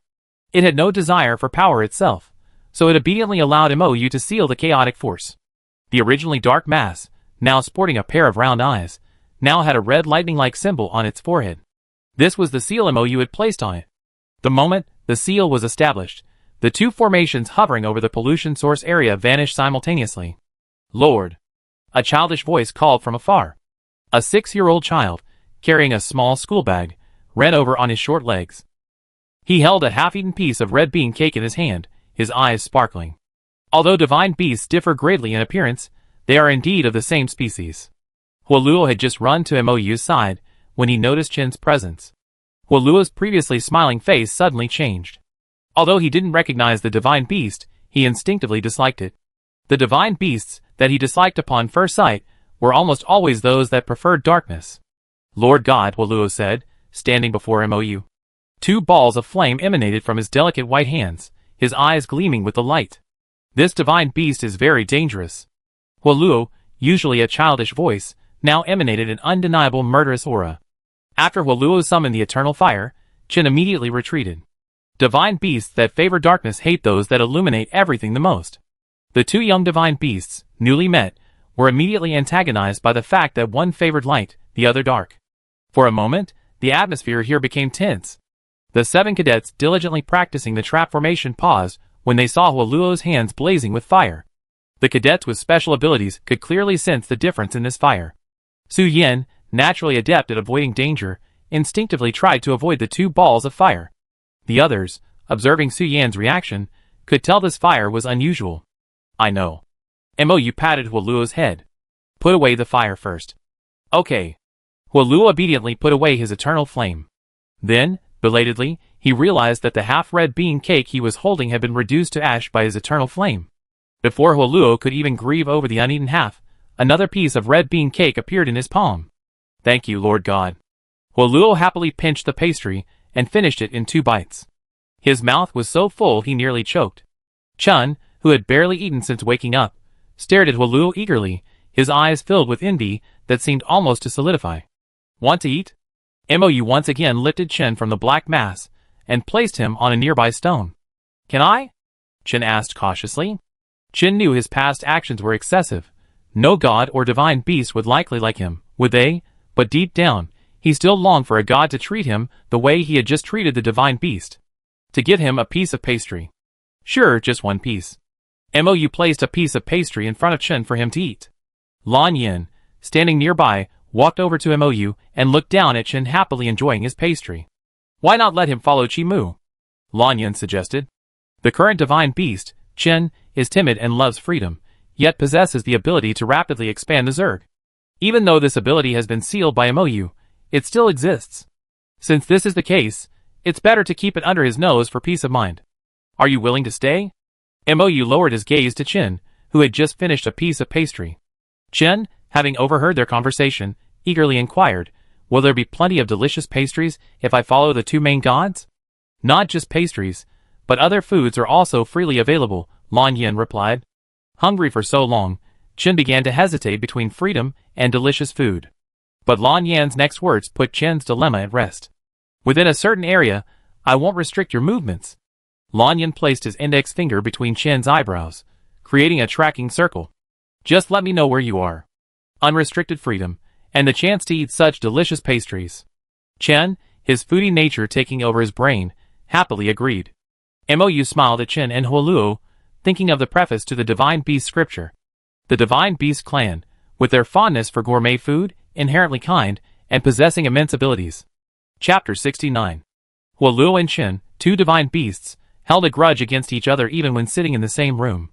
If Chen got too close, Huoluo's body would erupt in an undying flame. It seemed as if one more step would set him ablaze. Chen, now timid, curled up in a dark ball. He hid himself in the small blanket prepared by the cadets, lowering his head to eat mung bean and chestnut cakes from a small bowl, pretending not to see Huoluo. Out of sight, out of mind. By exposing the greatest hidden danger in pollution source area 2, their mission was complete. In the temporary base, the Flame Legion and the stationed interstellar forces gathered together to eat and sing. All of them were comrades, who had served together on missions, and it was always a good time to gather for a meal before parting. Mou and Lan Yin were pulled to sit at table number 1. Those who could sit at this table were of high rank. The other cadets sat at table number 2 nearby. Huoluo sat next to Yinli, Chen held in Han Ning's arms. The chef in the cafeteria was busy preparing food today, the aroma wafting from the kitchen into the dining hall. Because of Mou and Lan Yin's presence, everyone at table number 1 felt a bit awkward, and their conversations were restrained. After the dishes were served, Mou and Lan Yin exchanged a glance and simultaneously stood up and left, leaving the others a moment to chat quietly. Away from the bustle of the cafeteria, Mou and Lan Yin sat on stone chairs in the base rest area. "We're leaving for the main planet tomorrow." Lan Yin looked at her intently. "Are you still going to study machining at the Federal University?" Lan Yin knew exactly what the mecha manufacturing department taught. With Mou's abilities, even without learning those things, the weapons he could create would be hundreds of times more powerful than those of the military academy students. Lan Yin didn't think the Federal University could teach Mou much. But he could sense that Mou loved the place. "The president of the Federal University sent me a message about this question." Mou raised his hand and shook the star ring on his wrist. "He's hired me as this year's secret consultant." Lan Yin asked, "Secret consultant?" Mou nodded slightly. "Officially, I'm still the one who invited students to study at the military academy. Privately, I wear a mask and answer students' academic questions. Mou, the school won't force me to attend classes, nor will they require me to take midterm or final exams. That public identity was merely a way to conceal my private identity." After hearing Mou's words, Lan Yin realized something. "You don't want others to know you're the consultant?" If the world knew, there would be controversy. Mou disliked insignificant trouble. Being publicly hired as a consultant would undoubtedly spark all sorts of questions and discussion. She might then be scrambling to clarify her qualifications for the role, which would be putting the cart before the horse. She enjoyed teaching young students like these and providing guidance to the best of her ability. But she disliked having her privacy pried into or being tied down by insignificant matters. Does the Federal University need another mysterious consultant? When Mou looked over, Lan Yin met her gaze openly, not concealing her true feelings. "I want to follow you." The powerful king, revered across the interstellar world, gazed at the young woman before him, hoping for a chance to follow him. "As a key leader of the Federation, aren't you busy?" Mou was only attending the military academy to study and become a consultant. It wasn't like he was leaving and never returning. Even if they weren't consulting together, Mou would still visit him in his free time, sharing wine and tea. "Not busy," Lan Yin said, ignoring the 4 or 5 meetings he had to attend daily. "Right now, the Ministry of Education has our deputy, Qi Mu, and the Interstellar Military Department has Ming Yuan running the show. So, he didn't have so many trivial matters to attend to." "Okay, then ask the president of the Federal University," Mou said, relieved. In fact, the very words he said already had a result. The president of the Federal University couldn't possibly disagree with having another mysterious consultant. One could even say he was eager for it. After all, not every military academy had the right to invite Lan Yin as a consultant. Looking across the entire Federation, this is a first for the Federal University. The president, sitting in his office, saw Lan Yan's message and immediately expressed his approval. Then, with a chuckle, he opened the Interstellar University president's chat box and sent a rather provocative message. We invited 2 mysterious consultants. These little bastards are in luck. Ha ha ha. The Interstellar University president, who was busy with official business, saw the message from his rival and was so angry he drank 2 large glasses of water. What kind of shitty luck is this? How come he gets all these good things? The Interstellar University president, who had been working so hard, was now completely restless.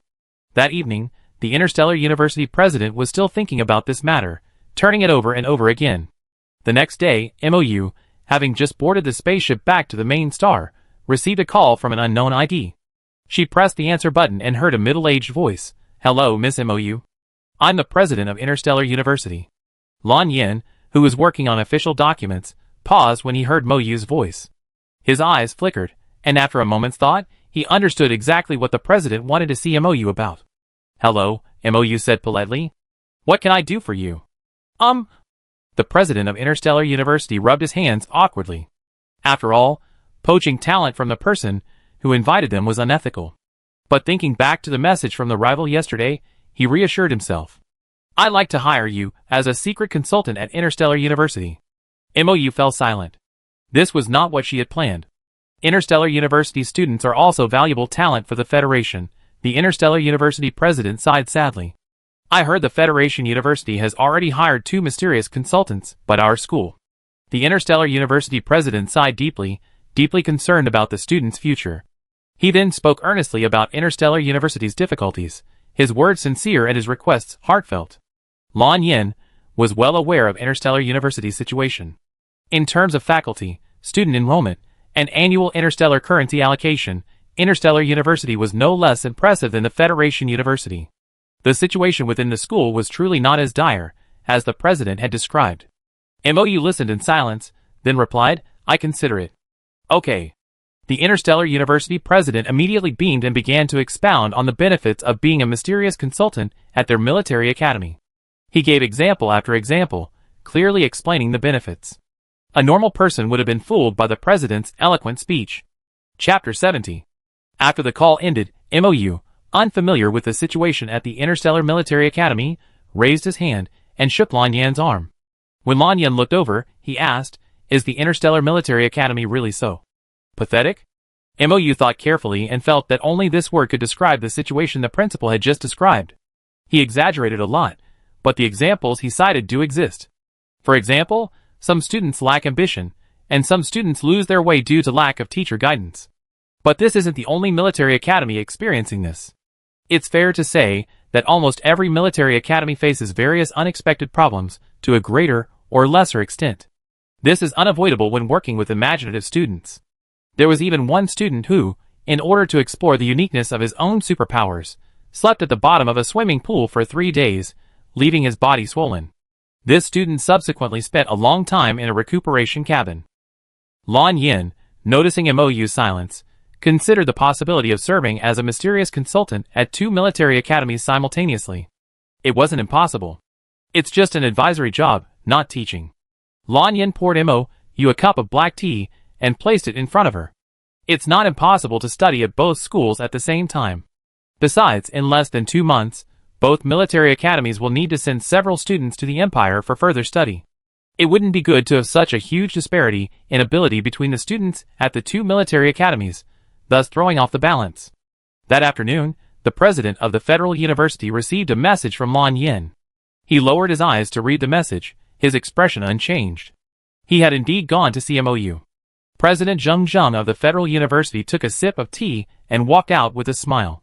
His mood didn't change at all because of this incident. Who knew if his boastful message had any other meaning? Interstellar Military Academy office. The principal summoned his successor, Vice Principal Wen Yu. Wen Yu knocked on the office door, holding a secret document, and sat down across from the principal. Wen Yu, how are you with the document I sent you? The principal sat in a chair, clutching an antique cup. I read it all. Wen Yu hadn't expected to be able to invite MOU and Wang as secret consultants this year. She had no idea how the principal had managed it. Thinking this way, Wen Yu asked directly. Thanks to the guy next door. The principal smiled mysteriously, refusing to elaborate on the details. When you knew exactly how their principal presented himself to the outside world. So whenever there was a major meeting, when you attended, leaving the principal to sit back. Even if the principal didn't say anything, when you could guess how tortuous the process had been. I discussed the mysterious consultant's stay with the Federal University. When you placed the documents the principal had requested on the table and stood up. If all else is clear, I leave. Okay. The principal waved her off. The spaceship, still traveling through space towards the main star, maintained a steady speed. The estimated arrival time was 2 days later. After exiting the artificial wormhole, MOU and Lan Yan's star ring signal was restored. However, neither of them paid attention to any information from the star ring. They were playing chess. MOU played white, Lan Yan played black, and they faced off on the chessboard. The black pieces were filled with murderous intent, while the white pieces were defensive and offensive, facing each other, neither willing to give in. 7 human teenagers, a young boy, a mythical beast child, and a ball of mythical fur appeared around the chessboard. What game are they playing? Han Ning had never seen it before. It's ancient chess, Qianli replied. I've seen it in a museum. Most people who know ancient chess these days are probably those who deal with these ancient artifacts daily. Huoluo, still diligently learning the interstellar universal language, only understood a fragment of the story. He stared intently at the chessboard, fascinated. Amidst the bewildered crowd, he was one of the only 2 who understood. Finally, the game was settled. The black and white pieces crisscrossed the board. The black pieces remained murderous until the very end, while the white pieces remained gentle and defensive, attacking while defending. For the second half of the journey, the spaceship shuttled through various wormholes, leaving the star ring unprotected for most of the time. The restless cadets sat cross-legged on the ground, diligently practicing 2 recently learned formations. MOU and Lan Yan, on the other hand, had some free time, and began to watch Huoluo learning the universal interstellar language day after day. This puzzled Chun, who had already mastered the universal interstellar language by heart. How could a divine beast learn a language so slowly? Of course, Chen didn't dare ask aloud. After all, he was still very afraid of Huoluo's undying flame. When the spaceship was still some distance from the main star, a silver spaceship appeared in its path. This spaceship had no markings on its exterior. This meant it belonged to neither the Federation nor the Empire. Then it became clear to whom this spaceship belonged. The girl in the silver spaceship, through the external camera, spotted the black spaceship across from her. Thinking that the Lord God was among the passengers, she desperately wanted to intercept the spaceship and take the Lord God away. But she couldn't. The most obvious reality was, she couldn't defeat the Lord God. After the 2 spaceships faced off for half an hour, the girl ordered her crew to move the spaceships, clearing the way. MOU and Lan Yan stood in the cockpit, watching the silver spaceship strangely linger before suddenly and silently withdrawing. She's across the way. MOU gazed at the silver spaceship, his dark eyes filled with a strange emotion. Even though he didn't see her, he had a premonition. Want to meet her? Lan Yan asked with a sidelong glance. No, wait until she's willing to see me. Since she was evacuating, it meant she didn't want to meet him right now. Okay. What Lan Yan didn't say was that the Star Moon God was probably wondering why the main god hadn't come looking for her yet. Always clinging to one thing can lead to missed opportunities. This sentence fits the Star Moon God perfectly. As MOU turned to leave the cockpit, Lan Yan glanced back at the silver spaceship, which was parked somewhere. Her eyes darkened, and then she withdrew her gaze and followed MOU out. Inside the white spaceship, Zi Sangwa, sitting on a moon chair, watched helplessly as the black spaceship across from her continued its journey. The Star Moon God, originally empty-handed, now held a white star. The spaceship took another star hour to finally reach the main star. Main star landing site. Qi Mu, Ming Yuan, and Ming Yu were all waiting at the landing site. Today, the main star landing site was under martial law. After the black spaceship landed, the hatch opened, and the people inside emerged one by one. Lan Yan looked at MOU, his light golden eyes filled with an unfathomable emotion. Are you going back to the Federal University with those students now? Although his tone was calm, it was tinged with a strong hint of jealousy, making it hard to ignore. No, I want to go back to the palace with you first. Although Lan Yan knew that MOU and him were returning to the palace to settle Huoluo and Chen, he was still happy at this statement. Okay. Lan Yan lifted Huoluo, who was hiding behind him, into his arms with one hand, and then grabbed the small black fur ball nestled on Yin Li's shoulder. Huoluo didn't want Lan Yan to hold him. He turned his head and looked at MOU eagerly, wanting to reach out for her. But Lan Yin ruthlessly stopped him. You're a bit heavy. She get tired holding you. Huolu obediently stopped moving again. When Qi saw the child in Lan Yin's arms, he felt his brain processors running out of steam again. Qi turned stiffly to look at Ming Yuan, his calm expression masking shock. Where is this child from? Chapter 71. Qi finally recovered after returning to the palace. Huolu, not fluent in the common interstellar language, remained silent for a long time. Huolu sat on a low stool, a box of pastries in his arms. Chun, halfway across the courtyard from him, lay sprawled on a soft pillow, a box of pastries in front of him. The others gathered around the courtyard table. Wang, who is that child? Mingyu closed the game loss screen and asked the question on behalf of the others. We found him on the competition planet. Lan Yin glanced sideways at Huolu, who was happily enjoying his snacks. He's never had any contact with human society before, so he doesn't speak much. Find someone to come to the palace and take care of him. Lan Yan's meaning was that the child would live in the palace from now on. Mingyu was momentarily dazed, surprised by the king's decision. Is he planning to adopt this child? Okay, Mingyu replied. And the one curled up on the pillow next to you. Lan Yan glanced at Chen, who had curled up into a black ball. It's very timid.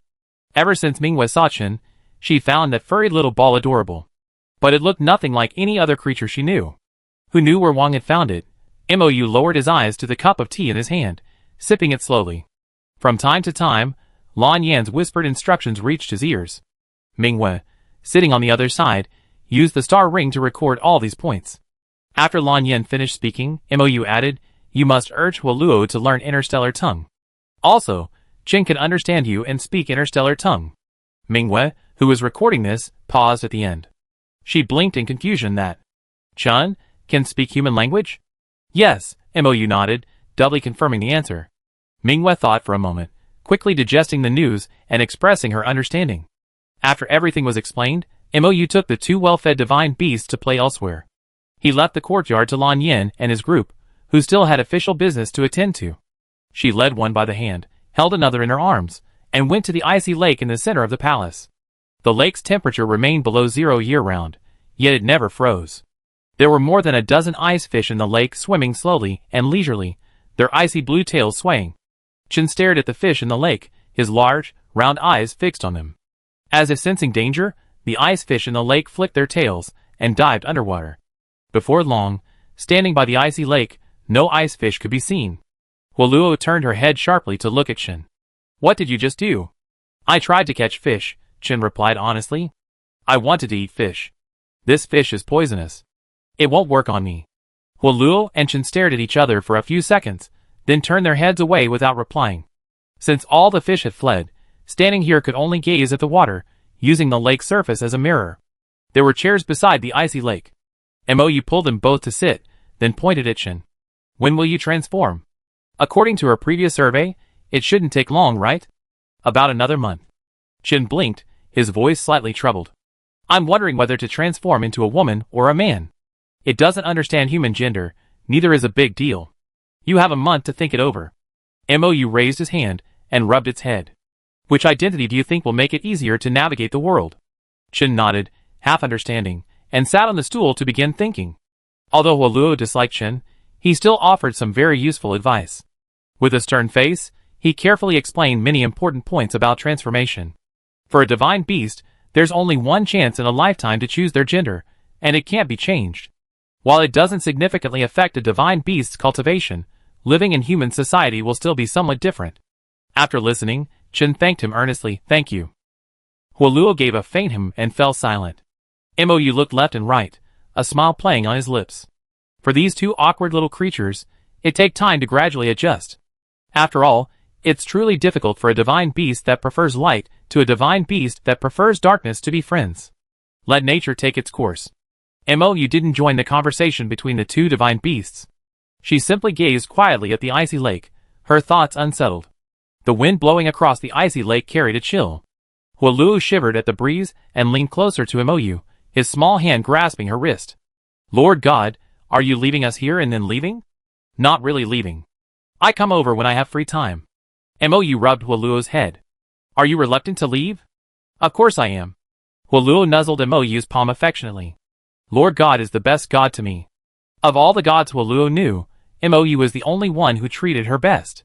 To Huoluo, Mou was family. Hearing Huoluo's childish voice, Mou tapped his forehead with his index finger. It's not a farewell, we meet again. For Mou, as long as it wasn't a farewell, everything was a hopeful unknown. Huoluo sat obediently in his chair, looking up at Mou, his eyes reflecting her own. Even the naive Huoluo could sense Mou's indifference and his strange tendency to rationally perceive all emotions. The Lord God was compassionate and sympathetic to all beings, yet he never seemed to express his emotions. At least Huoluo had never seen that. Chun, sprawled on a chair, listened silently to the conversation between Mou and Huoluo. He blinked, already deciding what identity he would assume when he transformed. Lord God, why do we all take human form after transforming? Chun was curious. Gods look like this too. Mou lowered his eyes and looked at Chun. Then why do the two races look so similar? Chun asked again. Because? Mou smoothed Chun's wind-ruffled hair. You find out later. Huoluo now aligned himself with Chun. He leaned over Mou and looked at Chun. When I asked the Lord God a long time ago, he said the same thing. But after all this time, he still didn't know how long in the future the Lord God was referring to. Mou listened to the two divine beasts whispering, smiling silently. Only after the two divine beasts grew tired of guessing did he suggest, "Want to get some grilled fish?" Grilled fish? Chun's attention was immediately drawn. Is that okay? Sure. Mou looked at Huoluo again. Want to eat? And grilled meat. Huoluo rubbed his hands. I start the fire. When Lan Yin came to find them, Mou had just finished grilling 2 fish. Chapter 72. I grill the rest. Lan Yin sat beside Mou, skillfully skewering the prepared fish in the bucket, taking over Mou's previous task. This bucket of fish was something Mou had just requested from the palace's housekeeping robots. They were all freshly caught from the pond in the palace's backyard, and they were incredibly fresh. There were 10 fish in the bucket, 2 of which were edible divine beasts, and not a single fish was left. Mou asked the housekeeping robots for a jug of wine. After drinking half of it herself, a faint blush spread across her fair face. She blinked drunkenly, her usual smile still on her lips, though her reactions were a little slow. Noticing that Mou was a little tipsy, Lan Yin reached out to snatch the jug from his hand. But he failed. Mou dodged her. She took another swig of wine, set the jug beside her, and stood up, walking to an open space. Flowing silver materialized from thin air and landed in Mou's hands. She grasped it, brandishing it in the open air. Usually, when Mou wielded flowing silver, her aura was gentle, rarely employing lethal moves except against Zerg. But at this moment, every move Mou employed was imbued with intense murderous intent. This was one of the few times Lan Yin had seen her like this. She spun the flowing silver behind her, creating a smooth circle before it slipped from her grasp, dashing forward several meters before pausing in midair. Mou retracted the flowing silver and stood still. The mark of the divine seal on the corner of her eye flickered, as if suppressing Mou's attempts to break through it. This spear technique is the first one I created, but it was once said to be too murderous, unfit for a Lord God. Mou, you seem to be thinking of something from the past, lost in recollection. You are the Lord God, but you are even more Mou. Lan Yin didn't know what this past was, but she knew it was definitely not a pleasant memory. You are the Lord God, but you are even more Mou. Mou looked at Lan Yin and smiled brightly. But no one could guess what she was laughing at. No god can influence your spearmanship. Mou looked at Lan Yin and blinked. Do you have any chocolate? Yes. Lan Yin gave her a whole box of chocolates. The 2 little divine beasts, always sleepy after eating, fell asleep on each other after finishing the grilled fish, finding a comfortable position to sleep.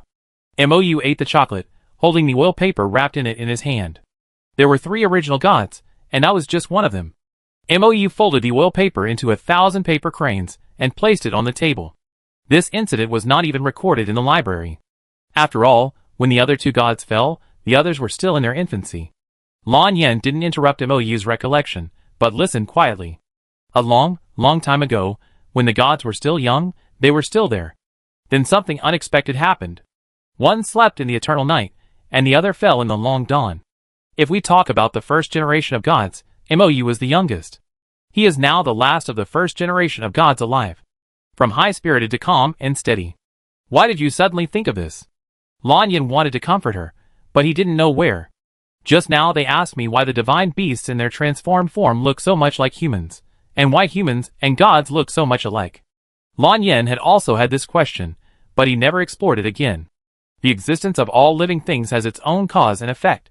Now it seems that Mou knows the reason, and it's even connected to the legendary first generation of gods. The past cannot be retrieved. Lan Yen took out a flute. Can I play Shanine for you? Okay. Mou nodded slowly. Shanine is a very cheerful song, and if divine power is added, it can have a calming effect. As Mou listened, he fell asleep leaning on Lan Yan's shoulder. After the song ended, the jade flute disappeared from Lan Yan's hands. He carefully picked up the person leaning on her shoulder and carried her back to the bedroom to sleep. As for the two divine beasts sleeping soundly in the grass, they were carried to the bedroom by a housekeeping robot. They stayed in the palace for 2 days. Students at both the Federal University and the Interstellar University knew that the school had hired 2 mysterious consultants. It was said that these 2 mysterious consultants were very capable, and that the principal had worked hard to recruit them. I also heard that the mysterious consultant hired by the 2 universities was a single person. After this rumor surfaced, no teacher or student from either Federal University or Interstellar University came forward to refute it. So the rumor simply became the accepted truth. The military academy had almost no holidays, and students at both universities had heavy daily tasks. These were either mandatory by the school or self-imposed extra tasks. The 2 universities agreed to go to Interstellar University on the afternoons of Mondays, Wednesdays, and Fridays, and to Federal University on the afternoons of Tuesdays, Thursdays, and Saturdays, with Sundays off. On Monday, Mou and Lan Yen, one wearing a white mask and the other a silver mask, sat in the counseling room at Interstellar University. To consult with a question, one needs to use accumulated credits, 3 points per question. It usually takes a student a month and a half to accumulate these 3 points. Thus, although the military academy students, who value credits like their lives, are curious about the mysterious consultant, few come for consultation. Mou spent an hour in the consultation room before he saw a military academy student approach. After swiping his student card to enter, the console beside Mou displayed the student's full information. She is a 3rd-year student in the auxiliary department, with the ability to rapidly grow plants. Her name is Ning Ning. Counselor, Ning Ning said, sitting on a stool, her hands clasped. I'd like to ask how my ability can be used on the battlefield. Ning Ning is the only person in the auxiliary department of Interstellar University with this ability. Even across the entire Federation, it's hard to find another one. This left Ning Ning with no one to learn from when learning about her ability. Even her teachers could only offer her some general learning methods. Mou pondered for a moment, then, out of thin air, pulled out a flower pot from out of Ning Ning's sight, and placed a seed inside. Let me see your ability first. Ning Ning looked at the flower pot in front of her and nodded. Okay. Ning Ning placed her hand over the flower pot, activating her ability. The seed, hidden in the soil, began to take root and sprout, slowly growing upward. From a seed to a tender green bud, it sprouted branches, blossomed, and bore small tomatoes. The whole process took only 10 minutes. Ning Ning withdrew her hand and sat upright, looking at Mou and then at Lan Yen, who had remained silent throughout. This is my ability. A power that sounded useless, looked useless, and was even more useless to use. But what if we use it differently? Mou placed his hand over the pot of cherry tomatoes, swirled it around, and tapped the leaves to produce more fruit. The cherry tomato tree obediently produced so many tomatoes that it bent the branches. Chapter 73. Mou plucked the fruit from the tomato tree and placed it on the table. As she placed her hand next to the tomato tree, the branch closest to her leaned forward and rubbed her fingers affectionately. Ning Ning watched this scene, unable to conceal her shock. How did they do that? All things have spirits. If you help them grow, they will naturally repay you. Mou withdrew his hand and looked at Ning Ning. Try communicating with plants. Communicating with plants. If someone else had said this to Ning Ning, she would have thought they were a liar. Even with today's technological advancements, there are few reports proving that plants can understand human speech. But the behavior of this tomato tree just now made Ning Ning think it was worth a try. How do you communicate with it? Ning Ning pinched the leaves of the tomato tree, looking at Mou with a curious gaze. Use your special ability as a medium and try to communicate with it mentally. Mou looked at Ning Ning. The specifics of how to do this are up to you. No matter how much Mou explained, she still needed to figure it out on her own. Even many of Mou's experiences weren't suitable for Ning Ning. Okay. Ning Ning looked at the pot of tomatoes. Then, Can I take this pot of tomatoes with me? At least she knew the tomatoes had spirituality, which could help eliminate some uncertainties during future training. Yes. Thank you, consultant. Ning Ning stood up, carefully picked up the pot, and left the consultation room. At this moment, neither Mo Lan Yin nor Ning Ning, who had just left, knew how much of a stir their actions would cause in the future. This laid a significant foundation for the nickname Flower Pot Twin Devils. Being a consultant at Interstellar University was a very easy job. After sitting here all afternoon, I only encountered 2 students asking questions. Toward the end of the day's work, Vice President Wen Yu of Interstellar University knocked on the door of the consulting room, carrying 2 cups of honey water. She walked in, placed the honey water in front of Mo and Lan Yin, then pulled out a chair and sat down. As her eyes fell on Mo, the corners of her lips curled slightly. Hello, I heard a lot about you. During the previous meeting discussing the MH2 experiment, Wen Yu had heard some of Mo's deeds. What happened later repeatedly refreshed Wen Yu's understanding of Mo. From a brilliant and opinionated student, he became a mysterious consultant specially hired by 2 major military academies. Wen Yu was also curious why such a capable person would be content to be an ordinary train conductor on a 3rd-level planet. Hello. Mo looked at Wen Yu gently, allowing her to examine him. This is the document the principal sent you. Wen Yu pushed the black folder she had been holding toward them. This is a document about Interstellar University's 10-year talent development plan. The plan focuses on training 3 to 6 individuals each year. These individuals undergo minor adjustments each June based on student performance. The principal sent this document so that Mo and Lan Yin could have the cadets in the counseling room for some guidance during their free time. This request is indeed a bit. Wen Yu couldn't find the right words to describe the principal's decision.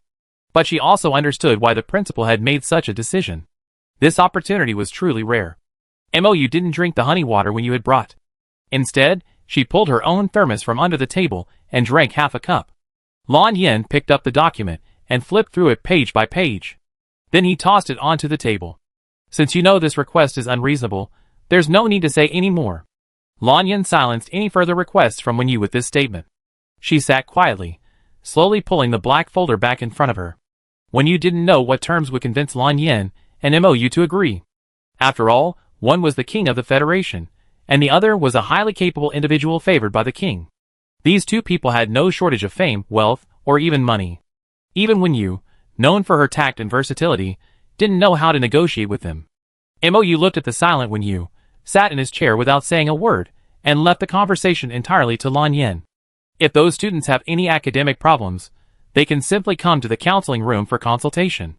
There's no need for the principal and vice principal to go to such lengths and make her make another trip. I'm afraid the principal wants Mo and Lan Yin to train these students similarly to how they trained in the special training class. If you're willing, we can discuss the terms in detail. Wen Yu didn't give up easily. She pulled out the terms written on the document and handed it to Lan Yin. The promises looked tempting, but to Lan Yin and Mo, they were essentially irrelevant. Neither Mo nor Lan Yin agreed to this request. Wen Yu could only take the folder and rush up to the 5th floor, pushing open the principal's office. She pushed the document to the principal, sat down on the chair, and looked at him helplessly. How do you think these conditions can impress those 2? The principal had long expected Wen Yu to return. He leaned back in his chair, a smile on his face, a cup of hot tea in his hand. He took a sip of the tea and smiled, waving his hand, telling Wen Yu to calm down and relax. Wen Yu sat quietly for 2 minutes, then looked at the principal. Can you tell me now? Yes. The principal pulled an old box from a drawer and placed it in front of Wen Yu. Open it and see. Wen Yu glanced at the principal doubtfully, then carefully took the box, which could break at any moment, and placed it in front of her. Opening the box, she saw a piece of glowing red coral inside. Red coral? Wen Yu couldn't see any connection between this red coral and the matter they had just discussed. This red coral is no ordinary item, the principal said enigmatically, taking another sip of tea. It's luminous red coral. Wen Yu didn't understand why the principal was so sure that adding this luminous red coral would change Mo and that person's mind. But Wen Yu still carried the shabby box back to the counseling room. The principal asked me to ask if you'd be willing to add this. Wen Yu got straight to the point, placing the box on the table and opening the lid. The redwood tree resting quietly inside emanated a faint glow, seemingly offering no other purpose besides a more ornamental touch. Mo lowered his eyes to the red coral, clearly sensing the divine aura it held. This is also something the Lord of the Sea possesses. Want to trade this for something? Mou's expression turned cold, and he sat quietly without answering. Chapter 74. Since the principal was willing to offer this item in exchange, he must know something. Mou and Lan Yin exchanged a glance, then looked at Wen Yu. I wonder where the principal is right now. I'd like to see him. He's in his office, Wen Yu replied. Half a week later. Interstellar University's principal's office. The principal was now elderly, his hair already graying, but he looked remarkably healthy. Mr. Xiangli, Ms. Mou. The principal personally made them tea and sat down across from them. You two came here to ask me about the red coral, right? Yes, Mou nodded. Where did you find this red coral? Lord Xianming gave it to me personally. Xianming is the lord of the ocean. He is also the deity who controls oceans and lakes, and who brings rain and mines. Lord Xianming? Mou raised his gaze to the principal. Who is he? The principal, who had been smiling, turned from understanding to confusion, and finally to complete bewilderment at this question. Mou looked at the principal calmly, as if genuinely not recognizing the Master Xianming the Interstellar University president was talking about. How could I not recognize him? The principal began to mutter. The portrait and the name almost match. Mou lowered her eyes, picked up the cup of tea on the table, and took a slow sip. Hearing the principal's mumbling, she asked again, What portrait? The principal looked at Mou with a complicated expression. He stood up, walked to his desk, and pulled out a scroll from the innermost drawer. Then he came over and sat across from Mou, placed the scroll on the table, and unfolded it. Inside was a painting. The woman in the painting was dressed in a long-sleeved blue dress, a blue lotus between her brows. Her expression was gentle, and she exuded a divine compassion for all living things. Written on the side of the painting were 3 characters, Jimayu. Mou, just by looking at those 3 brief words, already guessed who the painting belonged to. On the surface, she still feigned ignorance. Lan Yin observed all this, and when her gaze fell on the principal, her expression was cold. In the interstellar age, the gods have fallen, some have fallen asleep.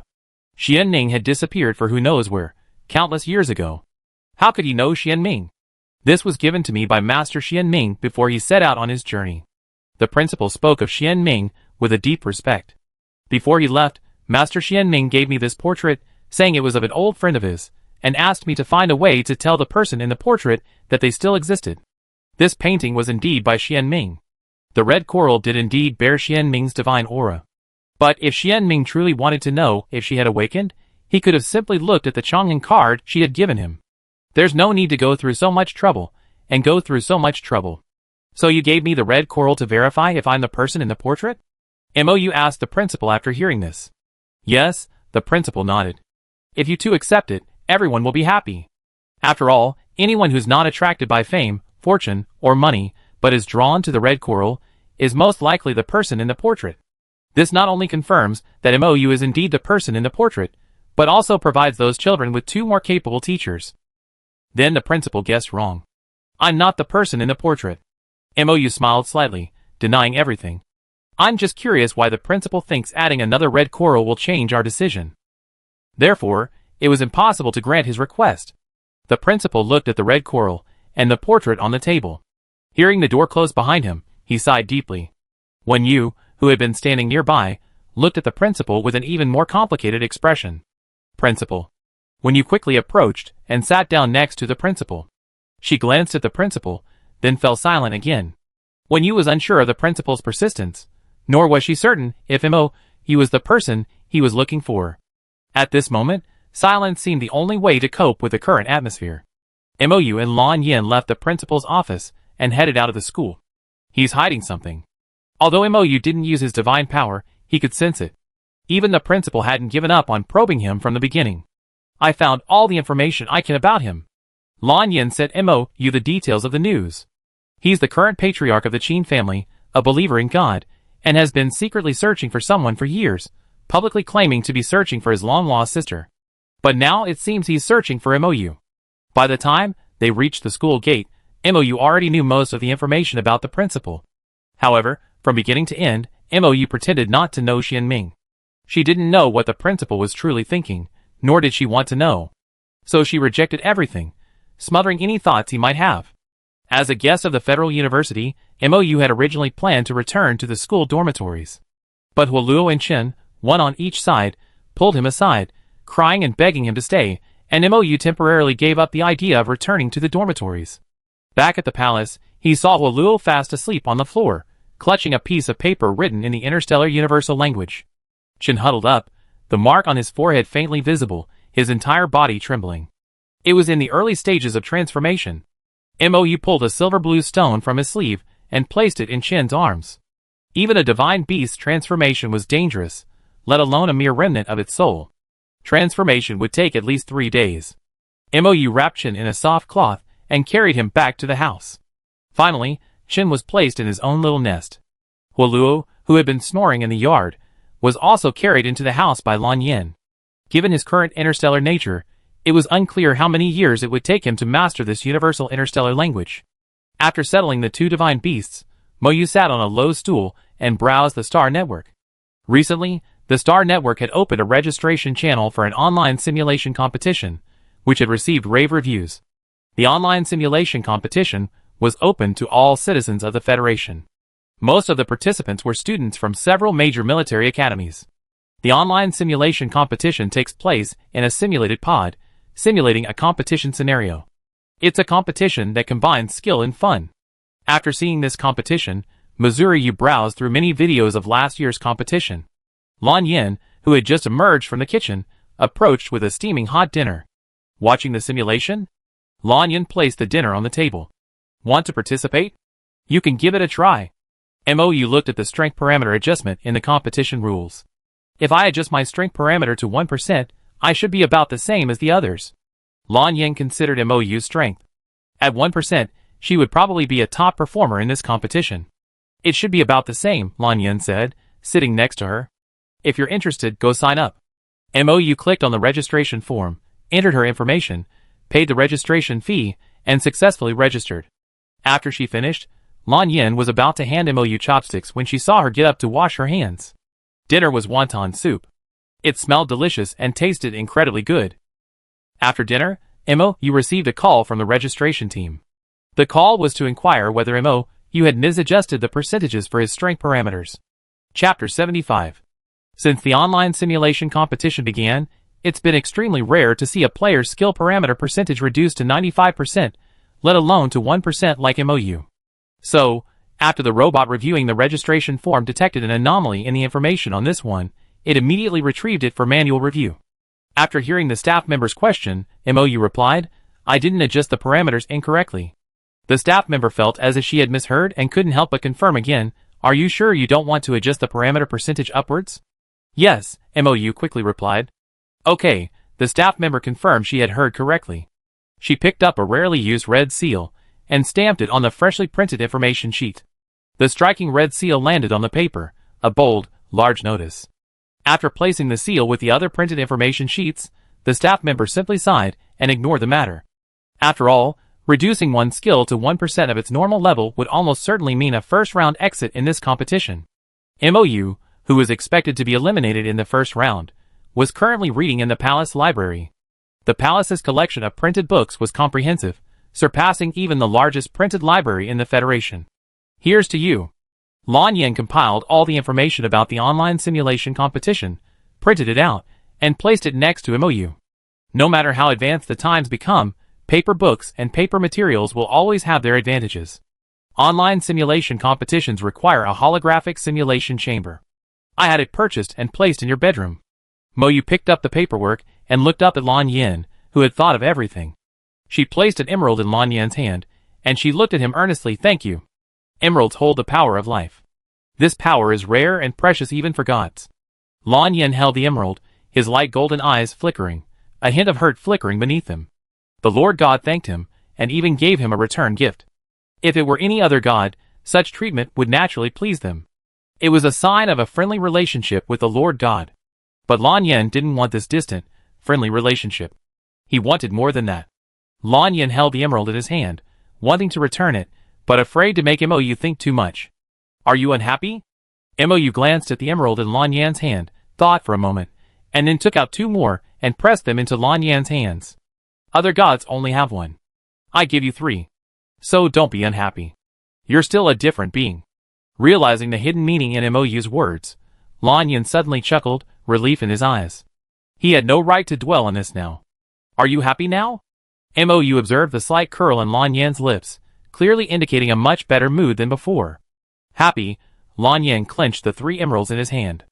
The gift is wonderful. Mou secretly took note of this and decided to give Lan Yan a gift 3 or 4 times larger than he would give other gods or mythical beasts.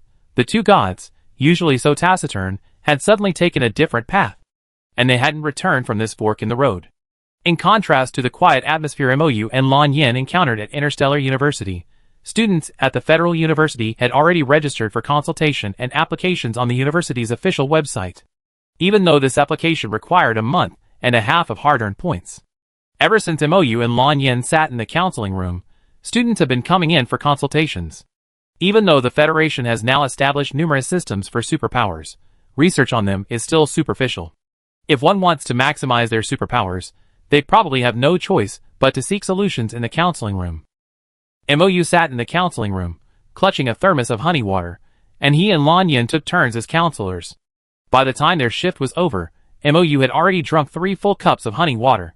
Both Interstellar University and Federal University have internal forums, but they also don't refuse military cadets from other schools to come and discuss.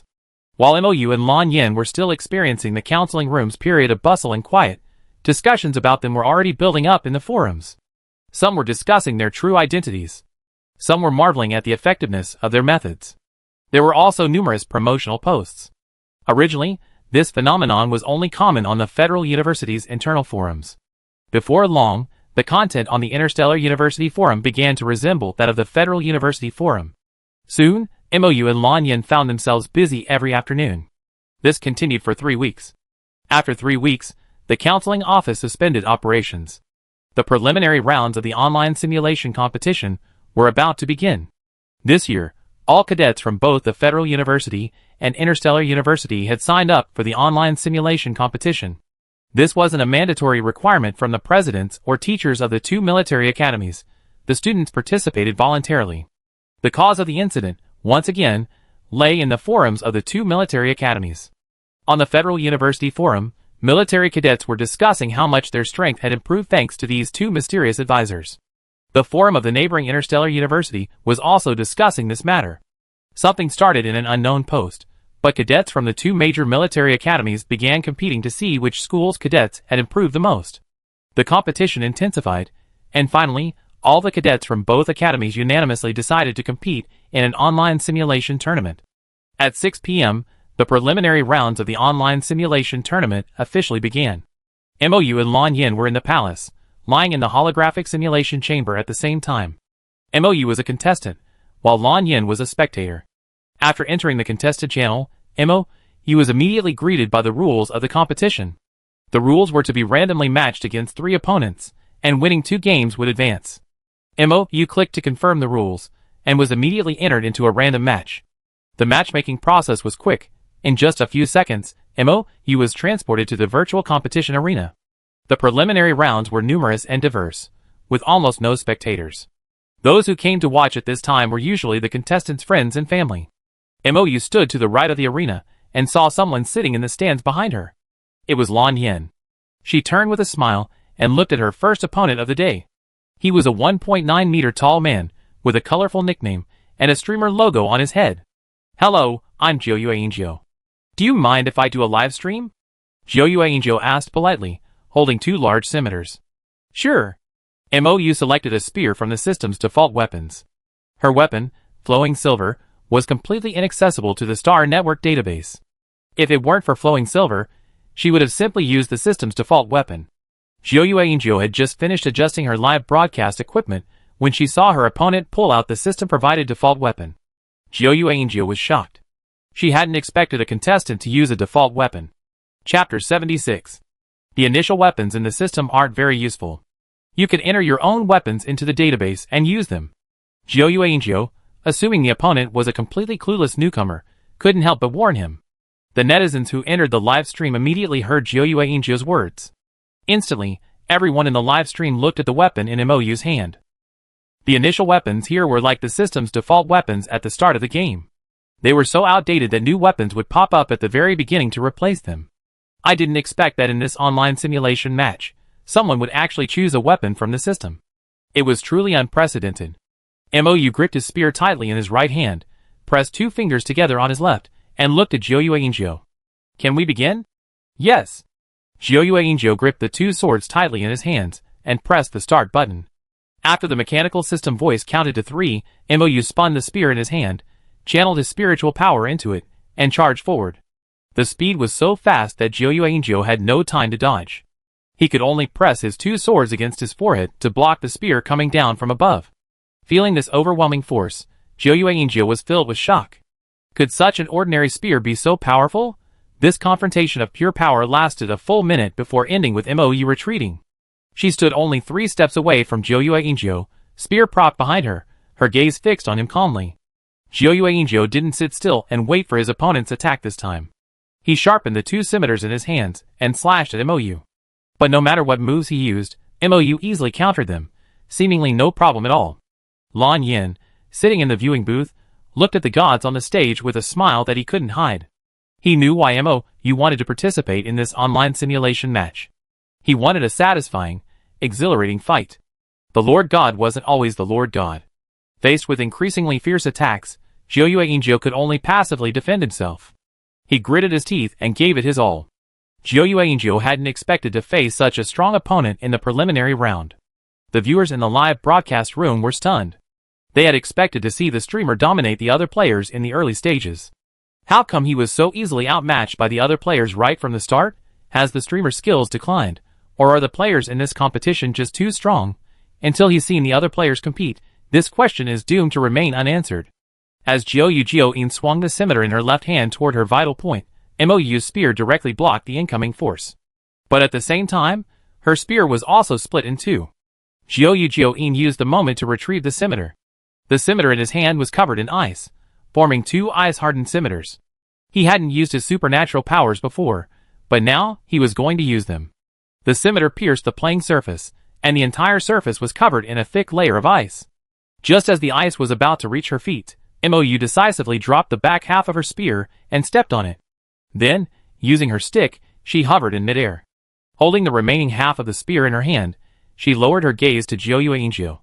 Ice-type abilities make it easier to condense ice blades directly, Mou said, and immediately swung the spear, striking at Jiuyuanzhou's heart. Jiuyuanzhou had been prepared. He used his scimitar to block Mou's incoming spear, chopping the remaining half into several pieces. Mou raised her hand and used telekinesis to control the spear's forward section. She stood there, controlling the shattered spear and engaging Jiuyuanzhou. With her current abilities, being able to hover in midair and manipulate an object to attack him was already the limit. While Jiuyuanzhou was preoccupied with himself, his livestream had already gone viral. 33rd floor. Who the hell is this by Mou? So amazing. 38th floor. Why does this ability of hers feel so familiar to me? 64th floor. The streamer seems to be losing. 77th floor.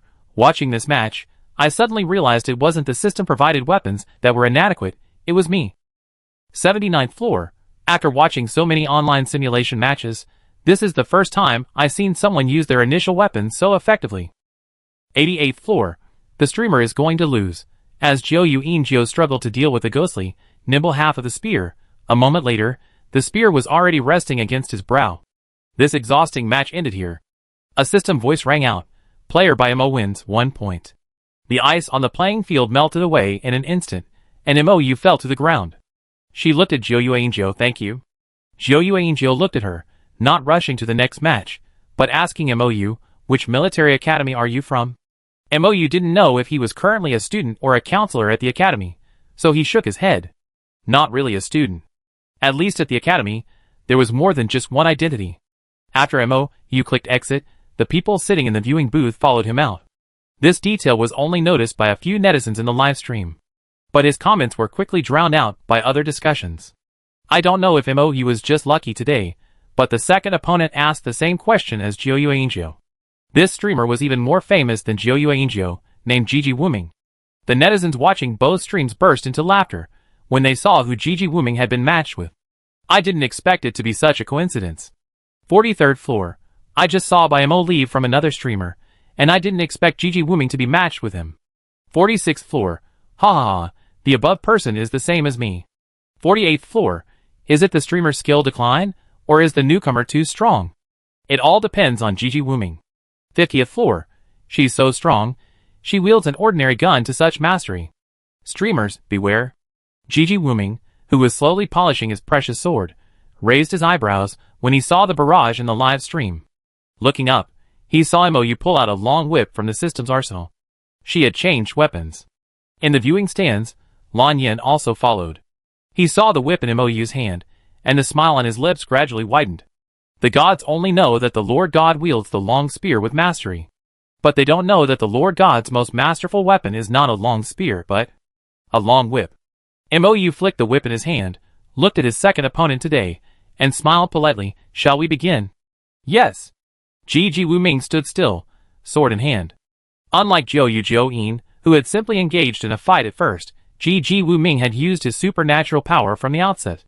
A current of air appeared within the arena. His supernatural power was wind. Chapter 77. The wind is invisible, unpredictable, and erratic. In the quiet arena, the wind grew stronger, nearly blinding those who blew. Compared to Jiu-En, Gigi Wuming possessed a far more adept mastery of his supernatural powers. When the wind solidified into visible blades, countless blades appeared behind Gigi Wuming, poised for release. Mou flicked the whip in his hand, standing calmly, not flinching even a bit under the pressure of his supernatural powers. As Gigi Wuming swung all the blades at him, Mou's long whip, seemingly limp and difficult to control, perfectly blocked them all. She rubbed her wrist and looked across at Gigi Wuming, who looked stunned, her eyes devoid of emotion. With a flick of her arm, the whip swung, making a crisp sound on the ground. As Mou turned, the whip swung, entangling Gigi Wuming's ankle. Gigi Wuming tried to sever the whip with his wind blade, but a whip infused with Mou's spiritual power wasn't so easy to cut. He missed. Mou tugged at the whip, sending him careening to the ground. In Mou's hands, the whip was as nimble as a snake, unpredictable, and extremely dangerous. You never know when it will strike, forcing you to retreat. After Gigi Wuming distanced himself from her, he panted as he looked at Mou, his body covered in whip wounds. Mou lowered his gaze to the whip in his hands, his right hand gripping the handle, and his left the cord, standing on the field in a battle-ready stance. 990th floor. This year's biggest dark horse has appeared. 993th floor. It feels like Gigi Wuming might be defeated by her too. 996th floor. Her strength far surpasses Gigi Wuming's. Look at Gigi Wuming's current state, then look at her. 1003th floor. I wonder which young master is here to cause trouble. 1007th floor. I still don't understand what Bai Mo's special ability is. 1008th floor. Oh right, I just realized she's barely used it. It's a shame we won't know the contestants' reports until the finals. Even if we speculate now, no one will get the answer. What is Mou's special ability? She has no special abilities. All of Mou's systems are independent of human special abilities. Even though most of Mou's power is now limited by star network parameters and star network data simulations, the instincts of past battles remain. The situation on the field shifted drastically. Gigi Wuming, holding the wind vortex in both hands, looked at Mou breathlessly. After he threw the two vortexes, they rapidly expanded, one on the left and one on the right, attempting to engulf Mou. Mou channeled his mental energy into his long whip, striking it left and right, forcibly splitting the two raging vortexes. After this, Mou's forehead was beaded with sweat from the lack of mental energy. This was a novel experience for Mou. She had rarely experienced exhaustion, nor did she often feel the fatigue or tiredness others described. A quick battle was needed. Mou turned the handle of the long whip upside down, raised his arm high, and brought it down heavily. The competition platform, supposedly made of the strongest material, had been directly pierced by Mou. The handle of the whip, stuck in the platform, created an eerie scene. Before Gigi Wuming could grasp what she was trying to do, he felt an invisible force pinning him there. He could only watch helplessly as his opponent approached him. Mou looked at Gigi Wuming, his index finger tapping between her eyebrows. The system chimed in. Contestant by Mo wins 1 point. Congratulations to contestant by Mo, who earned 2 points and successfully advanced. After the match, all weapons in the arena vanished, and Gigi Wuming finally regained control of his body. He stared at Mou in surprise. What's your superpower? Mou paused, then shook his head slightly. I don't have any. Gigi Wuming, On Gigi Wuming's livestream, speculation about Mou's superpowers never ceased. Even when Mou said she didn't have any, They simply assumed she wasn't willing to reveal it just yet. No one, not even Ji Wuming, took her words seriously. After exiting the competition, when the system asked her if she wanted to participate in the third match, MOU declined. Lan Yin was already waiting at the exit. Seeing MOU emerge, Lan Yin walked over and stood before her. Do you want to visit your old home? Old home? Hearing Lan Yin mention home, MOU instinctively thought of Blue Star, where she had lived for countless years. But wasn't it destroyed? I constructed one in the virtual world. Lan Yin raised her hand, palm up. Would you like to come with me to see it? Okay. MOU lowered her eyes to Lan Yin's hand, which was suspended in midair, and then raised her hand to rest on his. Lan Yin smiled faintly, grasped MOU's hand, and led her eastward. Few people go east, after all, that place has been granted the highest level of privilege by Lan Yin. No one but him can open it. Arriving at the restricted area, Lan Yin entered the information code and entered the portal. A flash of white light revealed the scenery within. MOU stood at the entrance, gazing at everything within, motionless for a long moment. It was like a homeless person suddenly returning home, a familiar feeling. Even though he knew everything here was data, a virtual construct, at this moment, the scenery still brought him a sense of homecoming. Lan Yin let go of MOU's hand. Would you like to go inside? He stood there, smiling as MOU walked in. She wore a loose gray tracksuit, her long hair tied in a high ponytail, a stark contrast to the surrounding buildings. But Lan Yin, looking at her from behind, seemed to see a deity that once roamed the world. Dressed in a pale blue dress, a folding fan, and carrying a basket filled with snacks, she saved countless lives and brought peace to all. According to Interstellar custom, few men would choose to grow long hair. Lan Yin, however, maintained his ancient ways, his long hair tied with a white headband and flowing down his back. He wanted the long-dormant Lord God to awaken in this unfamiliar era, to find some sense of familiarity. Even if it was just a little bit. MOU walked further and further into this environment, the winding road seemingly endless. At a fork in the road, MOU stopped. Lan Yin, who had been following her closely, took a few steps to her side. Why don't you keep going? MOU turned to look at Lan Yin. A flash of blue flashed across his eyes, and his tone was calm, yet tinged with sadness. There are no more living beings in this home. Just like when the world first opened, apart from the three original gods, there were no other living beings. Lonely, bored, and filled with uncertainty about the future. Even a god without emotions needs a purpose and a destination. Lan Yin turned to look at MOU. But I'm still here. I always been here. Chapter 78. He's always been with her. So, it's not like there's no life left. MOU turned to look at Lan Yin. Yes, you always been. Ever since MOU met Lan Yin, he's always been with her, never once breaking his promise. But no one stays with anyone forever. MOU understood this truth a long time ago. She chuckled softly and asked the cruelest question in the most relaxed tone. Lan Yin, what will you do if I die in the future? I won't let that happen. That day will come. MOU repeated his question. What will you do if I die? Lan Yin fell silent, his eyes lowered. If she really died, he would choose to be with her. But that wasn't the answer MOU wanted to hear. From Lan Yin's silence, MOU had already guessed a little bit of the answer. She raised her hand and rubbed Lan Yin's head, ruffling his hair slightly. If I die, you must continue to live well. To you, I'm just a friend who's walked a part of your journey. More than a friend. It can't just occupy a part of the journey. Lan Yin couldn't help but hug MOU. He held her tightly, discarding all conventions, and holding her recklessly. As if just doing this could dispel the panic and helplessness that had risen in his heart over this question.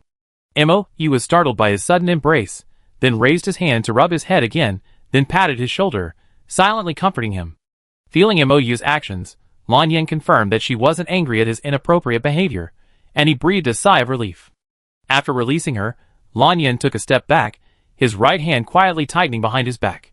For the rest of the day, Lan Yin and MOU wandered aimlessly around the place. Until the Star Network system chime announced that they had been online in the virtual world for 8 hours, and it was time to log off and rest. By the time they emerged from the holographic simulation chamber, it was already dark. Online chatter about the online simulation competition was growing. Some were even starting to identify this year's Dark Horse players. MOU was one of the first to be mentioned. Han Ning, who was lying on the training ground scrolling through posts, immediately stood up when she saw this post. She glanced at the other teammates training with their special abilities, and waved to Su Yin, who was closest, inviting him over. "What's wrong?" Suyin leaned over, puzzled, unsure of what she was shocked about. "Is Teacher Mo here for the online simulation competition?" Han Ning's question caused the other trainees to stop their training and turn to look at her. 10 minutes later, a group of 7 people were using the Star Network to watch the 2 matches played by a player nicknamed by Mo. Virtual online images can be fabricated at will. But neither Mo Yu nor Lan Yen did so. They both entered the Star Network using their real-life appearances. Even without observing her movements, one could instantly recognize Mo Yu. "I hope I don't have to face her." Suyin thought about Mo Yu's terrifying combat prowess and immediately began to pray. Not right. Luoze noticed something wrong in the video of the second match. She must have adjusted her strength parameter percentages. She must have. Qian projected the video from the star ring into the air, pointing to the strong evidence. Given Mo Yu's true strength, it's likely that someone like Wu Ming wouldn't stand a chance against her. So, to what percentage did Teacher Mo adjust the strength parameter? Lucian, clutching a flower pot, looked curious. Han Ning opened the dialogue box with Mo Yu in the star ring. "Just ask and you find out." Everyone, that makes sense. After Mo Yu emerged from the holographic simulation chamber, he saw the message from Han Ning. This wasn't some secret, Mo Yu casually replied, "It's adjusted to 1%. As for the impact this answer had on the opposing group, it remains unknown. After the preliminary rounds, the 2 military academies, Federal University and Interstellar University, began counting the number of students who passed. Since the student populations of the 2 universities were different, they also began calculating the pass rate. For a moment, all the cadets displayed an extraordinary level of enthusiasm. Walking around the campus, one could see cadets diligently training everywhere. After the online simulation competition began, Mo Yu adjusted his consultations to once a week. There was a meeting at the Federation today that Lan Yen had to attend. Mo Yu was the only one serving as a mysterious consultant at the Federation University. The second match of the online simulation competition took place 3 days after the preliminary round. Many students were training on their own, so fewer students came to ask questions. Mo Yu had some free time, leisurely sipping honey water from her thermos. She opened the star ring and visited the official website for the online simulation competition, only to see a large number of people in the free discussion section. Some were reviewing the first match, while others were discussing the rules for the second. The second match was a free-for-all between teams of 5. Each group can only have 1 winner. This was even more brutal than the previous competition. "Hello, advisor." Lucian sat across from Mo Yu, holding a flower pot. Do you have any questions?" Mo Yu put down his thermos, closed the star ring, and looked at Lucian. "The Star Network database can't record Shijio's vital signs or any other information." Lucian frowned slightly. This had never happened before. "Is there any way?" "No," Mo Yu shook his head. "Shijio's vital signs can't be simulated with the current Star Network database. Just like Mo Yu's original magical weapon, Lin, the power and variability within it were too high, exceeding the Star Network database's computing power. Although Juxiasheng possessed life characteristics, its life characteristics were highly specialized, exceeding the Star Network database's computing power. Even Mo Yu herself was limited in many of her movements by the Star Network database's computing power. The most obvious point was that she couldn't freely change the formation or the Bagua. After hearing Mo Yu's words, Lucian had no choice but to give up. He remembered another question his teammates had asked him. "Why did you adjust your parameters to 1% when you participated in the competition?" Although he didn't know why Lucian asked this question, Mo Yu answered it anyway. "If I raised it even 1% more, my victory would have been unfair." If it had been anyone else, Lucian would have considered this statement outrageous. But this was Mo Yu, the Mo Yu who had once single-handedly defeated dozens of Zerg queens. Lucian was silent. For a moment, he felt that he shouldn't have asked this question. After asking these 2 questions, Lucian left with a flower pot in his arms. Unbeknownst to anyone, a post about an online simulation competition on StarNet was trending. It was getting more and more popular, even becoming a trending topic on StarNet. The trending topic was shocking. A contestant who adjusted their parameters to 1% advanced through the preliminary rounds. Chapter 79. What's it like to adjust your strength parameters to 1%? Someone logged into the Star Network using a holographic simulator and tried adjusting their own strength parameters to 1% to test it out. Someone who could once easily crush an ant with a finger suddenly found that even killing an ant required considerable effort. It was a novel experience, but also a very debilitating one. It was an experience you never wanted to experience again. And yet, that unknown contestant, after adjusting his strength parameters to the lowest 1%, was still able to defeat others who had their strength parameters set above 90%. It's hard to imagine how powerful this person really is in real life. While the entire Star Network was speculating about this person's identity, Lan Yen had classified Mo Yu's registration information as top secret. Aside from him and Mo Yu, no one else had permission to access it. Even if they suspected it might be Mo Yu, they couldn't find any evidence. The cadets from the 2 major military academies were also speculating about this person. The 7 people who knew the truth found a quiet corner and ate in silence. Do you think they'd be even more surprised if they saw 1% advance to the finals? Han Ning had never doubted Mo Yu's ability. He even thought that Mo Yu could win this year's online simulation tournament with this 1% of strength. Luo Zhe affirmed. By then, the Federation will have a second king. Hearing Luo Zhe's words, Su Yin dropped the dumpling he had just picked up back into his bowl. Su Yin rubbed his ears, looked at Luo Zhe with disbelief, and lowered his voice. Do you think she compete with the king for that position? Luo Zhe stared at him in silence, choosing not to answer the question. Meng Nanyu patted his shoulder, an expression of disbelief. How come you're even more obtuse than I am? Haven't you noticed that Teacher Xiangli often listens to Teacher Mo? Whether Mo Yu and Lan Yin were training together or dealing with unexpected situations, it was always Mo Yu who took the lead, Lan Yin assisting. And this habit of theirs wasn't cultivated overnight. It was a long-established habit, each move perfectly natural. It seemed as if it was meant to be. Is Teacher Mo really the age listed on Xinghuan's ID? Su Yin suddenly grasped the key point. Known King has been dormant for over a decade. If they really knew each other that long ago, then Mo Yu would have to be older than listed on his ID, right? I even suspect Teacher Mo is even older than Teacher Xiangli. Han Ning looked at Qianni. Do you think so? I wonder if it's just an illusion. Han Ning sometimes felt that the way Mr. Mo looked at Lan Yin was like an elder looking at a promising youngster. Thinking of this, Han Ning immediately shook his head, dismissing the strange thought. Qianni observed Han Ning's actions, smiled, and didn't answer the question. The others chatted and continued eating.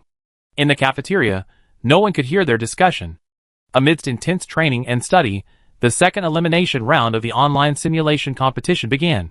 The match was scheduled for 7 p.m.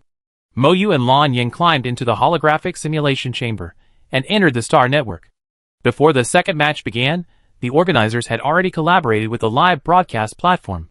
All subsequent matches will be live-streamed for all citizens of the Federation to see. Mo Yu drew his match number from the system. Platform 33, number 5. Be careful during the competition, Lan Yin looked at Mo Yu. Don't hurt yourself. Okay. Mo Yu pulled 2 white strips of cloth from his system backpack and wrapped them around his hands. Although Lan Yin had guessed this from the moment Mo Yu prepared the strips, she couldn't hide her inner turmoil. I'm leaving. Mo Yu waved to Lan Yin and clicked to enter the competition venue. Lan Yin was silent for a moment before accurately locating stage 33 and teleporting to the viewing platform to watch the match. The 5 contestants on stage 33 each had their own unique strengths. Mo Yu, wearing a plain gray tracksuit and a high ponytail, stood in the corner of the arena, looking like a spectator. The tense situation among the other 4 didn't bother Mo Yu at all. Netizens who had been fans of Mo Yu since the preliminary rounds found his live stream amidst the crowd of live streamers, waiting for the match. When the system chime signaled the start of the match, the other 4 players on the field began to fight. Mo Yu stood quietly on the periphery, watching them fight. 22nd floor. Did they just squash my dark horse? 25th floor. This is hilarious. Mo is just reaping the benefits. 33rd floor. They fought so hard. Who will win the right to fight Mo? 40th floor. Why are you all so optimistic about Mo? 41st floor. Because she's amazing. After 2 players were eliminated, the remaining 2 noticed Mo Yu, who was standing by and watching the show. Instantly, they reached an unprecedented consensus and decided to eliminate Mo Yu first. Mo Yu watched as 2 daggers simultaneously charged at her. With a flash of her body, she grasped one of their wrists with one hand and gently squeezed. 2 crisp snaps echoed. Both of their wrists were dislocated. The daggers were thrown helplessly, falling to the ground. At the same time, the 2 men activated their powers. Flames blazed on her left, lightning enveloped her on her right, leaving her torn between the 2. The flames tried to engulf her, the lightning tried to shock her. For a moment, Mo Yu was at a serious disadvantage, feeling as if she would be eliminated either way. Under the alternating attacks of fire and lightning, an invisible barrier formed around Mo Yu, blocking everything out. She frowned slightly, still unaccustomed to the extreme limitations of her mental power. The two men on the opposite side, realizing MOU's formidable opponent, joined forces. A fireball mingled with fire, and lightning flew towards MOU. The powerful fireball collided with MOU's barrier, and quickly vanished. At the same time, MOU sensed a tiny crack in the barrier. She blinked, and the moment she looked up, an invisible gust of wind flew out. In the center of the arena, a gust of wind condensed into a wind rabbit. The wind rabbit was spiritual and extremely fast. No matter how the two men's fire and lightning attacked, they caused no harm to the wind rabbit. MOU formed hand seals, removed the barrier surrounding her, and focused all her mental energy on the wind rabbit. With a powerful kick of her wind leg, she leaped into the air and accurately pounced on one person, eliminating him. Then, using the same method, she eliminated another. The match was over. From this match, netizens learned that MOU's ability was wind-based. But it was the first time they had seen someone transform wind into a rabbit. Furthermore, this weathered rabbit could actually track, pounce, and hunt just like a living rabbit. Since then, contested by MO, thanks to these 3 battles, has become the most formidable seeded competitor. As more and more people paid attention to BMO, some netizens began to dig up his information. In terms of appearance and other aspects, BMO resembled someone. MOU, the invitee from the Federal University. At the same time, competition officials also addressed a question that many netizens were most concerned about.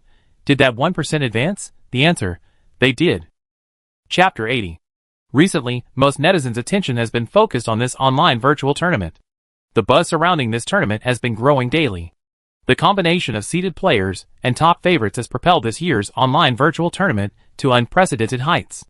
Even the 2 busiest people in the Federation have taken notice. Chi-Mu sat in Ming Yuan's office, searched for trending content, and handed it to Ming Yuan. Who do you think this 1% is? Chi-Mu said calmly, twirling a pen in his hand. Don't you already have the answer? Ming Yuan's lips curled slightly, and he swung the question back. I do have an answer, but I'd like to verify it with you to see if we're thinking of the same person. Chi-Mu looked at Ming Yuan, and after a few seconds of silence, he simultaneously said the same name, MOU. Same answer. Chi-Mu leaned back leisurely in his chair. Lately, a lot of old guys have been asking me in roundabout ways if I know anything about 1%. After all, who wouldn't want such talent? Then, they're miscalculating. Ming Yuan scanned the various comments on the trending search. Chi-Mu leaned back in his chair, thinking back to the 3 matches MOU had played, a sense of shock in his heart. Just 1% of his strength, is he already so formidable? MOU, the envy of all, was currently sitting in the palace, barbecuing with Huoluo and Chen, Lan Yin, and Lan Yin. After successfully transforming, Chen had become a pink and tender little girl. She sat on the ground so well behaved that Huoluo felt embarrassed to bully her. Right now, the entire internet is guessing your identity. Lan Yin handed her a skewer of freshly grilled chicken. After the competition, everyone will know you're the 1%. This 1% is a nickname netizens have given this person, because they don't know who he is. I know. MOU took a bite of the barbecue and turned to look at Lan Yin. Are you worried that everyone is afraid of me? No. Lan Yin never worried about that. Even if all the humans in the entire galaxy were put together, they wouldn't be a match for MOU. He never worried about that. It's just that after the competition, a lot of people might come looking for you and try to win you over. That might be a little annoying. With you here, they won't dare. Lan Yin never avoided MOU during meetings. MOU knew exactly how afraid those people were of Lan Yin. Even if they knew, they wouldn't dare come to her because of Lan Yin. Unless they dared to win him over in front of Lan Yin and come to her in the palace. Does the Lord God allow me to follow you forever? Lan Yin changed the subject. When did I ever stop you from following me? MOU chuckled. You're my only true friend in this world. My only true friend. Does this count as another step closer to his expectations? MOU finished one skewer of barbecued meat when Lan Yin handed him another. You don't want to eat? MOU took the skewer and looked at Lan Yin. From beginning to end, Lan Yin had been grilling the meat, giving all the skewers to the 3 of them, while not eating a single bite himself. It's okay to eat later. Lan Yin lowered her eyes and continued grilling. MOU's meat was indeed not as delicious as Lan Yin's. She really couldn't help much in this matter. MOU glanced up at the already grilled skewers. One of the skewers floated into the air and landed near Lan Yin's mouth. That's all eat. Lan Yin glanced at MOU, then at the skewers hovering near his mouth, accepting MOU's disguised feeding. Peaceful times always need to be contrasted with chaos and turmoil. Just now, the two major military academies, Interstellar University and Federal University, announced a competition rule. Students who place in the top 20 in the online virtual competition will be eligible to study as exchange students in the Empire this year. The announcement sent the entire school into an uproar. The school ultimately withdrew from this competition. It was the next day when MOU learned about this. When the weekly counseling room opened, more and more students came for consultation. MOU and Lan Yin immediately began to provide dual guidance. This competition set everyone busy. After 2 days of coaching at the two major military academies, MOU felt lazy for once. She curled up on the sofa, unwilling to get up. "This is the first time I've seen you so tired." Lan Yin placed a bottle of juice on the table next to him. "We've been here all afternoon. Let's go for a walk." "No," MOU declined, replying seriously, "it's comfortable lying down." Lan Yin couldn't help but smile as he watched MOU's humanity gradually overtake his divinity. "What about tonight? Lying here too?" "No." MOU fished a piece of paper from his pocket and handed it to Lan Yin. "We're going to give them a training camp." MOU handed Lan Yin a schedule. In addition to the 7 familiar people, there was also a student from Interstellar University, Ning Ning. Their request? Lan Yin was a little surprised. "Why did you agree so suddenly? What I had taught them before was already more than enough. Have you heard of the God creation plan?" MOU lay there, looking at Lan Yin. The God creation plan. Lan Yin had heard of it vaguely. Gods emerged from necessity, without any specific rules. Back then, there were very few gods. Some gods, hoping to strengthen their race, set their sights on humans who resembled gods. They taught humans divine arts, bestowed divine bones, divine marrow, and divine blood upon them, allowing them to become gods. The gods, who did not recognize these humans as gods, called them immortals. "You want to create gods?" Lan Yan's expression betrayed her disapproval of the decision. "It's not me who wants to, it's someone who does." MOU yawned sleepily. It was predicted yesterday. It was precisely because yesterday's predictions had expended so much energy that she was so exhausted today. By this point, Lan Yin knew what MOU was planning. She wanted to cultivate 8 heads, just like she had done back then, capable of competing with the immortals.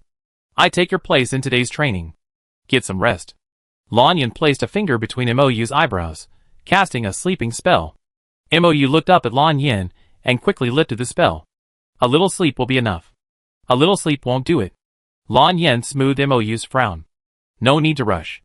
Lan Yin's behavior was much more intimate than before. Although MOU felt this was a bit over the top, thinking about this open interstellar era, he felt it was harmless. So he allowed Lan Yin's behavior. At this moment, MOU didn't know that it was this little, silent indulgence that fueled the deep desire of a certain god. "You must keep your promise." MOU closed her eyes, her voice much softer. "Don't break your word." After MOU fell asleep, Lan Yin gently held her right hand. He sat beside her, watching her quietly for a long, long time.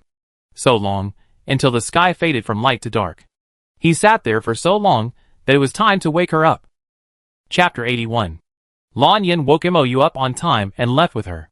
In a fully booked training ground, 7 young men and women looked at the extra person, all puzzled for a moment.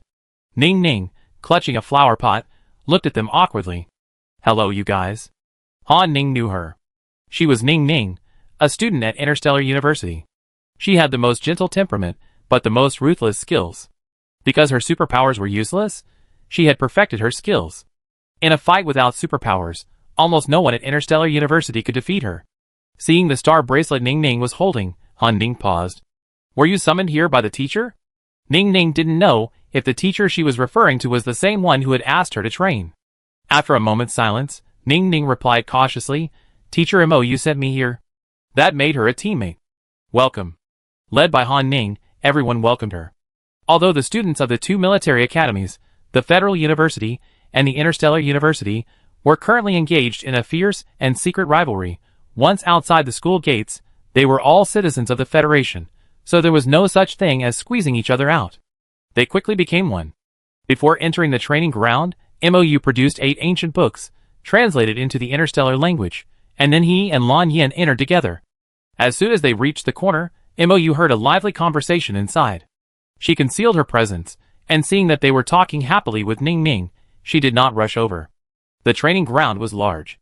MOU tugged at Lan Yin's clothes and silently glanced at the adjacent lounge. Lan Yin immediately understood and, yielding to Moyu's pull, walked towards the lounge. It's time, aren't you going to training? Lan Yin sat on a low stool in the lounge, his long legs folded, and handed Moyu a bottle of spiritual water. Moyu took the bottle and drank most of it before answering him. They're not familiar with Ning Ning yet, let them get to know each other first. The 7 people had already established a deep friendship during their training and competitions. Ning Ning was new, and they needed time to adjust. Boys and girls at that age, if they had something to talk about, would quickly become familiar with each other.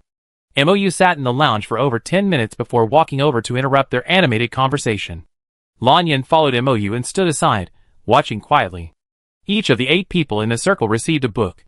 Each book was a different thickness, and each contained a different content. This book was a completely customized guide to special training for supernatural powers. This is what I'm going to teach you. Moyu raised his eyes, and 8 elements appeared behind him.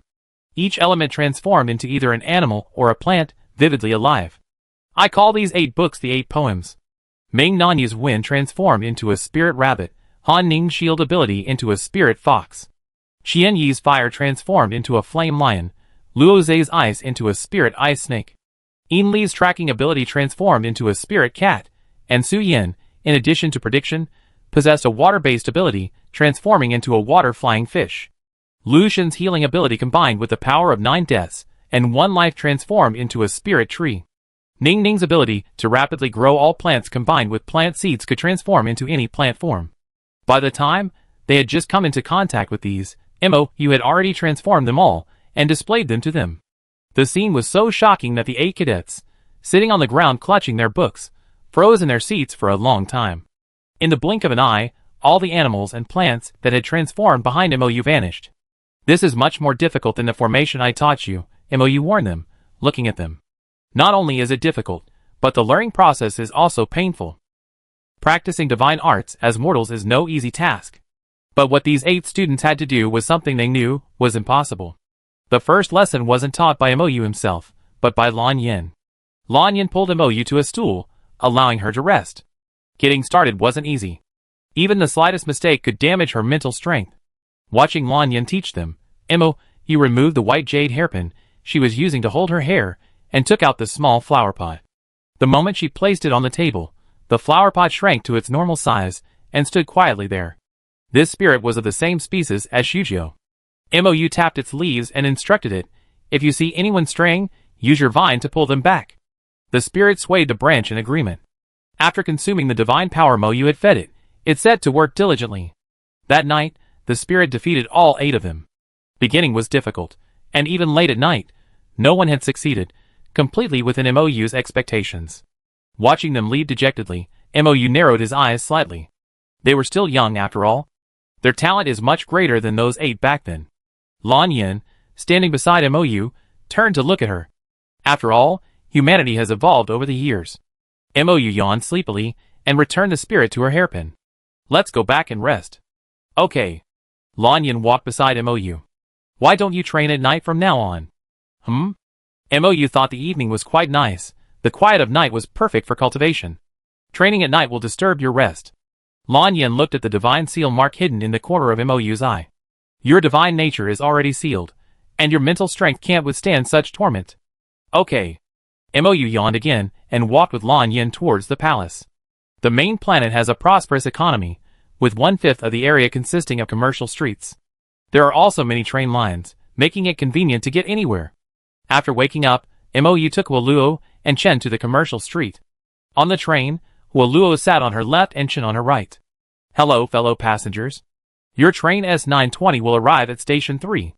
Passengers getting off at this station, please take your luggage and prepare to disembark. After a familiar voice sounded, the train began to slow noticeably. Let's go, we arrived. After the car stopped, Moyu pulled Huoluo in one hand and Chen in the other, and got out. Behind her, several people also got out, following them at a leisurely pace. Moyu ignored them, and led the 2 little beasts to the street with the most snacks. It was 6 o'clock in the afternoon, dinner time, and the streets were already bustling. Each shop sold a different variety of snacks.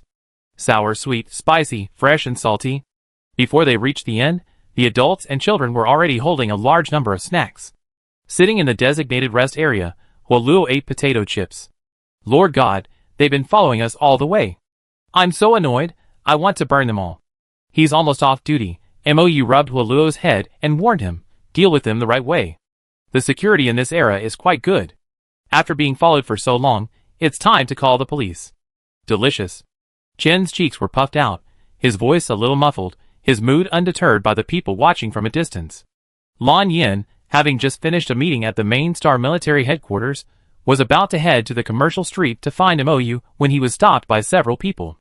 The questions he asked were increasingly irritating. He glared at them coldly, his aura of pressure unwavering. If you need to ask me about these things, you can resign now. The people standing there looked at each other, silently watching Lan Yin leave. The interception had failed. Chapter 82. Before Lan Yin arrived, Mou had already called the police, explained the situation, and reported their exact location. On the bustling street, a man in a brown windbreaker approached after she finished her call, his expression unfriendly. Why call the police? I just wanted to talk to you. Mou's eyes twitched. She sat there calmly, looking up at him. Who wants to talk to me, and what do they want to talk about? Come with us, and you find out. The man pulled out a chair and sat down, smiling politely, his tone threatening. You don't want to see your two children get hurt, do you? Chen lowered his head and continued eating, unmoved. Huoluo, who could already understand the interstellar language, glanced at the man and nearly burst into flames. If I didn't want you to, could you kill us in public? Mou said softly, holding a biodegradable fork. The purple sweet potato, impaled by the fork, broke into pieces and lay in the bowl. No, but it's hard to say what will happen after that. His wind power transformed into a rope and was placed on the table. Mou mentally calculated the police's arrival time, remaining unmoved. If you don't leave now, you'll be taken away for tea soon, Mou said in a calm tone, testing something. As expected, the man sneered, I'm afraid they won't be able to come today.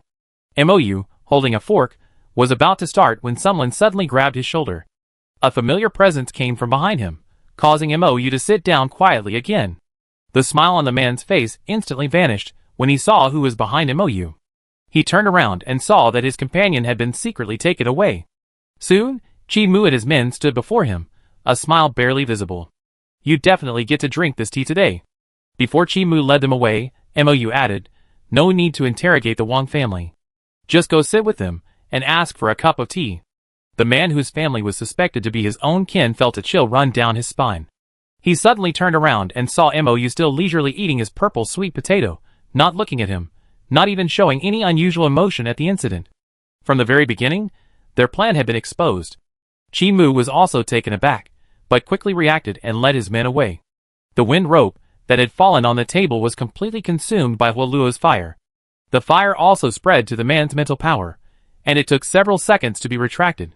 Chi Mu, getting into the car, saw the bound man curled up in pain on the ground.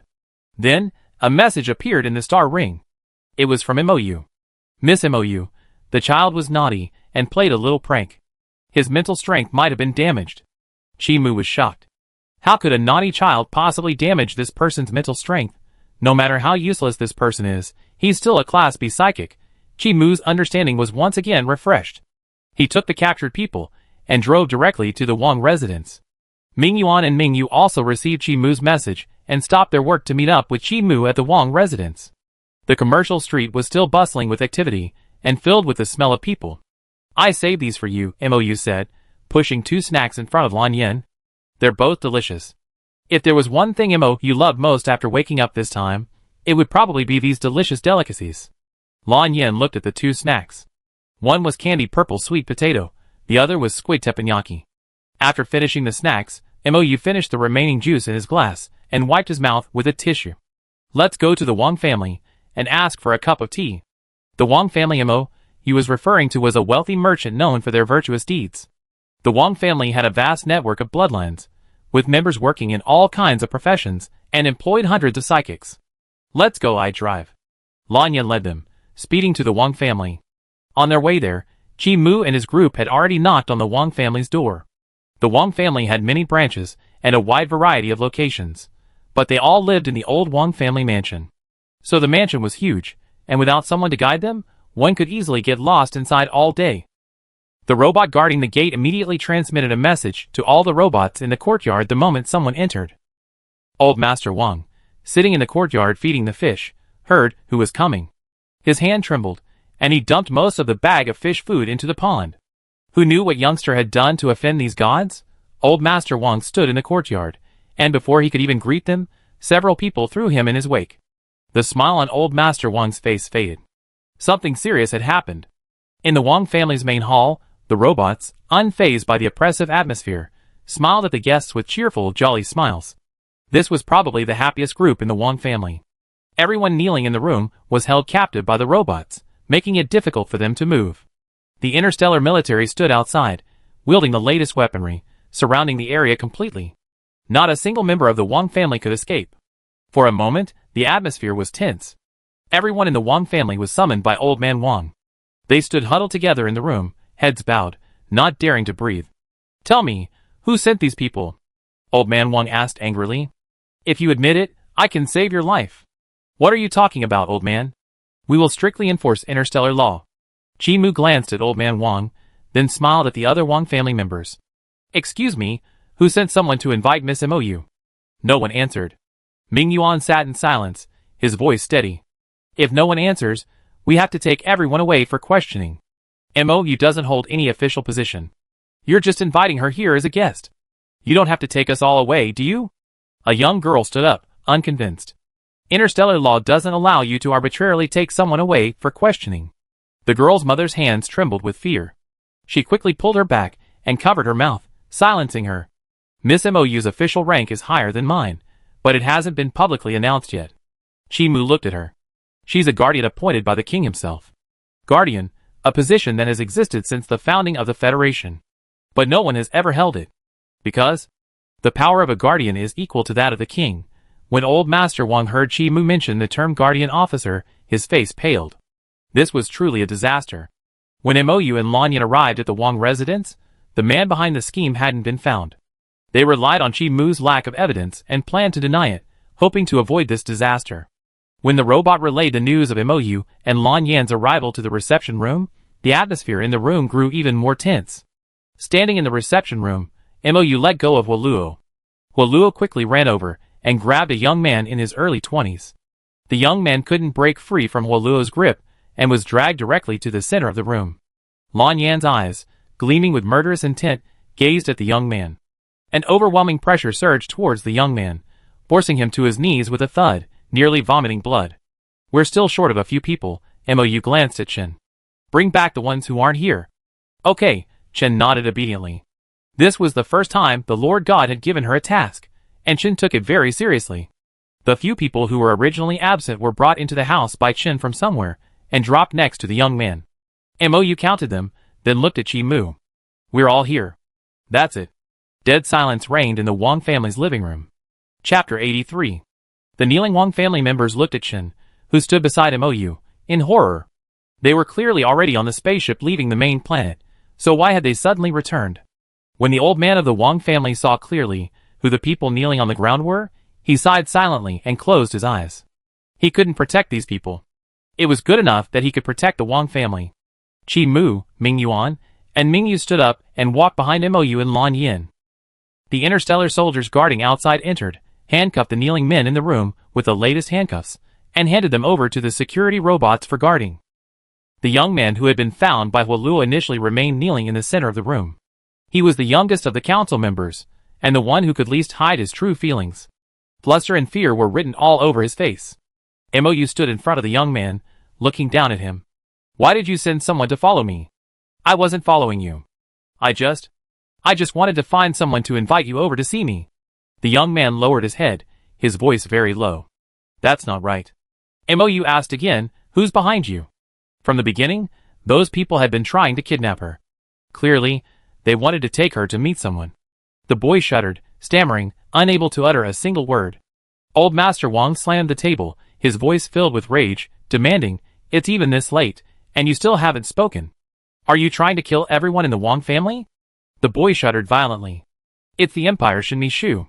He told me to take Mou to the Empire. It was actually connected to the Empire." Old Master Wang nearly fainted from anger. This answer would be worse than no answer at all. How could he have such a traitorous young man who couldn't discern the situation?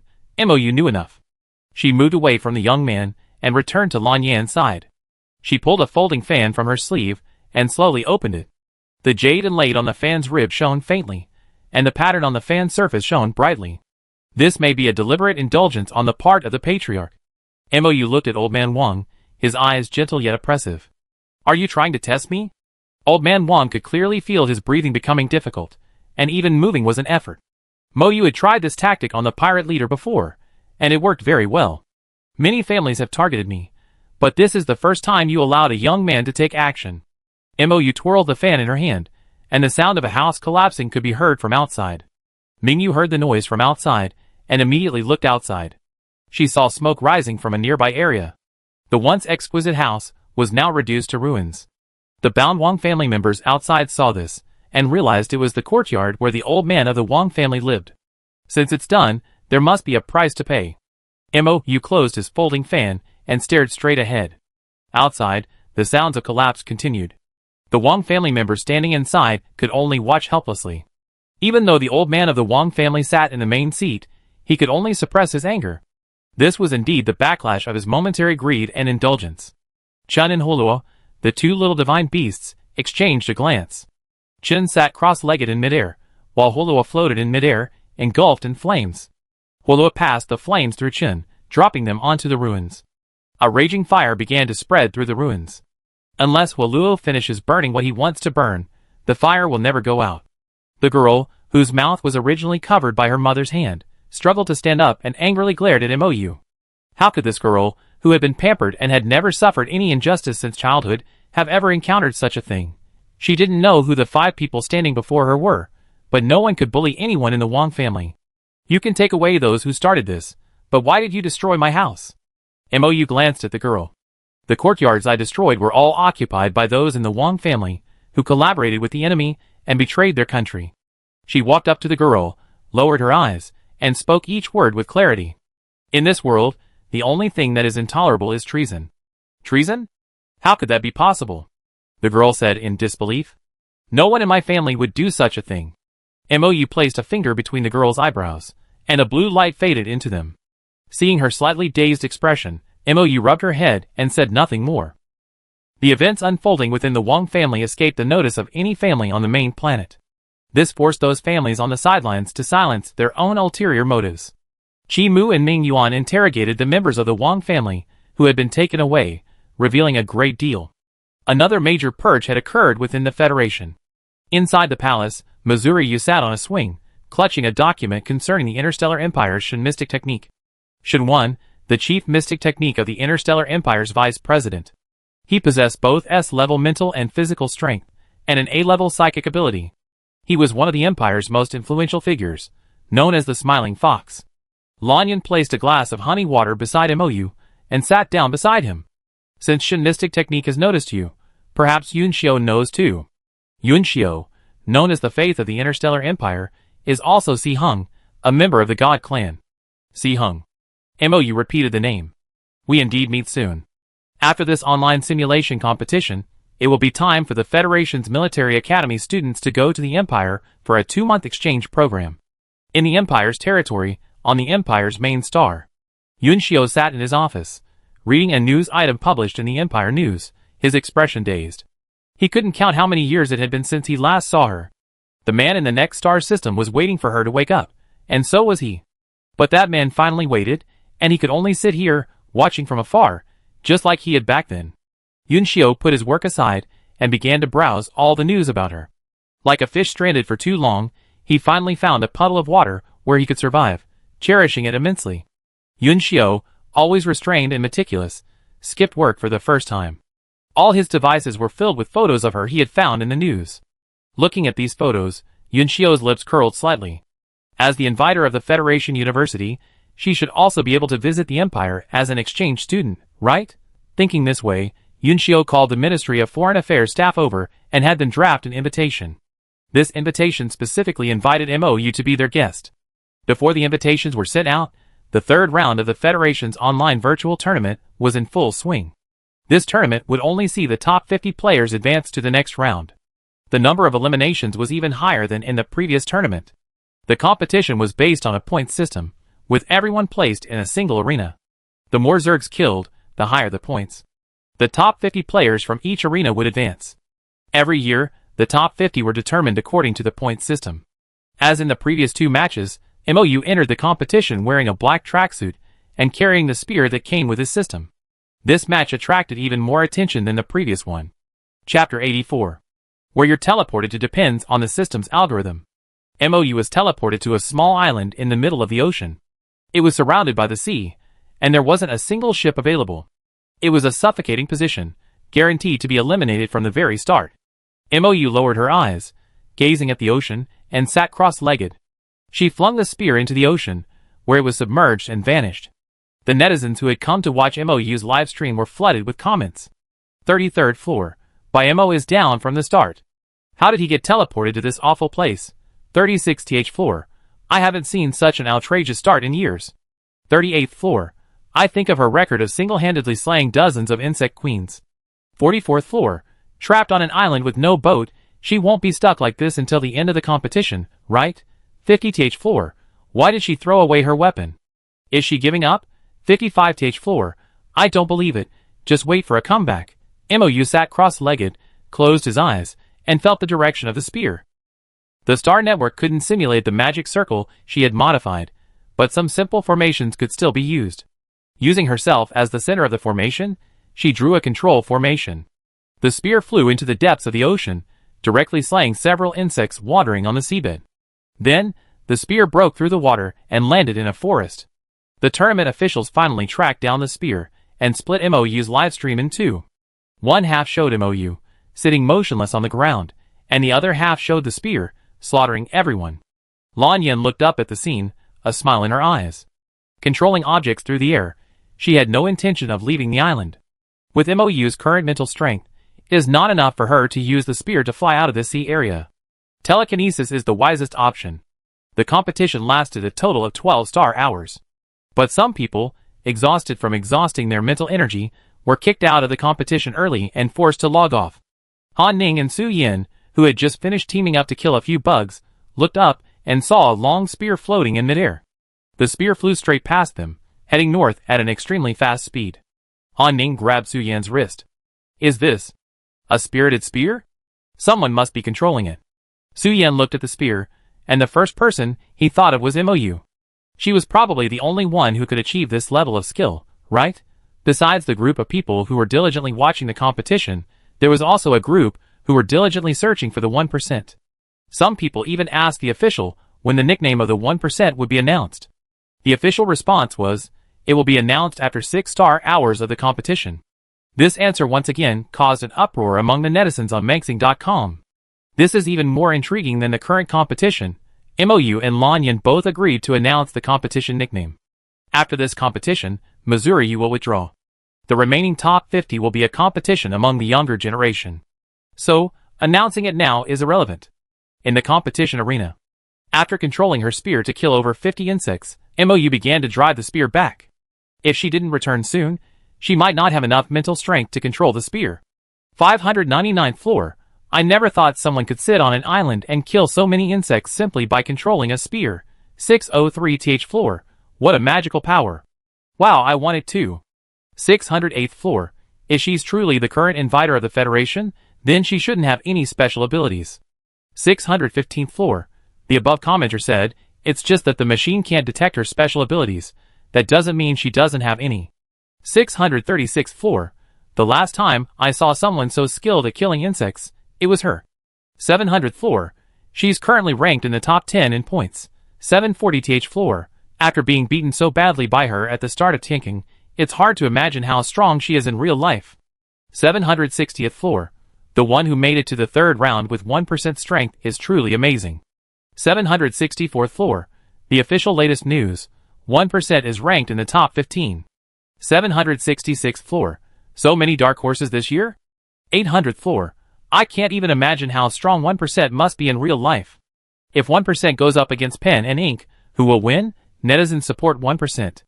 5 weeks into the match, the spear returned to MOU's side, lying quietly on the ground. MOU stood up, spear in hand, and gazed at the sea for a long moment. She had just exhausted too much mental energy, and now she no longer had the energy to unleash her spear to slay the Zerg. She checked her current score, and simply sat down to rest. For an entire week, MOU sat still. The netizens who had been following her livestream grew restless. Some wondered why she wasn't continuing to slay the Zerg as before to earn points. Some analyzed MOU's abilities, finding them powerful but lacking in sustainability. Some thought her performance was limited to this point, and that there wouldn't be any reversals. At this moment, the competition had already lasted 6 weeks. The tournament officials promptly released the news regarding the 1%. 1%, nicknamed Bimo, real name MOU. He possesses both sea-level mental and physical abilities, and possesses no special abilities. He is the inviter to the Federal University, and the protector of the Federation. These few lines of text sent a huge wave through the Star Network. The comments under this message surged at a terrifying rate. Soon, the number of comments reached tens of millions. They suspected countless others, but never the MOU who had been so powerful from the start. But how could it be possible? How could someone achieve such strength by adjusting their strength parameters to 1%? This wasn't just strong, it was terrifying, an existence to be admired. Countless netizens flocked to MOU's livestream, hoping to get a closer look at this 1%. However, MOU, who was in the middle of the competition, couldn't see any of this.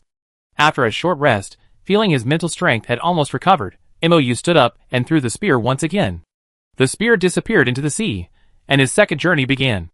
If netizens had seen this scene for the first time, they might have been critical of MOU's abilities. Now, they're completely speechless.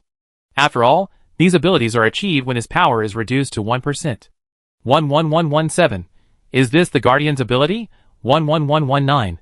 What is a Guardian? 11120. The Guardian holds the same power as the King. 11125. Why have I never seen anyone hold this position? 11126. Because before this, no one with power equal to the King had ever appeared. 11130. A being on par with the King.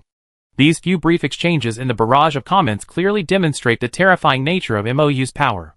Being on par with a man hailed as the King by the Federation, it's no wonder he could crush them all with just 1% of his power.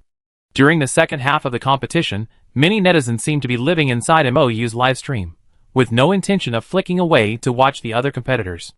The spear represented MOU, single-handedly fighting his way through the encirclement. During those 12 hours, many competitors were forcibly kicked out of the competition due to excessive mental energy consumption. MOU voluntarily withdrew from the competition at the 10th hour. If she continued, her mental energy would have been completely depleted. After leaving the competition, Missouri returned to reality, curled up on the sofa, sipping honey water from her thermos. Lan Yen also exited the virtual viewing platform and returned to reality. At this time, the StarNet was flooded with news about MOU.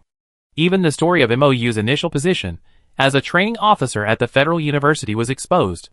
The netizens who initially doubted the Federal University and denied its intentions now saw the Federal University president as truly wise. What's the difference between asking MOU to train these cadets and asking the King to train them? As soon as this statement was made, a voice suddenly emerged, answering the question. The instructor in charge of training the cadets alongside the Guardians is the King. The King and the Guardians usually appear at the same time. Chapter 85. Although all citizens of the Federation knew of Wang's existence, because he rarely participated in public events or meetings, few had seen him. In the Federal University's live broadcast about the special training class, MOU and the Xiangli training officer were filmed. But at the time, no one dared to think in such a shocking direction. Until today, an unknown netizen posted this news, allowing netizens to uncover the truth. While netizens were still deciphering the veracity of this claim, a Star Network account, long silent within the military, posted a message. Wang personally admitted that it was him. When this message was posted, it was the day after the competition.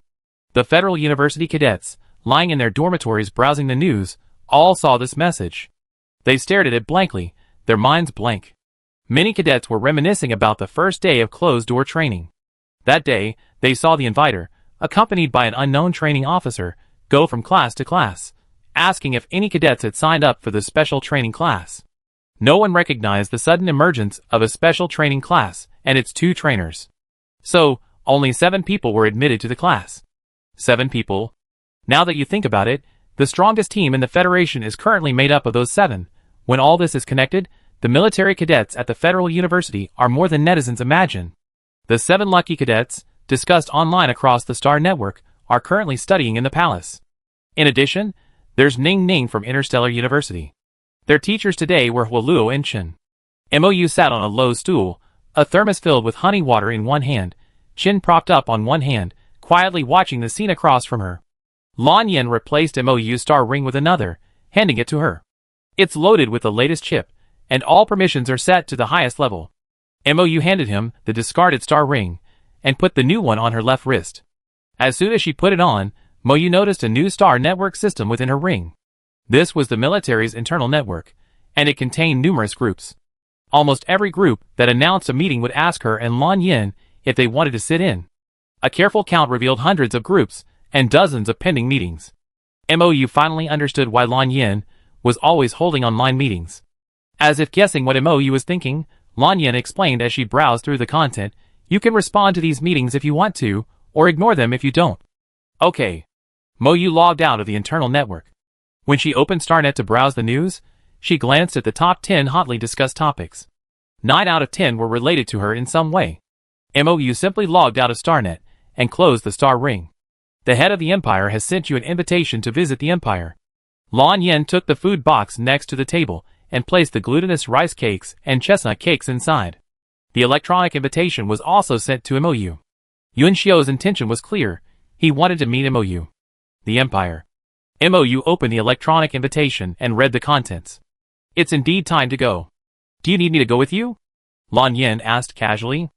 As if Mou said no, he really wouldn't go. Mou turned his head to look at the god who asked the question, his eyes slightly curved. Even after so long, Mou hadn't forgotten how much Lan Yin disliked Si Hung in the past. Now, he actually asked if she wanted to come, instead of just saying he wanted to go with her. "If you're busy, I go alone?" Mou gave Lan Yin a choice. Lan Yin lowered her eyes, her lips curled up in a happy smile. "I'm not busy." So, he would choose to go to the Empire with her. Though he and Si Hung knew each other's whereabouts, they had never met. This time, he wanted to see Mou, and Lan Yin would definitely go with him to see for himself. In Lan Yin's heart, Si Hung, like Zi Sangwe, was a fearsome person. This trip to the Empire had been planned a month before departure. Whether all these youngsters will follow will depend on their performance in the upcoming online virtual competition. The 8 young men and women sat cross-legged in the garden, each with a serious expression. Behind them, various elements surged, yet they could not find a way to form animals or plants. Chen and Huoluo sat cross-legged in the void, preventing them from going astray. "It's already been 3 hours. Huoluo yawned sleepily. "How come they're slower than me learning Interstellar Common?" Chen turned to look at Huoluo. "They're equivalent to memorizing an entire book of Interstellar Common in a single day. That's quite difficult." Huoluo looked at them sympathetically, then lay down in midair, swaying in the wind. The weather was beautiful today, with bright sunshine and a gentle breeze. Mou glanced at them, then lowered his head to fill out his application for withdrawal. Today was truly a beautiful day. Flame lions, wind rabbits, and so on gradually appeared in the courtyard. Everyone standing in the courtyard had their own unique animal or plant behind them. A smile of success graced his still young face. This was the beginning of the 8 poems. From then on, the 8 poems reappeared in the world. Mou looked at them, a smile in her eyes. She turned to look at Lan Yin and said cheerfully, "They succeeded."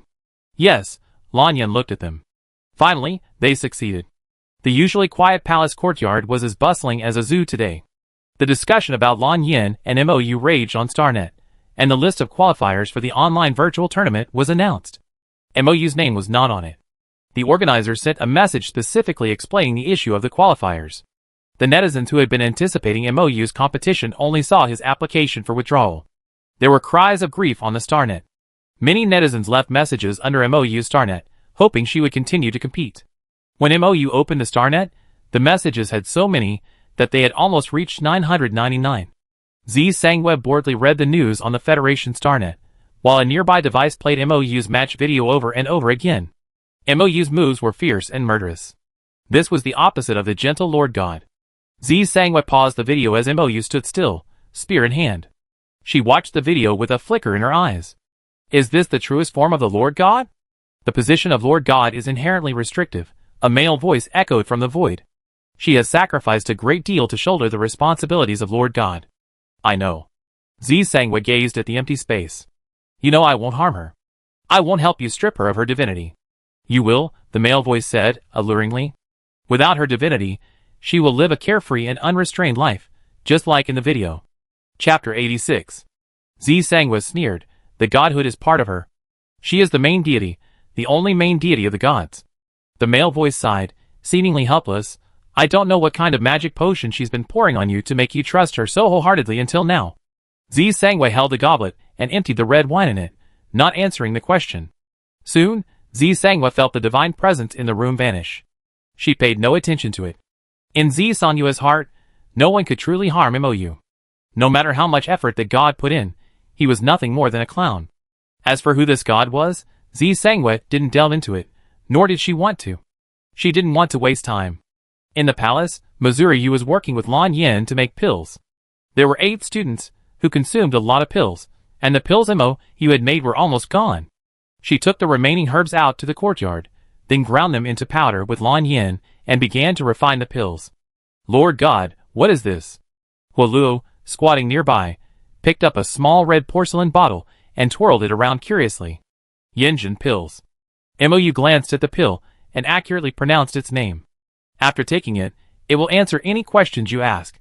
Huoluo knew about the Yinjin pills. There was a divine beast among their clan that particularly enjoyed refining pills. It loved to create pills that had little lethality, but possessed bizarre and strange medicinal properties. Huoluo's pockets were filled with many of these strange pills and potions. After listening to Mou's explanation, Huoluo returned the small red porcelain bottle to its original location. It then fished a small gray bottle from its pocket and placed it next to the red bottle. This is the true serum pill. It will reveal hidden secrets. Huoluo looked up at Mou. Lian gave it to me. Lian was the mythical beast that loved to concoct all sorts of bizarre pills. Lan Yin looked at the true serum pill, then at the true serum pill, and became even more silent than before. On a small, square table sat a 3-layered wooden box. The box was divided into small compartments. In each compartment was a small porcelain bottle. The name of the pill and its efficacy were written on the porcelain bottle. Huoluo also placed the true serum pill and the true serum pill in the box. The ground powder was handed to Mou, who then made it into pills. The residue was left to Chen to deal with. Huoluo squatted there, placing the refined pills into designated bottles, and then placing them in the wooden box. The herbs in the yard dwindled, while the porcelain bottles filled with pills in the box grew larger and larger. The wooden box had 3 layers, each with 50 compartments. By the end of the refining process, the box was completely filled. The yard only had a few packets of medicinal powder left. These powders were being used by Huoluo, excited and eager to try. He sat cross-legged in the yard, his hands ignited into flames, and he poured all the powders together, crudely refining the pills. Lord God, Chen fearfully hid behind Mou. Will the pot explode if he refines the medicine like this? Probably not, Mou replied hesitantly, as she noticed the pot had turned black. At the end of the refining process, a burnt smell filled the yard. The pot didn't explode, but it probably wouldn't be usable anymore. From a pile of black medicinal residue, Huoluo pulled out 4 pink pills. Lord God, what kind of medicine am I refining? Huoluo had never seen any pill this color before. His limited knowledge of pharmacology made it impossible for him to identify it. Even the fact that Huoluo had managed to refine these pills was a matter of chance. Mou stared at the pills in Huoluo's hand in silence, not answering for a moment. Lan Yin came over with a porcelain bottle. He placed the pills in Huoluo's hand before teaching him. This is a love pill. Lan Yin had seen it in a medical book before. The book said this medicine was difficult to refine successfully, and even with the best ingredients, there was a 90% chance of failure. Unexpectedly, Huoluo had managed to refine it. Love pills come in pairs. If lovers take it, they feel the same way. If neither of them is sympathetic, it's just a useless sugar pill. Huoluo looked down at the porcelain bottle in his hand, nodded, and then placed it in the wooden box. There's no telling how long these pills will last them. At Federal University, Han Ning sat cross-legged on the training ground, her eyes nearly closed from exhaustion. The training methods Mou had taught them were extremely demanding. She lay on the training ground floor, turning to look at Ning Ning and Lu Shen, who appeared to be perfectly calm, with envy in her eyes. Why aren't you tired? I have Shujio. She has seeds for all sorts of plants, Lu Shen replied. He and Ning Ning both relied on external forces to perform their actions, unlike them, who relied entirely on their mental energy. Han Ning lay there dejectedly, closing his eyes and falling asleep. The others weren't much better. Ning Ning looked down at the book in her hands, flipping to the last page. She exclaimed in amazement, "Sometimes, I feel like our teacher is as powerful as a god." Teacher is a god. Lucian turned to look at Ning Ning. What we're learning isn't within the human supernatural system. This was something they had known for a long time. But Ning Ning didn't seem to realize it until later. Ning Ning stared at Lucian blankly, and it took a long time for her to understand that Lucian's words weren't a metaphor, but a fact. The new things they had learned during this time were vividly put to use in the fourth match of the online virtual tournament. Netizens who had been disappointed not to see MOU suddenly realized that several people were using the same method to kill Zergs as him. The Wind Rabbit, who hadn't been seen for a long time, was now seen in another person. And then, there was the Earth Fox, the Flame Lion, the Ice Serpent, the Civet Cat, and the Water Flying Fish. Not only that, there are also plants that can be controlled to grow and trees that can grow or shrink at will. 66th floor. Are these the 7 people who originally trained with the Guardian and the King? 67th floor. There are 8 people here. 70th floor. So what the number 1 brother said was true. They were genuinely envious, not just hired trolls. 73th floor. I thought of them too. 79th floor. What are number 1 brothers? 90th floor. The netizen with the nickname number plus previously said he envied the Guardian and the King for training them, but was criticized as a troll. 91th floor. I didn't expect the clown to be me. A group led by number 1 suddenly appeared, typing a row of ellipses in unison. As someone who was trained by the King back then, I'm truly envious of the younger generation, who have both the King and the Guardian as their trainers. The training methods are so much gentler than they were back then. The tension of the competition didn't affect the netizens' chatter in the slightest. Of course, some were also curious about how they managed to master their abilities to such an extreme degree. Unfortunately, no one in the entire Star Network could offer an answer. MOU observed the abilities these individuals displayed in their individual combat, feeling a sense of accomplishment, as if his disciples had finally matured. Chapter 87. At first, the online virtual competition was just an amateur event. As participation grew, it evolved into the prestigious and representative competition it is today. Almost all military academy students have participated in this competition. More and more people are following this competition, and the number of military academy students participating has increased year by year. This year, with the 2 major military academies taking the lead, the number of military academy students participating in the competition doubled from previous years.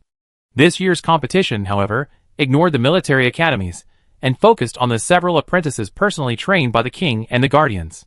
When those vivid animals and plants, drawn with supernatural powers, appeared, StarNet was abuzz with discussion. After all, no one had ever achieved such a feat before. The StarNet trending searches continued one after another. MOU hadn't read the trending news on StarNet in a long time. She used the open space behind the palace and spread herbal seeds all over it. The task of caring for these herbal seeds was left to Qin and Huoluo. Preparing for her trip to the Empire, Lan Yin had been very busy. He usually left around 7 or 8 in the morning, and returned around 8 or 9 at night. Occasionally, MOU would go with him to the military headquarters to handle some issues. But most of the time, Lan Yin went alone, while MOU taught Han Ning and the others in the palace. One quiet afternoon, MOU's star ring suddenly emitted a shrill alarm. MOU asked Han Ning and the others to practice on their own, then went to a quiet, deserted place before activating the star ring. It was a message from Chi Mu, containing only a few words. Guardian, the King is in danger. 7 short words, yet with immense devastating force. The faint smile on MOU's face vanished in an instant, his dark eyes turning a misty blue, his presence radiating murderous intent. The next moment, Lan Yan's video call request rang through MOU's star ring. She came to her senses and pressed the accept button. Before MOU could inquire, Lan Yan spoke, "I'm fine. I'll be back in half an hour." Confirming the person in the video was alright, MOU felt relieved. "Okay, I wait for you." After these 2 brief exchanges, the video call was disconnected. MOU told Han Ning and the others to go home and practice, then sat alone in the courtyard, waiting for Lan Yan's return. The medicine box she had placed in the void reappeared on the table. The 3-layered box was opened, and MOU found the medicines for both external and internal injuries, and placed them in a prominent position. Never before had time passed so slowly for MOU. Qin and Huoluo, 2 divine beasts, sat on the roof, looking down at MOU's actions. Huoluo was puzzled. Even if he's injured, he won't die. Why is the Lord God so nervous? Because I cherish him. Shin turned to look at Huoluo. Just like the pain you feel when you see meat burnt. Even though it was still edible, he still regretted not watching it carefully. Otherwise, he could have eaten the barbecued meat without burning it. So that's how it is. I understand. Huoluo nodded, even empathizing, his tone tinged with pain. That would be very uncomfortable. Chen and Huoluo spoke without lowering their voices. Overhearing their conversation, Mou felt a sense of relief. Perhaps they were the only ones who could describe something like burnt barbecue. Half an hour later, Lan Yin stood before Mou. His arm was bandaged, still bleeding. What happened? Mou pulled Lan Yin to sit beside her. The fact that Qi Mu had so nervously sent her a level 1 alert and left those 7 words behind showed how dangerous the situation was. It's Wang. Lan Yin placed the 2 sealed pieces of Wang on the table. Today, I retrieved the Wang from the Federal University and the laboratory. Someone was bewitched by Wang and used his power to injure me while my mental power was affected. It was just a blow. Qi Mu panicked and sent you a message. Lan Yin briefly recounted the entire incident, omitting the dangers involved. Mou blinked his blue eyes, checking his mind. Sure enough, the black area was spreading outward again. She raised her right hand and pointed her index finger at his forehead. The golden and blue lights met, emitting a blended blue-gold hue. After a moment, Mou withdrew his hand. If it was just a simple blow, Qi Mu wouldn't have sent me those messages. Mou stood up and looked down at Lan Yin. Take off your shirt. Let me see your wounds. Lan Yin and Mou stared at each other for a moment, and Lan Yin was the first to give in. He raised his hand and peeled off his shirt, revealing the scars to Mou. There was a distinct black handprint on his back, and a deep knife wound on his arm, visible to the bone. What on earth did you see through delusion that caused that person to injure you like this? Delusion, when controlled by humans, allows the gods to see the deepest delusions within their hearts. Judging by the wound, Lan Yan's delusions had clearly been drawn out, creating hallucinations. Lan Yan's eyes flickered, and he lowered his head, not looking at Mou. I dreamed I attended your wedding. He attended the wedding as the male host.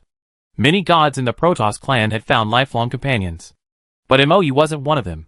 During the peak of their prosperity, many gods earnestly pleaded with her to find a partner. But Mou rejected them all. I hadn't expected that, after waking from a sleep of tens of thousands of years, the first time I heard anything resembling marriage pressure would come from Lan Yan's mouth. It seemed like this had been weighing on his mind for a long time, even becoming an obsession. So, in your illusion, who was my husband? Mou asked casually, looking at him with amusement. She picked up a bottle of ointment from the table, unscrewed the lid, dipped her fingertip in some, and applied it to the wound. In my illusion, that person was me. Lan Yin couldn't bring himself to utter the answer. He chose silence, not answering the question. Mou didn't care about the answer to this question either. If he didn't answer, it would be assumed that he hadn't seen the man's face clearly. Take this, Mou said, handing him a pill between applications. Lan Yan's Adam's apple rolled, as he muttered a response. He swallowed the pill without even touching the water already poured on the table. The slightly bitter taste of the pill filled his taste buds and spread to his heart. After applying ointment to his wounds, Mou placed his palm on the black palm behind his back and used his divine power to heal him. As the chief deity who could heal all living things, healing these wounds was no problem at all. Feeling the familiar, gentle divine power behind him, Lan Yin recalled the scene of their first encounter. Chapter 88. At that time, part of his spiritual sea was already covered in black, and he hid in a cave, covered in wounds. It was Mou, a passing guest, who discovered him, wrapped him in a furry blanket, and carried him away from the cold cave. At that time, he was still young, his divine power was weak, and his spiritual sea was also fragile. It was then that Mou used gentle divine power to pull him back from the brink of death. The gentle, life-giving divine power filled his body, like being bathed in sunlight. It was warm and inviting. Ever since, this familiar feeling still lingered in Lan Yin. The black palm behind him disappeared at a visible speed, and the wound on his arm slowly healed. The two divine beasts sitting on the roof watched, blinking.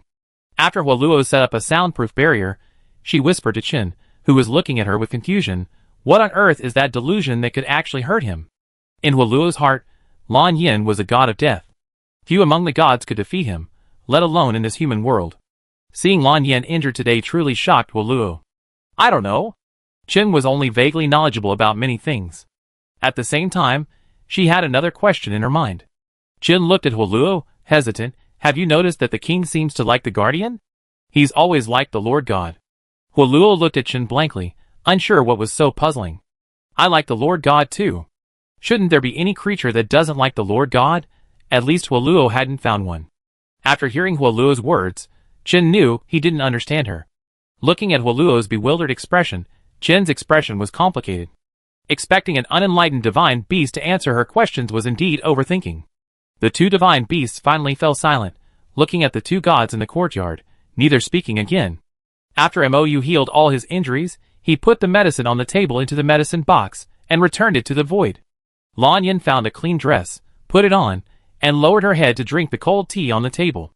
I have healed all your wounds, but I cannot eliminate the black area spreading across your spiritual sea. Mou blinked his misty blue eyes, and looked into his spiritual sea. Give me a little more time. This black area has existed since my birth. Whether it disappears or not is of no concern to me. Lan Yin had long been accustomed to the black area covering his spiritual sea. Just as Mou sat down, the star ring rang again. She clicked on it, and saw it was a voice message from Chi Mu. Guardian, how is the king? Chi Mu's voice was filled with concern. The injury is healed.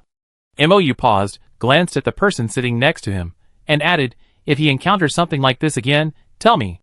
Lan Yin heard the last half of Mou's words, and silently deleted the message he was about to send to Chi Mu.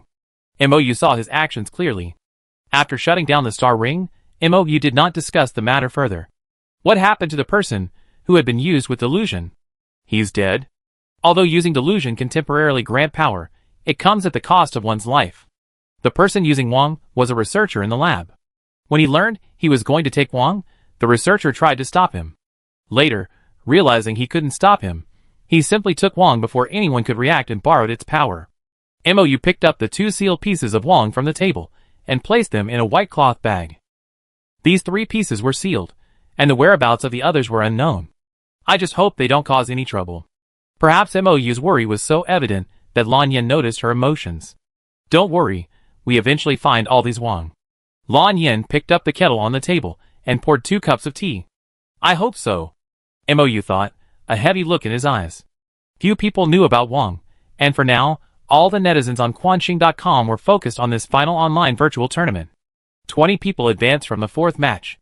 This final match was a random 2-on-2 matchup, 20 to 10, 10 to 5, and 5 to 3. The 3 matches continued non-stop, with virtually no breaks in between. Even the final 3 players had to compete against officially invited players to determine the top 3 positions.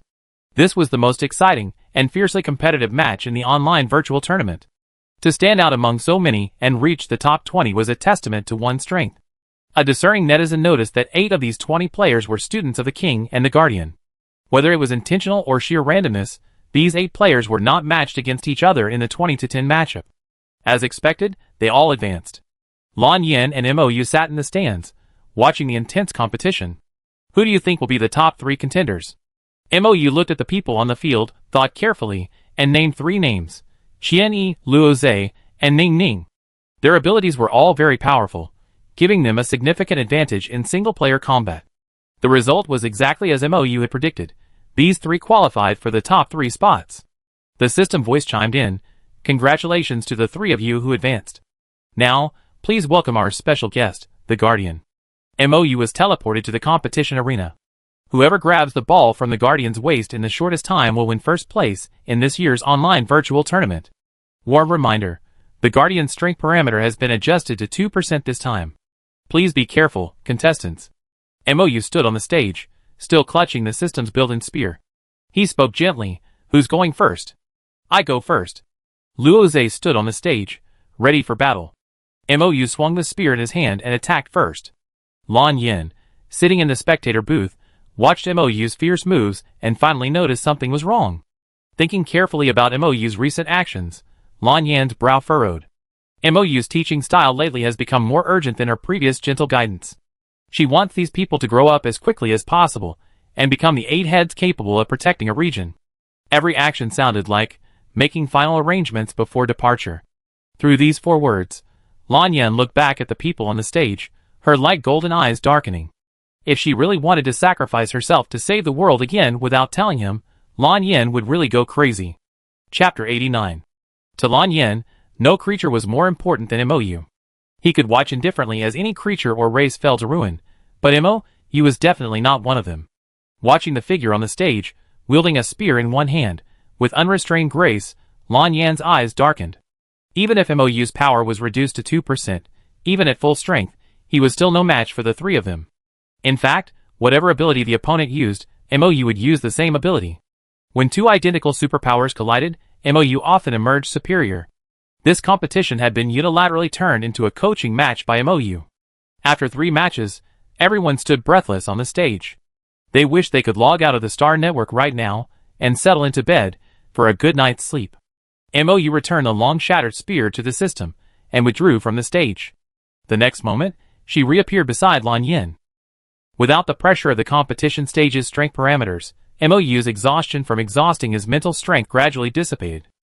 Lan Yan knew now wasn't the right time to talk, but he couldn't help but glance at Mou and softly ask, "Didn't you say before that we shouldn't rush into anything? Why are you so anxious now when teaching them the 8 poems?" In fact, Lan Yan wanted to ask directly if she was going to sacrifice herself to quell another natural disaster. But he restrained himself, and instead asked in a tactful way. Mou paused, blinking, and didn't answer his question immediately. After a long pause, Mou raised his gaze and looked at him. "I just want to teach them as soon as possible." Lan Yan looked into her eyes, trying to discern some other meaning. But he found none. Faced with Mou's calmness, Lan Yan dismissed his previous speculation as a reaction to stress. Discarding all the etiquette he learned, he grabbed Mou's wrist and switched the virtual network to single-player chat mode. His expression was serious, even frantic. "If you sacrifice yourself to save the world again, I'm afraid." "Afraid of what?" "I completely overturn this world. Then I find you and take you to live in the void." Mou had always known Lan Yan's character. There must be a reason why the gods and mythical beasts called him the god of killing. At this moment, even within the Star Network, Mou could clearly sense the stirrings of the black area within his spiritual sea. Lan Yan. Mou placed his right index finger between his eyebrows, imprinting divine power there. "Don't even think. Focus." Feeling the gentle divine power, Lan Yan gradually emerged from his horrifying premonition. The black area within his spiritual sea, which had been attempting to spread outward, calmed down again. The terrifying murderous intent surrounding him gradually faded. The Star Network system voice rang out. "Congratulations to Qiani for first place, Luaza for second place, and Ning Ning for third place." Mou didn't hear the rest of the story. She pulled Lan Yan out of the Star Network. The first thing she did after opening the hatch was to pull Lan Yan out of the virtual cabin. Lord God. Lan Yan looked up at Mou, his once light gold eyes tinged with a hint of blood red. Compared to before, they had a more bewitching look. Mou noticed the change in his eyes, and immediately covered them with one hand, pressing the other hand against the back of his neck. "I won't hide anything from you. Don't speculate."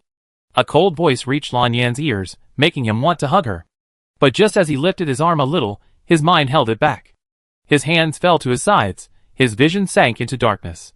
Only a familiar presence surrounded him, allowing his mind to gradually push his frantic thoughts to the edge, locking them back into a dark, dark cage. Only when Lan Yan had completely calmed down did Mou release his hand and distance himself from him. Mou sat on the floor, reaching for the thermos on the table, and silently drank half a cup of honey water. "Lan Yan, I said before, this journey is a solitary one from beginning to end. No one can accompany anyone from beginning to end. They are merely friends, passing through a part of each other's journey. Only by facing the separation of life and death with equanimity can one remain unaffected by other emotions. Lord God, I can't do this." The redness in Lan Yan's eyes had faded, but the persistence remained.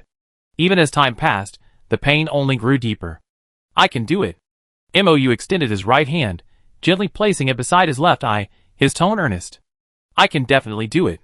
The once newly born first god, at the most reckless age, experienced 2 heartbreaking farewells. Through pain, he learned the meaning of the journey, severing his individual emotions. Now, having experienced countless things, the first god can now speak the same words as the fallen first god in the gentlest tone, offering comfort and advice to the new god. Every living being has a purpose for existence. The purpose Mou saw it for himself was protection. Protection of all living things, protection of all things. Lan Yan should also find his own meaning in life, rather than dwelling on her existence. "But I'm still here, you can take your time." Mou's tone softened. She thought, for sure, she would live to see the day he did. Lan Yan looked at the god, smiling gently, so close at hand, her eyes twinkling. He had found meaning. Protecting her was meaning. This topic was too profound, and tinged with sadness, so no one continued to discuss it. After finishing the remaining honey water in the thermos, Mou led Lan Yan out of the palace.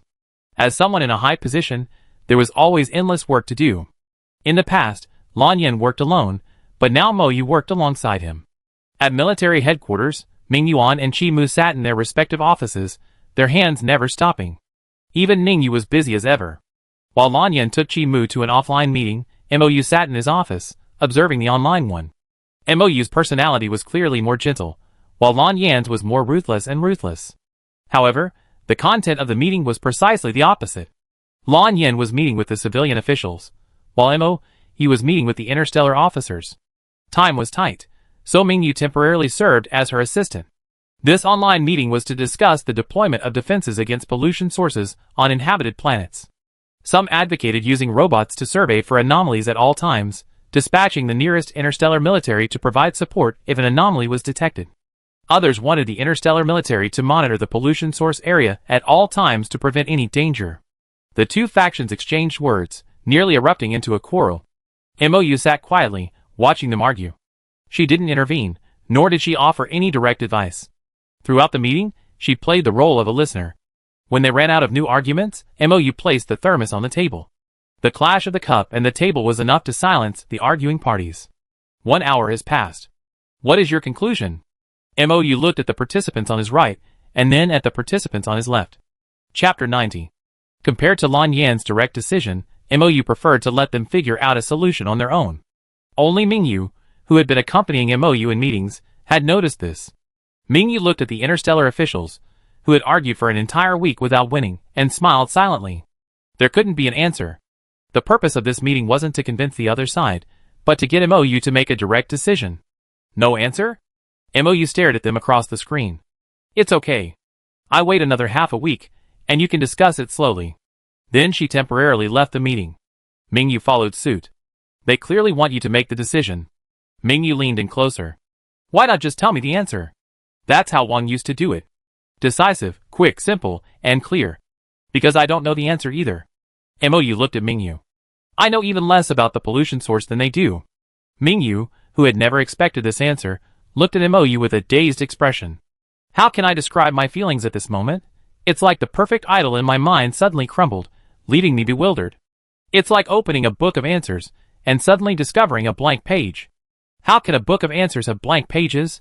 But in reality, there are, and more than one. Are you disillusioned with me? Mou, having browsed through so many StarNet buzzwords, was incredibly adept at using them. Ming Yu, looking at the guardian who looked like the older sister next door, immediately shook her head, speaking a little more casually than before. I just didn't expect there were answers you weren't sure of. I'm unsure about a lot of things. Mou picked up a pen and drew a 5-pointed star on the paper. Just like I can't predict what Lan Yan will cook tonight. Hearing Mou use this analogy, Ming Yu couldn't help but laugh. There's been a rumor lately that Wang goes grocery shopping every day after get off work. Turns out it's true. Ming Yu found it hard to imagine what Wang looked like in front of the guardians. It was also hard to imagine Wang cooking in an apron. It's true. He cooks deliciously. Lan Yan's culinary skills were beyond her reach, even if she tried day and night. So you and Wang. Ming Yu, nervous, used honorifics. Are you an engaged couple? This question had been lingering in Ming Yu's mind for a long time. They went to get off work together, cooked and ate together, and lived in the palace. And then, there was the way Wang looked at the guardians. Ming Yu couldn't help but think that way. Hearing Ming Yu's question, Mou was also momentarily surprised. No. Mou shook his head slightly. He's family. Are you and Wang brother and sister? Ming Yu was even more shocked. No way. If we really talk about age, I'm older. Mou smiled slightly. I should be considered his master. Having been taught since childhood, calling himself a master seemed reasonable. Master? Ming Yu didn't hide her surprise, her voice rising considerably. She had just imagined countless possibilities, and asked the one she thought was most likely. The real answer turned out to be a relationship she had never considered. The guardian could be considered Wang's master. Ming Yu couldn't help but glance out the window, wondering if today would be the day for thunderstorms in a clear sky. How else could she have heard such an outrageous answer today, Mingyue's expression was so volatile that Mo.Yu couldn't help but laugh. Are you disillusioned again? Mo.Yu looked at Mingyue, his eyes gentle. I guess so. Mingyue sighed softly. I thought I'd see your wedding invitation soon. She wasn't the only one who thought so. Mingyuan and Chimu also thought so. What makes you feel that way? Mo.Yu was puzzled. She thought carefully about everything she had done recently. Nothing had led to misunderstanding. But Mo.Yu, who had actively set aside personal feelings, tried to understand human emotions with rationality. It was impossible to truly understand. It's a feeling. Mingyue thought about their various interactions together. It's just that the atmosphere between you two is unbreakable. And that unconditional trust, that tacit understanding that takes so long to develop. Actually, Mingyue looked at Mo.Yu, her expression hesitant. Why did she feel that the king's gaze towards the guardians wasn't innocent? Perhaps she was mistaken, but Mingyue soon had no time to dwell on this. The meeting was about to continue. After rejoining the online meeting, Mo.Yu took the initiative to ask, how's it going? Have you finalized the answer? Use robots to guard the area first. If there's anything unusual, send in the Interstellar military. This was the combined answer from both factions. Then do it. Mo.Yu sent a detailed report to everyone in attendance. Here's the detailed report and plan. The content of the report, along with the defense strategy, was almost identical to what they had just discussed. Have you already made your decision before the meeting? One of the officers asked hesitantly. If so, what was the point of having them arguing here for an hour and a half? No. Mo.Yu gathered the remaining points reports into a folder. I prepared detailed reports and plans for each option. The decision-making power remains with you. Different approaches have different advantages. All the interstellar officers attending the meeting sat there, looking at each other. Some were unconvinced, some were. Can you let us see the other reports and plans? One interstellar officer requested. Sure. Mo.Yu pulled out several other reports and handed them to them. Each report and plan was astonishingly detailed. After reading them, they even felt that all three options were highly feasible. Mingyu, sitting nearby, rediscovered the meaning of not knowing the answer. This clearly meant knowing all the answers and asking them to choose one. Sure enough, she had been overthinking it. How could someone who could become a guardian be just an ordinary person? Any objections? Mo.Yu twirled his pen, watching them all shake their heads. He continued, then let's end the meeting. After the meeting, Mingyu closed her star ring and once again looked at Mo.Yu in shock. Chimu and Mingyuan, who worked with Lan Yin, and Mingyu, who worked with Mo.Yu, were all busy at their respective posts. It wasn't until that evening that the three of them met at a tavern. Mingyu recounted the day's events. I never seen a higher being like the Guardian, Mingyu exclaimed. In just a few days, they surpassed what I'd learned in years. Chapter 91. Mingyuan and Chimu listened quietly to Mingyu's description of her day's events. They exchanged glances, simultaneously grasping the same message. The Guardian was actually the king's master. They had all guessed wrong before. What's with that look on their faces? Mingyu sighed, then, looking at the two people across from her with their bizarre requests, her sighs completely dispelled. Chimu coughed to disguise the situation. I'm just surprised by the relationship between the Guardian and the king. This was a world away from their assumptions and the facts, and it would take time to process. I was surprised at first, too, Mingyu blinked. But the Guardian said it should be considered as. That means the king and the Guardian didn't perform the apprenticeship ceremony. Mingyuan immediately understood what his sister meant. She still suspected that without the apprenticeship ceremony, they weren't truly master and disciple. Let's eat first. Mingyuan picked up his chopsticks. If we don't eat now, it get cold. If I ask the robot to take it away and reheat it, it'd be very late when we get home. The workload has been extremely intense lately, and there's not a single idle person in the entire military headquarters. Because of the Guardians, the military headquarters has been divided into two groups. One group follows Lan Yin, and the other follows Mo.Yu. In a private group chat, both groups are present. 535. What's wrong with working with a Guardian? At least you don't have to worry about being suspended at any moment. Heheho, working with Wang is so much better. At least you don't have to discuss for 2 hours, and worry about not choosing the optimal solution written by the Guardian. Hehehe, yeah, meeting with the Guardians every day is exhausting. 676, you're just making a choice, what's so fussy about it? Hiwoo, because after you make your choice, you find the Guardians have a better plan, but you can only use the one you chose previously. 898, what's the point of this? If you're capable, come work for the king, and I follow the Guardians. Heheho, okay, Let's switch, Chi-Mu, time to work, no more chatting. The group chat quieted down, and they continued working. MOU sat in Lan Yan's office, holding a stack of documents. The printing robot next to him was still working diligently, spitting out sheet after sheet of printed paper, sorting them, and placing them on the table. Guardian, all the documents have been printed, the printing robot said cheerfully, a smile on its face. Is there anything else I can help you with? Give these documents to Mingwe. She preside over the next meeting. MOU also placed the documents on the table. Okay, leave it to me. The robot picked up the documents and left the office. The office door closed, and MOU sat on the sofa, took the basket of snacks from the table to his side, and brought out a plate of cloud cakes to eat. At the entrance of the military headquarters stood a young man in tracksuit with short chestnut hair. He carried a black backpack and held a black compass. His emerald eyes flickered, and he stood still at the door. The robot noticed someone hadn't left for 5 minutes and turned to approach. Excuse me, who are you looking for? The boy glanced at the robot. Guardian and King. Sorry, I don't have the authority to communicate. The boy, The boy, who had arrived that morning, stood at the side door of the military headquarters, waiting quietly. No one emerged all day, save for a robot that came every hour to ask questions. And so, the same conversation repeated itself every other week. In the evening, MOU and Lan Yan left the military headquarters. When the robot asked the boy the same question for the 9th time, he saw the person he was looking for. Lord God, Martial God. The boy ran over at his fastest speed and stood before them. The boy straightened his clothes and performed the most ancient etiquette. Greetings to Lord God, Martial God. Lan Yan had 2 titles among the gods, the God of Killing, as the divine beast Huoluo often called him, and the God of Martial God, as the boy now addressed him. The boy standing before them was the Lan Yan that Huoluo had been talking about while refining the pills. Long? MOU looked at the young man before him. Long time no see. Long time no see. Long looked at MOU and smiled. The Lord God has finally awakened.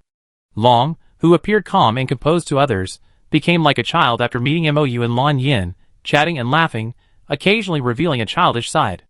The ingredients for dinner hadn't been bought yet, so the 3 of them simply went to the nearest supermarket together. Where have you been all these years? MOU asked with a smile, looking at the young man following behind him. I've been everywhere. Then I got bored and found a place to sleep. The gods don't like to live in groups. When the Lord God was around, the gods would hold a feast headed by him at least every 100 years. After the Lord God fell asleep, these once-a-century feasts ceased. The gods' connections became increasingly rare. The youth, fond of hustle and bustle, immediately arrived at the main planet upon hearing the news of MOU's awakening. Looking at the youth following MOU, Lan Yan grabbed a bottle of milk from the shelf. After all these years, how come none of the divine beasts they encountered have grown?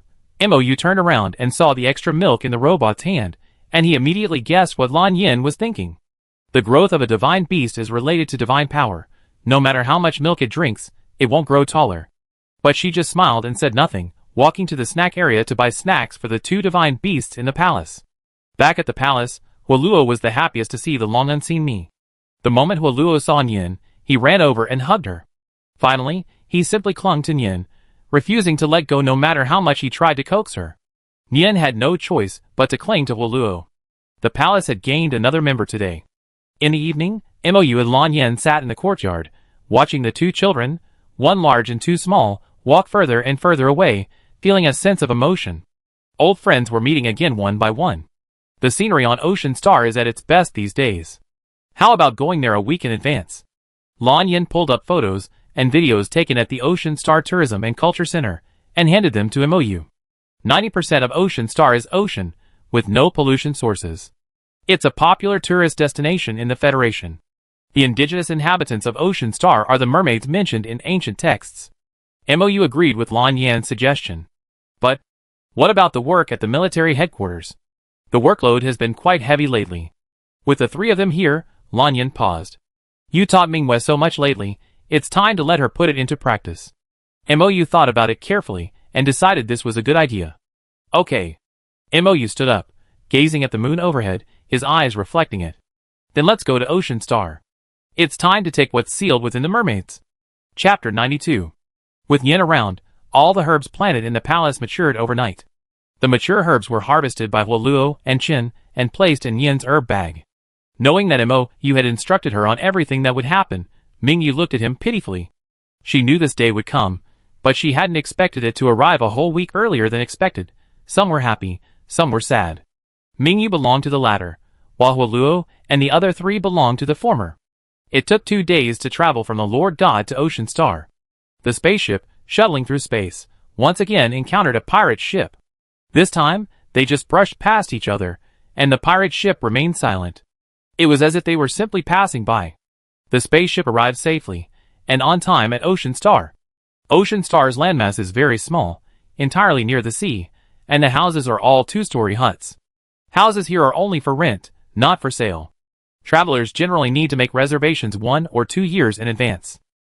Lan Yin, relying on his financial resources, had rented Nanyuan for over 100 years. The house, cleaned immaculately by robots, was move-in ready. Lan Yin, Huoluo, and Yin lived on the first floor, while Mo.U and Chen lived on the second. Currently, sunlight on Ocean Star shines from 8 a.m. to 6 p.m., with the rest of the time shrouded in moonlight. By the time they finished packing, it was already dark outside. Mo.U dragged Lan Yin toward the beach. "You brought me to Ocean Star to meet the mermaids?" Mo.U asked this question while his feet were already in the sea. "Yes," Lan Yin nodded. "As expected, I can't hide anything from you." Mo.U and Lan Yin exchanged glances, realizing they were thinking the same thing. "Let's go and take a look," Mo.U said, taking off her shoes. "It's been ages since I've been in the ocean." With that, she began to walk deeper into the sea. A seaside detection robot noticed something unusual and immediately flew over to sound the alarm. Mo.U stared at the robot attempting to pull her ashore. Its movements halted for a moment. She turned to Lan Yin. "How do I stop it?" Lan Yin approached and pressed a red button on the robot. The alarm died down, and the robot returned. Mo.U straightened her wrinkled clothes, leaned back, and plunged into the sea. Lan Yin followed closely behind, diving into the ocean with her. Unlike humans, they didn't need oxygen tanks in the sea and could breathe freely. The ocean is a most mysterious place. No matter how advanced human technology becomes, its exploration of the ocean will never be as familiar as the creatures that inhabit it. When they reached the center of the ocean, Lan Yin took Mo.U's hand and continued to sink. Mo.U watched himself drift further and further away from the surface, letting himself sink further. "Huh? Humans?"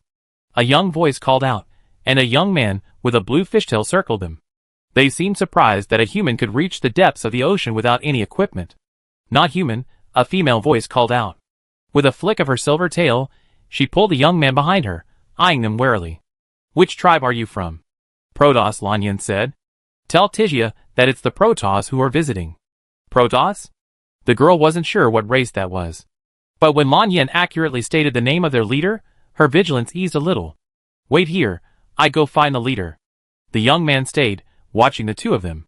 The Protoss disappeared so long ago that few races still remember them. Compared to humanity's rapid historical changes, the mermaids have barely changed in tens of thousands of years. Their cultural records contain information about the Protoss. So when the girl approached Tisha and announced the arrival of the Protoss, Tisha immediately came to greet them personally. Tisha possessed a massive fishtail, unlike other mermaids, and was much taller than an average merman. She swam over, holding a pearl, and looked at Lan Yin and Mo.U.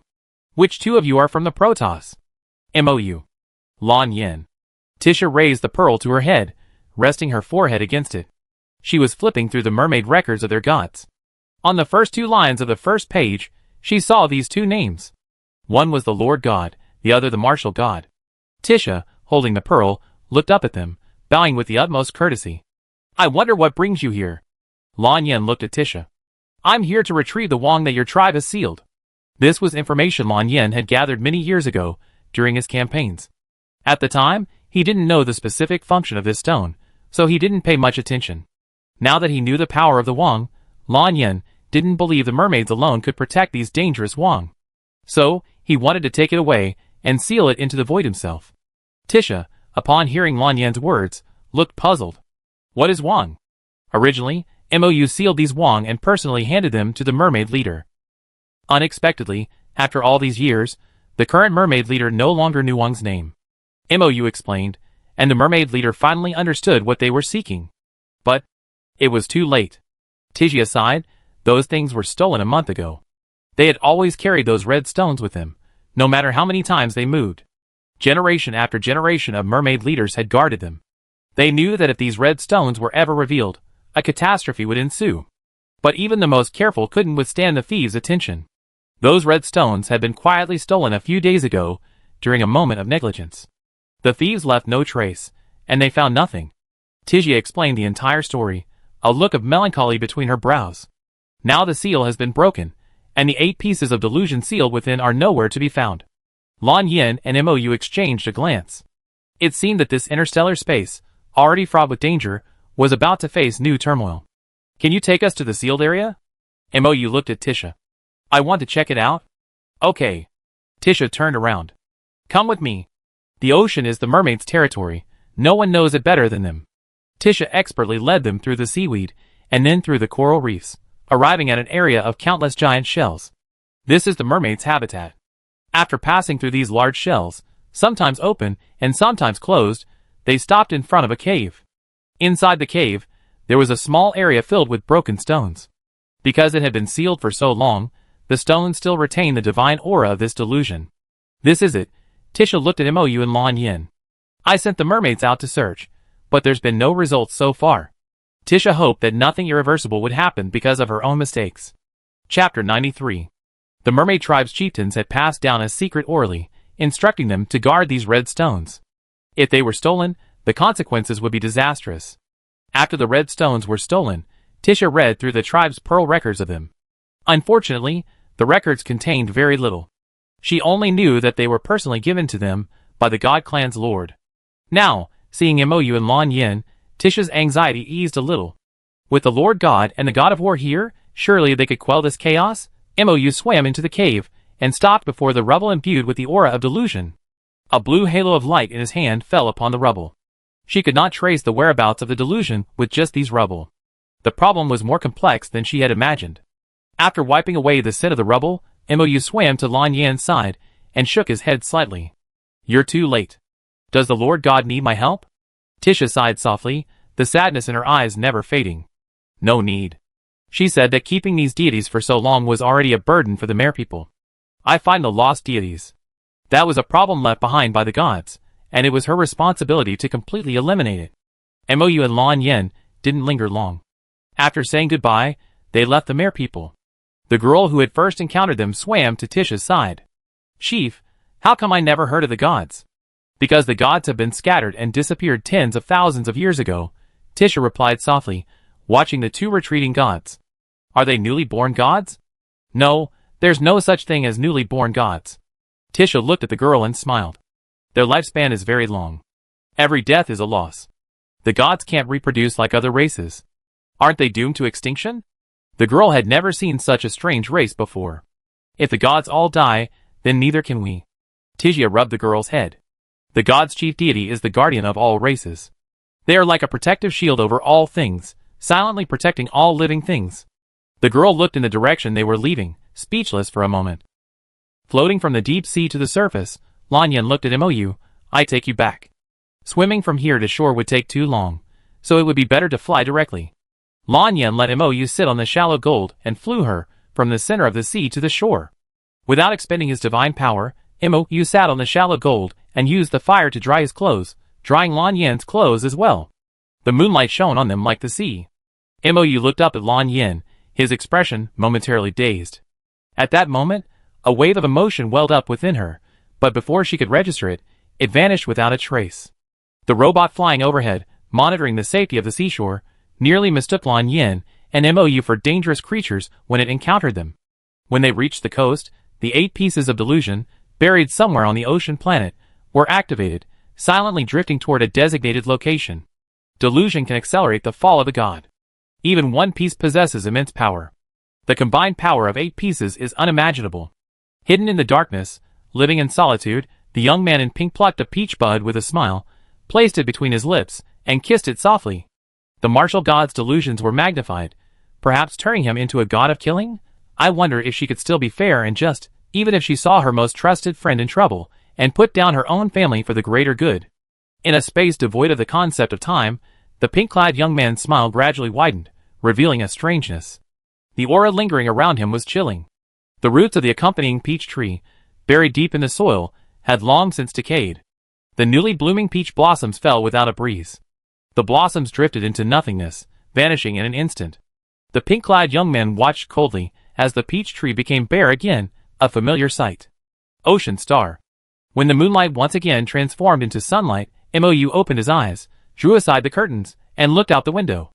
It had been a perfectly ordinary, quiet morning, but it was shattered by a startled cry. Lord God, this is bad. Something's happened. Huoluo hurried up the second floor, panting as she looked at Mou. Lord God, something's happened. Mou didn't need Huoluo to elaborate on what was going on. She could already sense it. She stood in the second floor hallway, her eyes lowered towards the first floor. Lan Yin sat casually on the sofa in the first floor living room, the white headband that always tied his long hair gone. He exuded a strong murderous intent, like a killer who had just returned from the battlefield. Lord God, I woke up like this morning. Huoluo sighed, refusing to go downstairs no matter what. Lien stood at the bedroom door, unsure of what to do. I understand. Mou handed Huoluo a bright red, juicy longling fruit. Rest upstairs for a while. After calming Huoluo, Mou walked to the first floor living room, brought a stool, and sat across from Lan Yin. A pair of blood-gold eyes glared over, as if stalked by a snake. Lan Yin? Mou first investigated the black area in his spiritual sea. One glance stunned her. In just one night, nearly 90% of his spiritual sea was covered in black. Mou. Lan Yin blinked and slowly smiled. Unlike his usual gentleness and respect, this time there was more plunder and covetousness. Mou was silent for a moment as he thought of these two words. Why aren't you calling me Lord God today? Mou looked at him calmly. Lan Yin didn't answer this question. He remained composed, his eyes fixed on Mou, as if he were a treasure. Restraint, forbearance, and rationality clashed wildly with madness, recklessness, and delusion. Maintaining this composure was a testament to Lan Yin's long-term effort. But within 3 minutes, irrationality took over. Lan Yin stood up, bent down, and hugged Mou, resting his head on her shoulder. I don't want to call you Lord God. It feels distant. Lan Yin closed her eyes and held the person in her arms tighter. Mou. Hearing him repeatedly call her in different ways, Mou helplessly patted his shoulder. Thankfully, even with his mind 90% occupied by the black area, he hadn't lost his mind. But just as this thought arose, she suddenly sensed something was amiss. The warm touch on her neck caused Mou's rational mind to shut down. At that moment, it seemed as if all her other senses were rapidly weakening, leaving her focused solely on the strange sensation in her neck. The simple touch of lips against skin, the hot breath against her skin, made Mou want to push him away. But Lan Yin was holding her too tightly. Chapter 94. If he even sensed any sign of her struggle, the embrace would tighten even more. Her blood-gold eyes opened, and an emotion called desire emanated from them. Lan Yin. Mou reacted, intending to use her divine power to knock him out first. But the Lord God, with his godhead sealed, was no match for Lan Yin, whose godhood was now fully activated. She failed the first time she tried, and she never had another chance. Standing at the kitchen doorway, holding a plate of cut fruit, she stood there motionless. He gazed dazedly at the two gods in the living room, acting so intimately. After tens of thousands of years, had the relationship between the Lord God and the martial god reached this point? Recover. Mou said coldly, tapping his forehead with a finger. Don't be affected. Mou's divine power was like a drop of water in an ink pool, changing nothing. The person holding her still didn't let go. Standing upstairs, Chen activated all the robots in the house and gave them a single command, trap Lan Yin. Chen wasn't sure if this would work, but he had to give it a try. After receiving the command, the robots left their dormant areas and walked into the living room. The 8 household robots, using the most sophisticated algorithms, calculated a trial plan. Some robots grabbed the legs, others the arms. Some even calculated a more roundabout way to save the situation, surrounding Mou as well. Lan Yin saw the robotic arm across Mou's shoulder, and the murderous intent that had been hidden for a while resurfaced. 8 advanced, perfectly functioning robots were instantly rendered useless. Mechanical arms and legs lay scattered across the living room. The crackling sound of mechanical wires without electricity could still be heard. One of the mechanical heads landed right in front of Yin, its eyes glaring with a pair of dull eyes, making a mechanical clicking sound. Chen fell silent. He was no match for him. What should he do now? Even the 3 of them combined couldn't defeat the martial god. Lan Yin, let go. Mou's divine seal flickered in the corners of his eyes, and his misty blue eyes fixed on him in a commanding tone. Lan Yen lowered his gaze at Mou, loosening his grip slightly. Reluctance was written across his blood-red eyes, but his body obeyed, gradually loosening its grip. Perhaps it was his mind that realized how far he had gone, causing him to feel a moment of bewilderment and helplessness. But his negative emotion soon took over again. Mou waited quietly for a moment before Lan Yen finally let go. He stood just a step away, his expression struggling, as if fighting something. "You've been influenced by delusion." Mou raised his hand to cover his eyes, a gentle divine power covering them. Whoever had deposited delusion into him, causing such a serious problem in his sea of consciousness, he wondered. "I know." Lan Yen blinked, the bloodshot in his eyes seeming to fade a little. "But I can't control it. Delusion is the amplification of one's delusions." His delusion, it turned out, was her. With her here, he couldn't hide, couldn't help himself. "Let me think of how to force the black area in your sea of consciousness back." Mou raised his hand, and, using Lan Yan's divine aura, located the location where delusion was stored. The delusion buried in the sand was transferred to Mou's hands, emitting an eerie light. When Lan Yan saw these delusion, the little bit of sanity he had just regained began to wane again. Mou quickly sealed all these delusion into the void, severing any connection between them and Lan Yan. "Get some sleep." Mou pulled him towards the bedroom. "A good night's sleep will be all right." She coaxed him now, just as she had coaxed him when he was younger many years ago. Lan Yan stood in the bedroom, confining himself to this room, a prison of delusion. This way, he wouldn't let his delusion influence him and do anything irreversible. This seal was meant for Lan Yan herself. Not even Mou could enter. She stood at the doorway, looking at the silent figures within the room, a complex expression on her face. Her brain, which had been on strike, was now back to work. Mou named the red stones delusion because they could amplify the deepest delusion of the gods. It's a delusion that's been infinitely amplified, not something that appeared out of nowhere. Realizing this, and thinking back to Lan Yan's actions just now, Mou, even if he was slow-witted, would have noticed something was amiss. How could he describe his feelings at this moment? Mou thought for a moment, but couldn't find a single word that fit.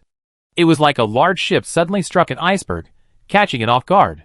The bedroom door closed, and Yen Kai walked over to Mou, carrying a fruit plate. "Lord God, would you like an apple?" "No." Mou shook her head slowly.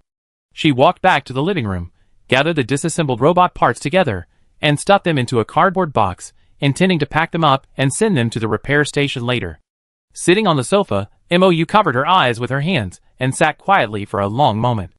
Huoluo, standing upstairs in the second-floor corridor, tugged at Chen's clothes and whispered, "What's wrong with the Lord God? Why did he sense a strange aura surrounding the Lord God? Just now, the martial god kissed the Lord God." Chen finished, staring at Huoluo, eager to see his expression upon learning what had happened. "Oh!" Huoluo nodded calmly. 1 second. 2 seconds. Huoluo, belatedly realizing, turned back to Chen. "What did you just say? What do you mean by the martial god kissed the Lord God? What exactly happened while he was gone?" Seeing Huoluo's expressionless expression, Chen nodded solemnly, doubly confirming what he had just said. Silence, silence. The whole room was filled with an eerie atmosphere. Mou removed her hand from her eyes, and pulled a folding fan from her sleeve. She had thought of a way to save Lan Yan. Opening the closed door, Mou broke a hole in the seal. After she entered, the gaping wound closed, trapping them both inside. Lan Yan, curled up in bed, immediately opened his eyes, when he sensed another presence in the bedroom. Realizing it was Mou, he shrank back again. A pair of hands were bound with golden chains, one end of which was tied to the bed rail. Seeing this, Mou felt both angry and amused. "Lan Yan." Lan Yan muttered softly. "What does the Lord God want to say?"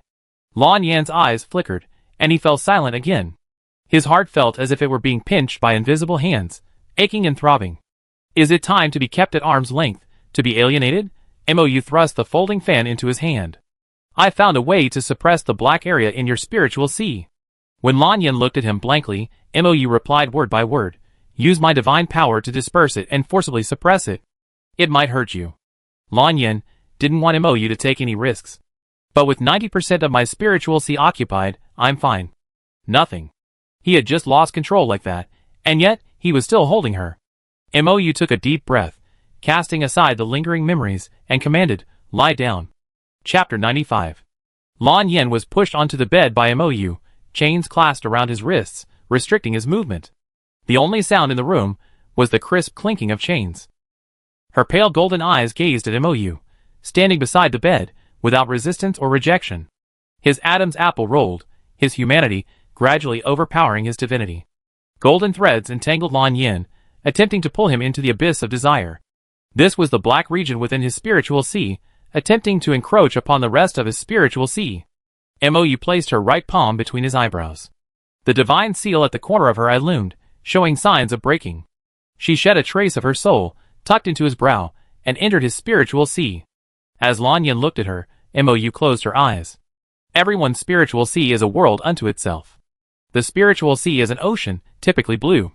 But as Mou stood within Lan Yan's spiritual sea, all she saw was black water. The black waters, brimming with murderous intent, attempted to devour Mou's soul. The black waves rose higher and higher, a massive wave crashing down, slamming into Mou's face. Mou formed hand seals to block the wave's attack. But a dark spot stained his arm, a stain he couldn't wipe off. Mou looked down at his arm, his eyes darkening, haunted. Outside the spiritual sea, standing by the bed, Mou frowned slightly. A black dot also appeared on his arm. Lord God. Lan Yan's soul was trapped in the center of the spiritual sea, enveloped by the black waters, about to be swallowed. His blood-gold eyes were filled with pain and struggle. He tried to break free of the black waters and find Mou, but he couldn't move. Mou stepped closer to Lan Yan, using her formation to repel any waves that attempted to stop her. The black spots on her left arm gradually spread outward. By the time she reached Lan Yan, her left forearm was completely covered in black. She pinched his cheek with her good right hand, then smiled gently, all-embracingly, her tone firm. Don't worry, I definitely get you out. Lan Yan felt the fleeting warmth on his cheek, and his blood-gold eyes flickered. It was my delusions that gave you the opportunity to take advantage. Lan Yan's voice was slightly hoarse. I made you risk your life to save me again. Everyone has delusions. Mou pinched his cheek again. It's already this time, and you're still blaming yourself, not trying to find a way out together.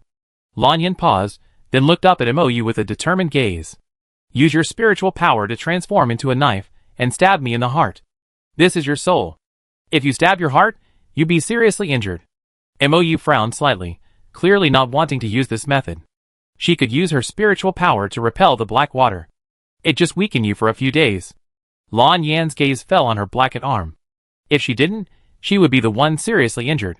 Lan Yan fought with all her might against the black water, a battle against another version of herself. With great effort, she freed one hand, then quickly, accurately, and ruthlessly transformed it into a pair of spiritual knives, piercing her heart. Lan Yan lay in bed with her eyes closed, a trace of blood trickling from the corner of her mouth. The soul within his spiritual sea had become noticeably weaker. The black water within his spiritual sea was also his own self. After his soul was damaged, the black area's constraint on Mou was much lessened. But the black water seized the opportunity to entangle Lan Yan's hand, which had finally been freed, and even spread upwards. When it reached Lan Yan's shoulder, Mou placed a hand on it. The blue halo grew larger, dispelling the intrusive black water. The black began to retreat, dispersing bit by bit, reluctantly withdrawing from Lan Yan's soul. The black water beneath his feet began to return to its original blue color. The black gradually disappeared, replaced by blue, and tiny specks of golden light appeared in the water. Mou mercilessly pushed back the black areas, and whenever she sensed they showed any sign of lingering, she immediately used her divine power to drive them away. In the end, the black had been driven into a corner, occupying only 5% of Lan Yan's spiritual sea. After achieving this, Mou formed a hand seal, completely sealing the area, and finally breathed a sigh of relief. The black that had originally entangled her left arm, no longer connected to its original form, gradually lost its vitality and vanished. Alright. Mou looked at the barely holding spirit standing beside her, and helped him to a central reef. Gentle spiritual energy flowed into his heart, repairing as much as possible. However, just dispelling the black energy had consumed too much spiritual energy, and even Mou was somewhat overwhelmed. Without much recovery, Mou was forced to leave his spiritual sea. When she opened her eyes again, she was still in the bedroom. The man lying on the bed, his wrists chained, had blood at the corner of his mouth and a pale face. Mou immediately tore the chains off and wiped the blood from his mouth with a tissue. Then she stood up and left the bedroom. It seemed like just a few simple steps, but it took Mo 3 whole days. Nian sat cross-legged outside, a small divine beast sleeping on one of his laps. Noticing the door behind him open, Nian opened his eyes and looked up at Mo. Lord God, how is the god of war now? They're all fine now. Mo looked down at the two sleeping divine beasts, then waved his hand and escorted them to their respective bedrooms. You should go back and rest. Mo walked alone to the kitchen, produced a herbal flask out of thin air, and placed it on the counter. Nian followed Mo to the kitchen door, saw this, and stepped forward. Lord God, you want to boil some medicine? I can help you. Not boil it, I want to mix it. Mo stared at the empty herbal flask in his hand. I haven't figured out how to mix it yet. The gods are immune to many medicinal herbs, making it easy to prepare herbal remedies for external injuries. But this time, the injury was to his soul. Nian knew he couldn't help much with the preparation, so he didn't insist on staying to help. Mo pondered for a moment, then pulled out a dozen herbs, mixing them one by one. Originally, when she had entered his spiritual sea and sealed the black areas, she had been able to maintain her full concentration. But now, her mind began to wander. Even as she continued to study, her thoughts drifted elsewhere. She looked down at the herbs in the pot, her eyes blinking as her mind reeled back to past memories. Uncovering Lan Yan's delusions had a profound impact on Mo. It was already noon the next day when she finished mixing the herbs. After writing the prescription, Mo began to boil the first dose. But with Lan watching over her, Mo, you could rest for a while. Sitting on the sofa, she looked down at the small pillow close at hand, her mind drifting. She stared at the pillow with lifeless eyes, her mind already spinning endlessly. Chapter 96. Lan Yan, having awakened, sat in his bedroom, gazing at the waves outside, hesitant to go out. Under the influence of delusion, the hidden feelings within him could no longer be concealed. Lan Yan looked down at the black jade in his hand, silent. He sat there motionless, and the entire room seemed to have stopped in time. Outside the room, Mo had already opened the star ring and clicked on the Star Network posting page, posting, Anonymous. I suddenly realized my apprentice likes me. What should I do? As soon as this post was published, it quickly received numerous replies. 5678. Is this a real-life mentor-disciple romance? Hulala. Since the poster posted a request for help, does that mean he's also a little tempted? Earthly Sharp. If you like them, get together. If you don't, reject them explicitly. Shang Qian. There's nothing wrong with liking someone, you two should talk about it. Wen Jing. Wow. If the poster posted it, it means there's a chance. San. How did the poster find out? Did he sneak a kiss and you caught him? Yun Dan Feng Qing. The guy above. This isn't a novel, how could something like that happen? Mo, sitting on the sofa, was silent for a moment when he saw San Sen's comment. His mind was like a movie playing, constantly replaying the previous events. After skimming through the comments, Mo logged off from Star Network and tactically drank tea. While most of the comments were worthless, one point was spot on. She needed to talk to Lan Yan. After Nian finished brewing the medicine, Mo opened Lan Yan's bedroom door with a medicine bowl in hand. The medicine is ready. Mo walked over to him and placed the still steaming bowl on the table next to him. Drink it while it's hot. After delivering the medicine, Mo found a stool and sat next to him, pulling a folding fan from his sleeve. The fan opened and closed repeatedly, a perfect reflection of Mo's current mood. What do you want to tell me? Lan Yan said calmly, not rushing to pick up the medicine bowl. Go ahead. Mo slowly closed the fan, his voice a relentless rejection. You don't have to waste too much time on me. At these words, Lan Yan's eyes flashed. His already pale face paled even more. I was alone before, and I will be alone forever. Mo looked up at him. I don't choose a partner. A long time ago, Mo abandoned love. A god like her couldn't have love. Lan Yan, the world is vast. You shouldn't be trapped by me.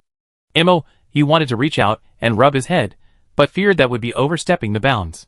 The raised hand paused in midair, then slowly retracted. In silence, Mo placed a chocolate bar in Lan Yan's hand. His gentle tone cut like a knife, slicing through his heart and drawing blood. Lan Yan, let go of this obsession. Lan Yan chuckled softly, the madness in his eyes deepening. Let go of this obsession. It wasn't an obsession, it was love. The combination of physical injuries and emotional pain forced Lan Yan to spit out a mouthful of blood. He wiped it away carelessly with a tissue and threw it into the trash can. Then he stood up and approached Mo step by step. He bent down and met Mo's gaze, the hurt evident in his eyes unconcealable. Then what is my status with the Lord God? Family, close friend. Mo clenched his hand. Always. Family. Lan Yin lowered his head, aggrieved like a defeated dog. A partner is family too. Why can't it be a partner? The loneliness he felt was too much, too heavy. So heavy that Mo began to reflect on whether he shouldn't have spoken to him so sooner. But reason told Mo that telling him sooner would help him move on from this obsession. The abandoned love seemed to be returning bit by bit, but Mo didn't notice it at the moment. Mo looked at Lan Yin, who was so close to him, and restrainedly leaned back, creating a little distance. It's different. Family only stays with you for a while. A Taoist couple will always be close together. Even if Mo didn't say it, Lan Yin could guess what he meant next. Was this a foreshadowing of their separation? Lan Yin felt a tightness in her chest, and it hurt so much. It felt like her heart was being crushed by an invisible hand. He slowly squatted down, resting his head in her palm, his voice trembling, "Lord God, my heart aches." Mo couldn't guess the reason for his pain, but he still said, "Drink the medicine and it will stop hurting." The medicine could only heal the soul, not the pain he felt at this moment. The young man, usually calm and at ease with everything he did, now had tears in his eyes and smiled sarcastically. In countless sweet dreams, Lan Yin would dream of this tragic ending. Each time, he would take a long time to react, then smile in relief, telling himself it was just a dream. This situation would definitely not exist in reality. But now, the nightmare had come true. The nightmare had become reality. He weakly raised his hand to grasp Mo's, but felt that such an action was inappropriate, so he dropped it again. The god went from squatting to kneeling on one knee, appearing completely defeated. Unsure of what to say, Mo silently stared at the young man kneeling before her, lips tightly pursed. She blinked in confusion, unsure why her heart ached a bit too. Was it because she had used too much divine power the previous 2 days, causing damage to her soul? Mo wasn't sure. She thought she should make herself a potion to drink later to prevent such heartaches. Just as she thought this, she felt 2 small golden beads in her palm. Mo's fingers moved slightly, and a single thought crossed her mind. He's crying. When a martial god cries, golden beads drop. Mo panicked, looking down at the young man in front of her, bewildered, not knowing how to offer comfort. It felt as if everything she said now would be a form of torture. Lord God, this isn't an obsession. Lan Yin coveted the warmth of her palm. I can't forget. I will, Mo replied softly. Time will heal everything. Time would only deepen this thought, sinking him deeper and deeper into this desire, into a bottomless abyss. What if I say I can't forget? Lan Yin straightened slightly, but still kept her head down, not looking at Mo. Mo didn't know. She was silent for a moment, then could only reply dryly, I will. Time will heal everything. It will. No. Lan Yin looked up at Mo, her face exceptionally pale. Can I ask for a chance? The gentle young man looked determined, unwilling to give up. What chance? Mo asked softly, his dark eyes fixed on him. The chance to pursue you. Before Mo could speak, Lan Yin added a time limit. Just 1 year, just 1 year. Give him a year. Whether he got what he wanted or gave up completely, let him try again. Mo wanted to refuse, but the word no was unbearable. After a moment, she closed her eyes and said okay. Mo always softened when facing Lan Yin. But wasn't this just another step of retreat and indulgence? Chapter 97. The room was filled with an inexplicable sadness. The young man, kneeling on one knee, heard the sound of okay, and it was like someone in the abyss seeing the sun. Lan Yin looked up at her, a slow smile forming. But against his pale face, he looked so frail, even a hint of pity. Thank you, Lord God. Mo lowered his eyes, his red lips tightly pursed. He had just agreed to Lan Yin's request, simply to give him some time to recover. No matter how much time passed, the result would be the same. Mo brought the medicine bowl from the table over, reheated it with divine power, and handed it to Lan Yin. Drink it first. The medicine in the bowl was steaming, and the bitterness was palpable just from the smell. Lan Yin reached out to take it, and drank it all in one gulp. The bitterness spread wildly in his mouth, making him frown. Have a candy. Mo placed a candy on the table, picked up the medicine bowl, and left. Her hand, about to take the candy, rose slightly, only to drop again at Mo's gesture. Feeling the bedroom door close behind her, Lan Yin slowly picked up the candy from the table, peeled off the wrapper, and ate it. The candy was strawberry flavored. Perhaps it wasn't enough sugar, but it simply couldn't suppress the bitter taste spreading through her mouth. Lan Yin looked up at the vast ocean, her light golden eyes deep. Mou left the bedroom, returned to the kitchen with the medicine bowl, and began to boil the second dose of medicine. Lan Yin, who was sitting in the living room, noticed this and immediately ran to the kitchen. Seeing Mou still boiling the medicine, his first thought was that it wasn't potent enough. Is the martial god so badly injured? I brewed this for myself. Mou closed the lid, washed the medicine bowl, and placed it in a nearby cabinet. He spoke calmly. I seem to have suffered some damage to my soul. My heart had just started aching, and no amount of divine power could heal it. I do it. Nian immediately walked into the kitchen and stood beside Mou. You go and rest.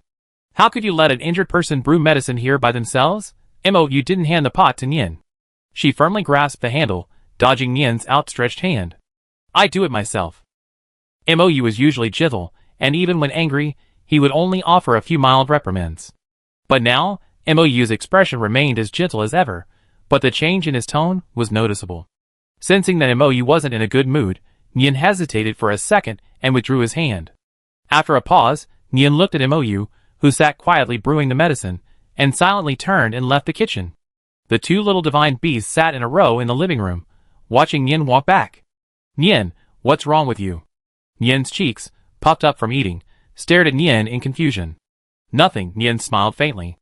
Let's continue watching cartoons. What's the point of talking about speculation and worries with a child? It won't solve anything, and there's just one more divine beast to worry about.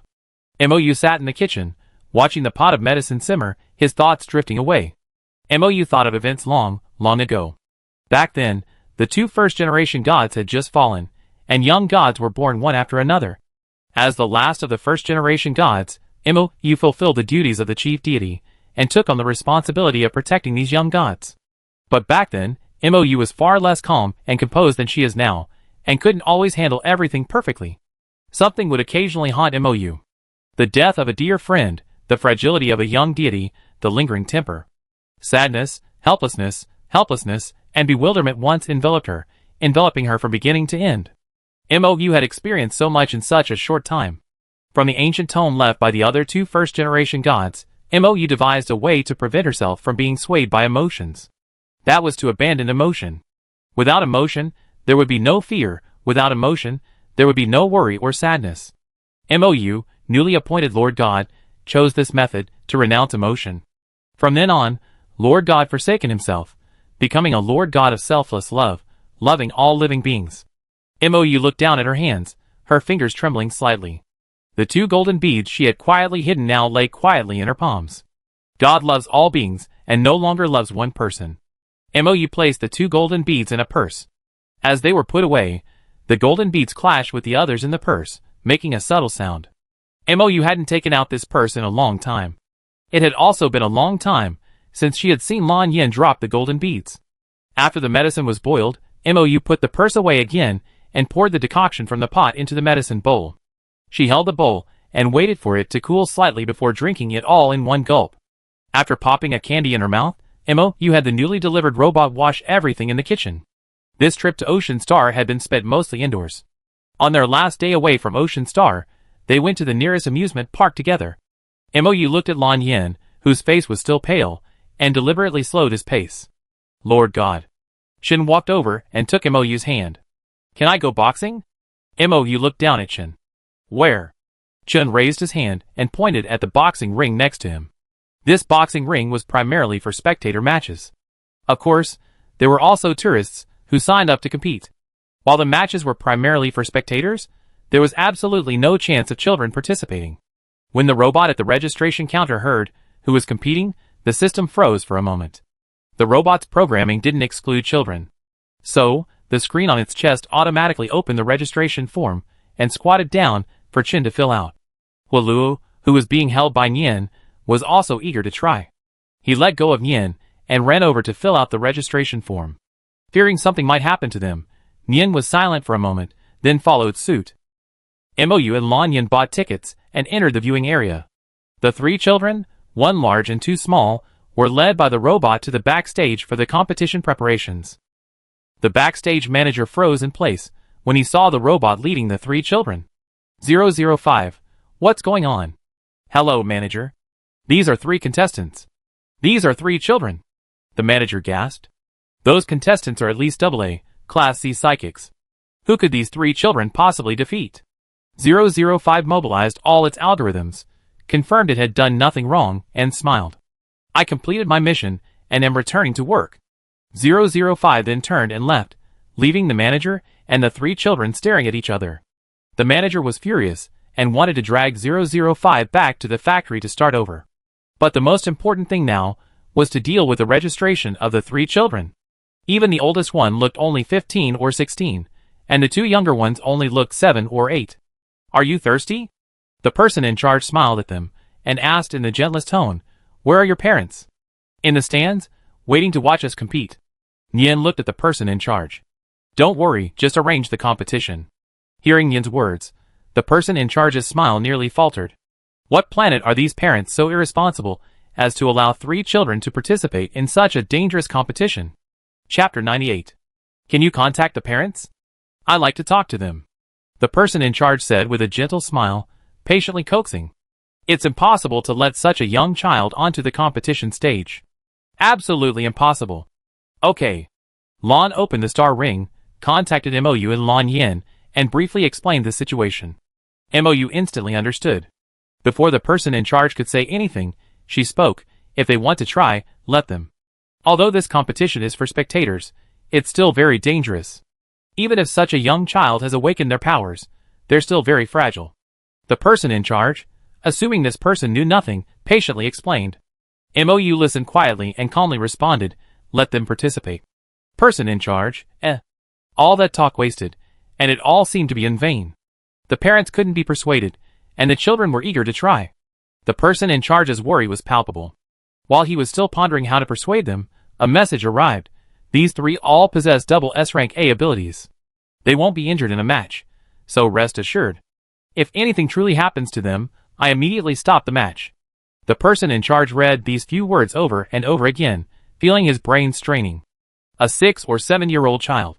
A double S-rank A Esper? Why was he so unconvinced? The person in charge looked at them with a mixture of disbelief and doubt, then led them into the arena with a complicated expression, assigning them to the next 3 players. Mou, sitting in the stands, straightened his expression when he saw the first match was between Saipeng and Luan. I'm afraid the person in charge was also worried about agreeing to let these 3 participate in the competition. Lan Yan looked at Mou. Why did you agree to let them go on such a rampage? Shin wants to do it, Mou said, his eyes calmly fixed on the competition stage. We can't kill a child's interest. Hearing Mou's serious words, Lan Yan couldn't help but laugh. When the competitors appeared, the audience erupted in excitement at the stark contrast in physique. At one point, the chatter even surpassed the commentators. Lien had only participated in the competition to watch the other 2. He wasn't particularly interested in the competition itself. He pulled a long white cloth from his pocket and wrapped it around his hands. At the whistle, signaling the start of the match, Lien clenched his fists, dove in front of Saipeng, and punched him in the stomach. The speed and force of the blow caught Saipeng off guard. Saipeng was knocked to the ground by the punch, the pain in his abdomen preventing him from rising. This young man was incredibly strong. Saipeng struggled to his feet, but just as he tried to resist, he was kicked to the ground again, unable to recover. With just 2 punches, Nian won the match. He untied the white cloth wrapped around his hands, and left the stage amidst the crowd's astonished gazes. Nian's fighting style is quite like yours, Lan Yan exclaimed, handing Mou a plate of freshly cut peaches. Mou didn't notice. Instead, she felt that Nian's boxing style always reflected Lan Yan's influence. The punching technique, the way he struck. A lot like you. Mou picked up a piece of peach and took a bite. Not like me. Lan Yan's lips curled slightly at Mou's words, but she didn't object. Yeah, like me. The people sitting in the front, overhearing the conversation behind them, subconsciously assumed the people sitting behind were the parents of the boy on stage. After all, their previous conversation certainly had that tendency and atmosphere. The person in front was curious about what kind of parents could raise such a remarkable child. But before he could turn around and look back, he saw the second match about to begin. Today's matches in the arena seemed rushed. The 10-minute break between matches had disappeared. One of the contestants in the second match was even younger than the previous one. Looked to be only 6 or 7 years old. This time, the uproar in the arena was even louder than before. Mou looked at Chen standing on the stage, and pulled out a folding fan from his sleeve. Chen's opponent was a woman wearing boxing gloves named Nan Sun. Hello, little girl. Nansun's lips curled slightly, his expression gentle. If you admit defeat now, I won't bully you anymore. Chen floated cross-legged in the air, his face expressionless. Let's begin the match. Nansun sighed regretfully and clinked his hands. All right. After the whistle blew, Chen looked at Nansun's fists and dodged with all her might. Compared to Nian, Chen's matches took a little longer. Watching the white, tender little fist strike Nansun's shoulders, she couldn't help but frown in pain. This little girl is truly amazing. She's managed to hold on until this moment. Nansun stretched her shoulders, looking even more serious than before. Nansun is no match for Chen. Mou put his folding fan away, watching the match with a relaxed attitude. Chen is still young. Aren't you afraid she'd fail? After all, she's only a remnant of her soul, and some of her power is still sealed. I'm not afraid. Mou answered confidently, I believe in Chen. Lan Yen remained silent, watching Chen throw punches without hesitation, beating the opponent back step by step. Chen grew increasingly excited as the fight progressed, his punches faster and faster. Nansun was left on the defensive, completely without a chance to resist. In the end, Nansun lay wounded on the stage, breathless, staring at the light overhead, a little doubtful of life. She had actually lost to a little girl of 6 or 7. Chen blinked, feeling the resentment she had hidden within her dissipate considerably.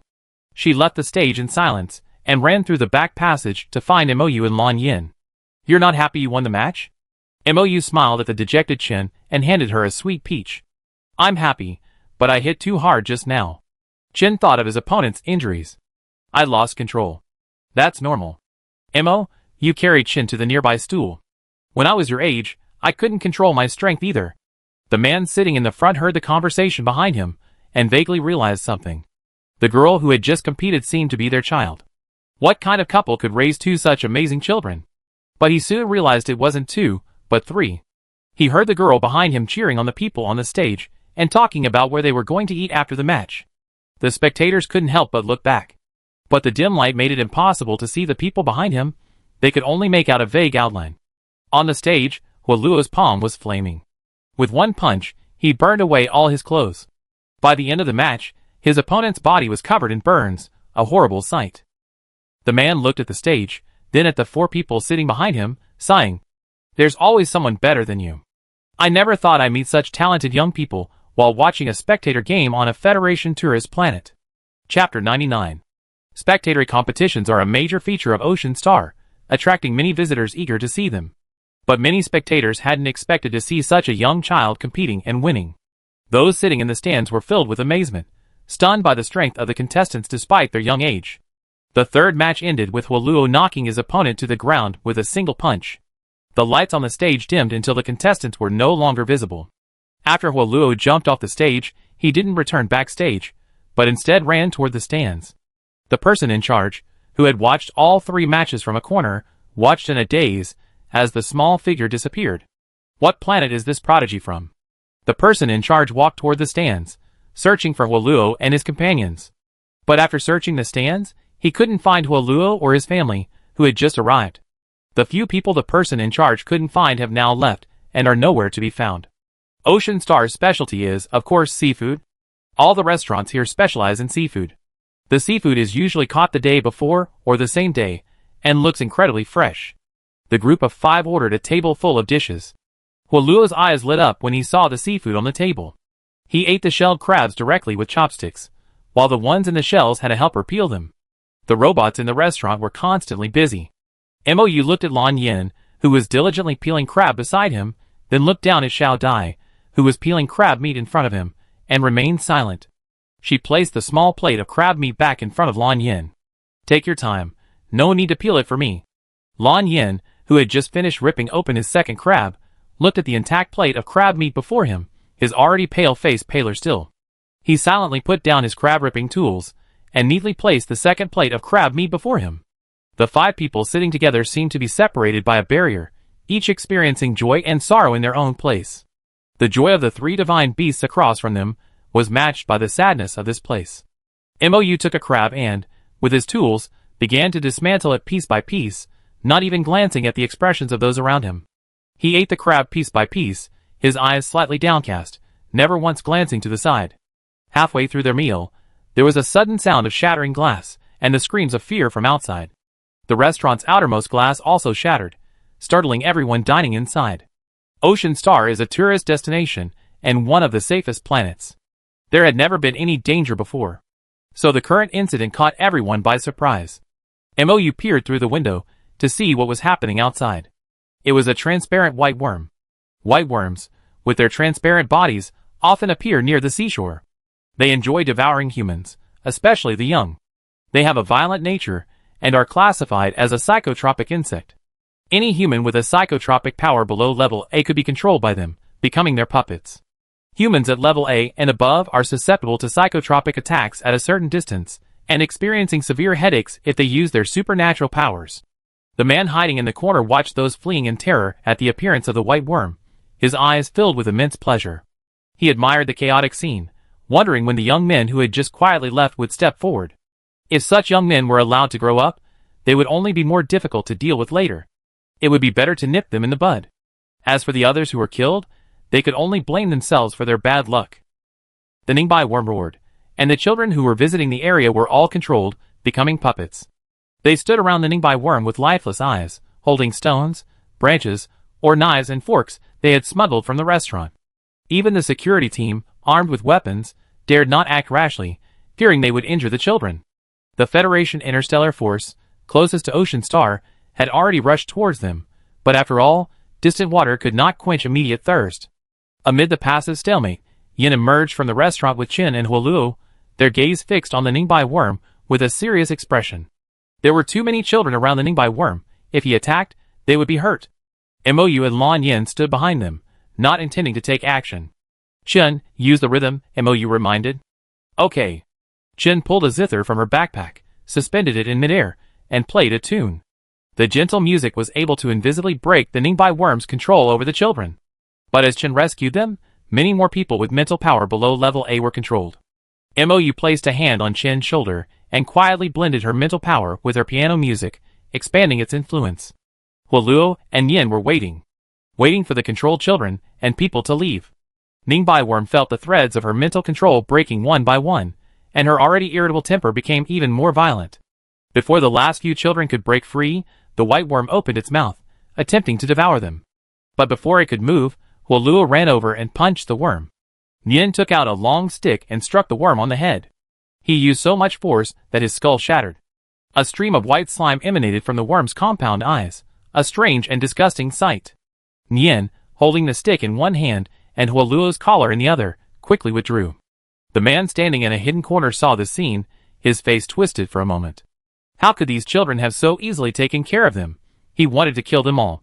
The man had just pulled a few white worm eggs from his pocket, intending to feed them with blood to help them grow rapidly. But before he could even move, he suddenly froze in his tracks. He stared at the figure standing before him in horror, his fingers twitching, trying to break free from these terrifying constraints. Alas, he failed. Raising Zerg? Lan Yin looked down at the insect eggs resting peacefully in his palm, then at the black mark on his face, his eyes narrowing. People from the exiled planet? Hearing Lan Yin's question, the man quickly composed himself and forced himself to calm down. Mou, standing behind Lan Yin, heard him mention the exiled planet, and suddenly recalled the files he had read some time ago. It mentioned something about the exiled planet. 30 years ago, the exiled planet was a fully interstellar prison planet, housing interstellar criminals tried by both the Federation and the Empire. Later, the exiled planet's trajectory shifted erratically, creating problems with the Federation and the Empire's jurisdiction over it. They mobilized a considerable amount of manpower to relocate the prisoners, but there was an oversight, allowing some to escape during the chaos. The man before him must have been one of them. Chapter 100.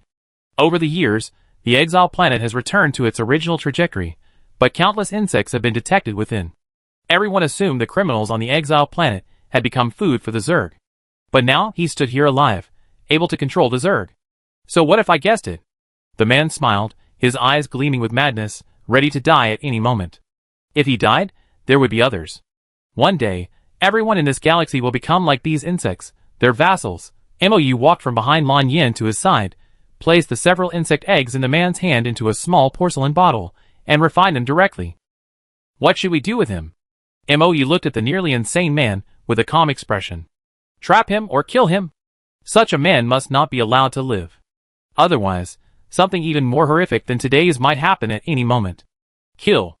Lan Yin drew out his light gold sword and struck the man's throat with a single blow. The man, still smiling, clearly hadn't expected Lan Yin to kill him so decisively and ruthlessly. The moment the control was touched, the man fell to the ground uncontrollably, his eyes wide open. Mou lowered his eyes to look at the lifeless man, his brows furrowed slightly, a sense of fatigue welling up in his heart. Before him, there was Wang, who hadn't yet recovered all his power, and behind him, a group of space pirates were ready to strike, and now there was another criminal who had survived from a wandering planet. The situation was truly fraught with danger. She lowered her head and gave the human race a simple fortune-telling. Looking at the answer, Mou paused, standing still in silence. The answer she had just calculated was a narrow escape from death. Another narrow escape from death. Before the last natural disaster, Mou had divined the same divination. What did you divine? Why do you look so grim? Lan Yin pulled Mou back a step, preventing her from looking at the person lying on the ground. Nothing. Mou shook his head slightly. I just feel like too much has happened lately, so I'm digging a safety divination. It seemed that wherever he went, he could find significant danger. Everything will pass.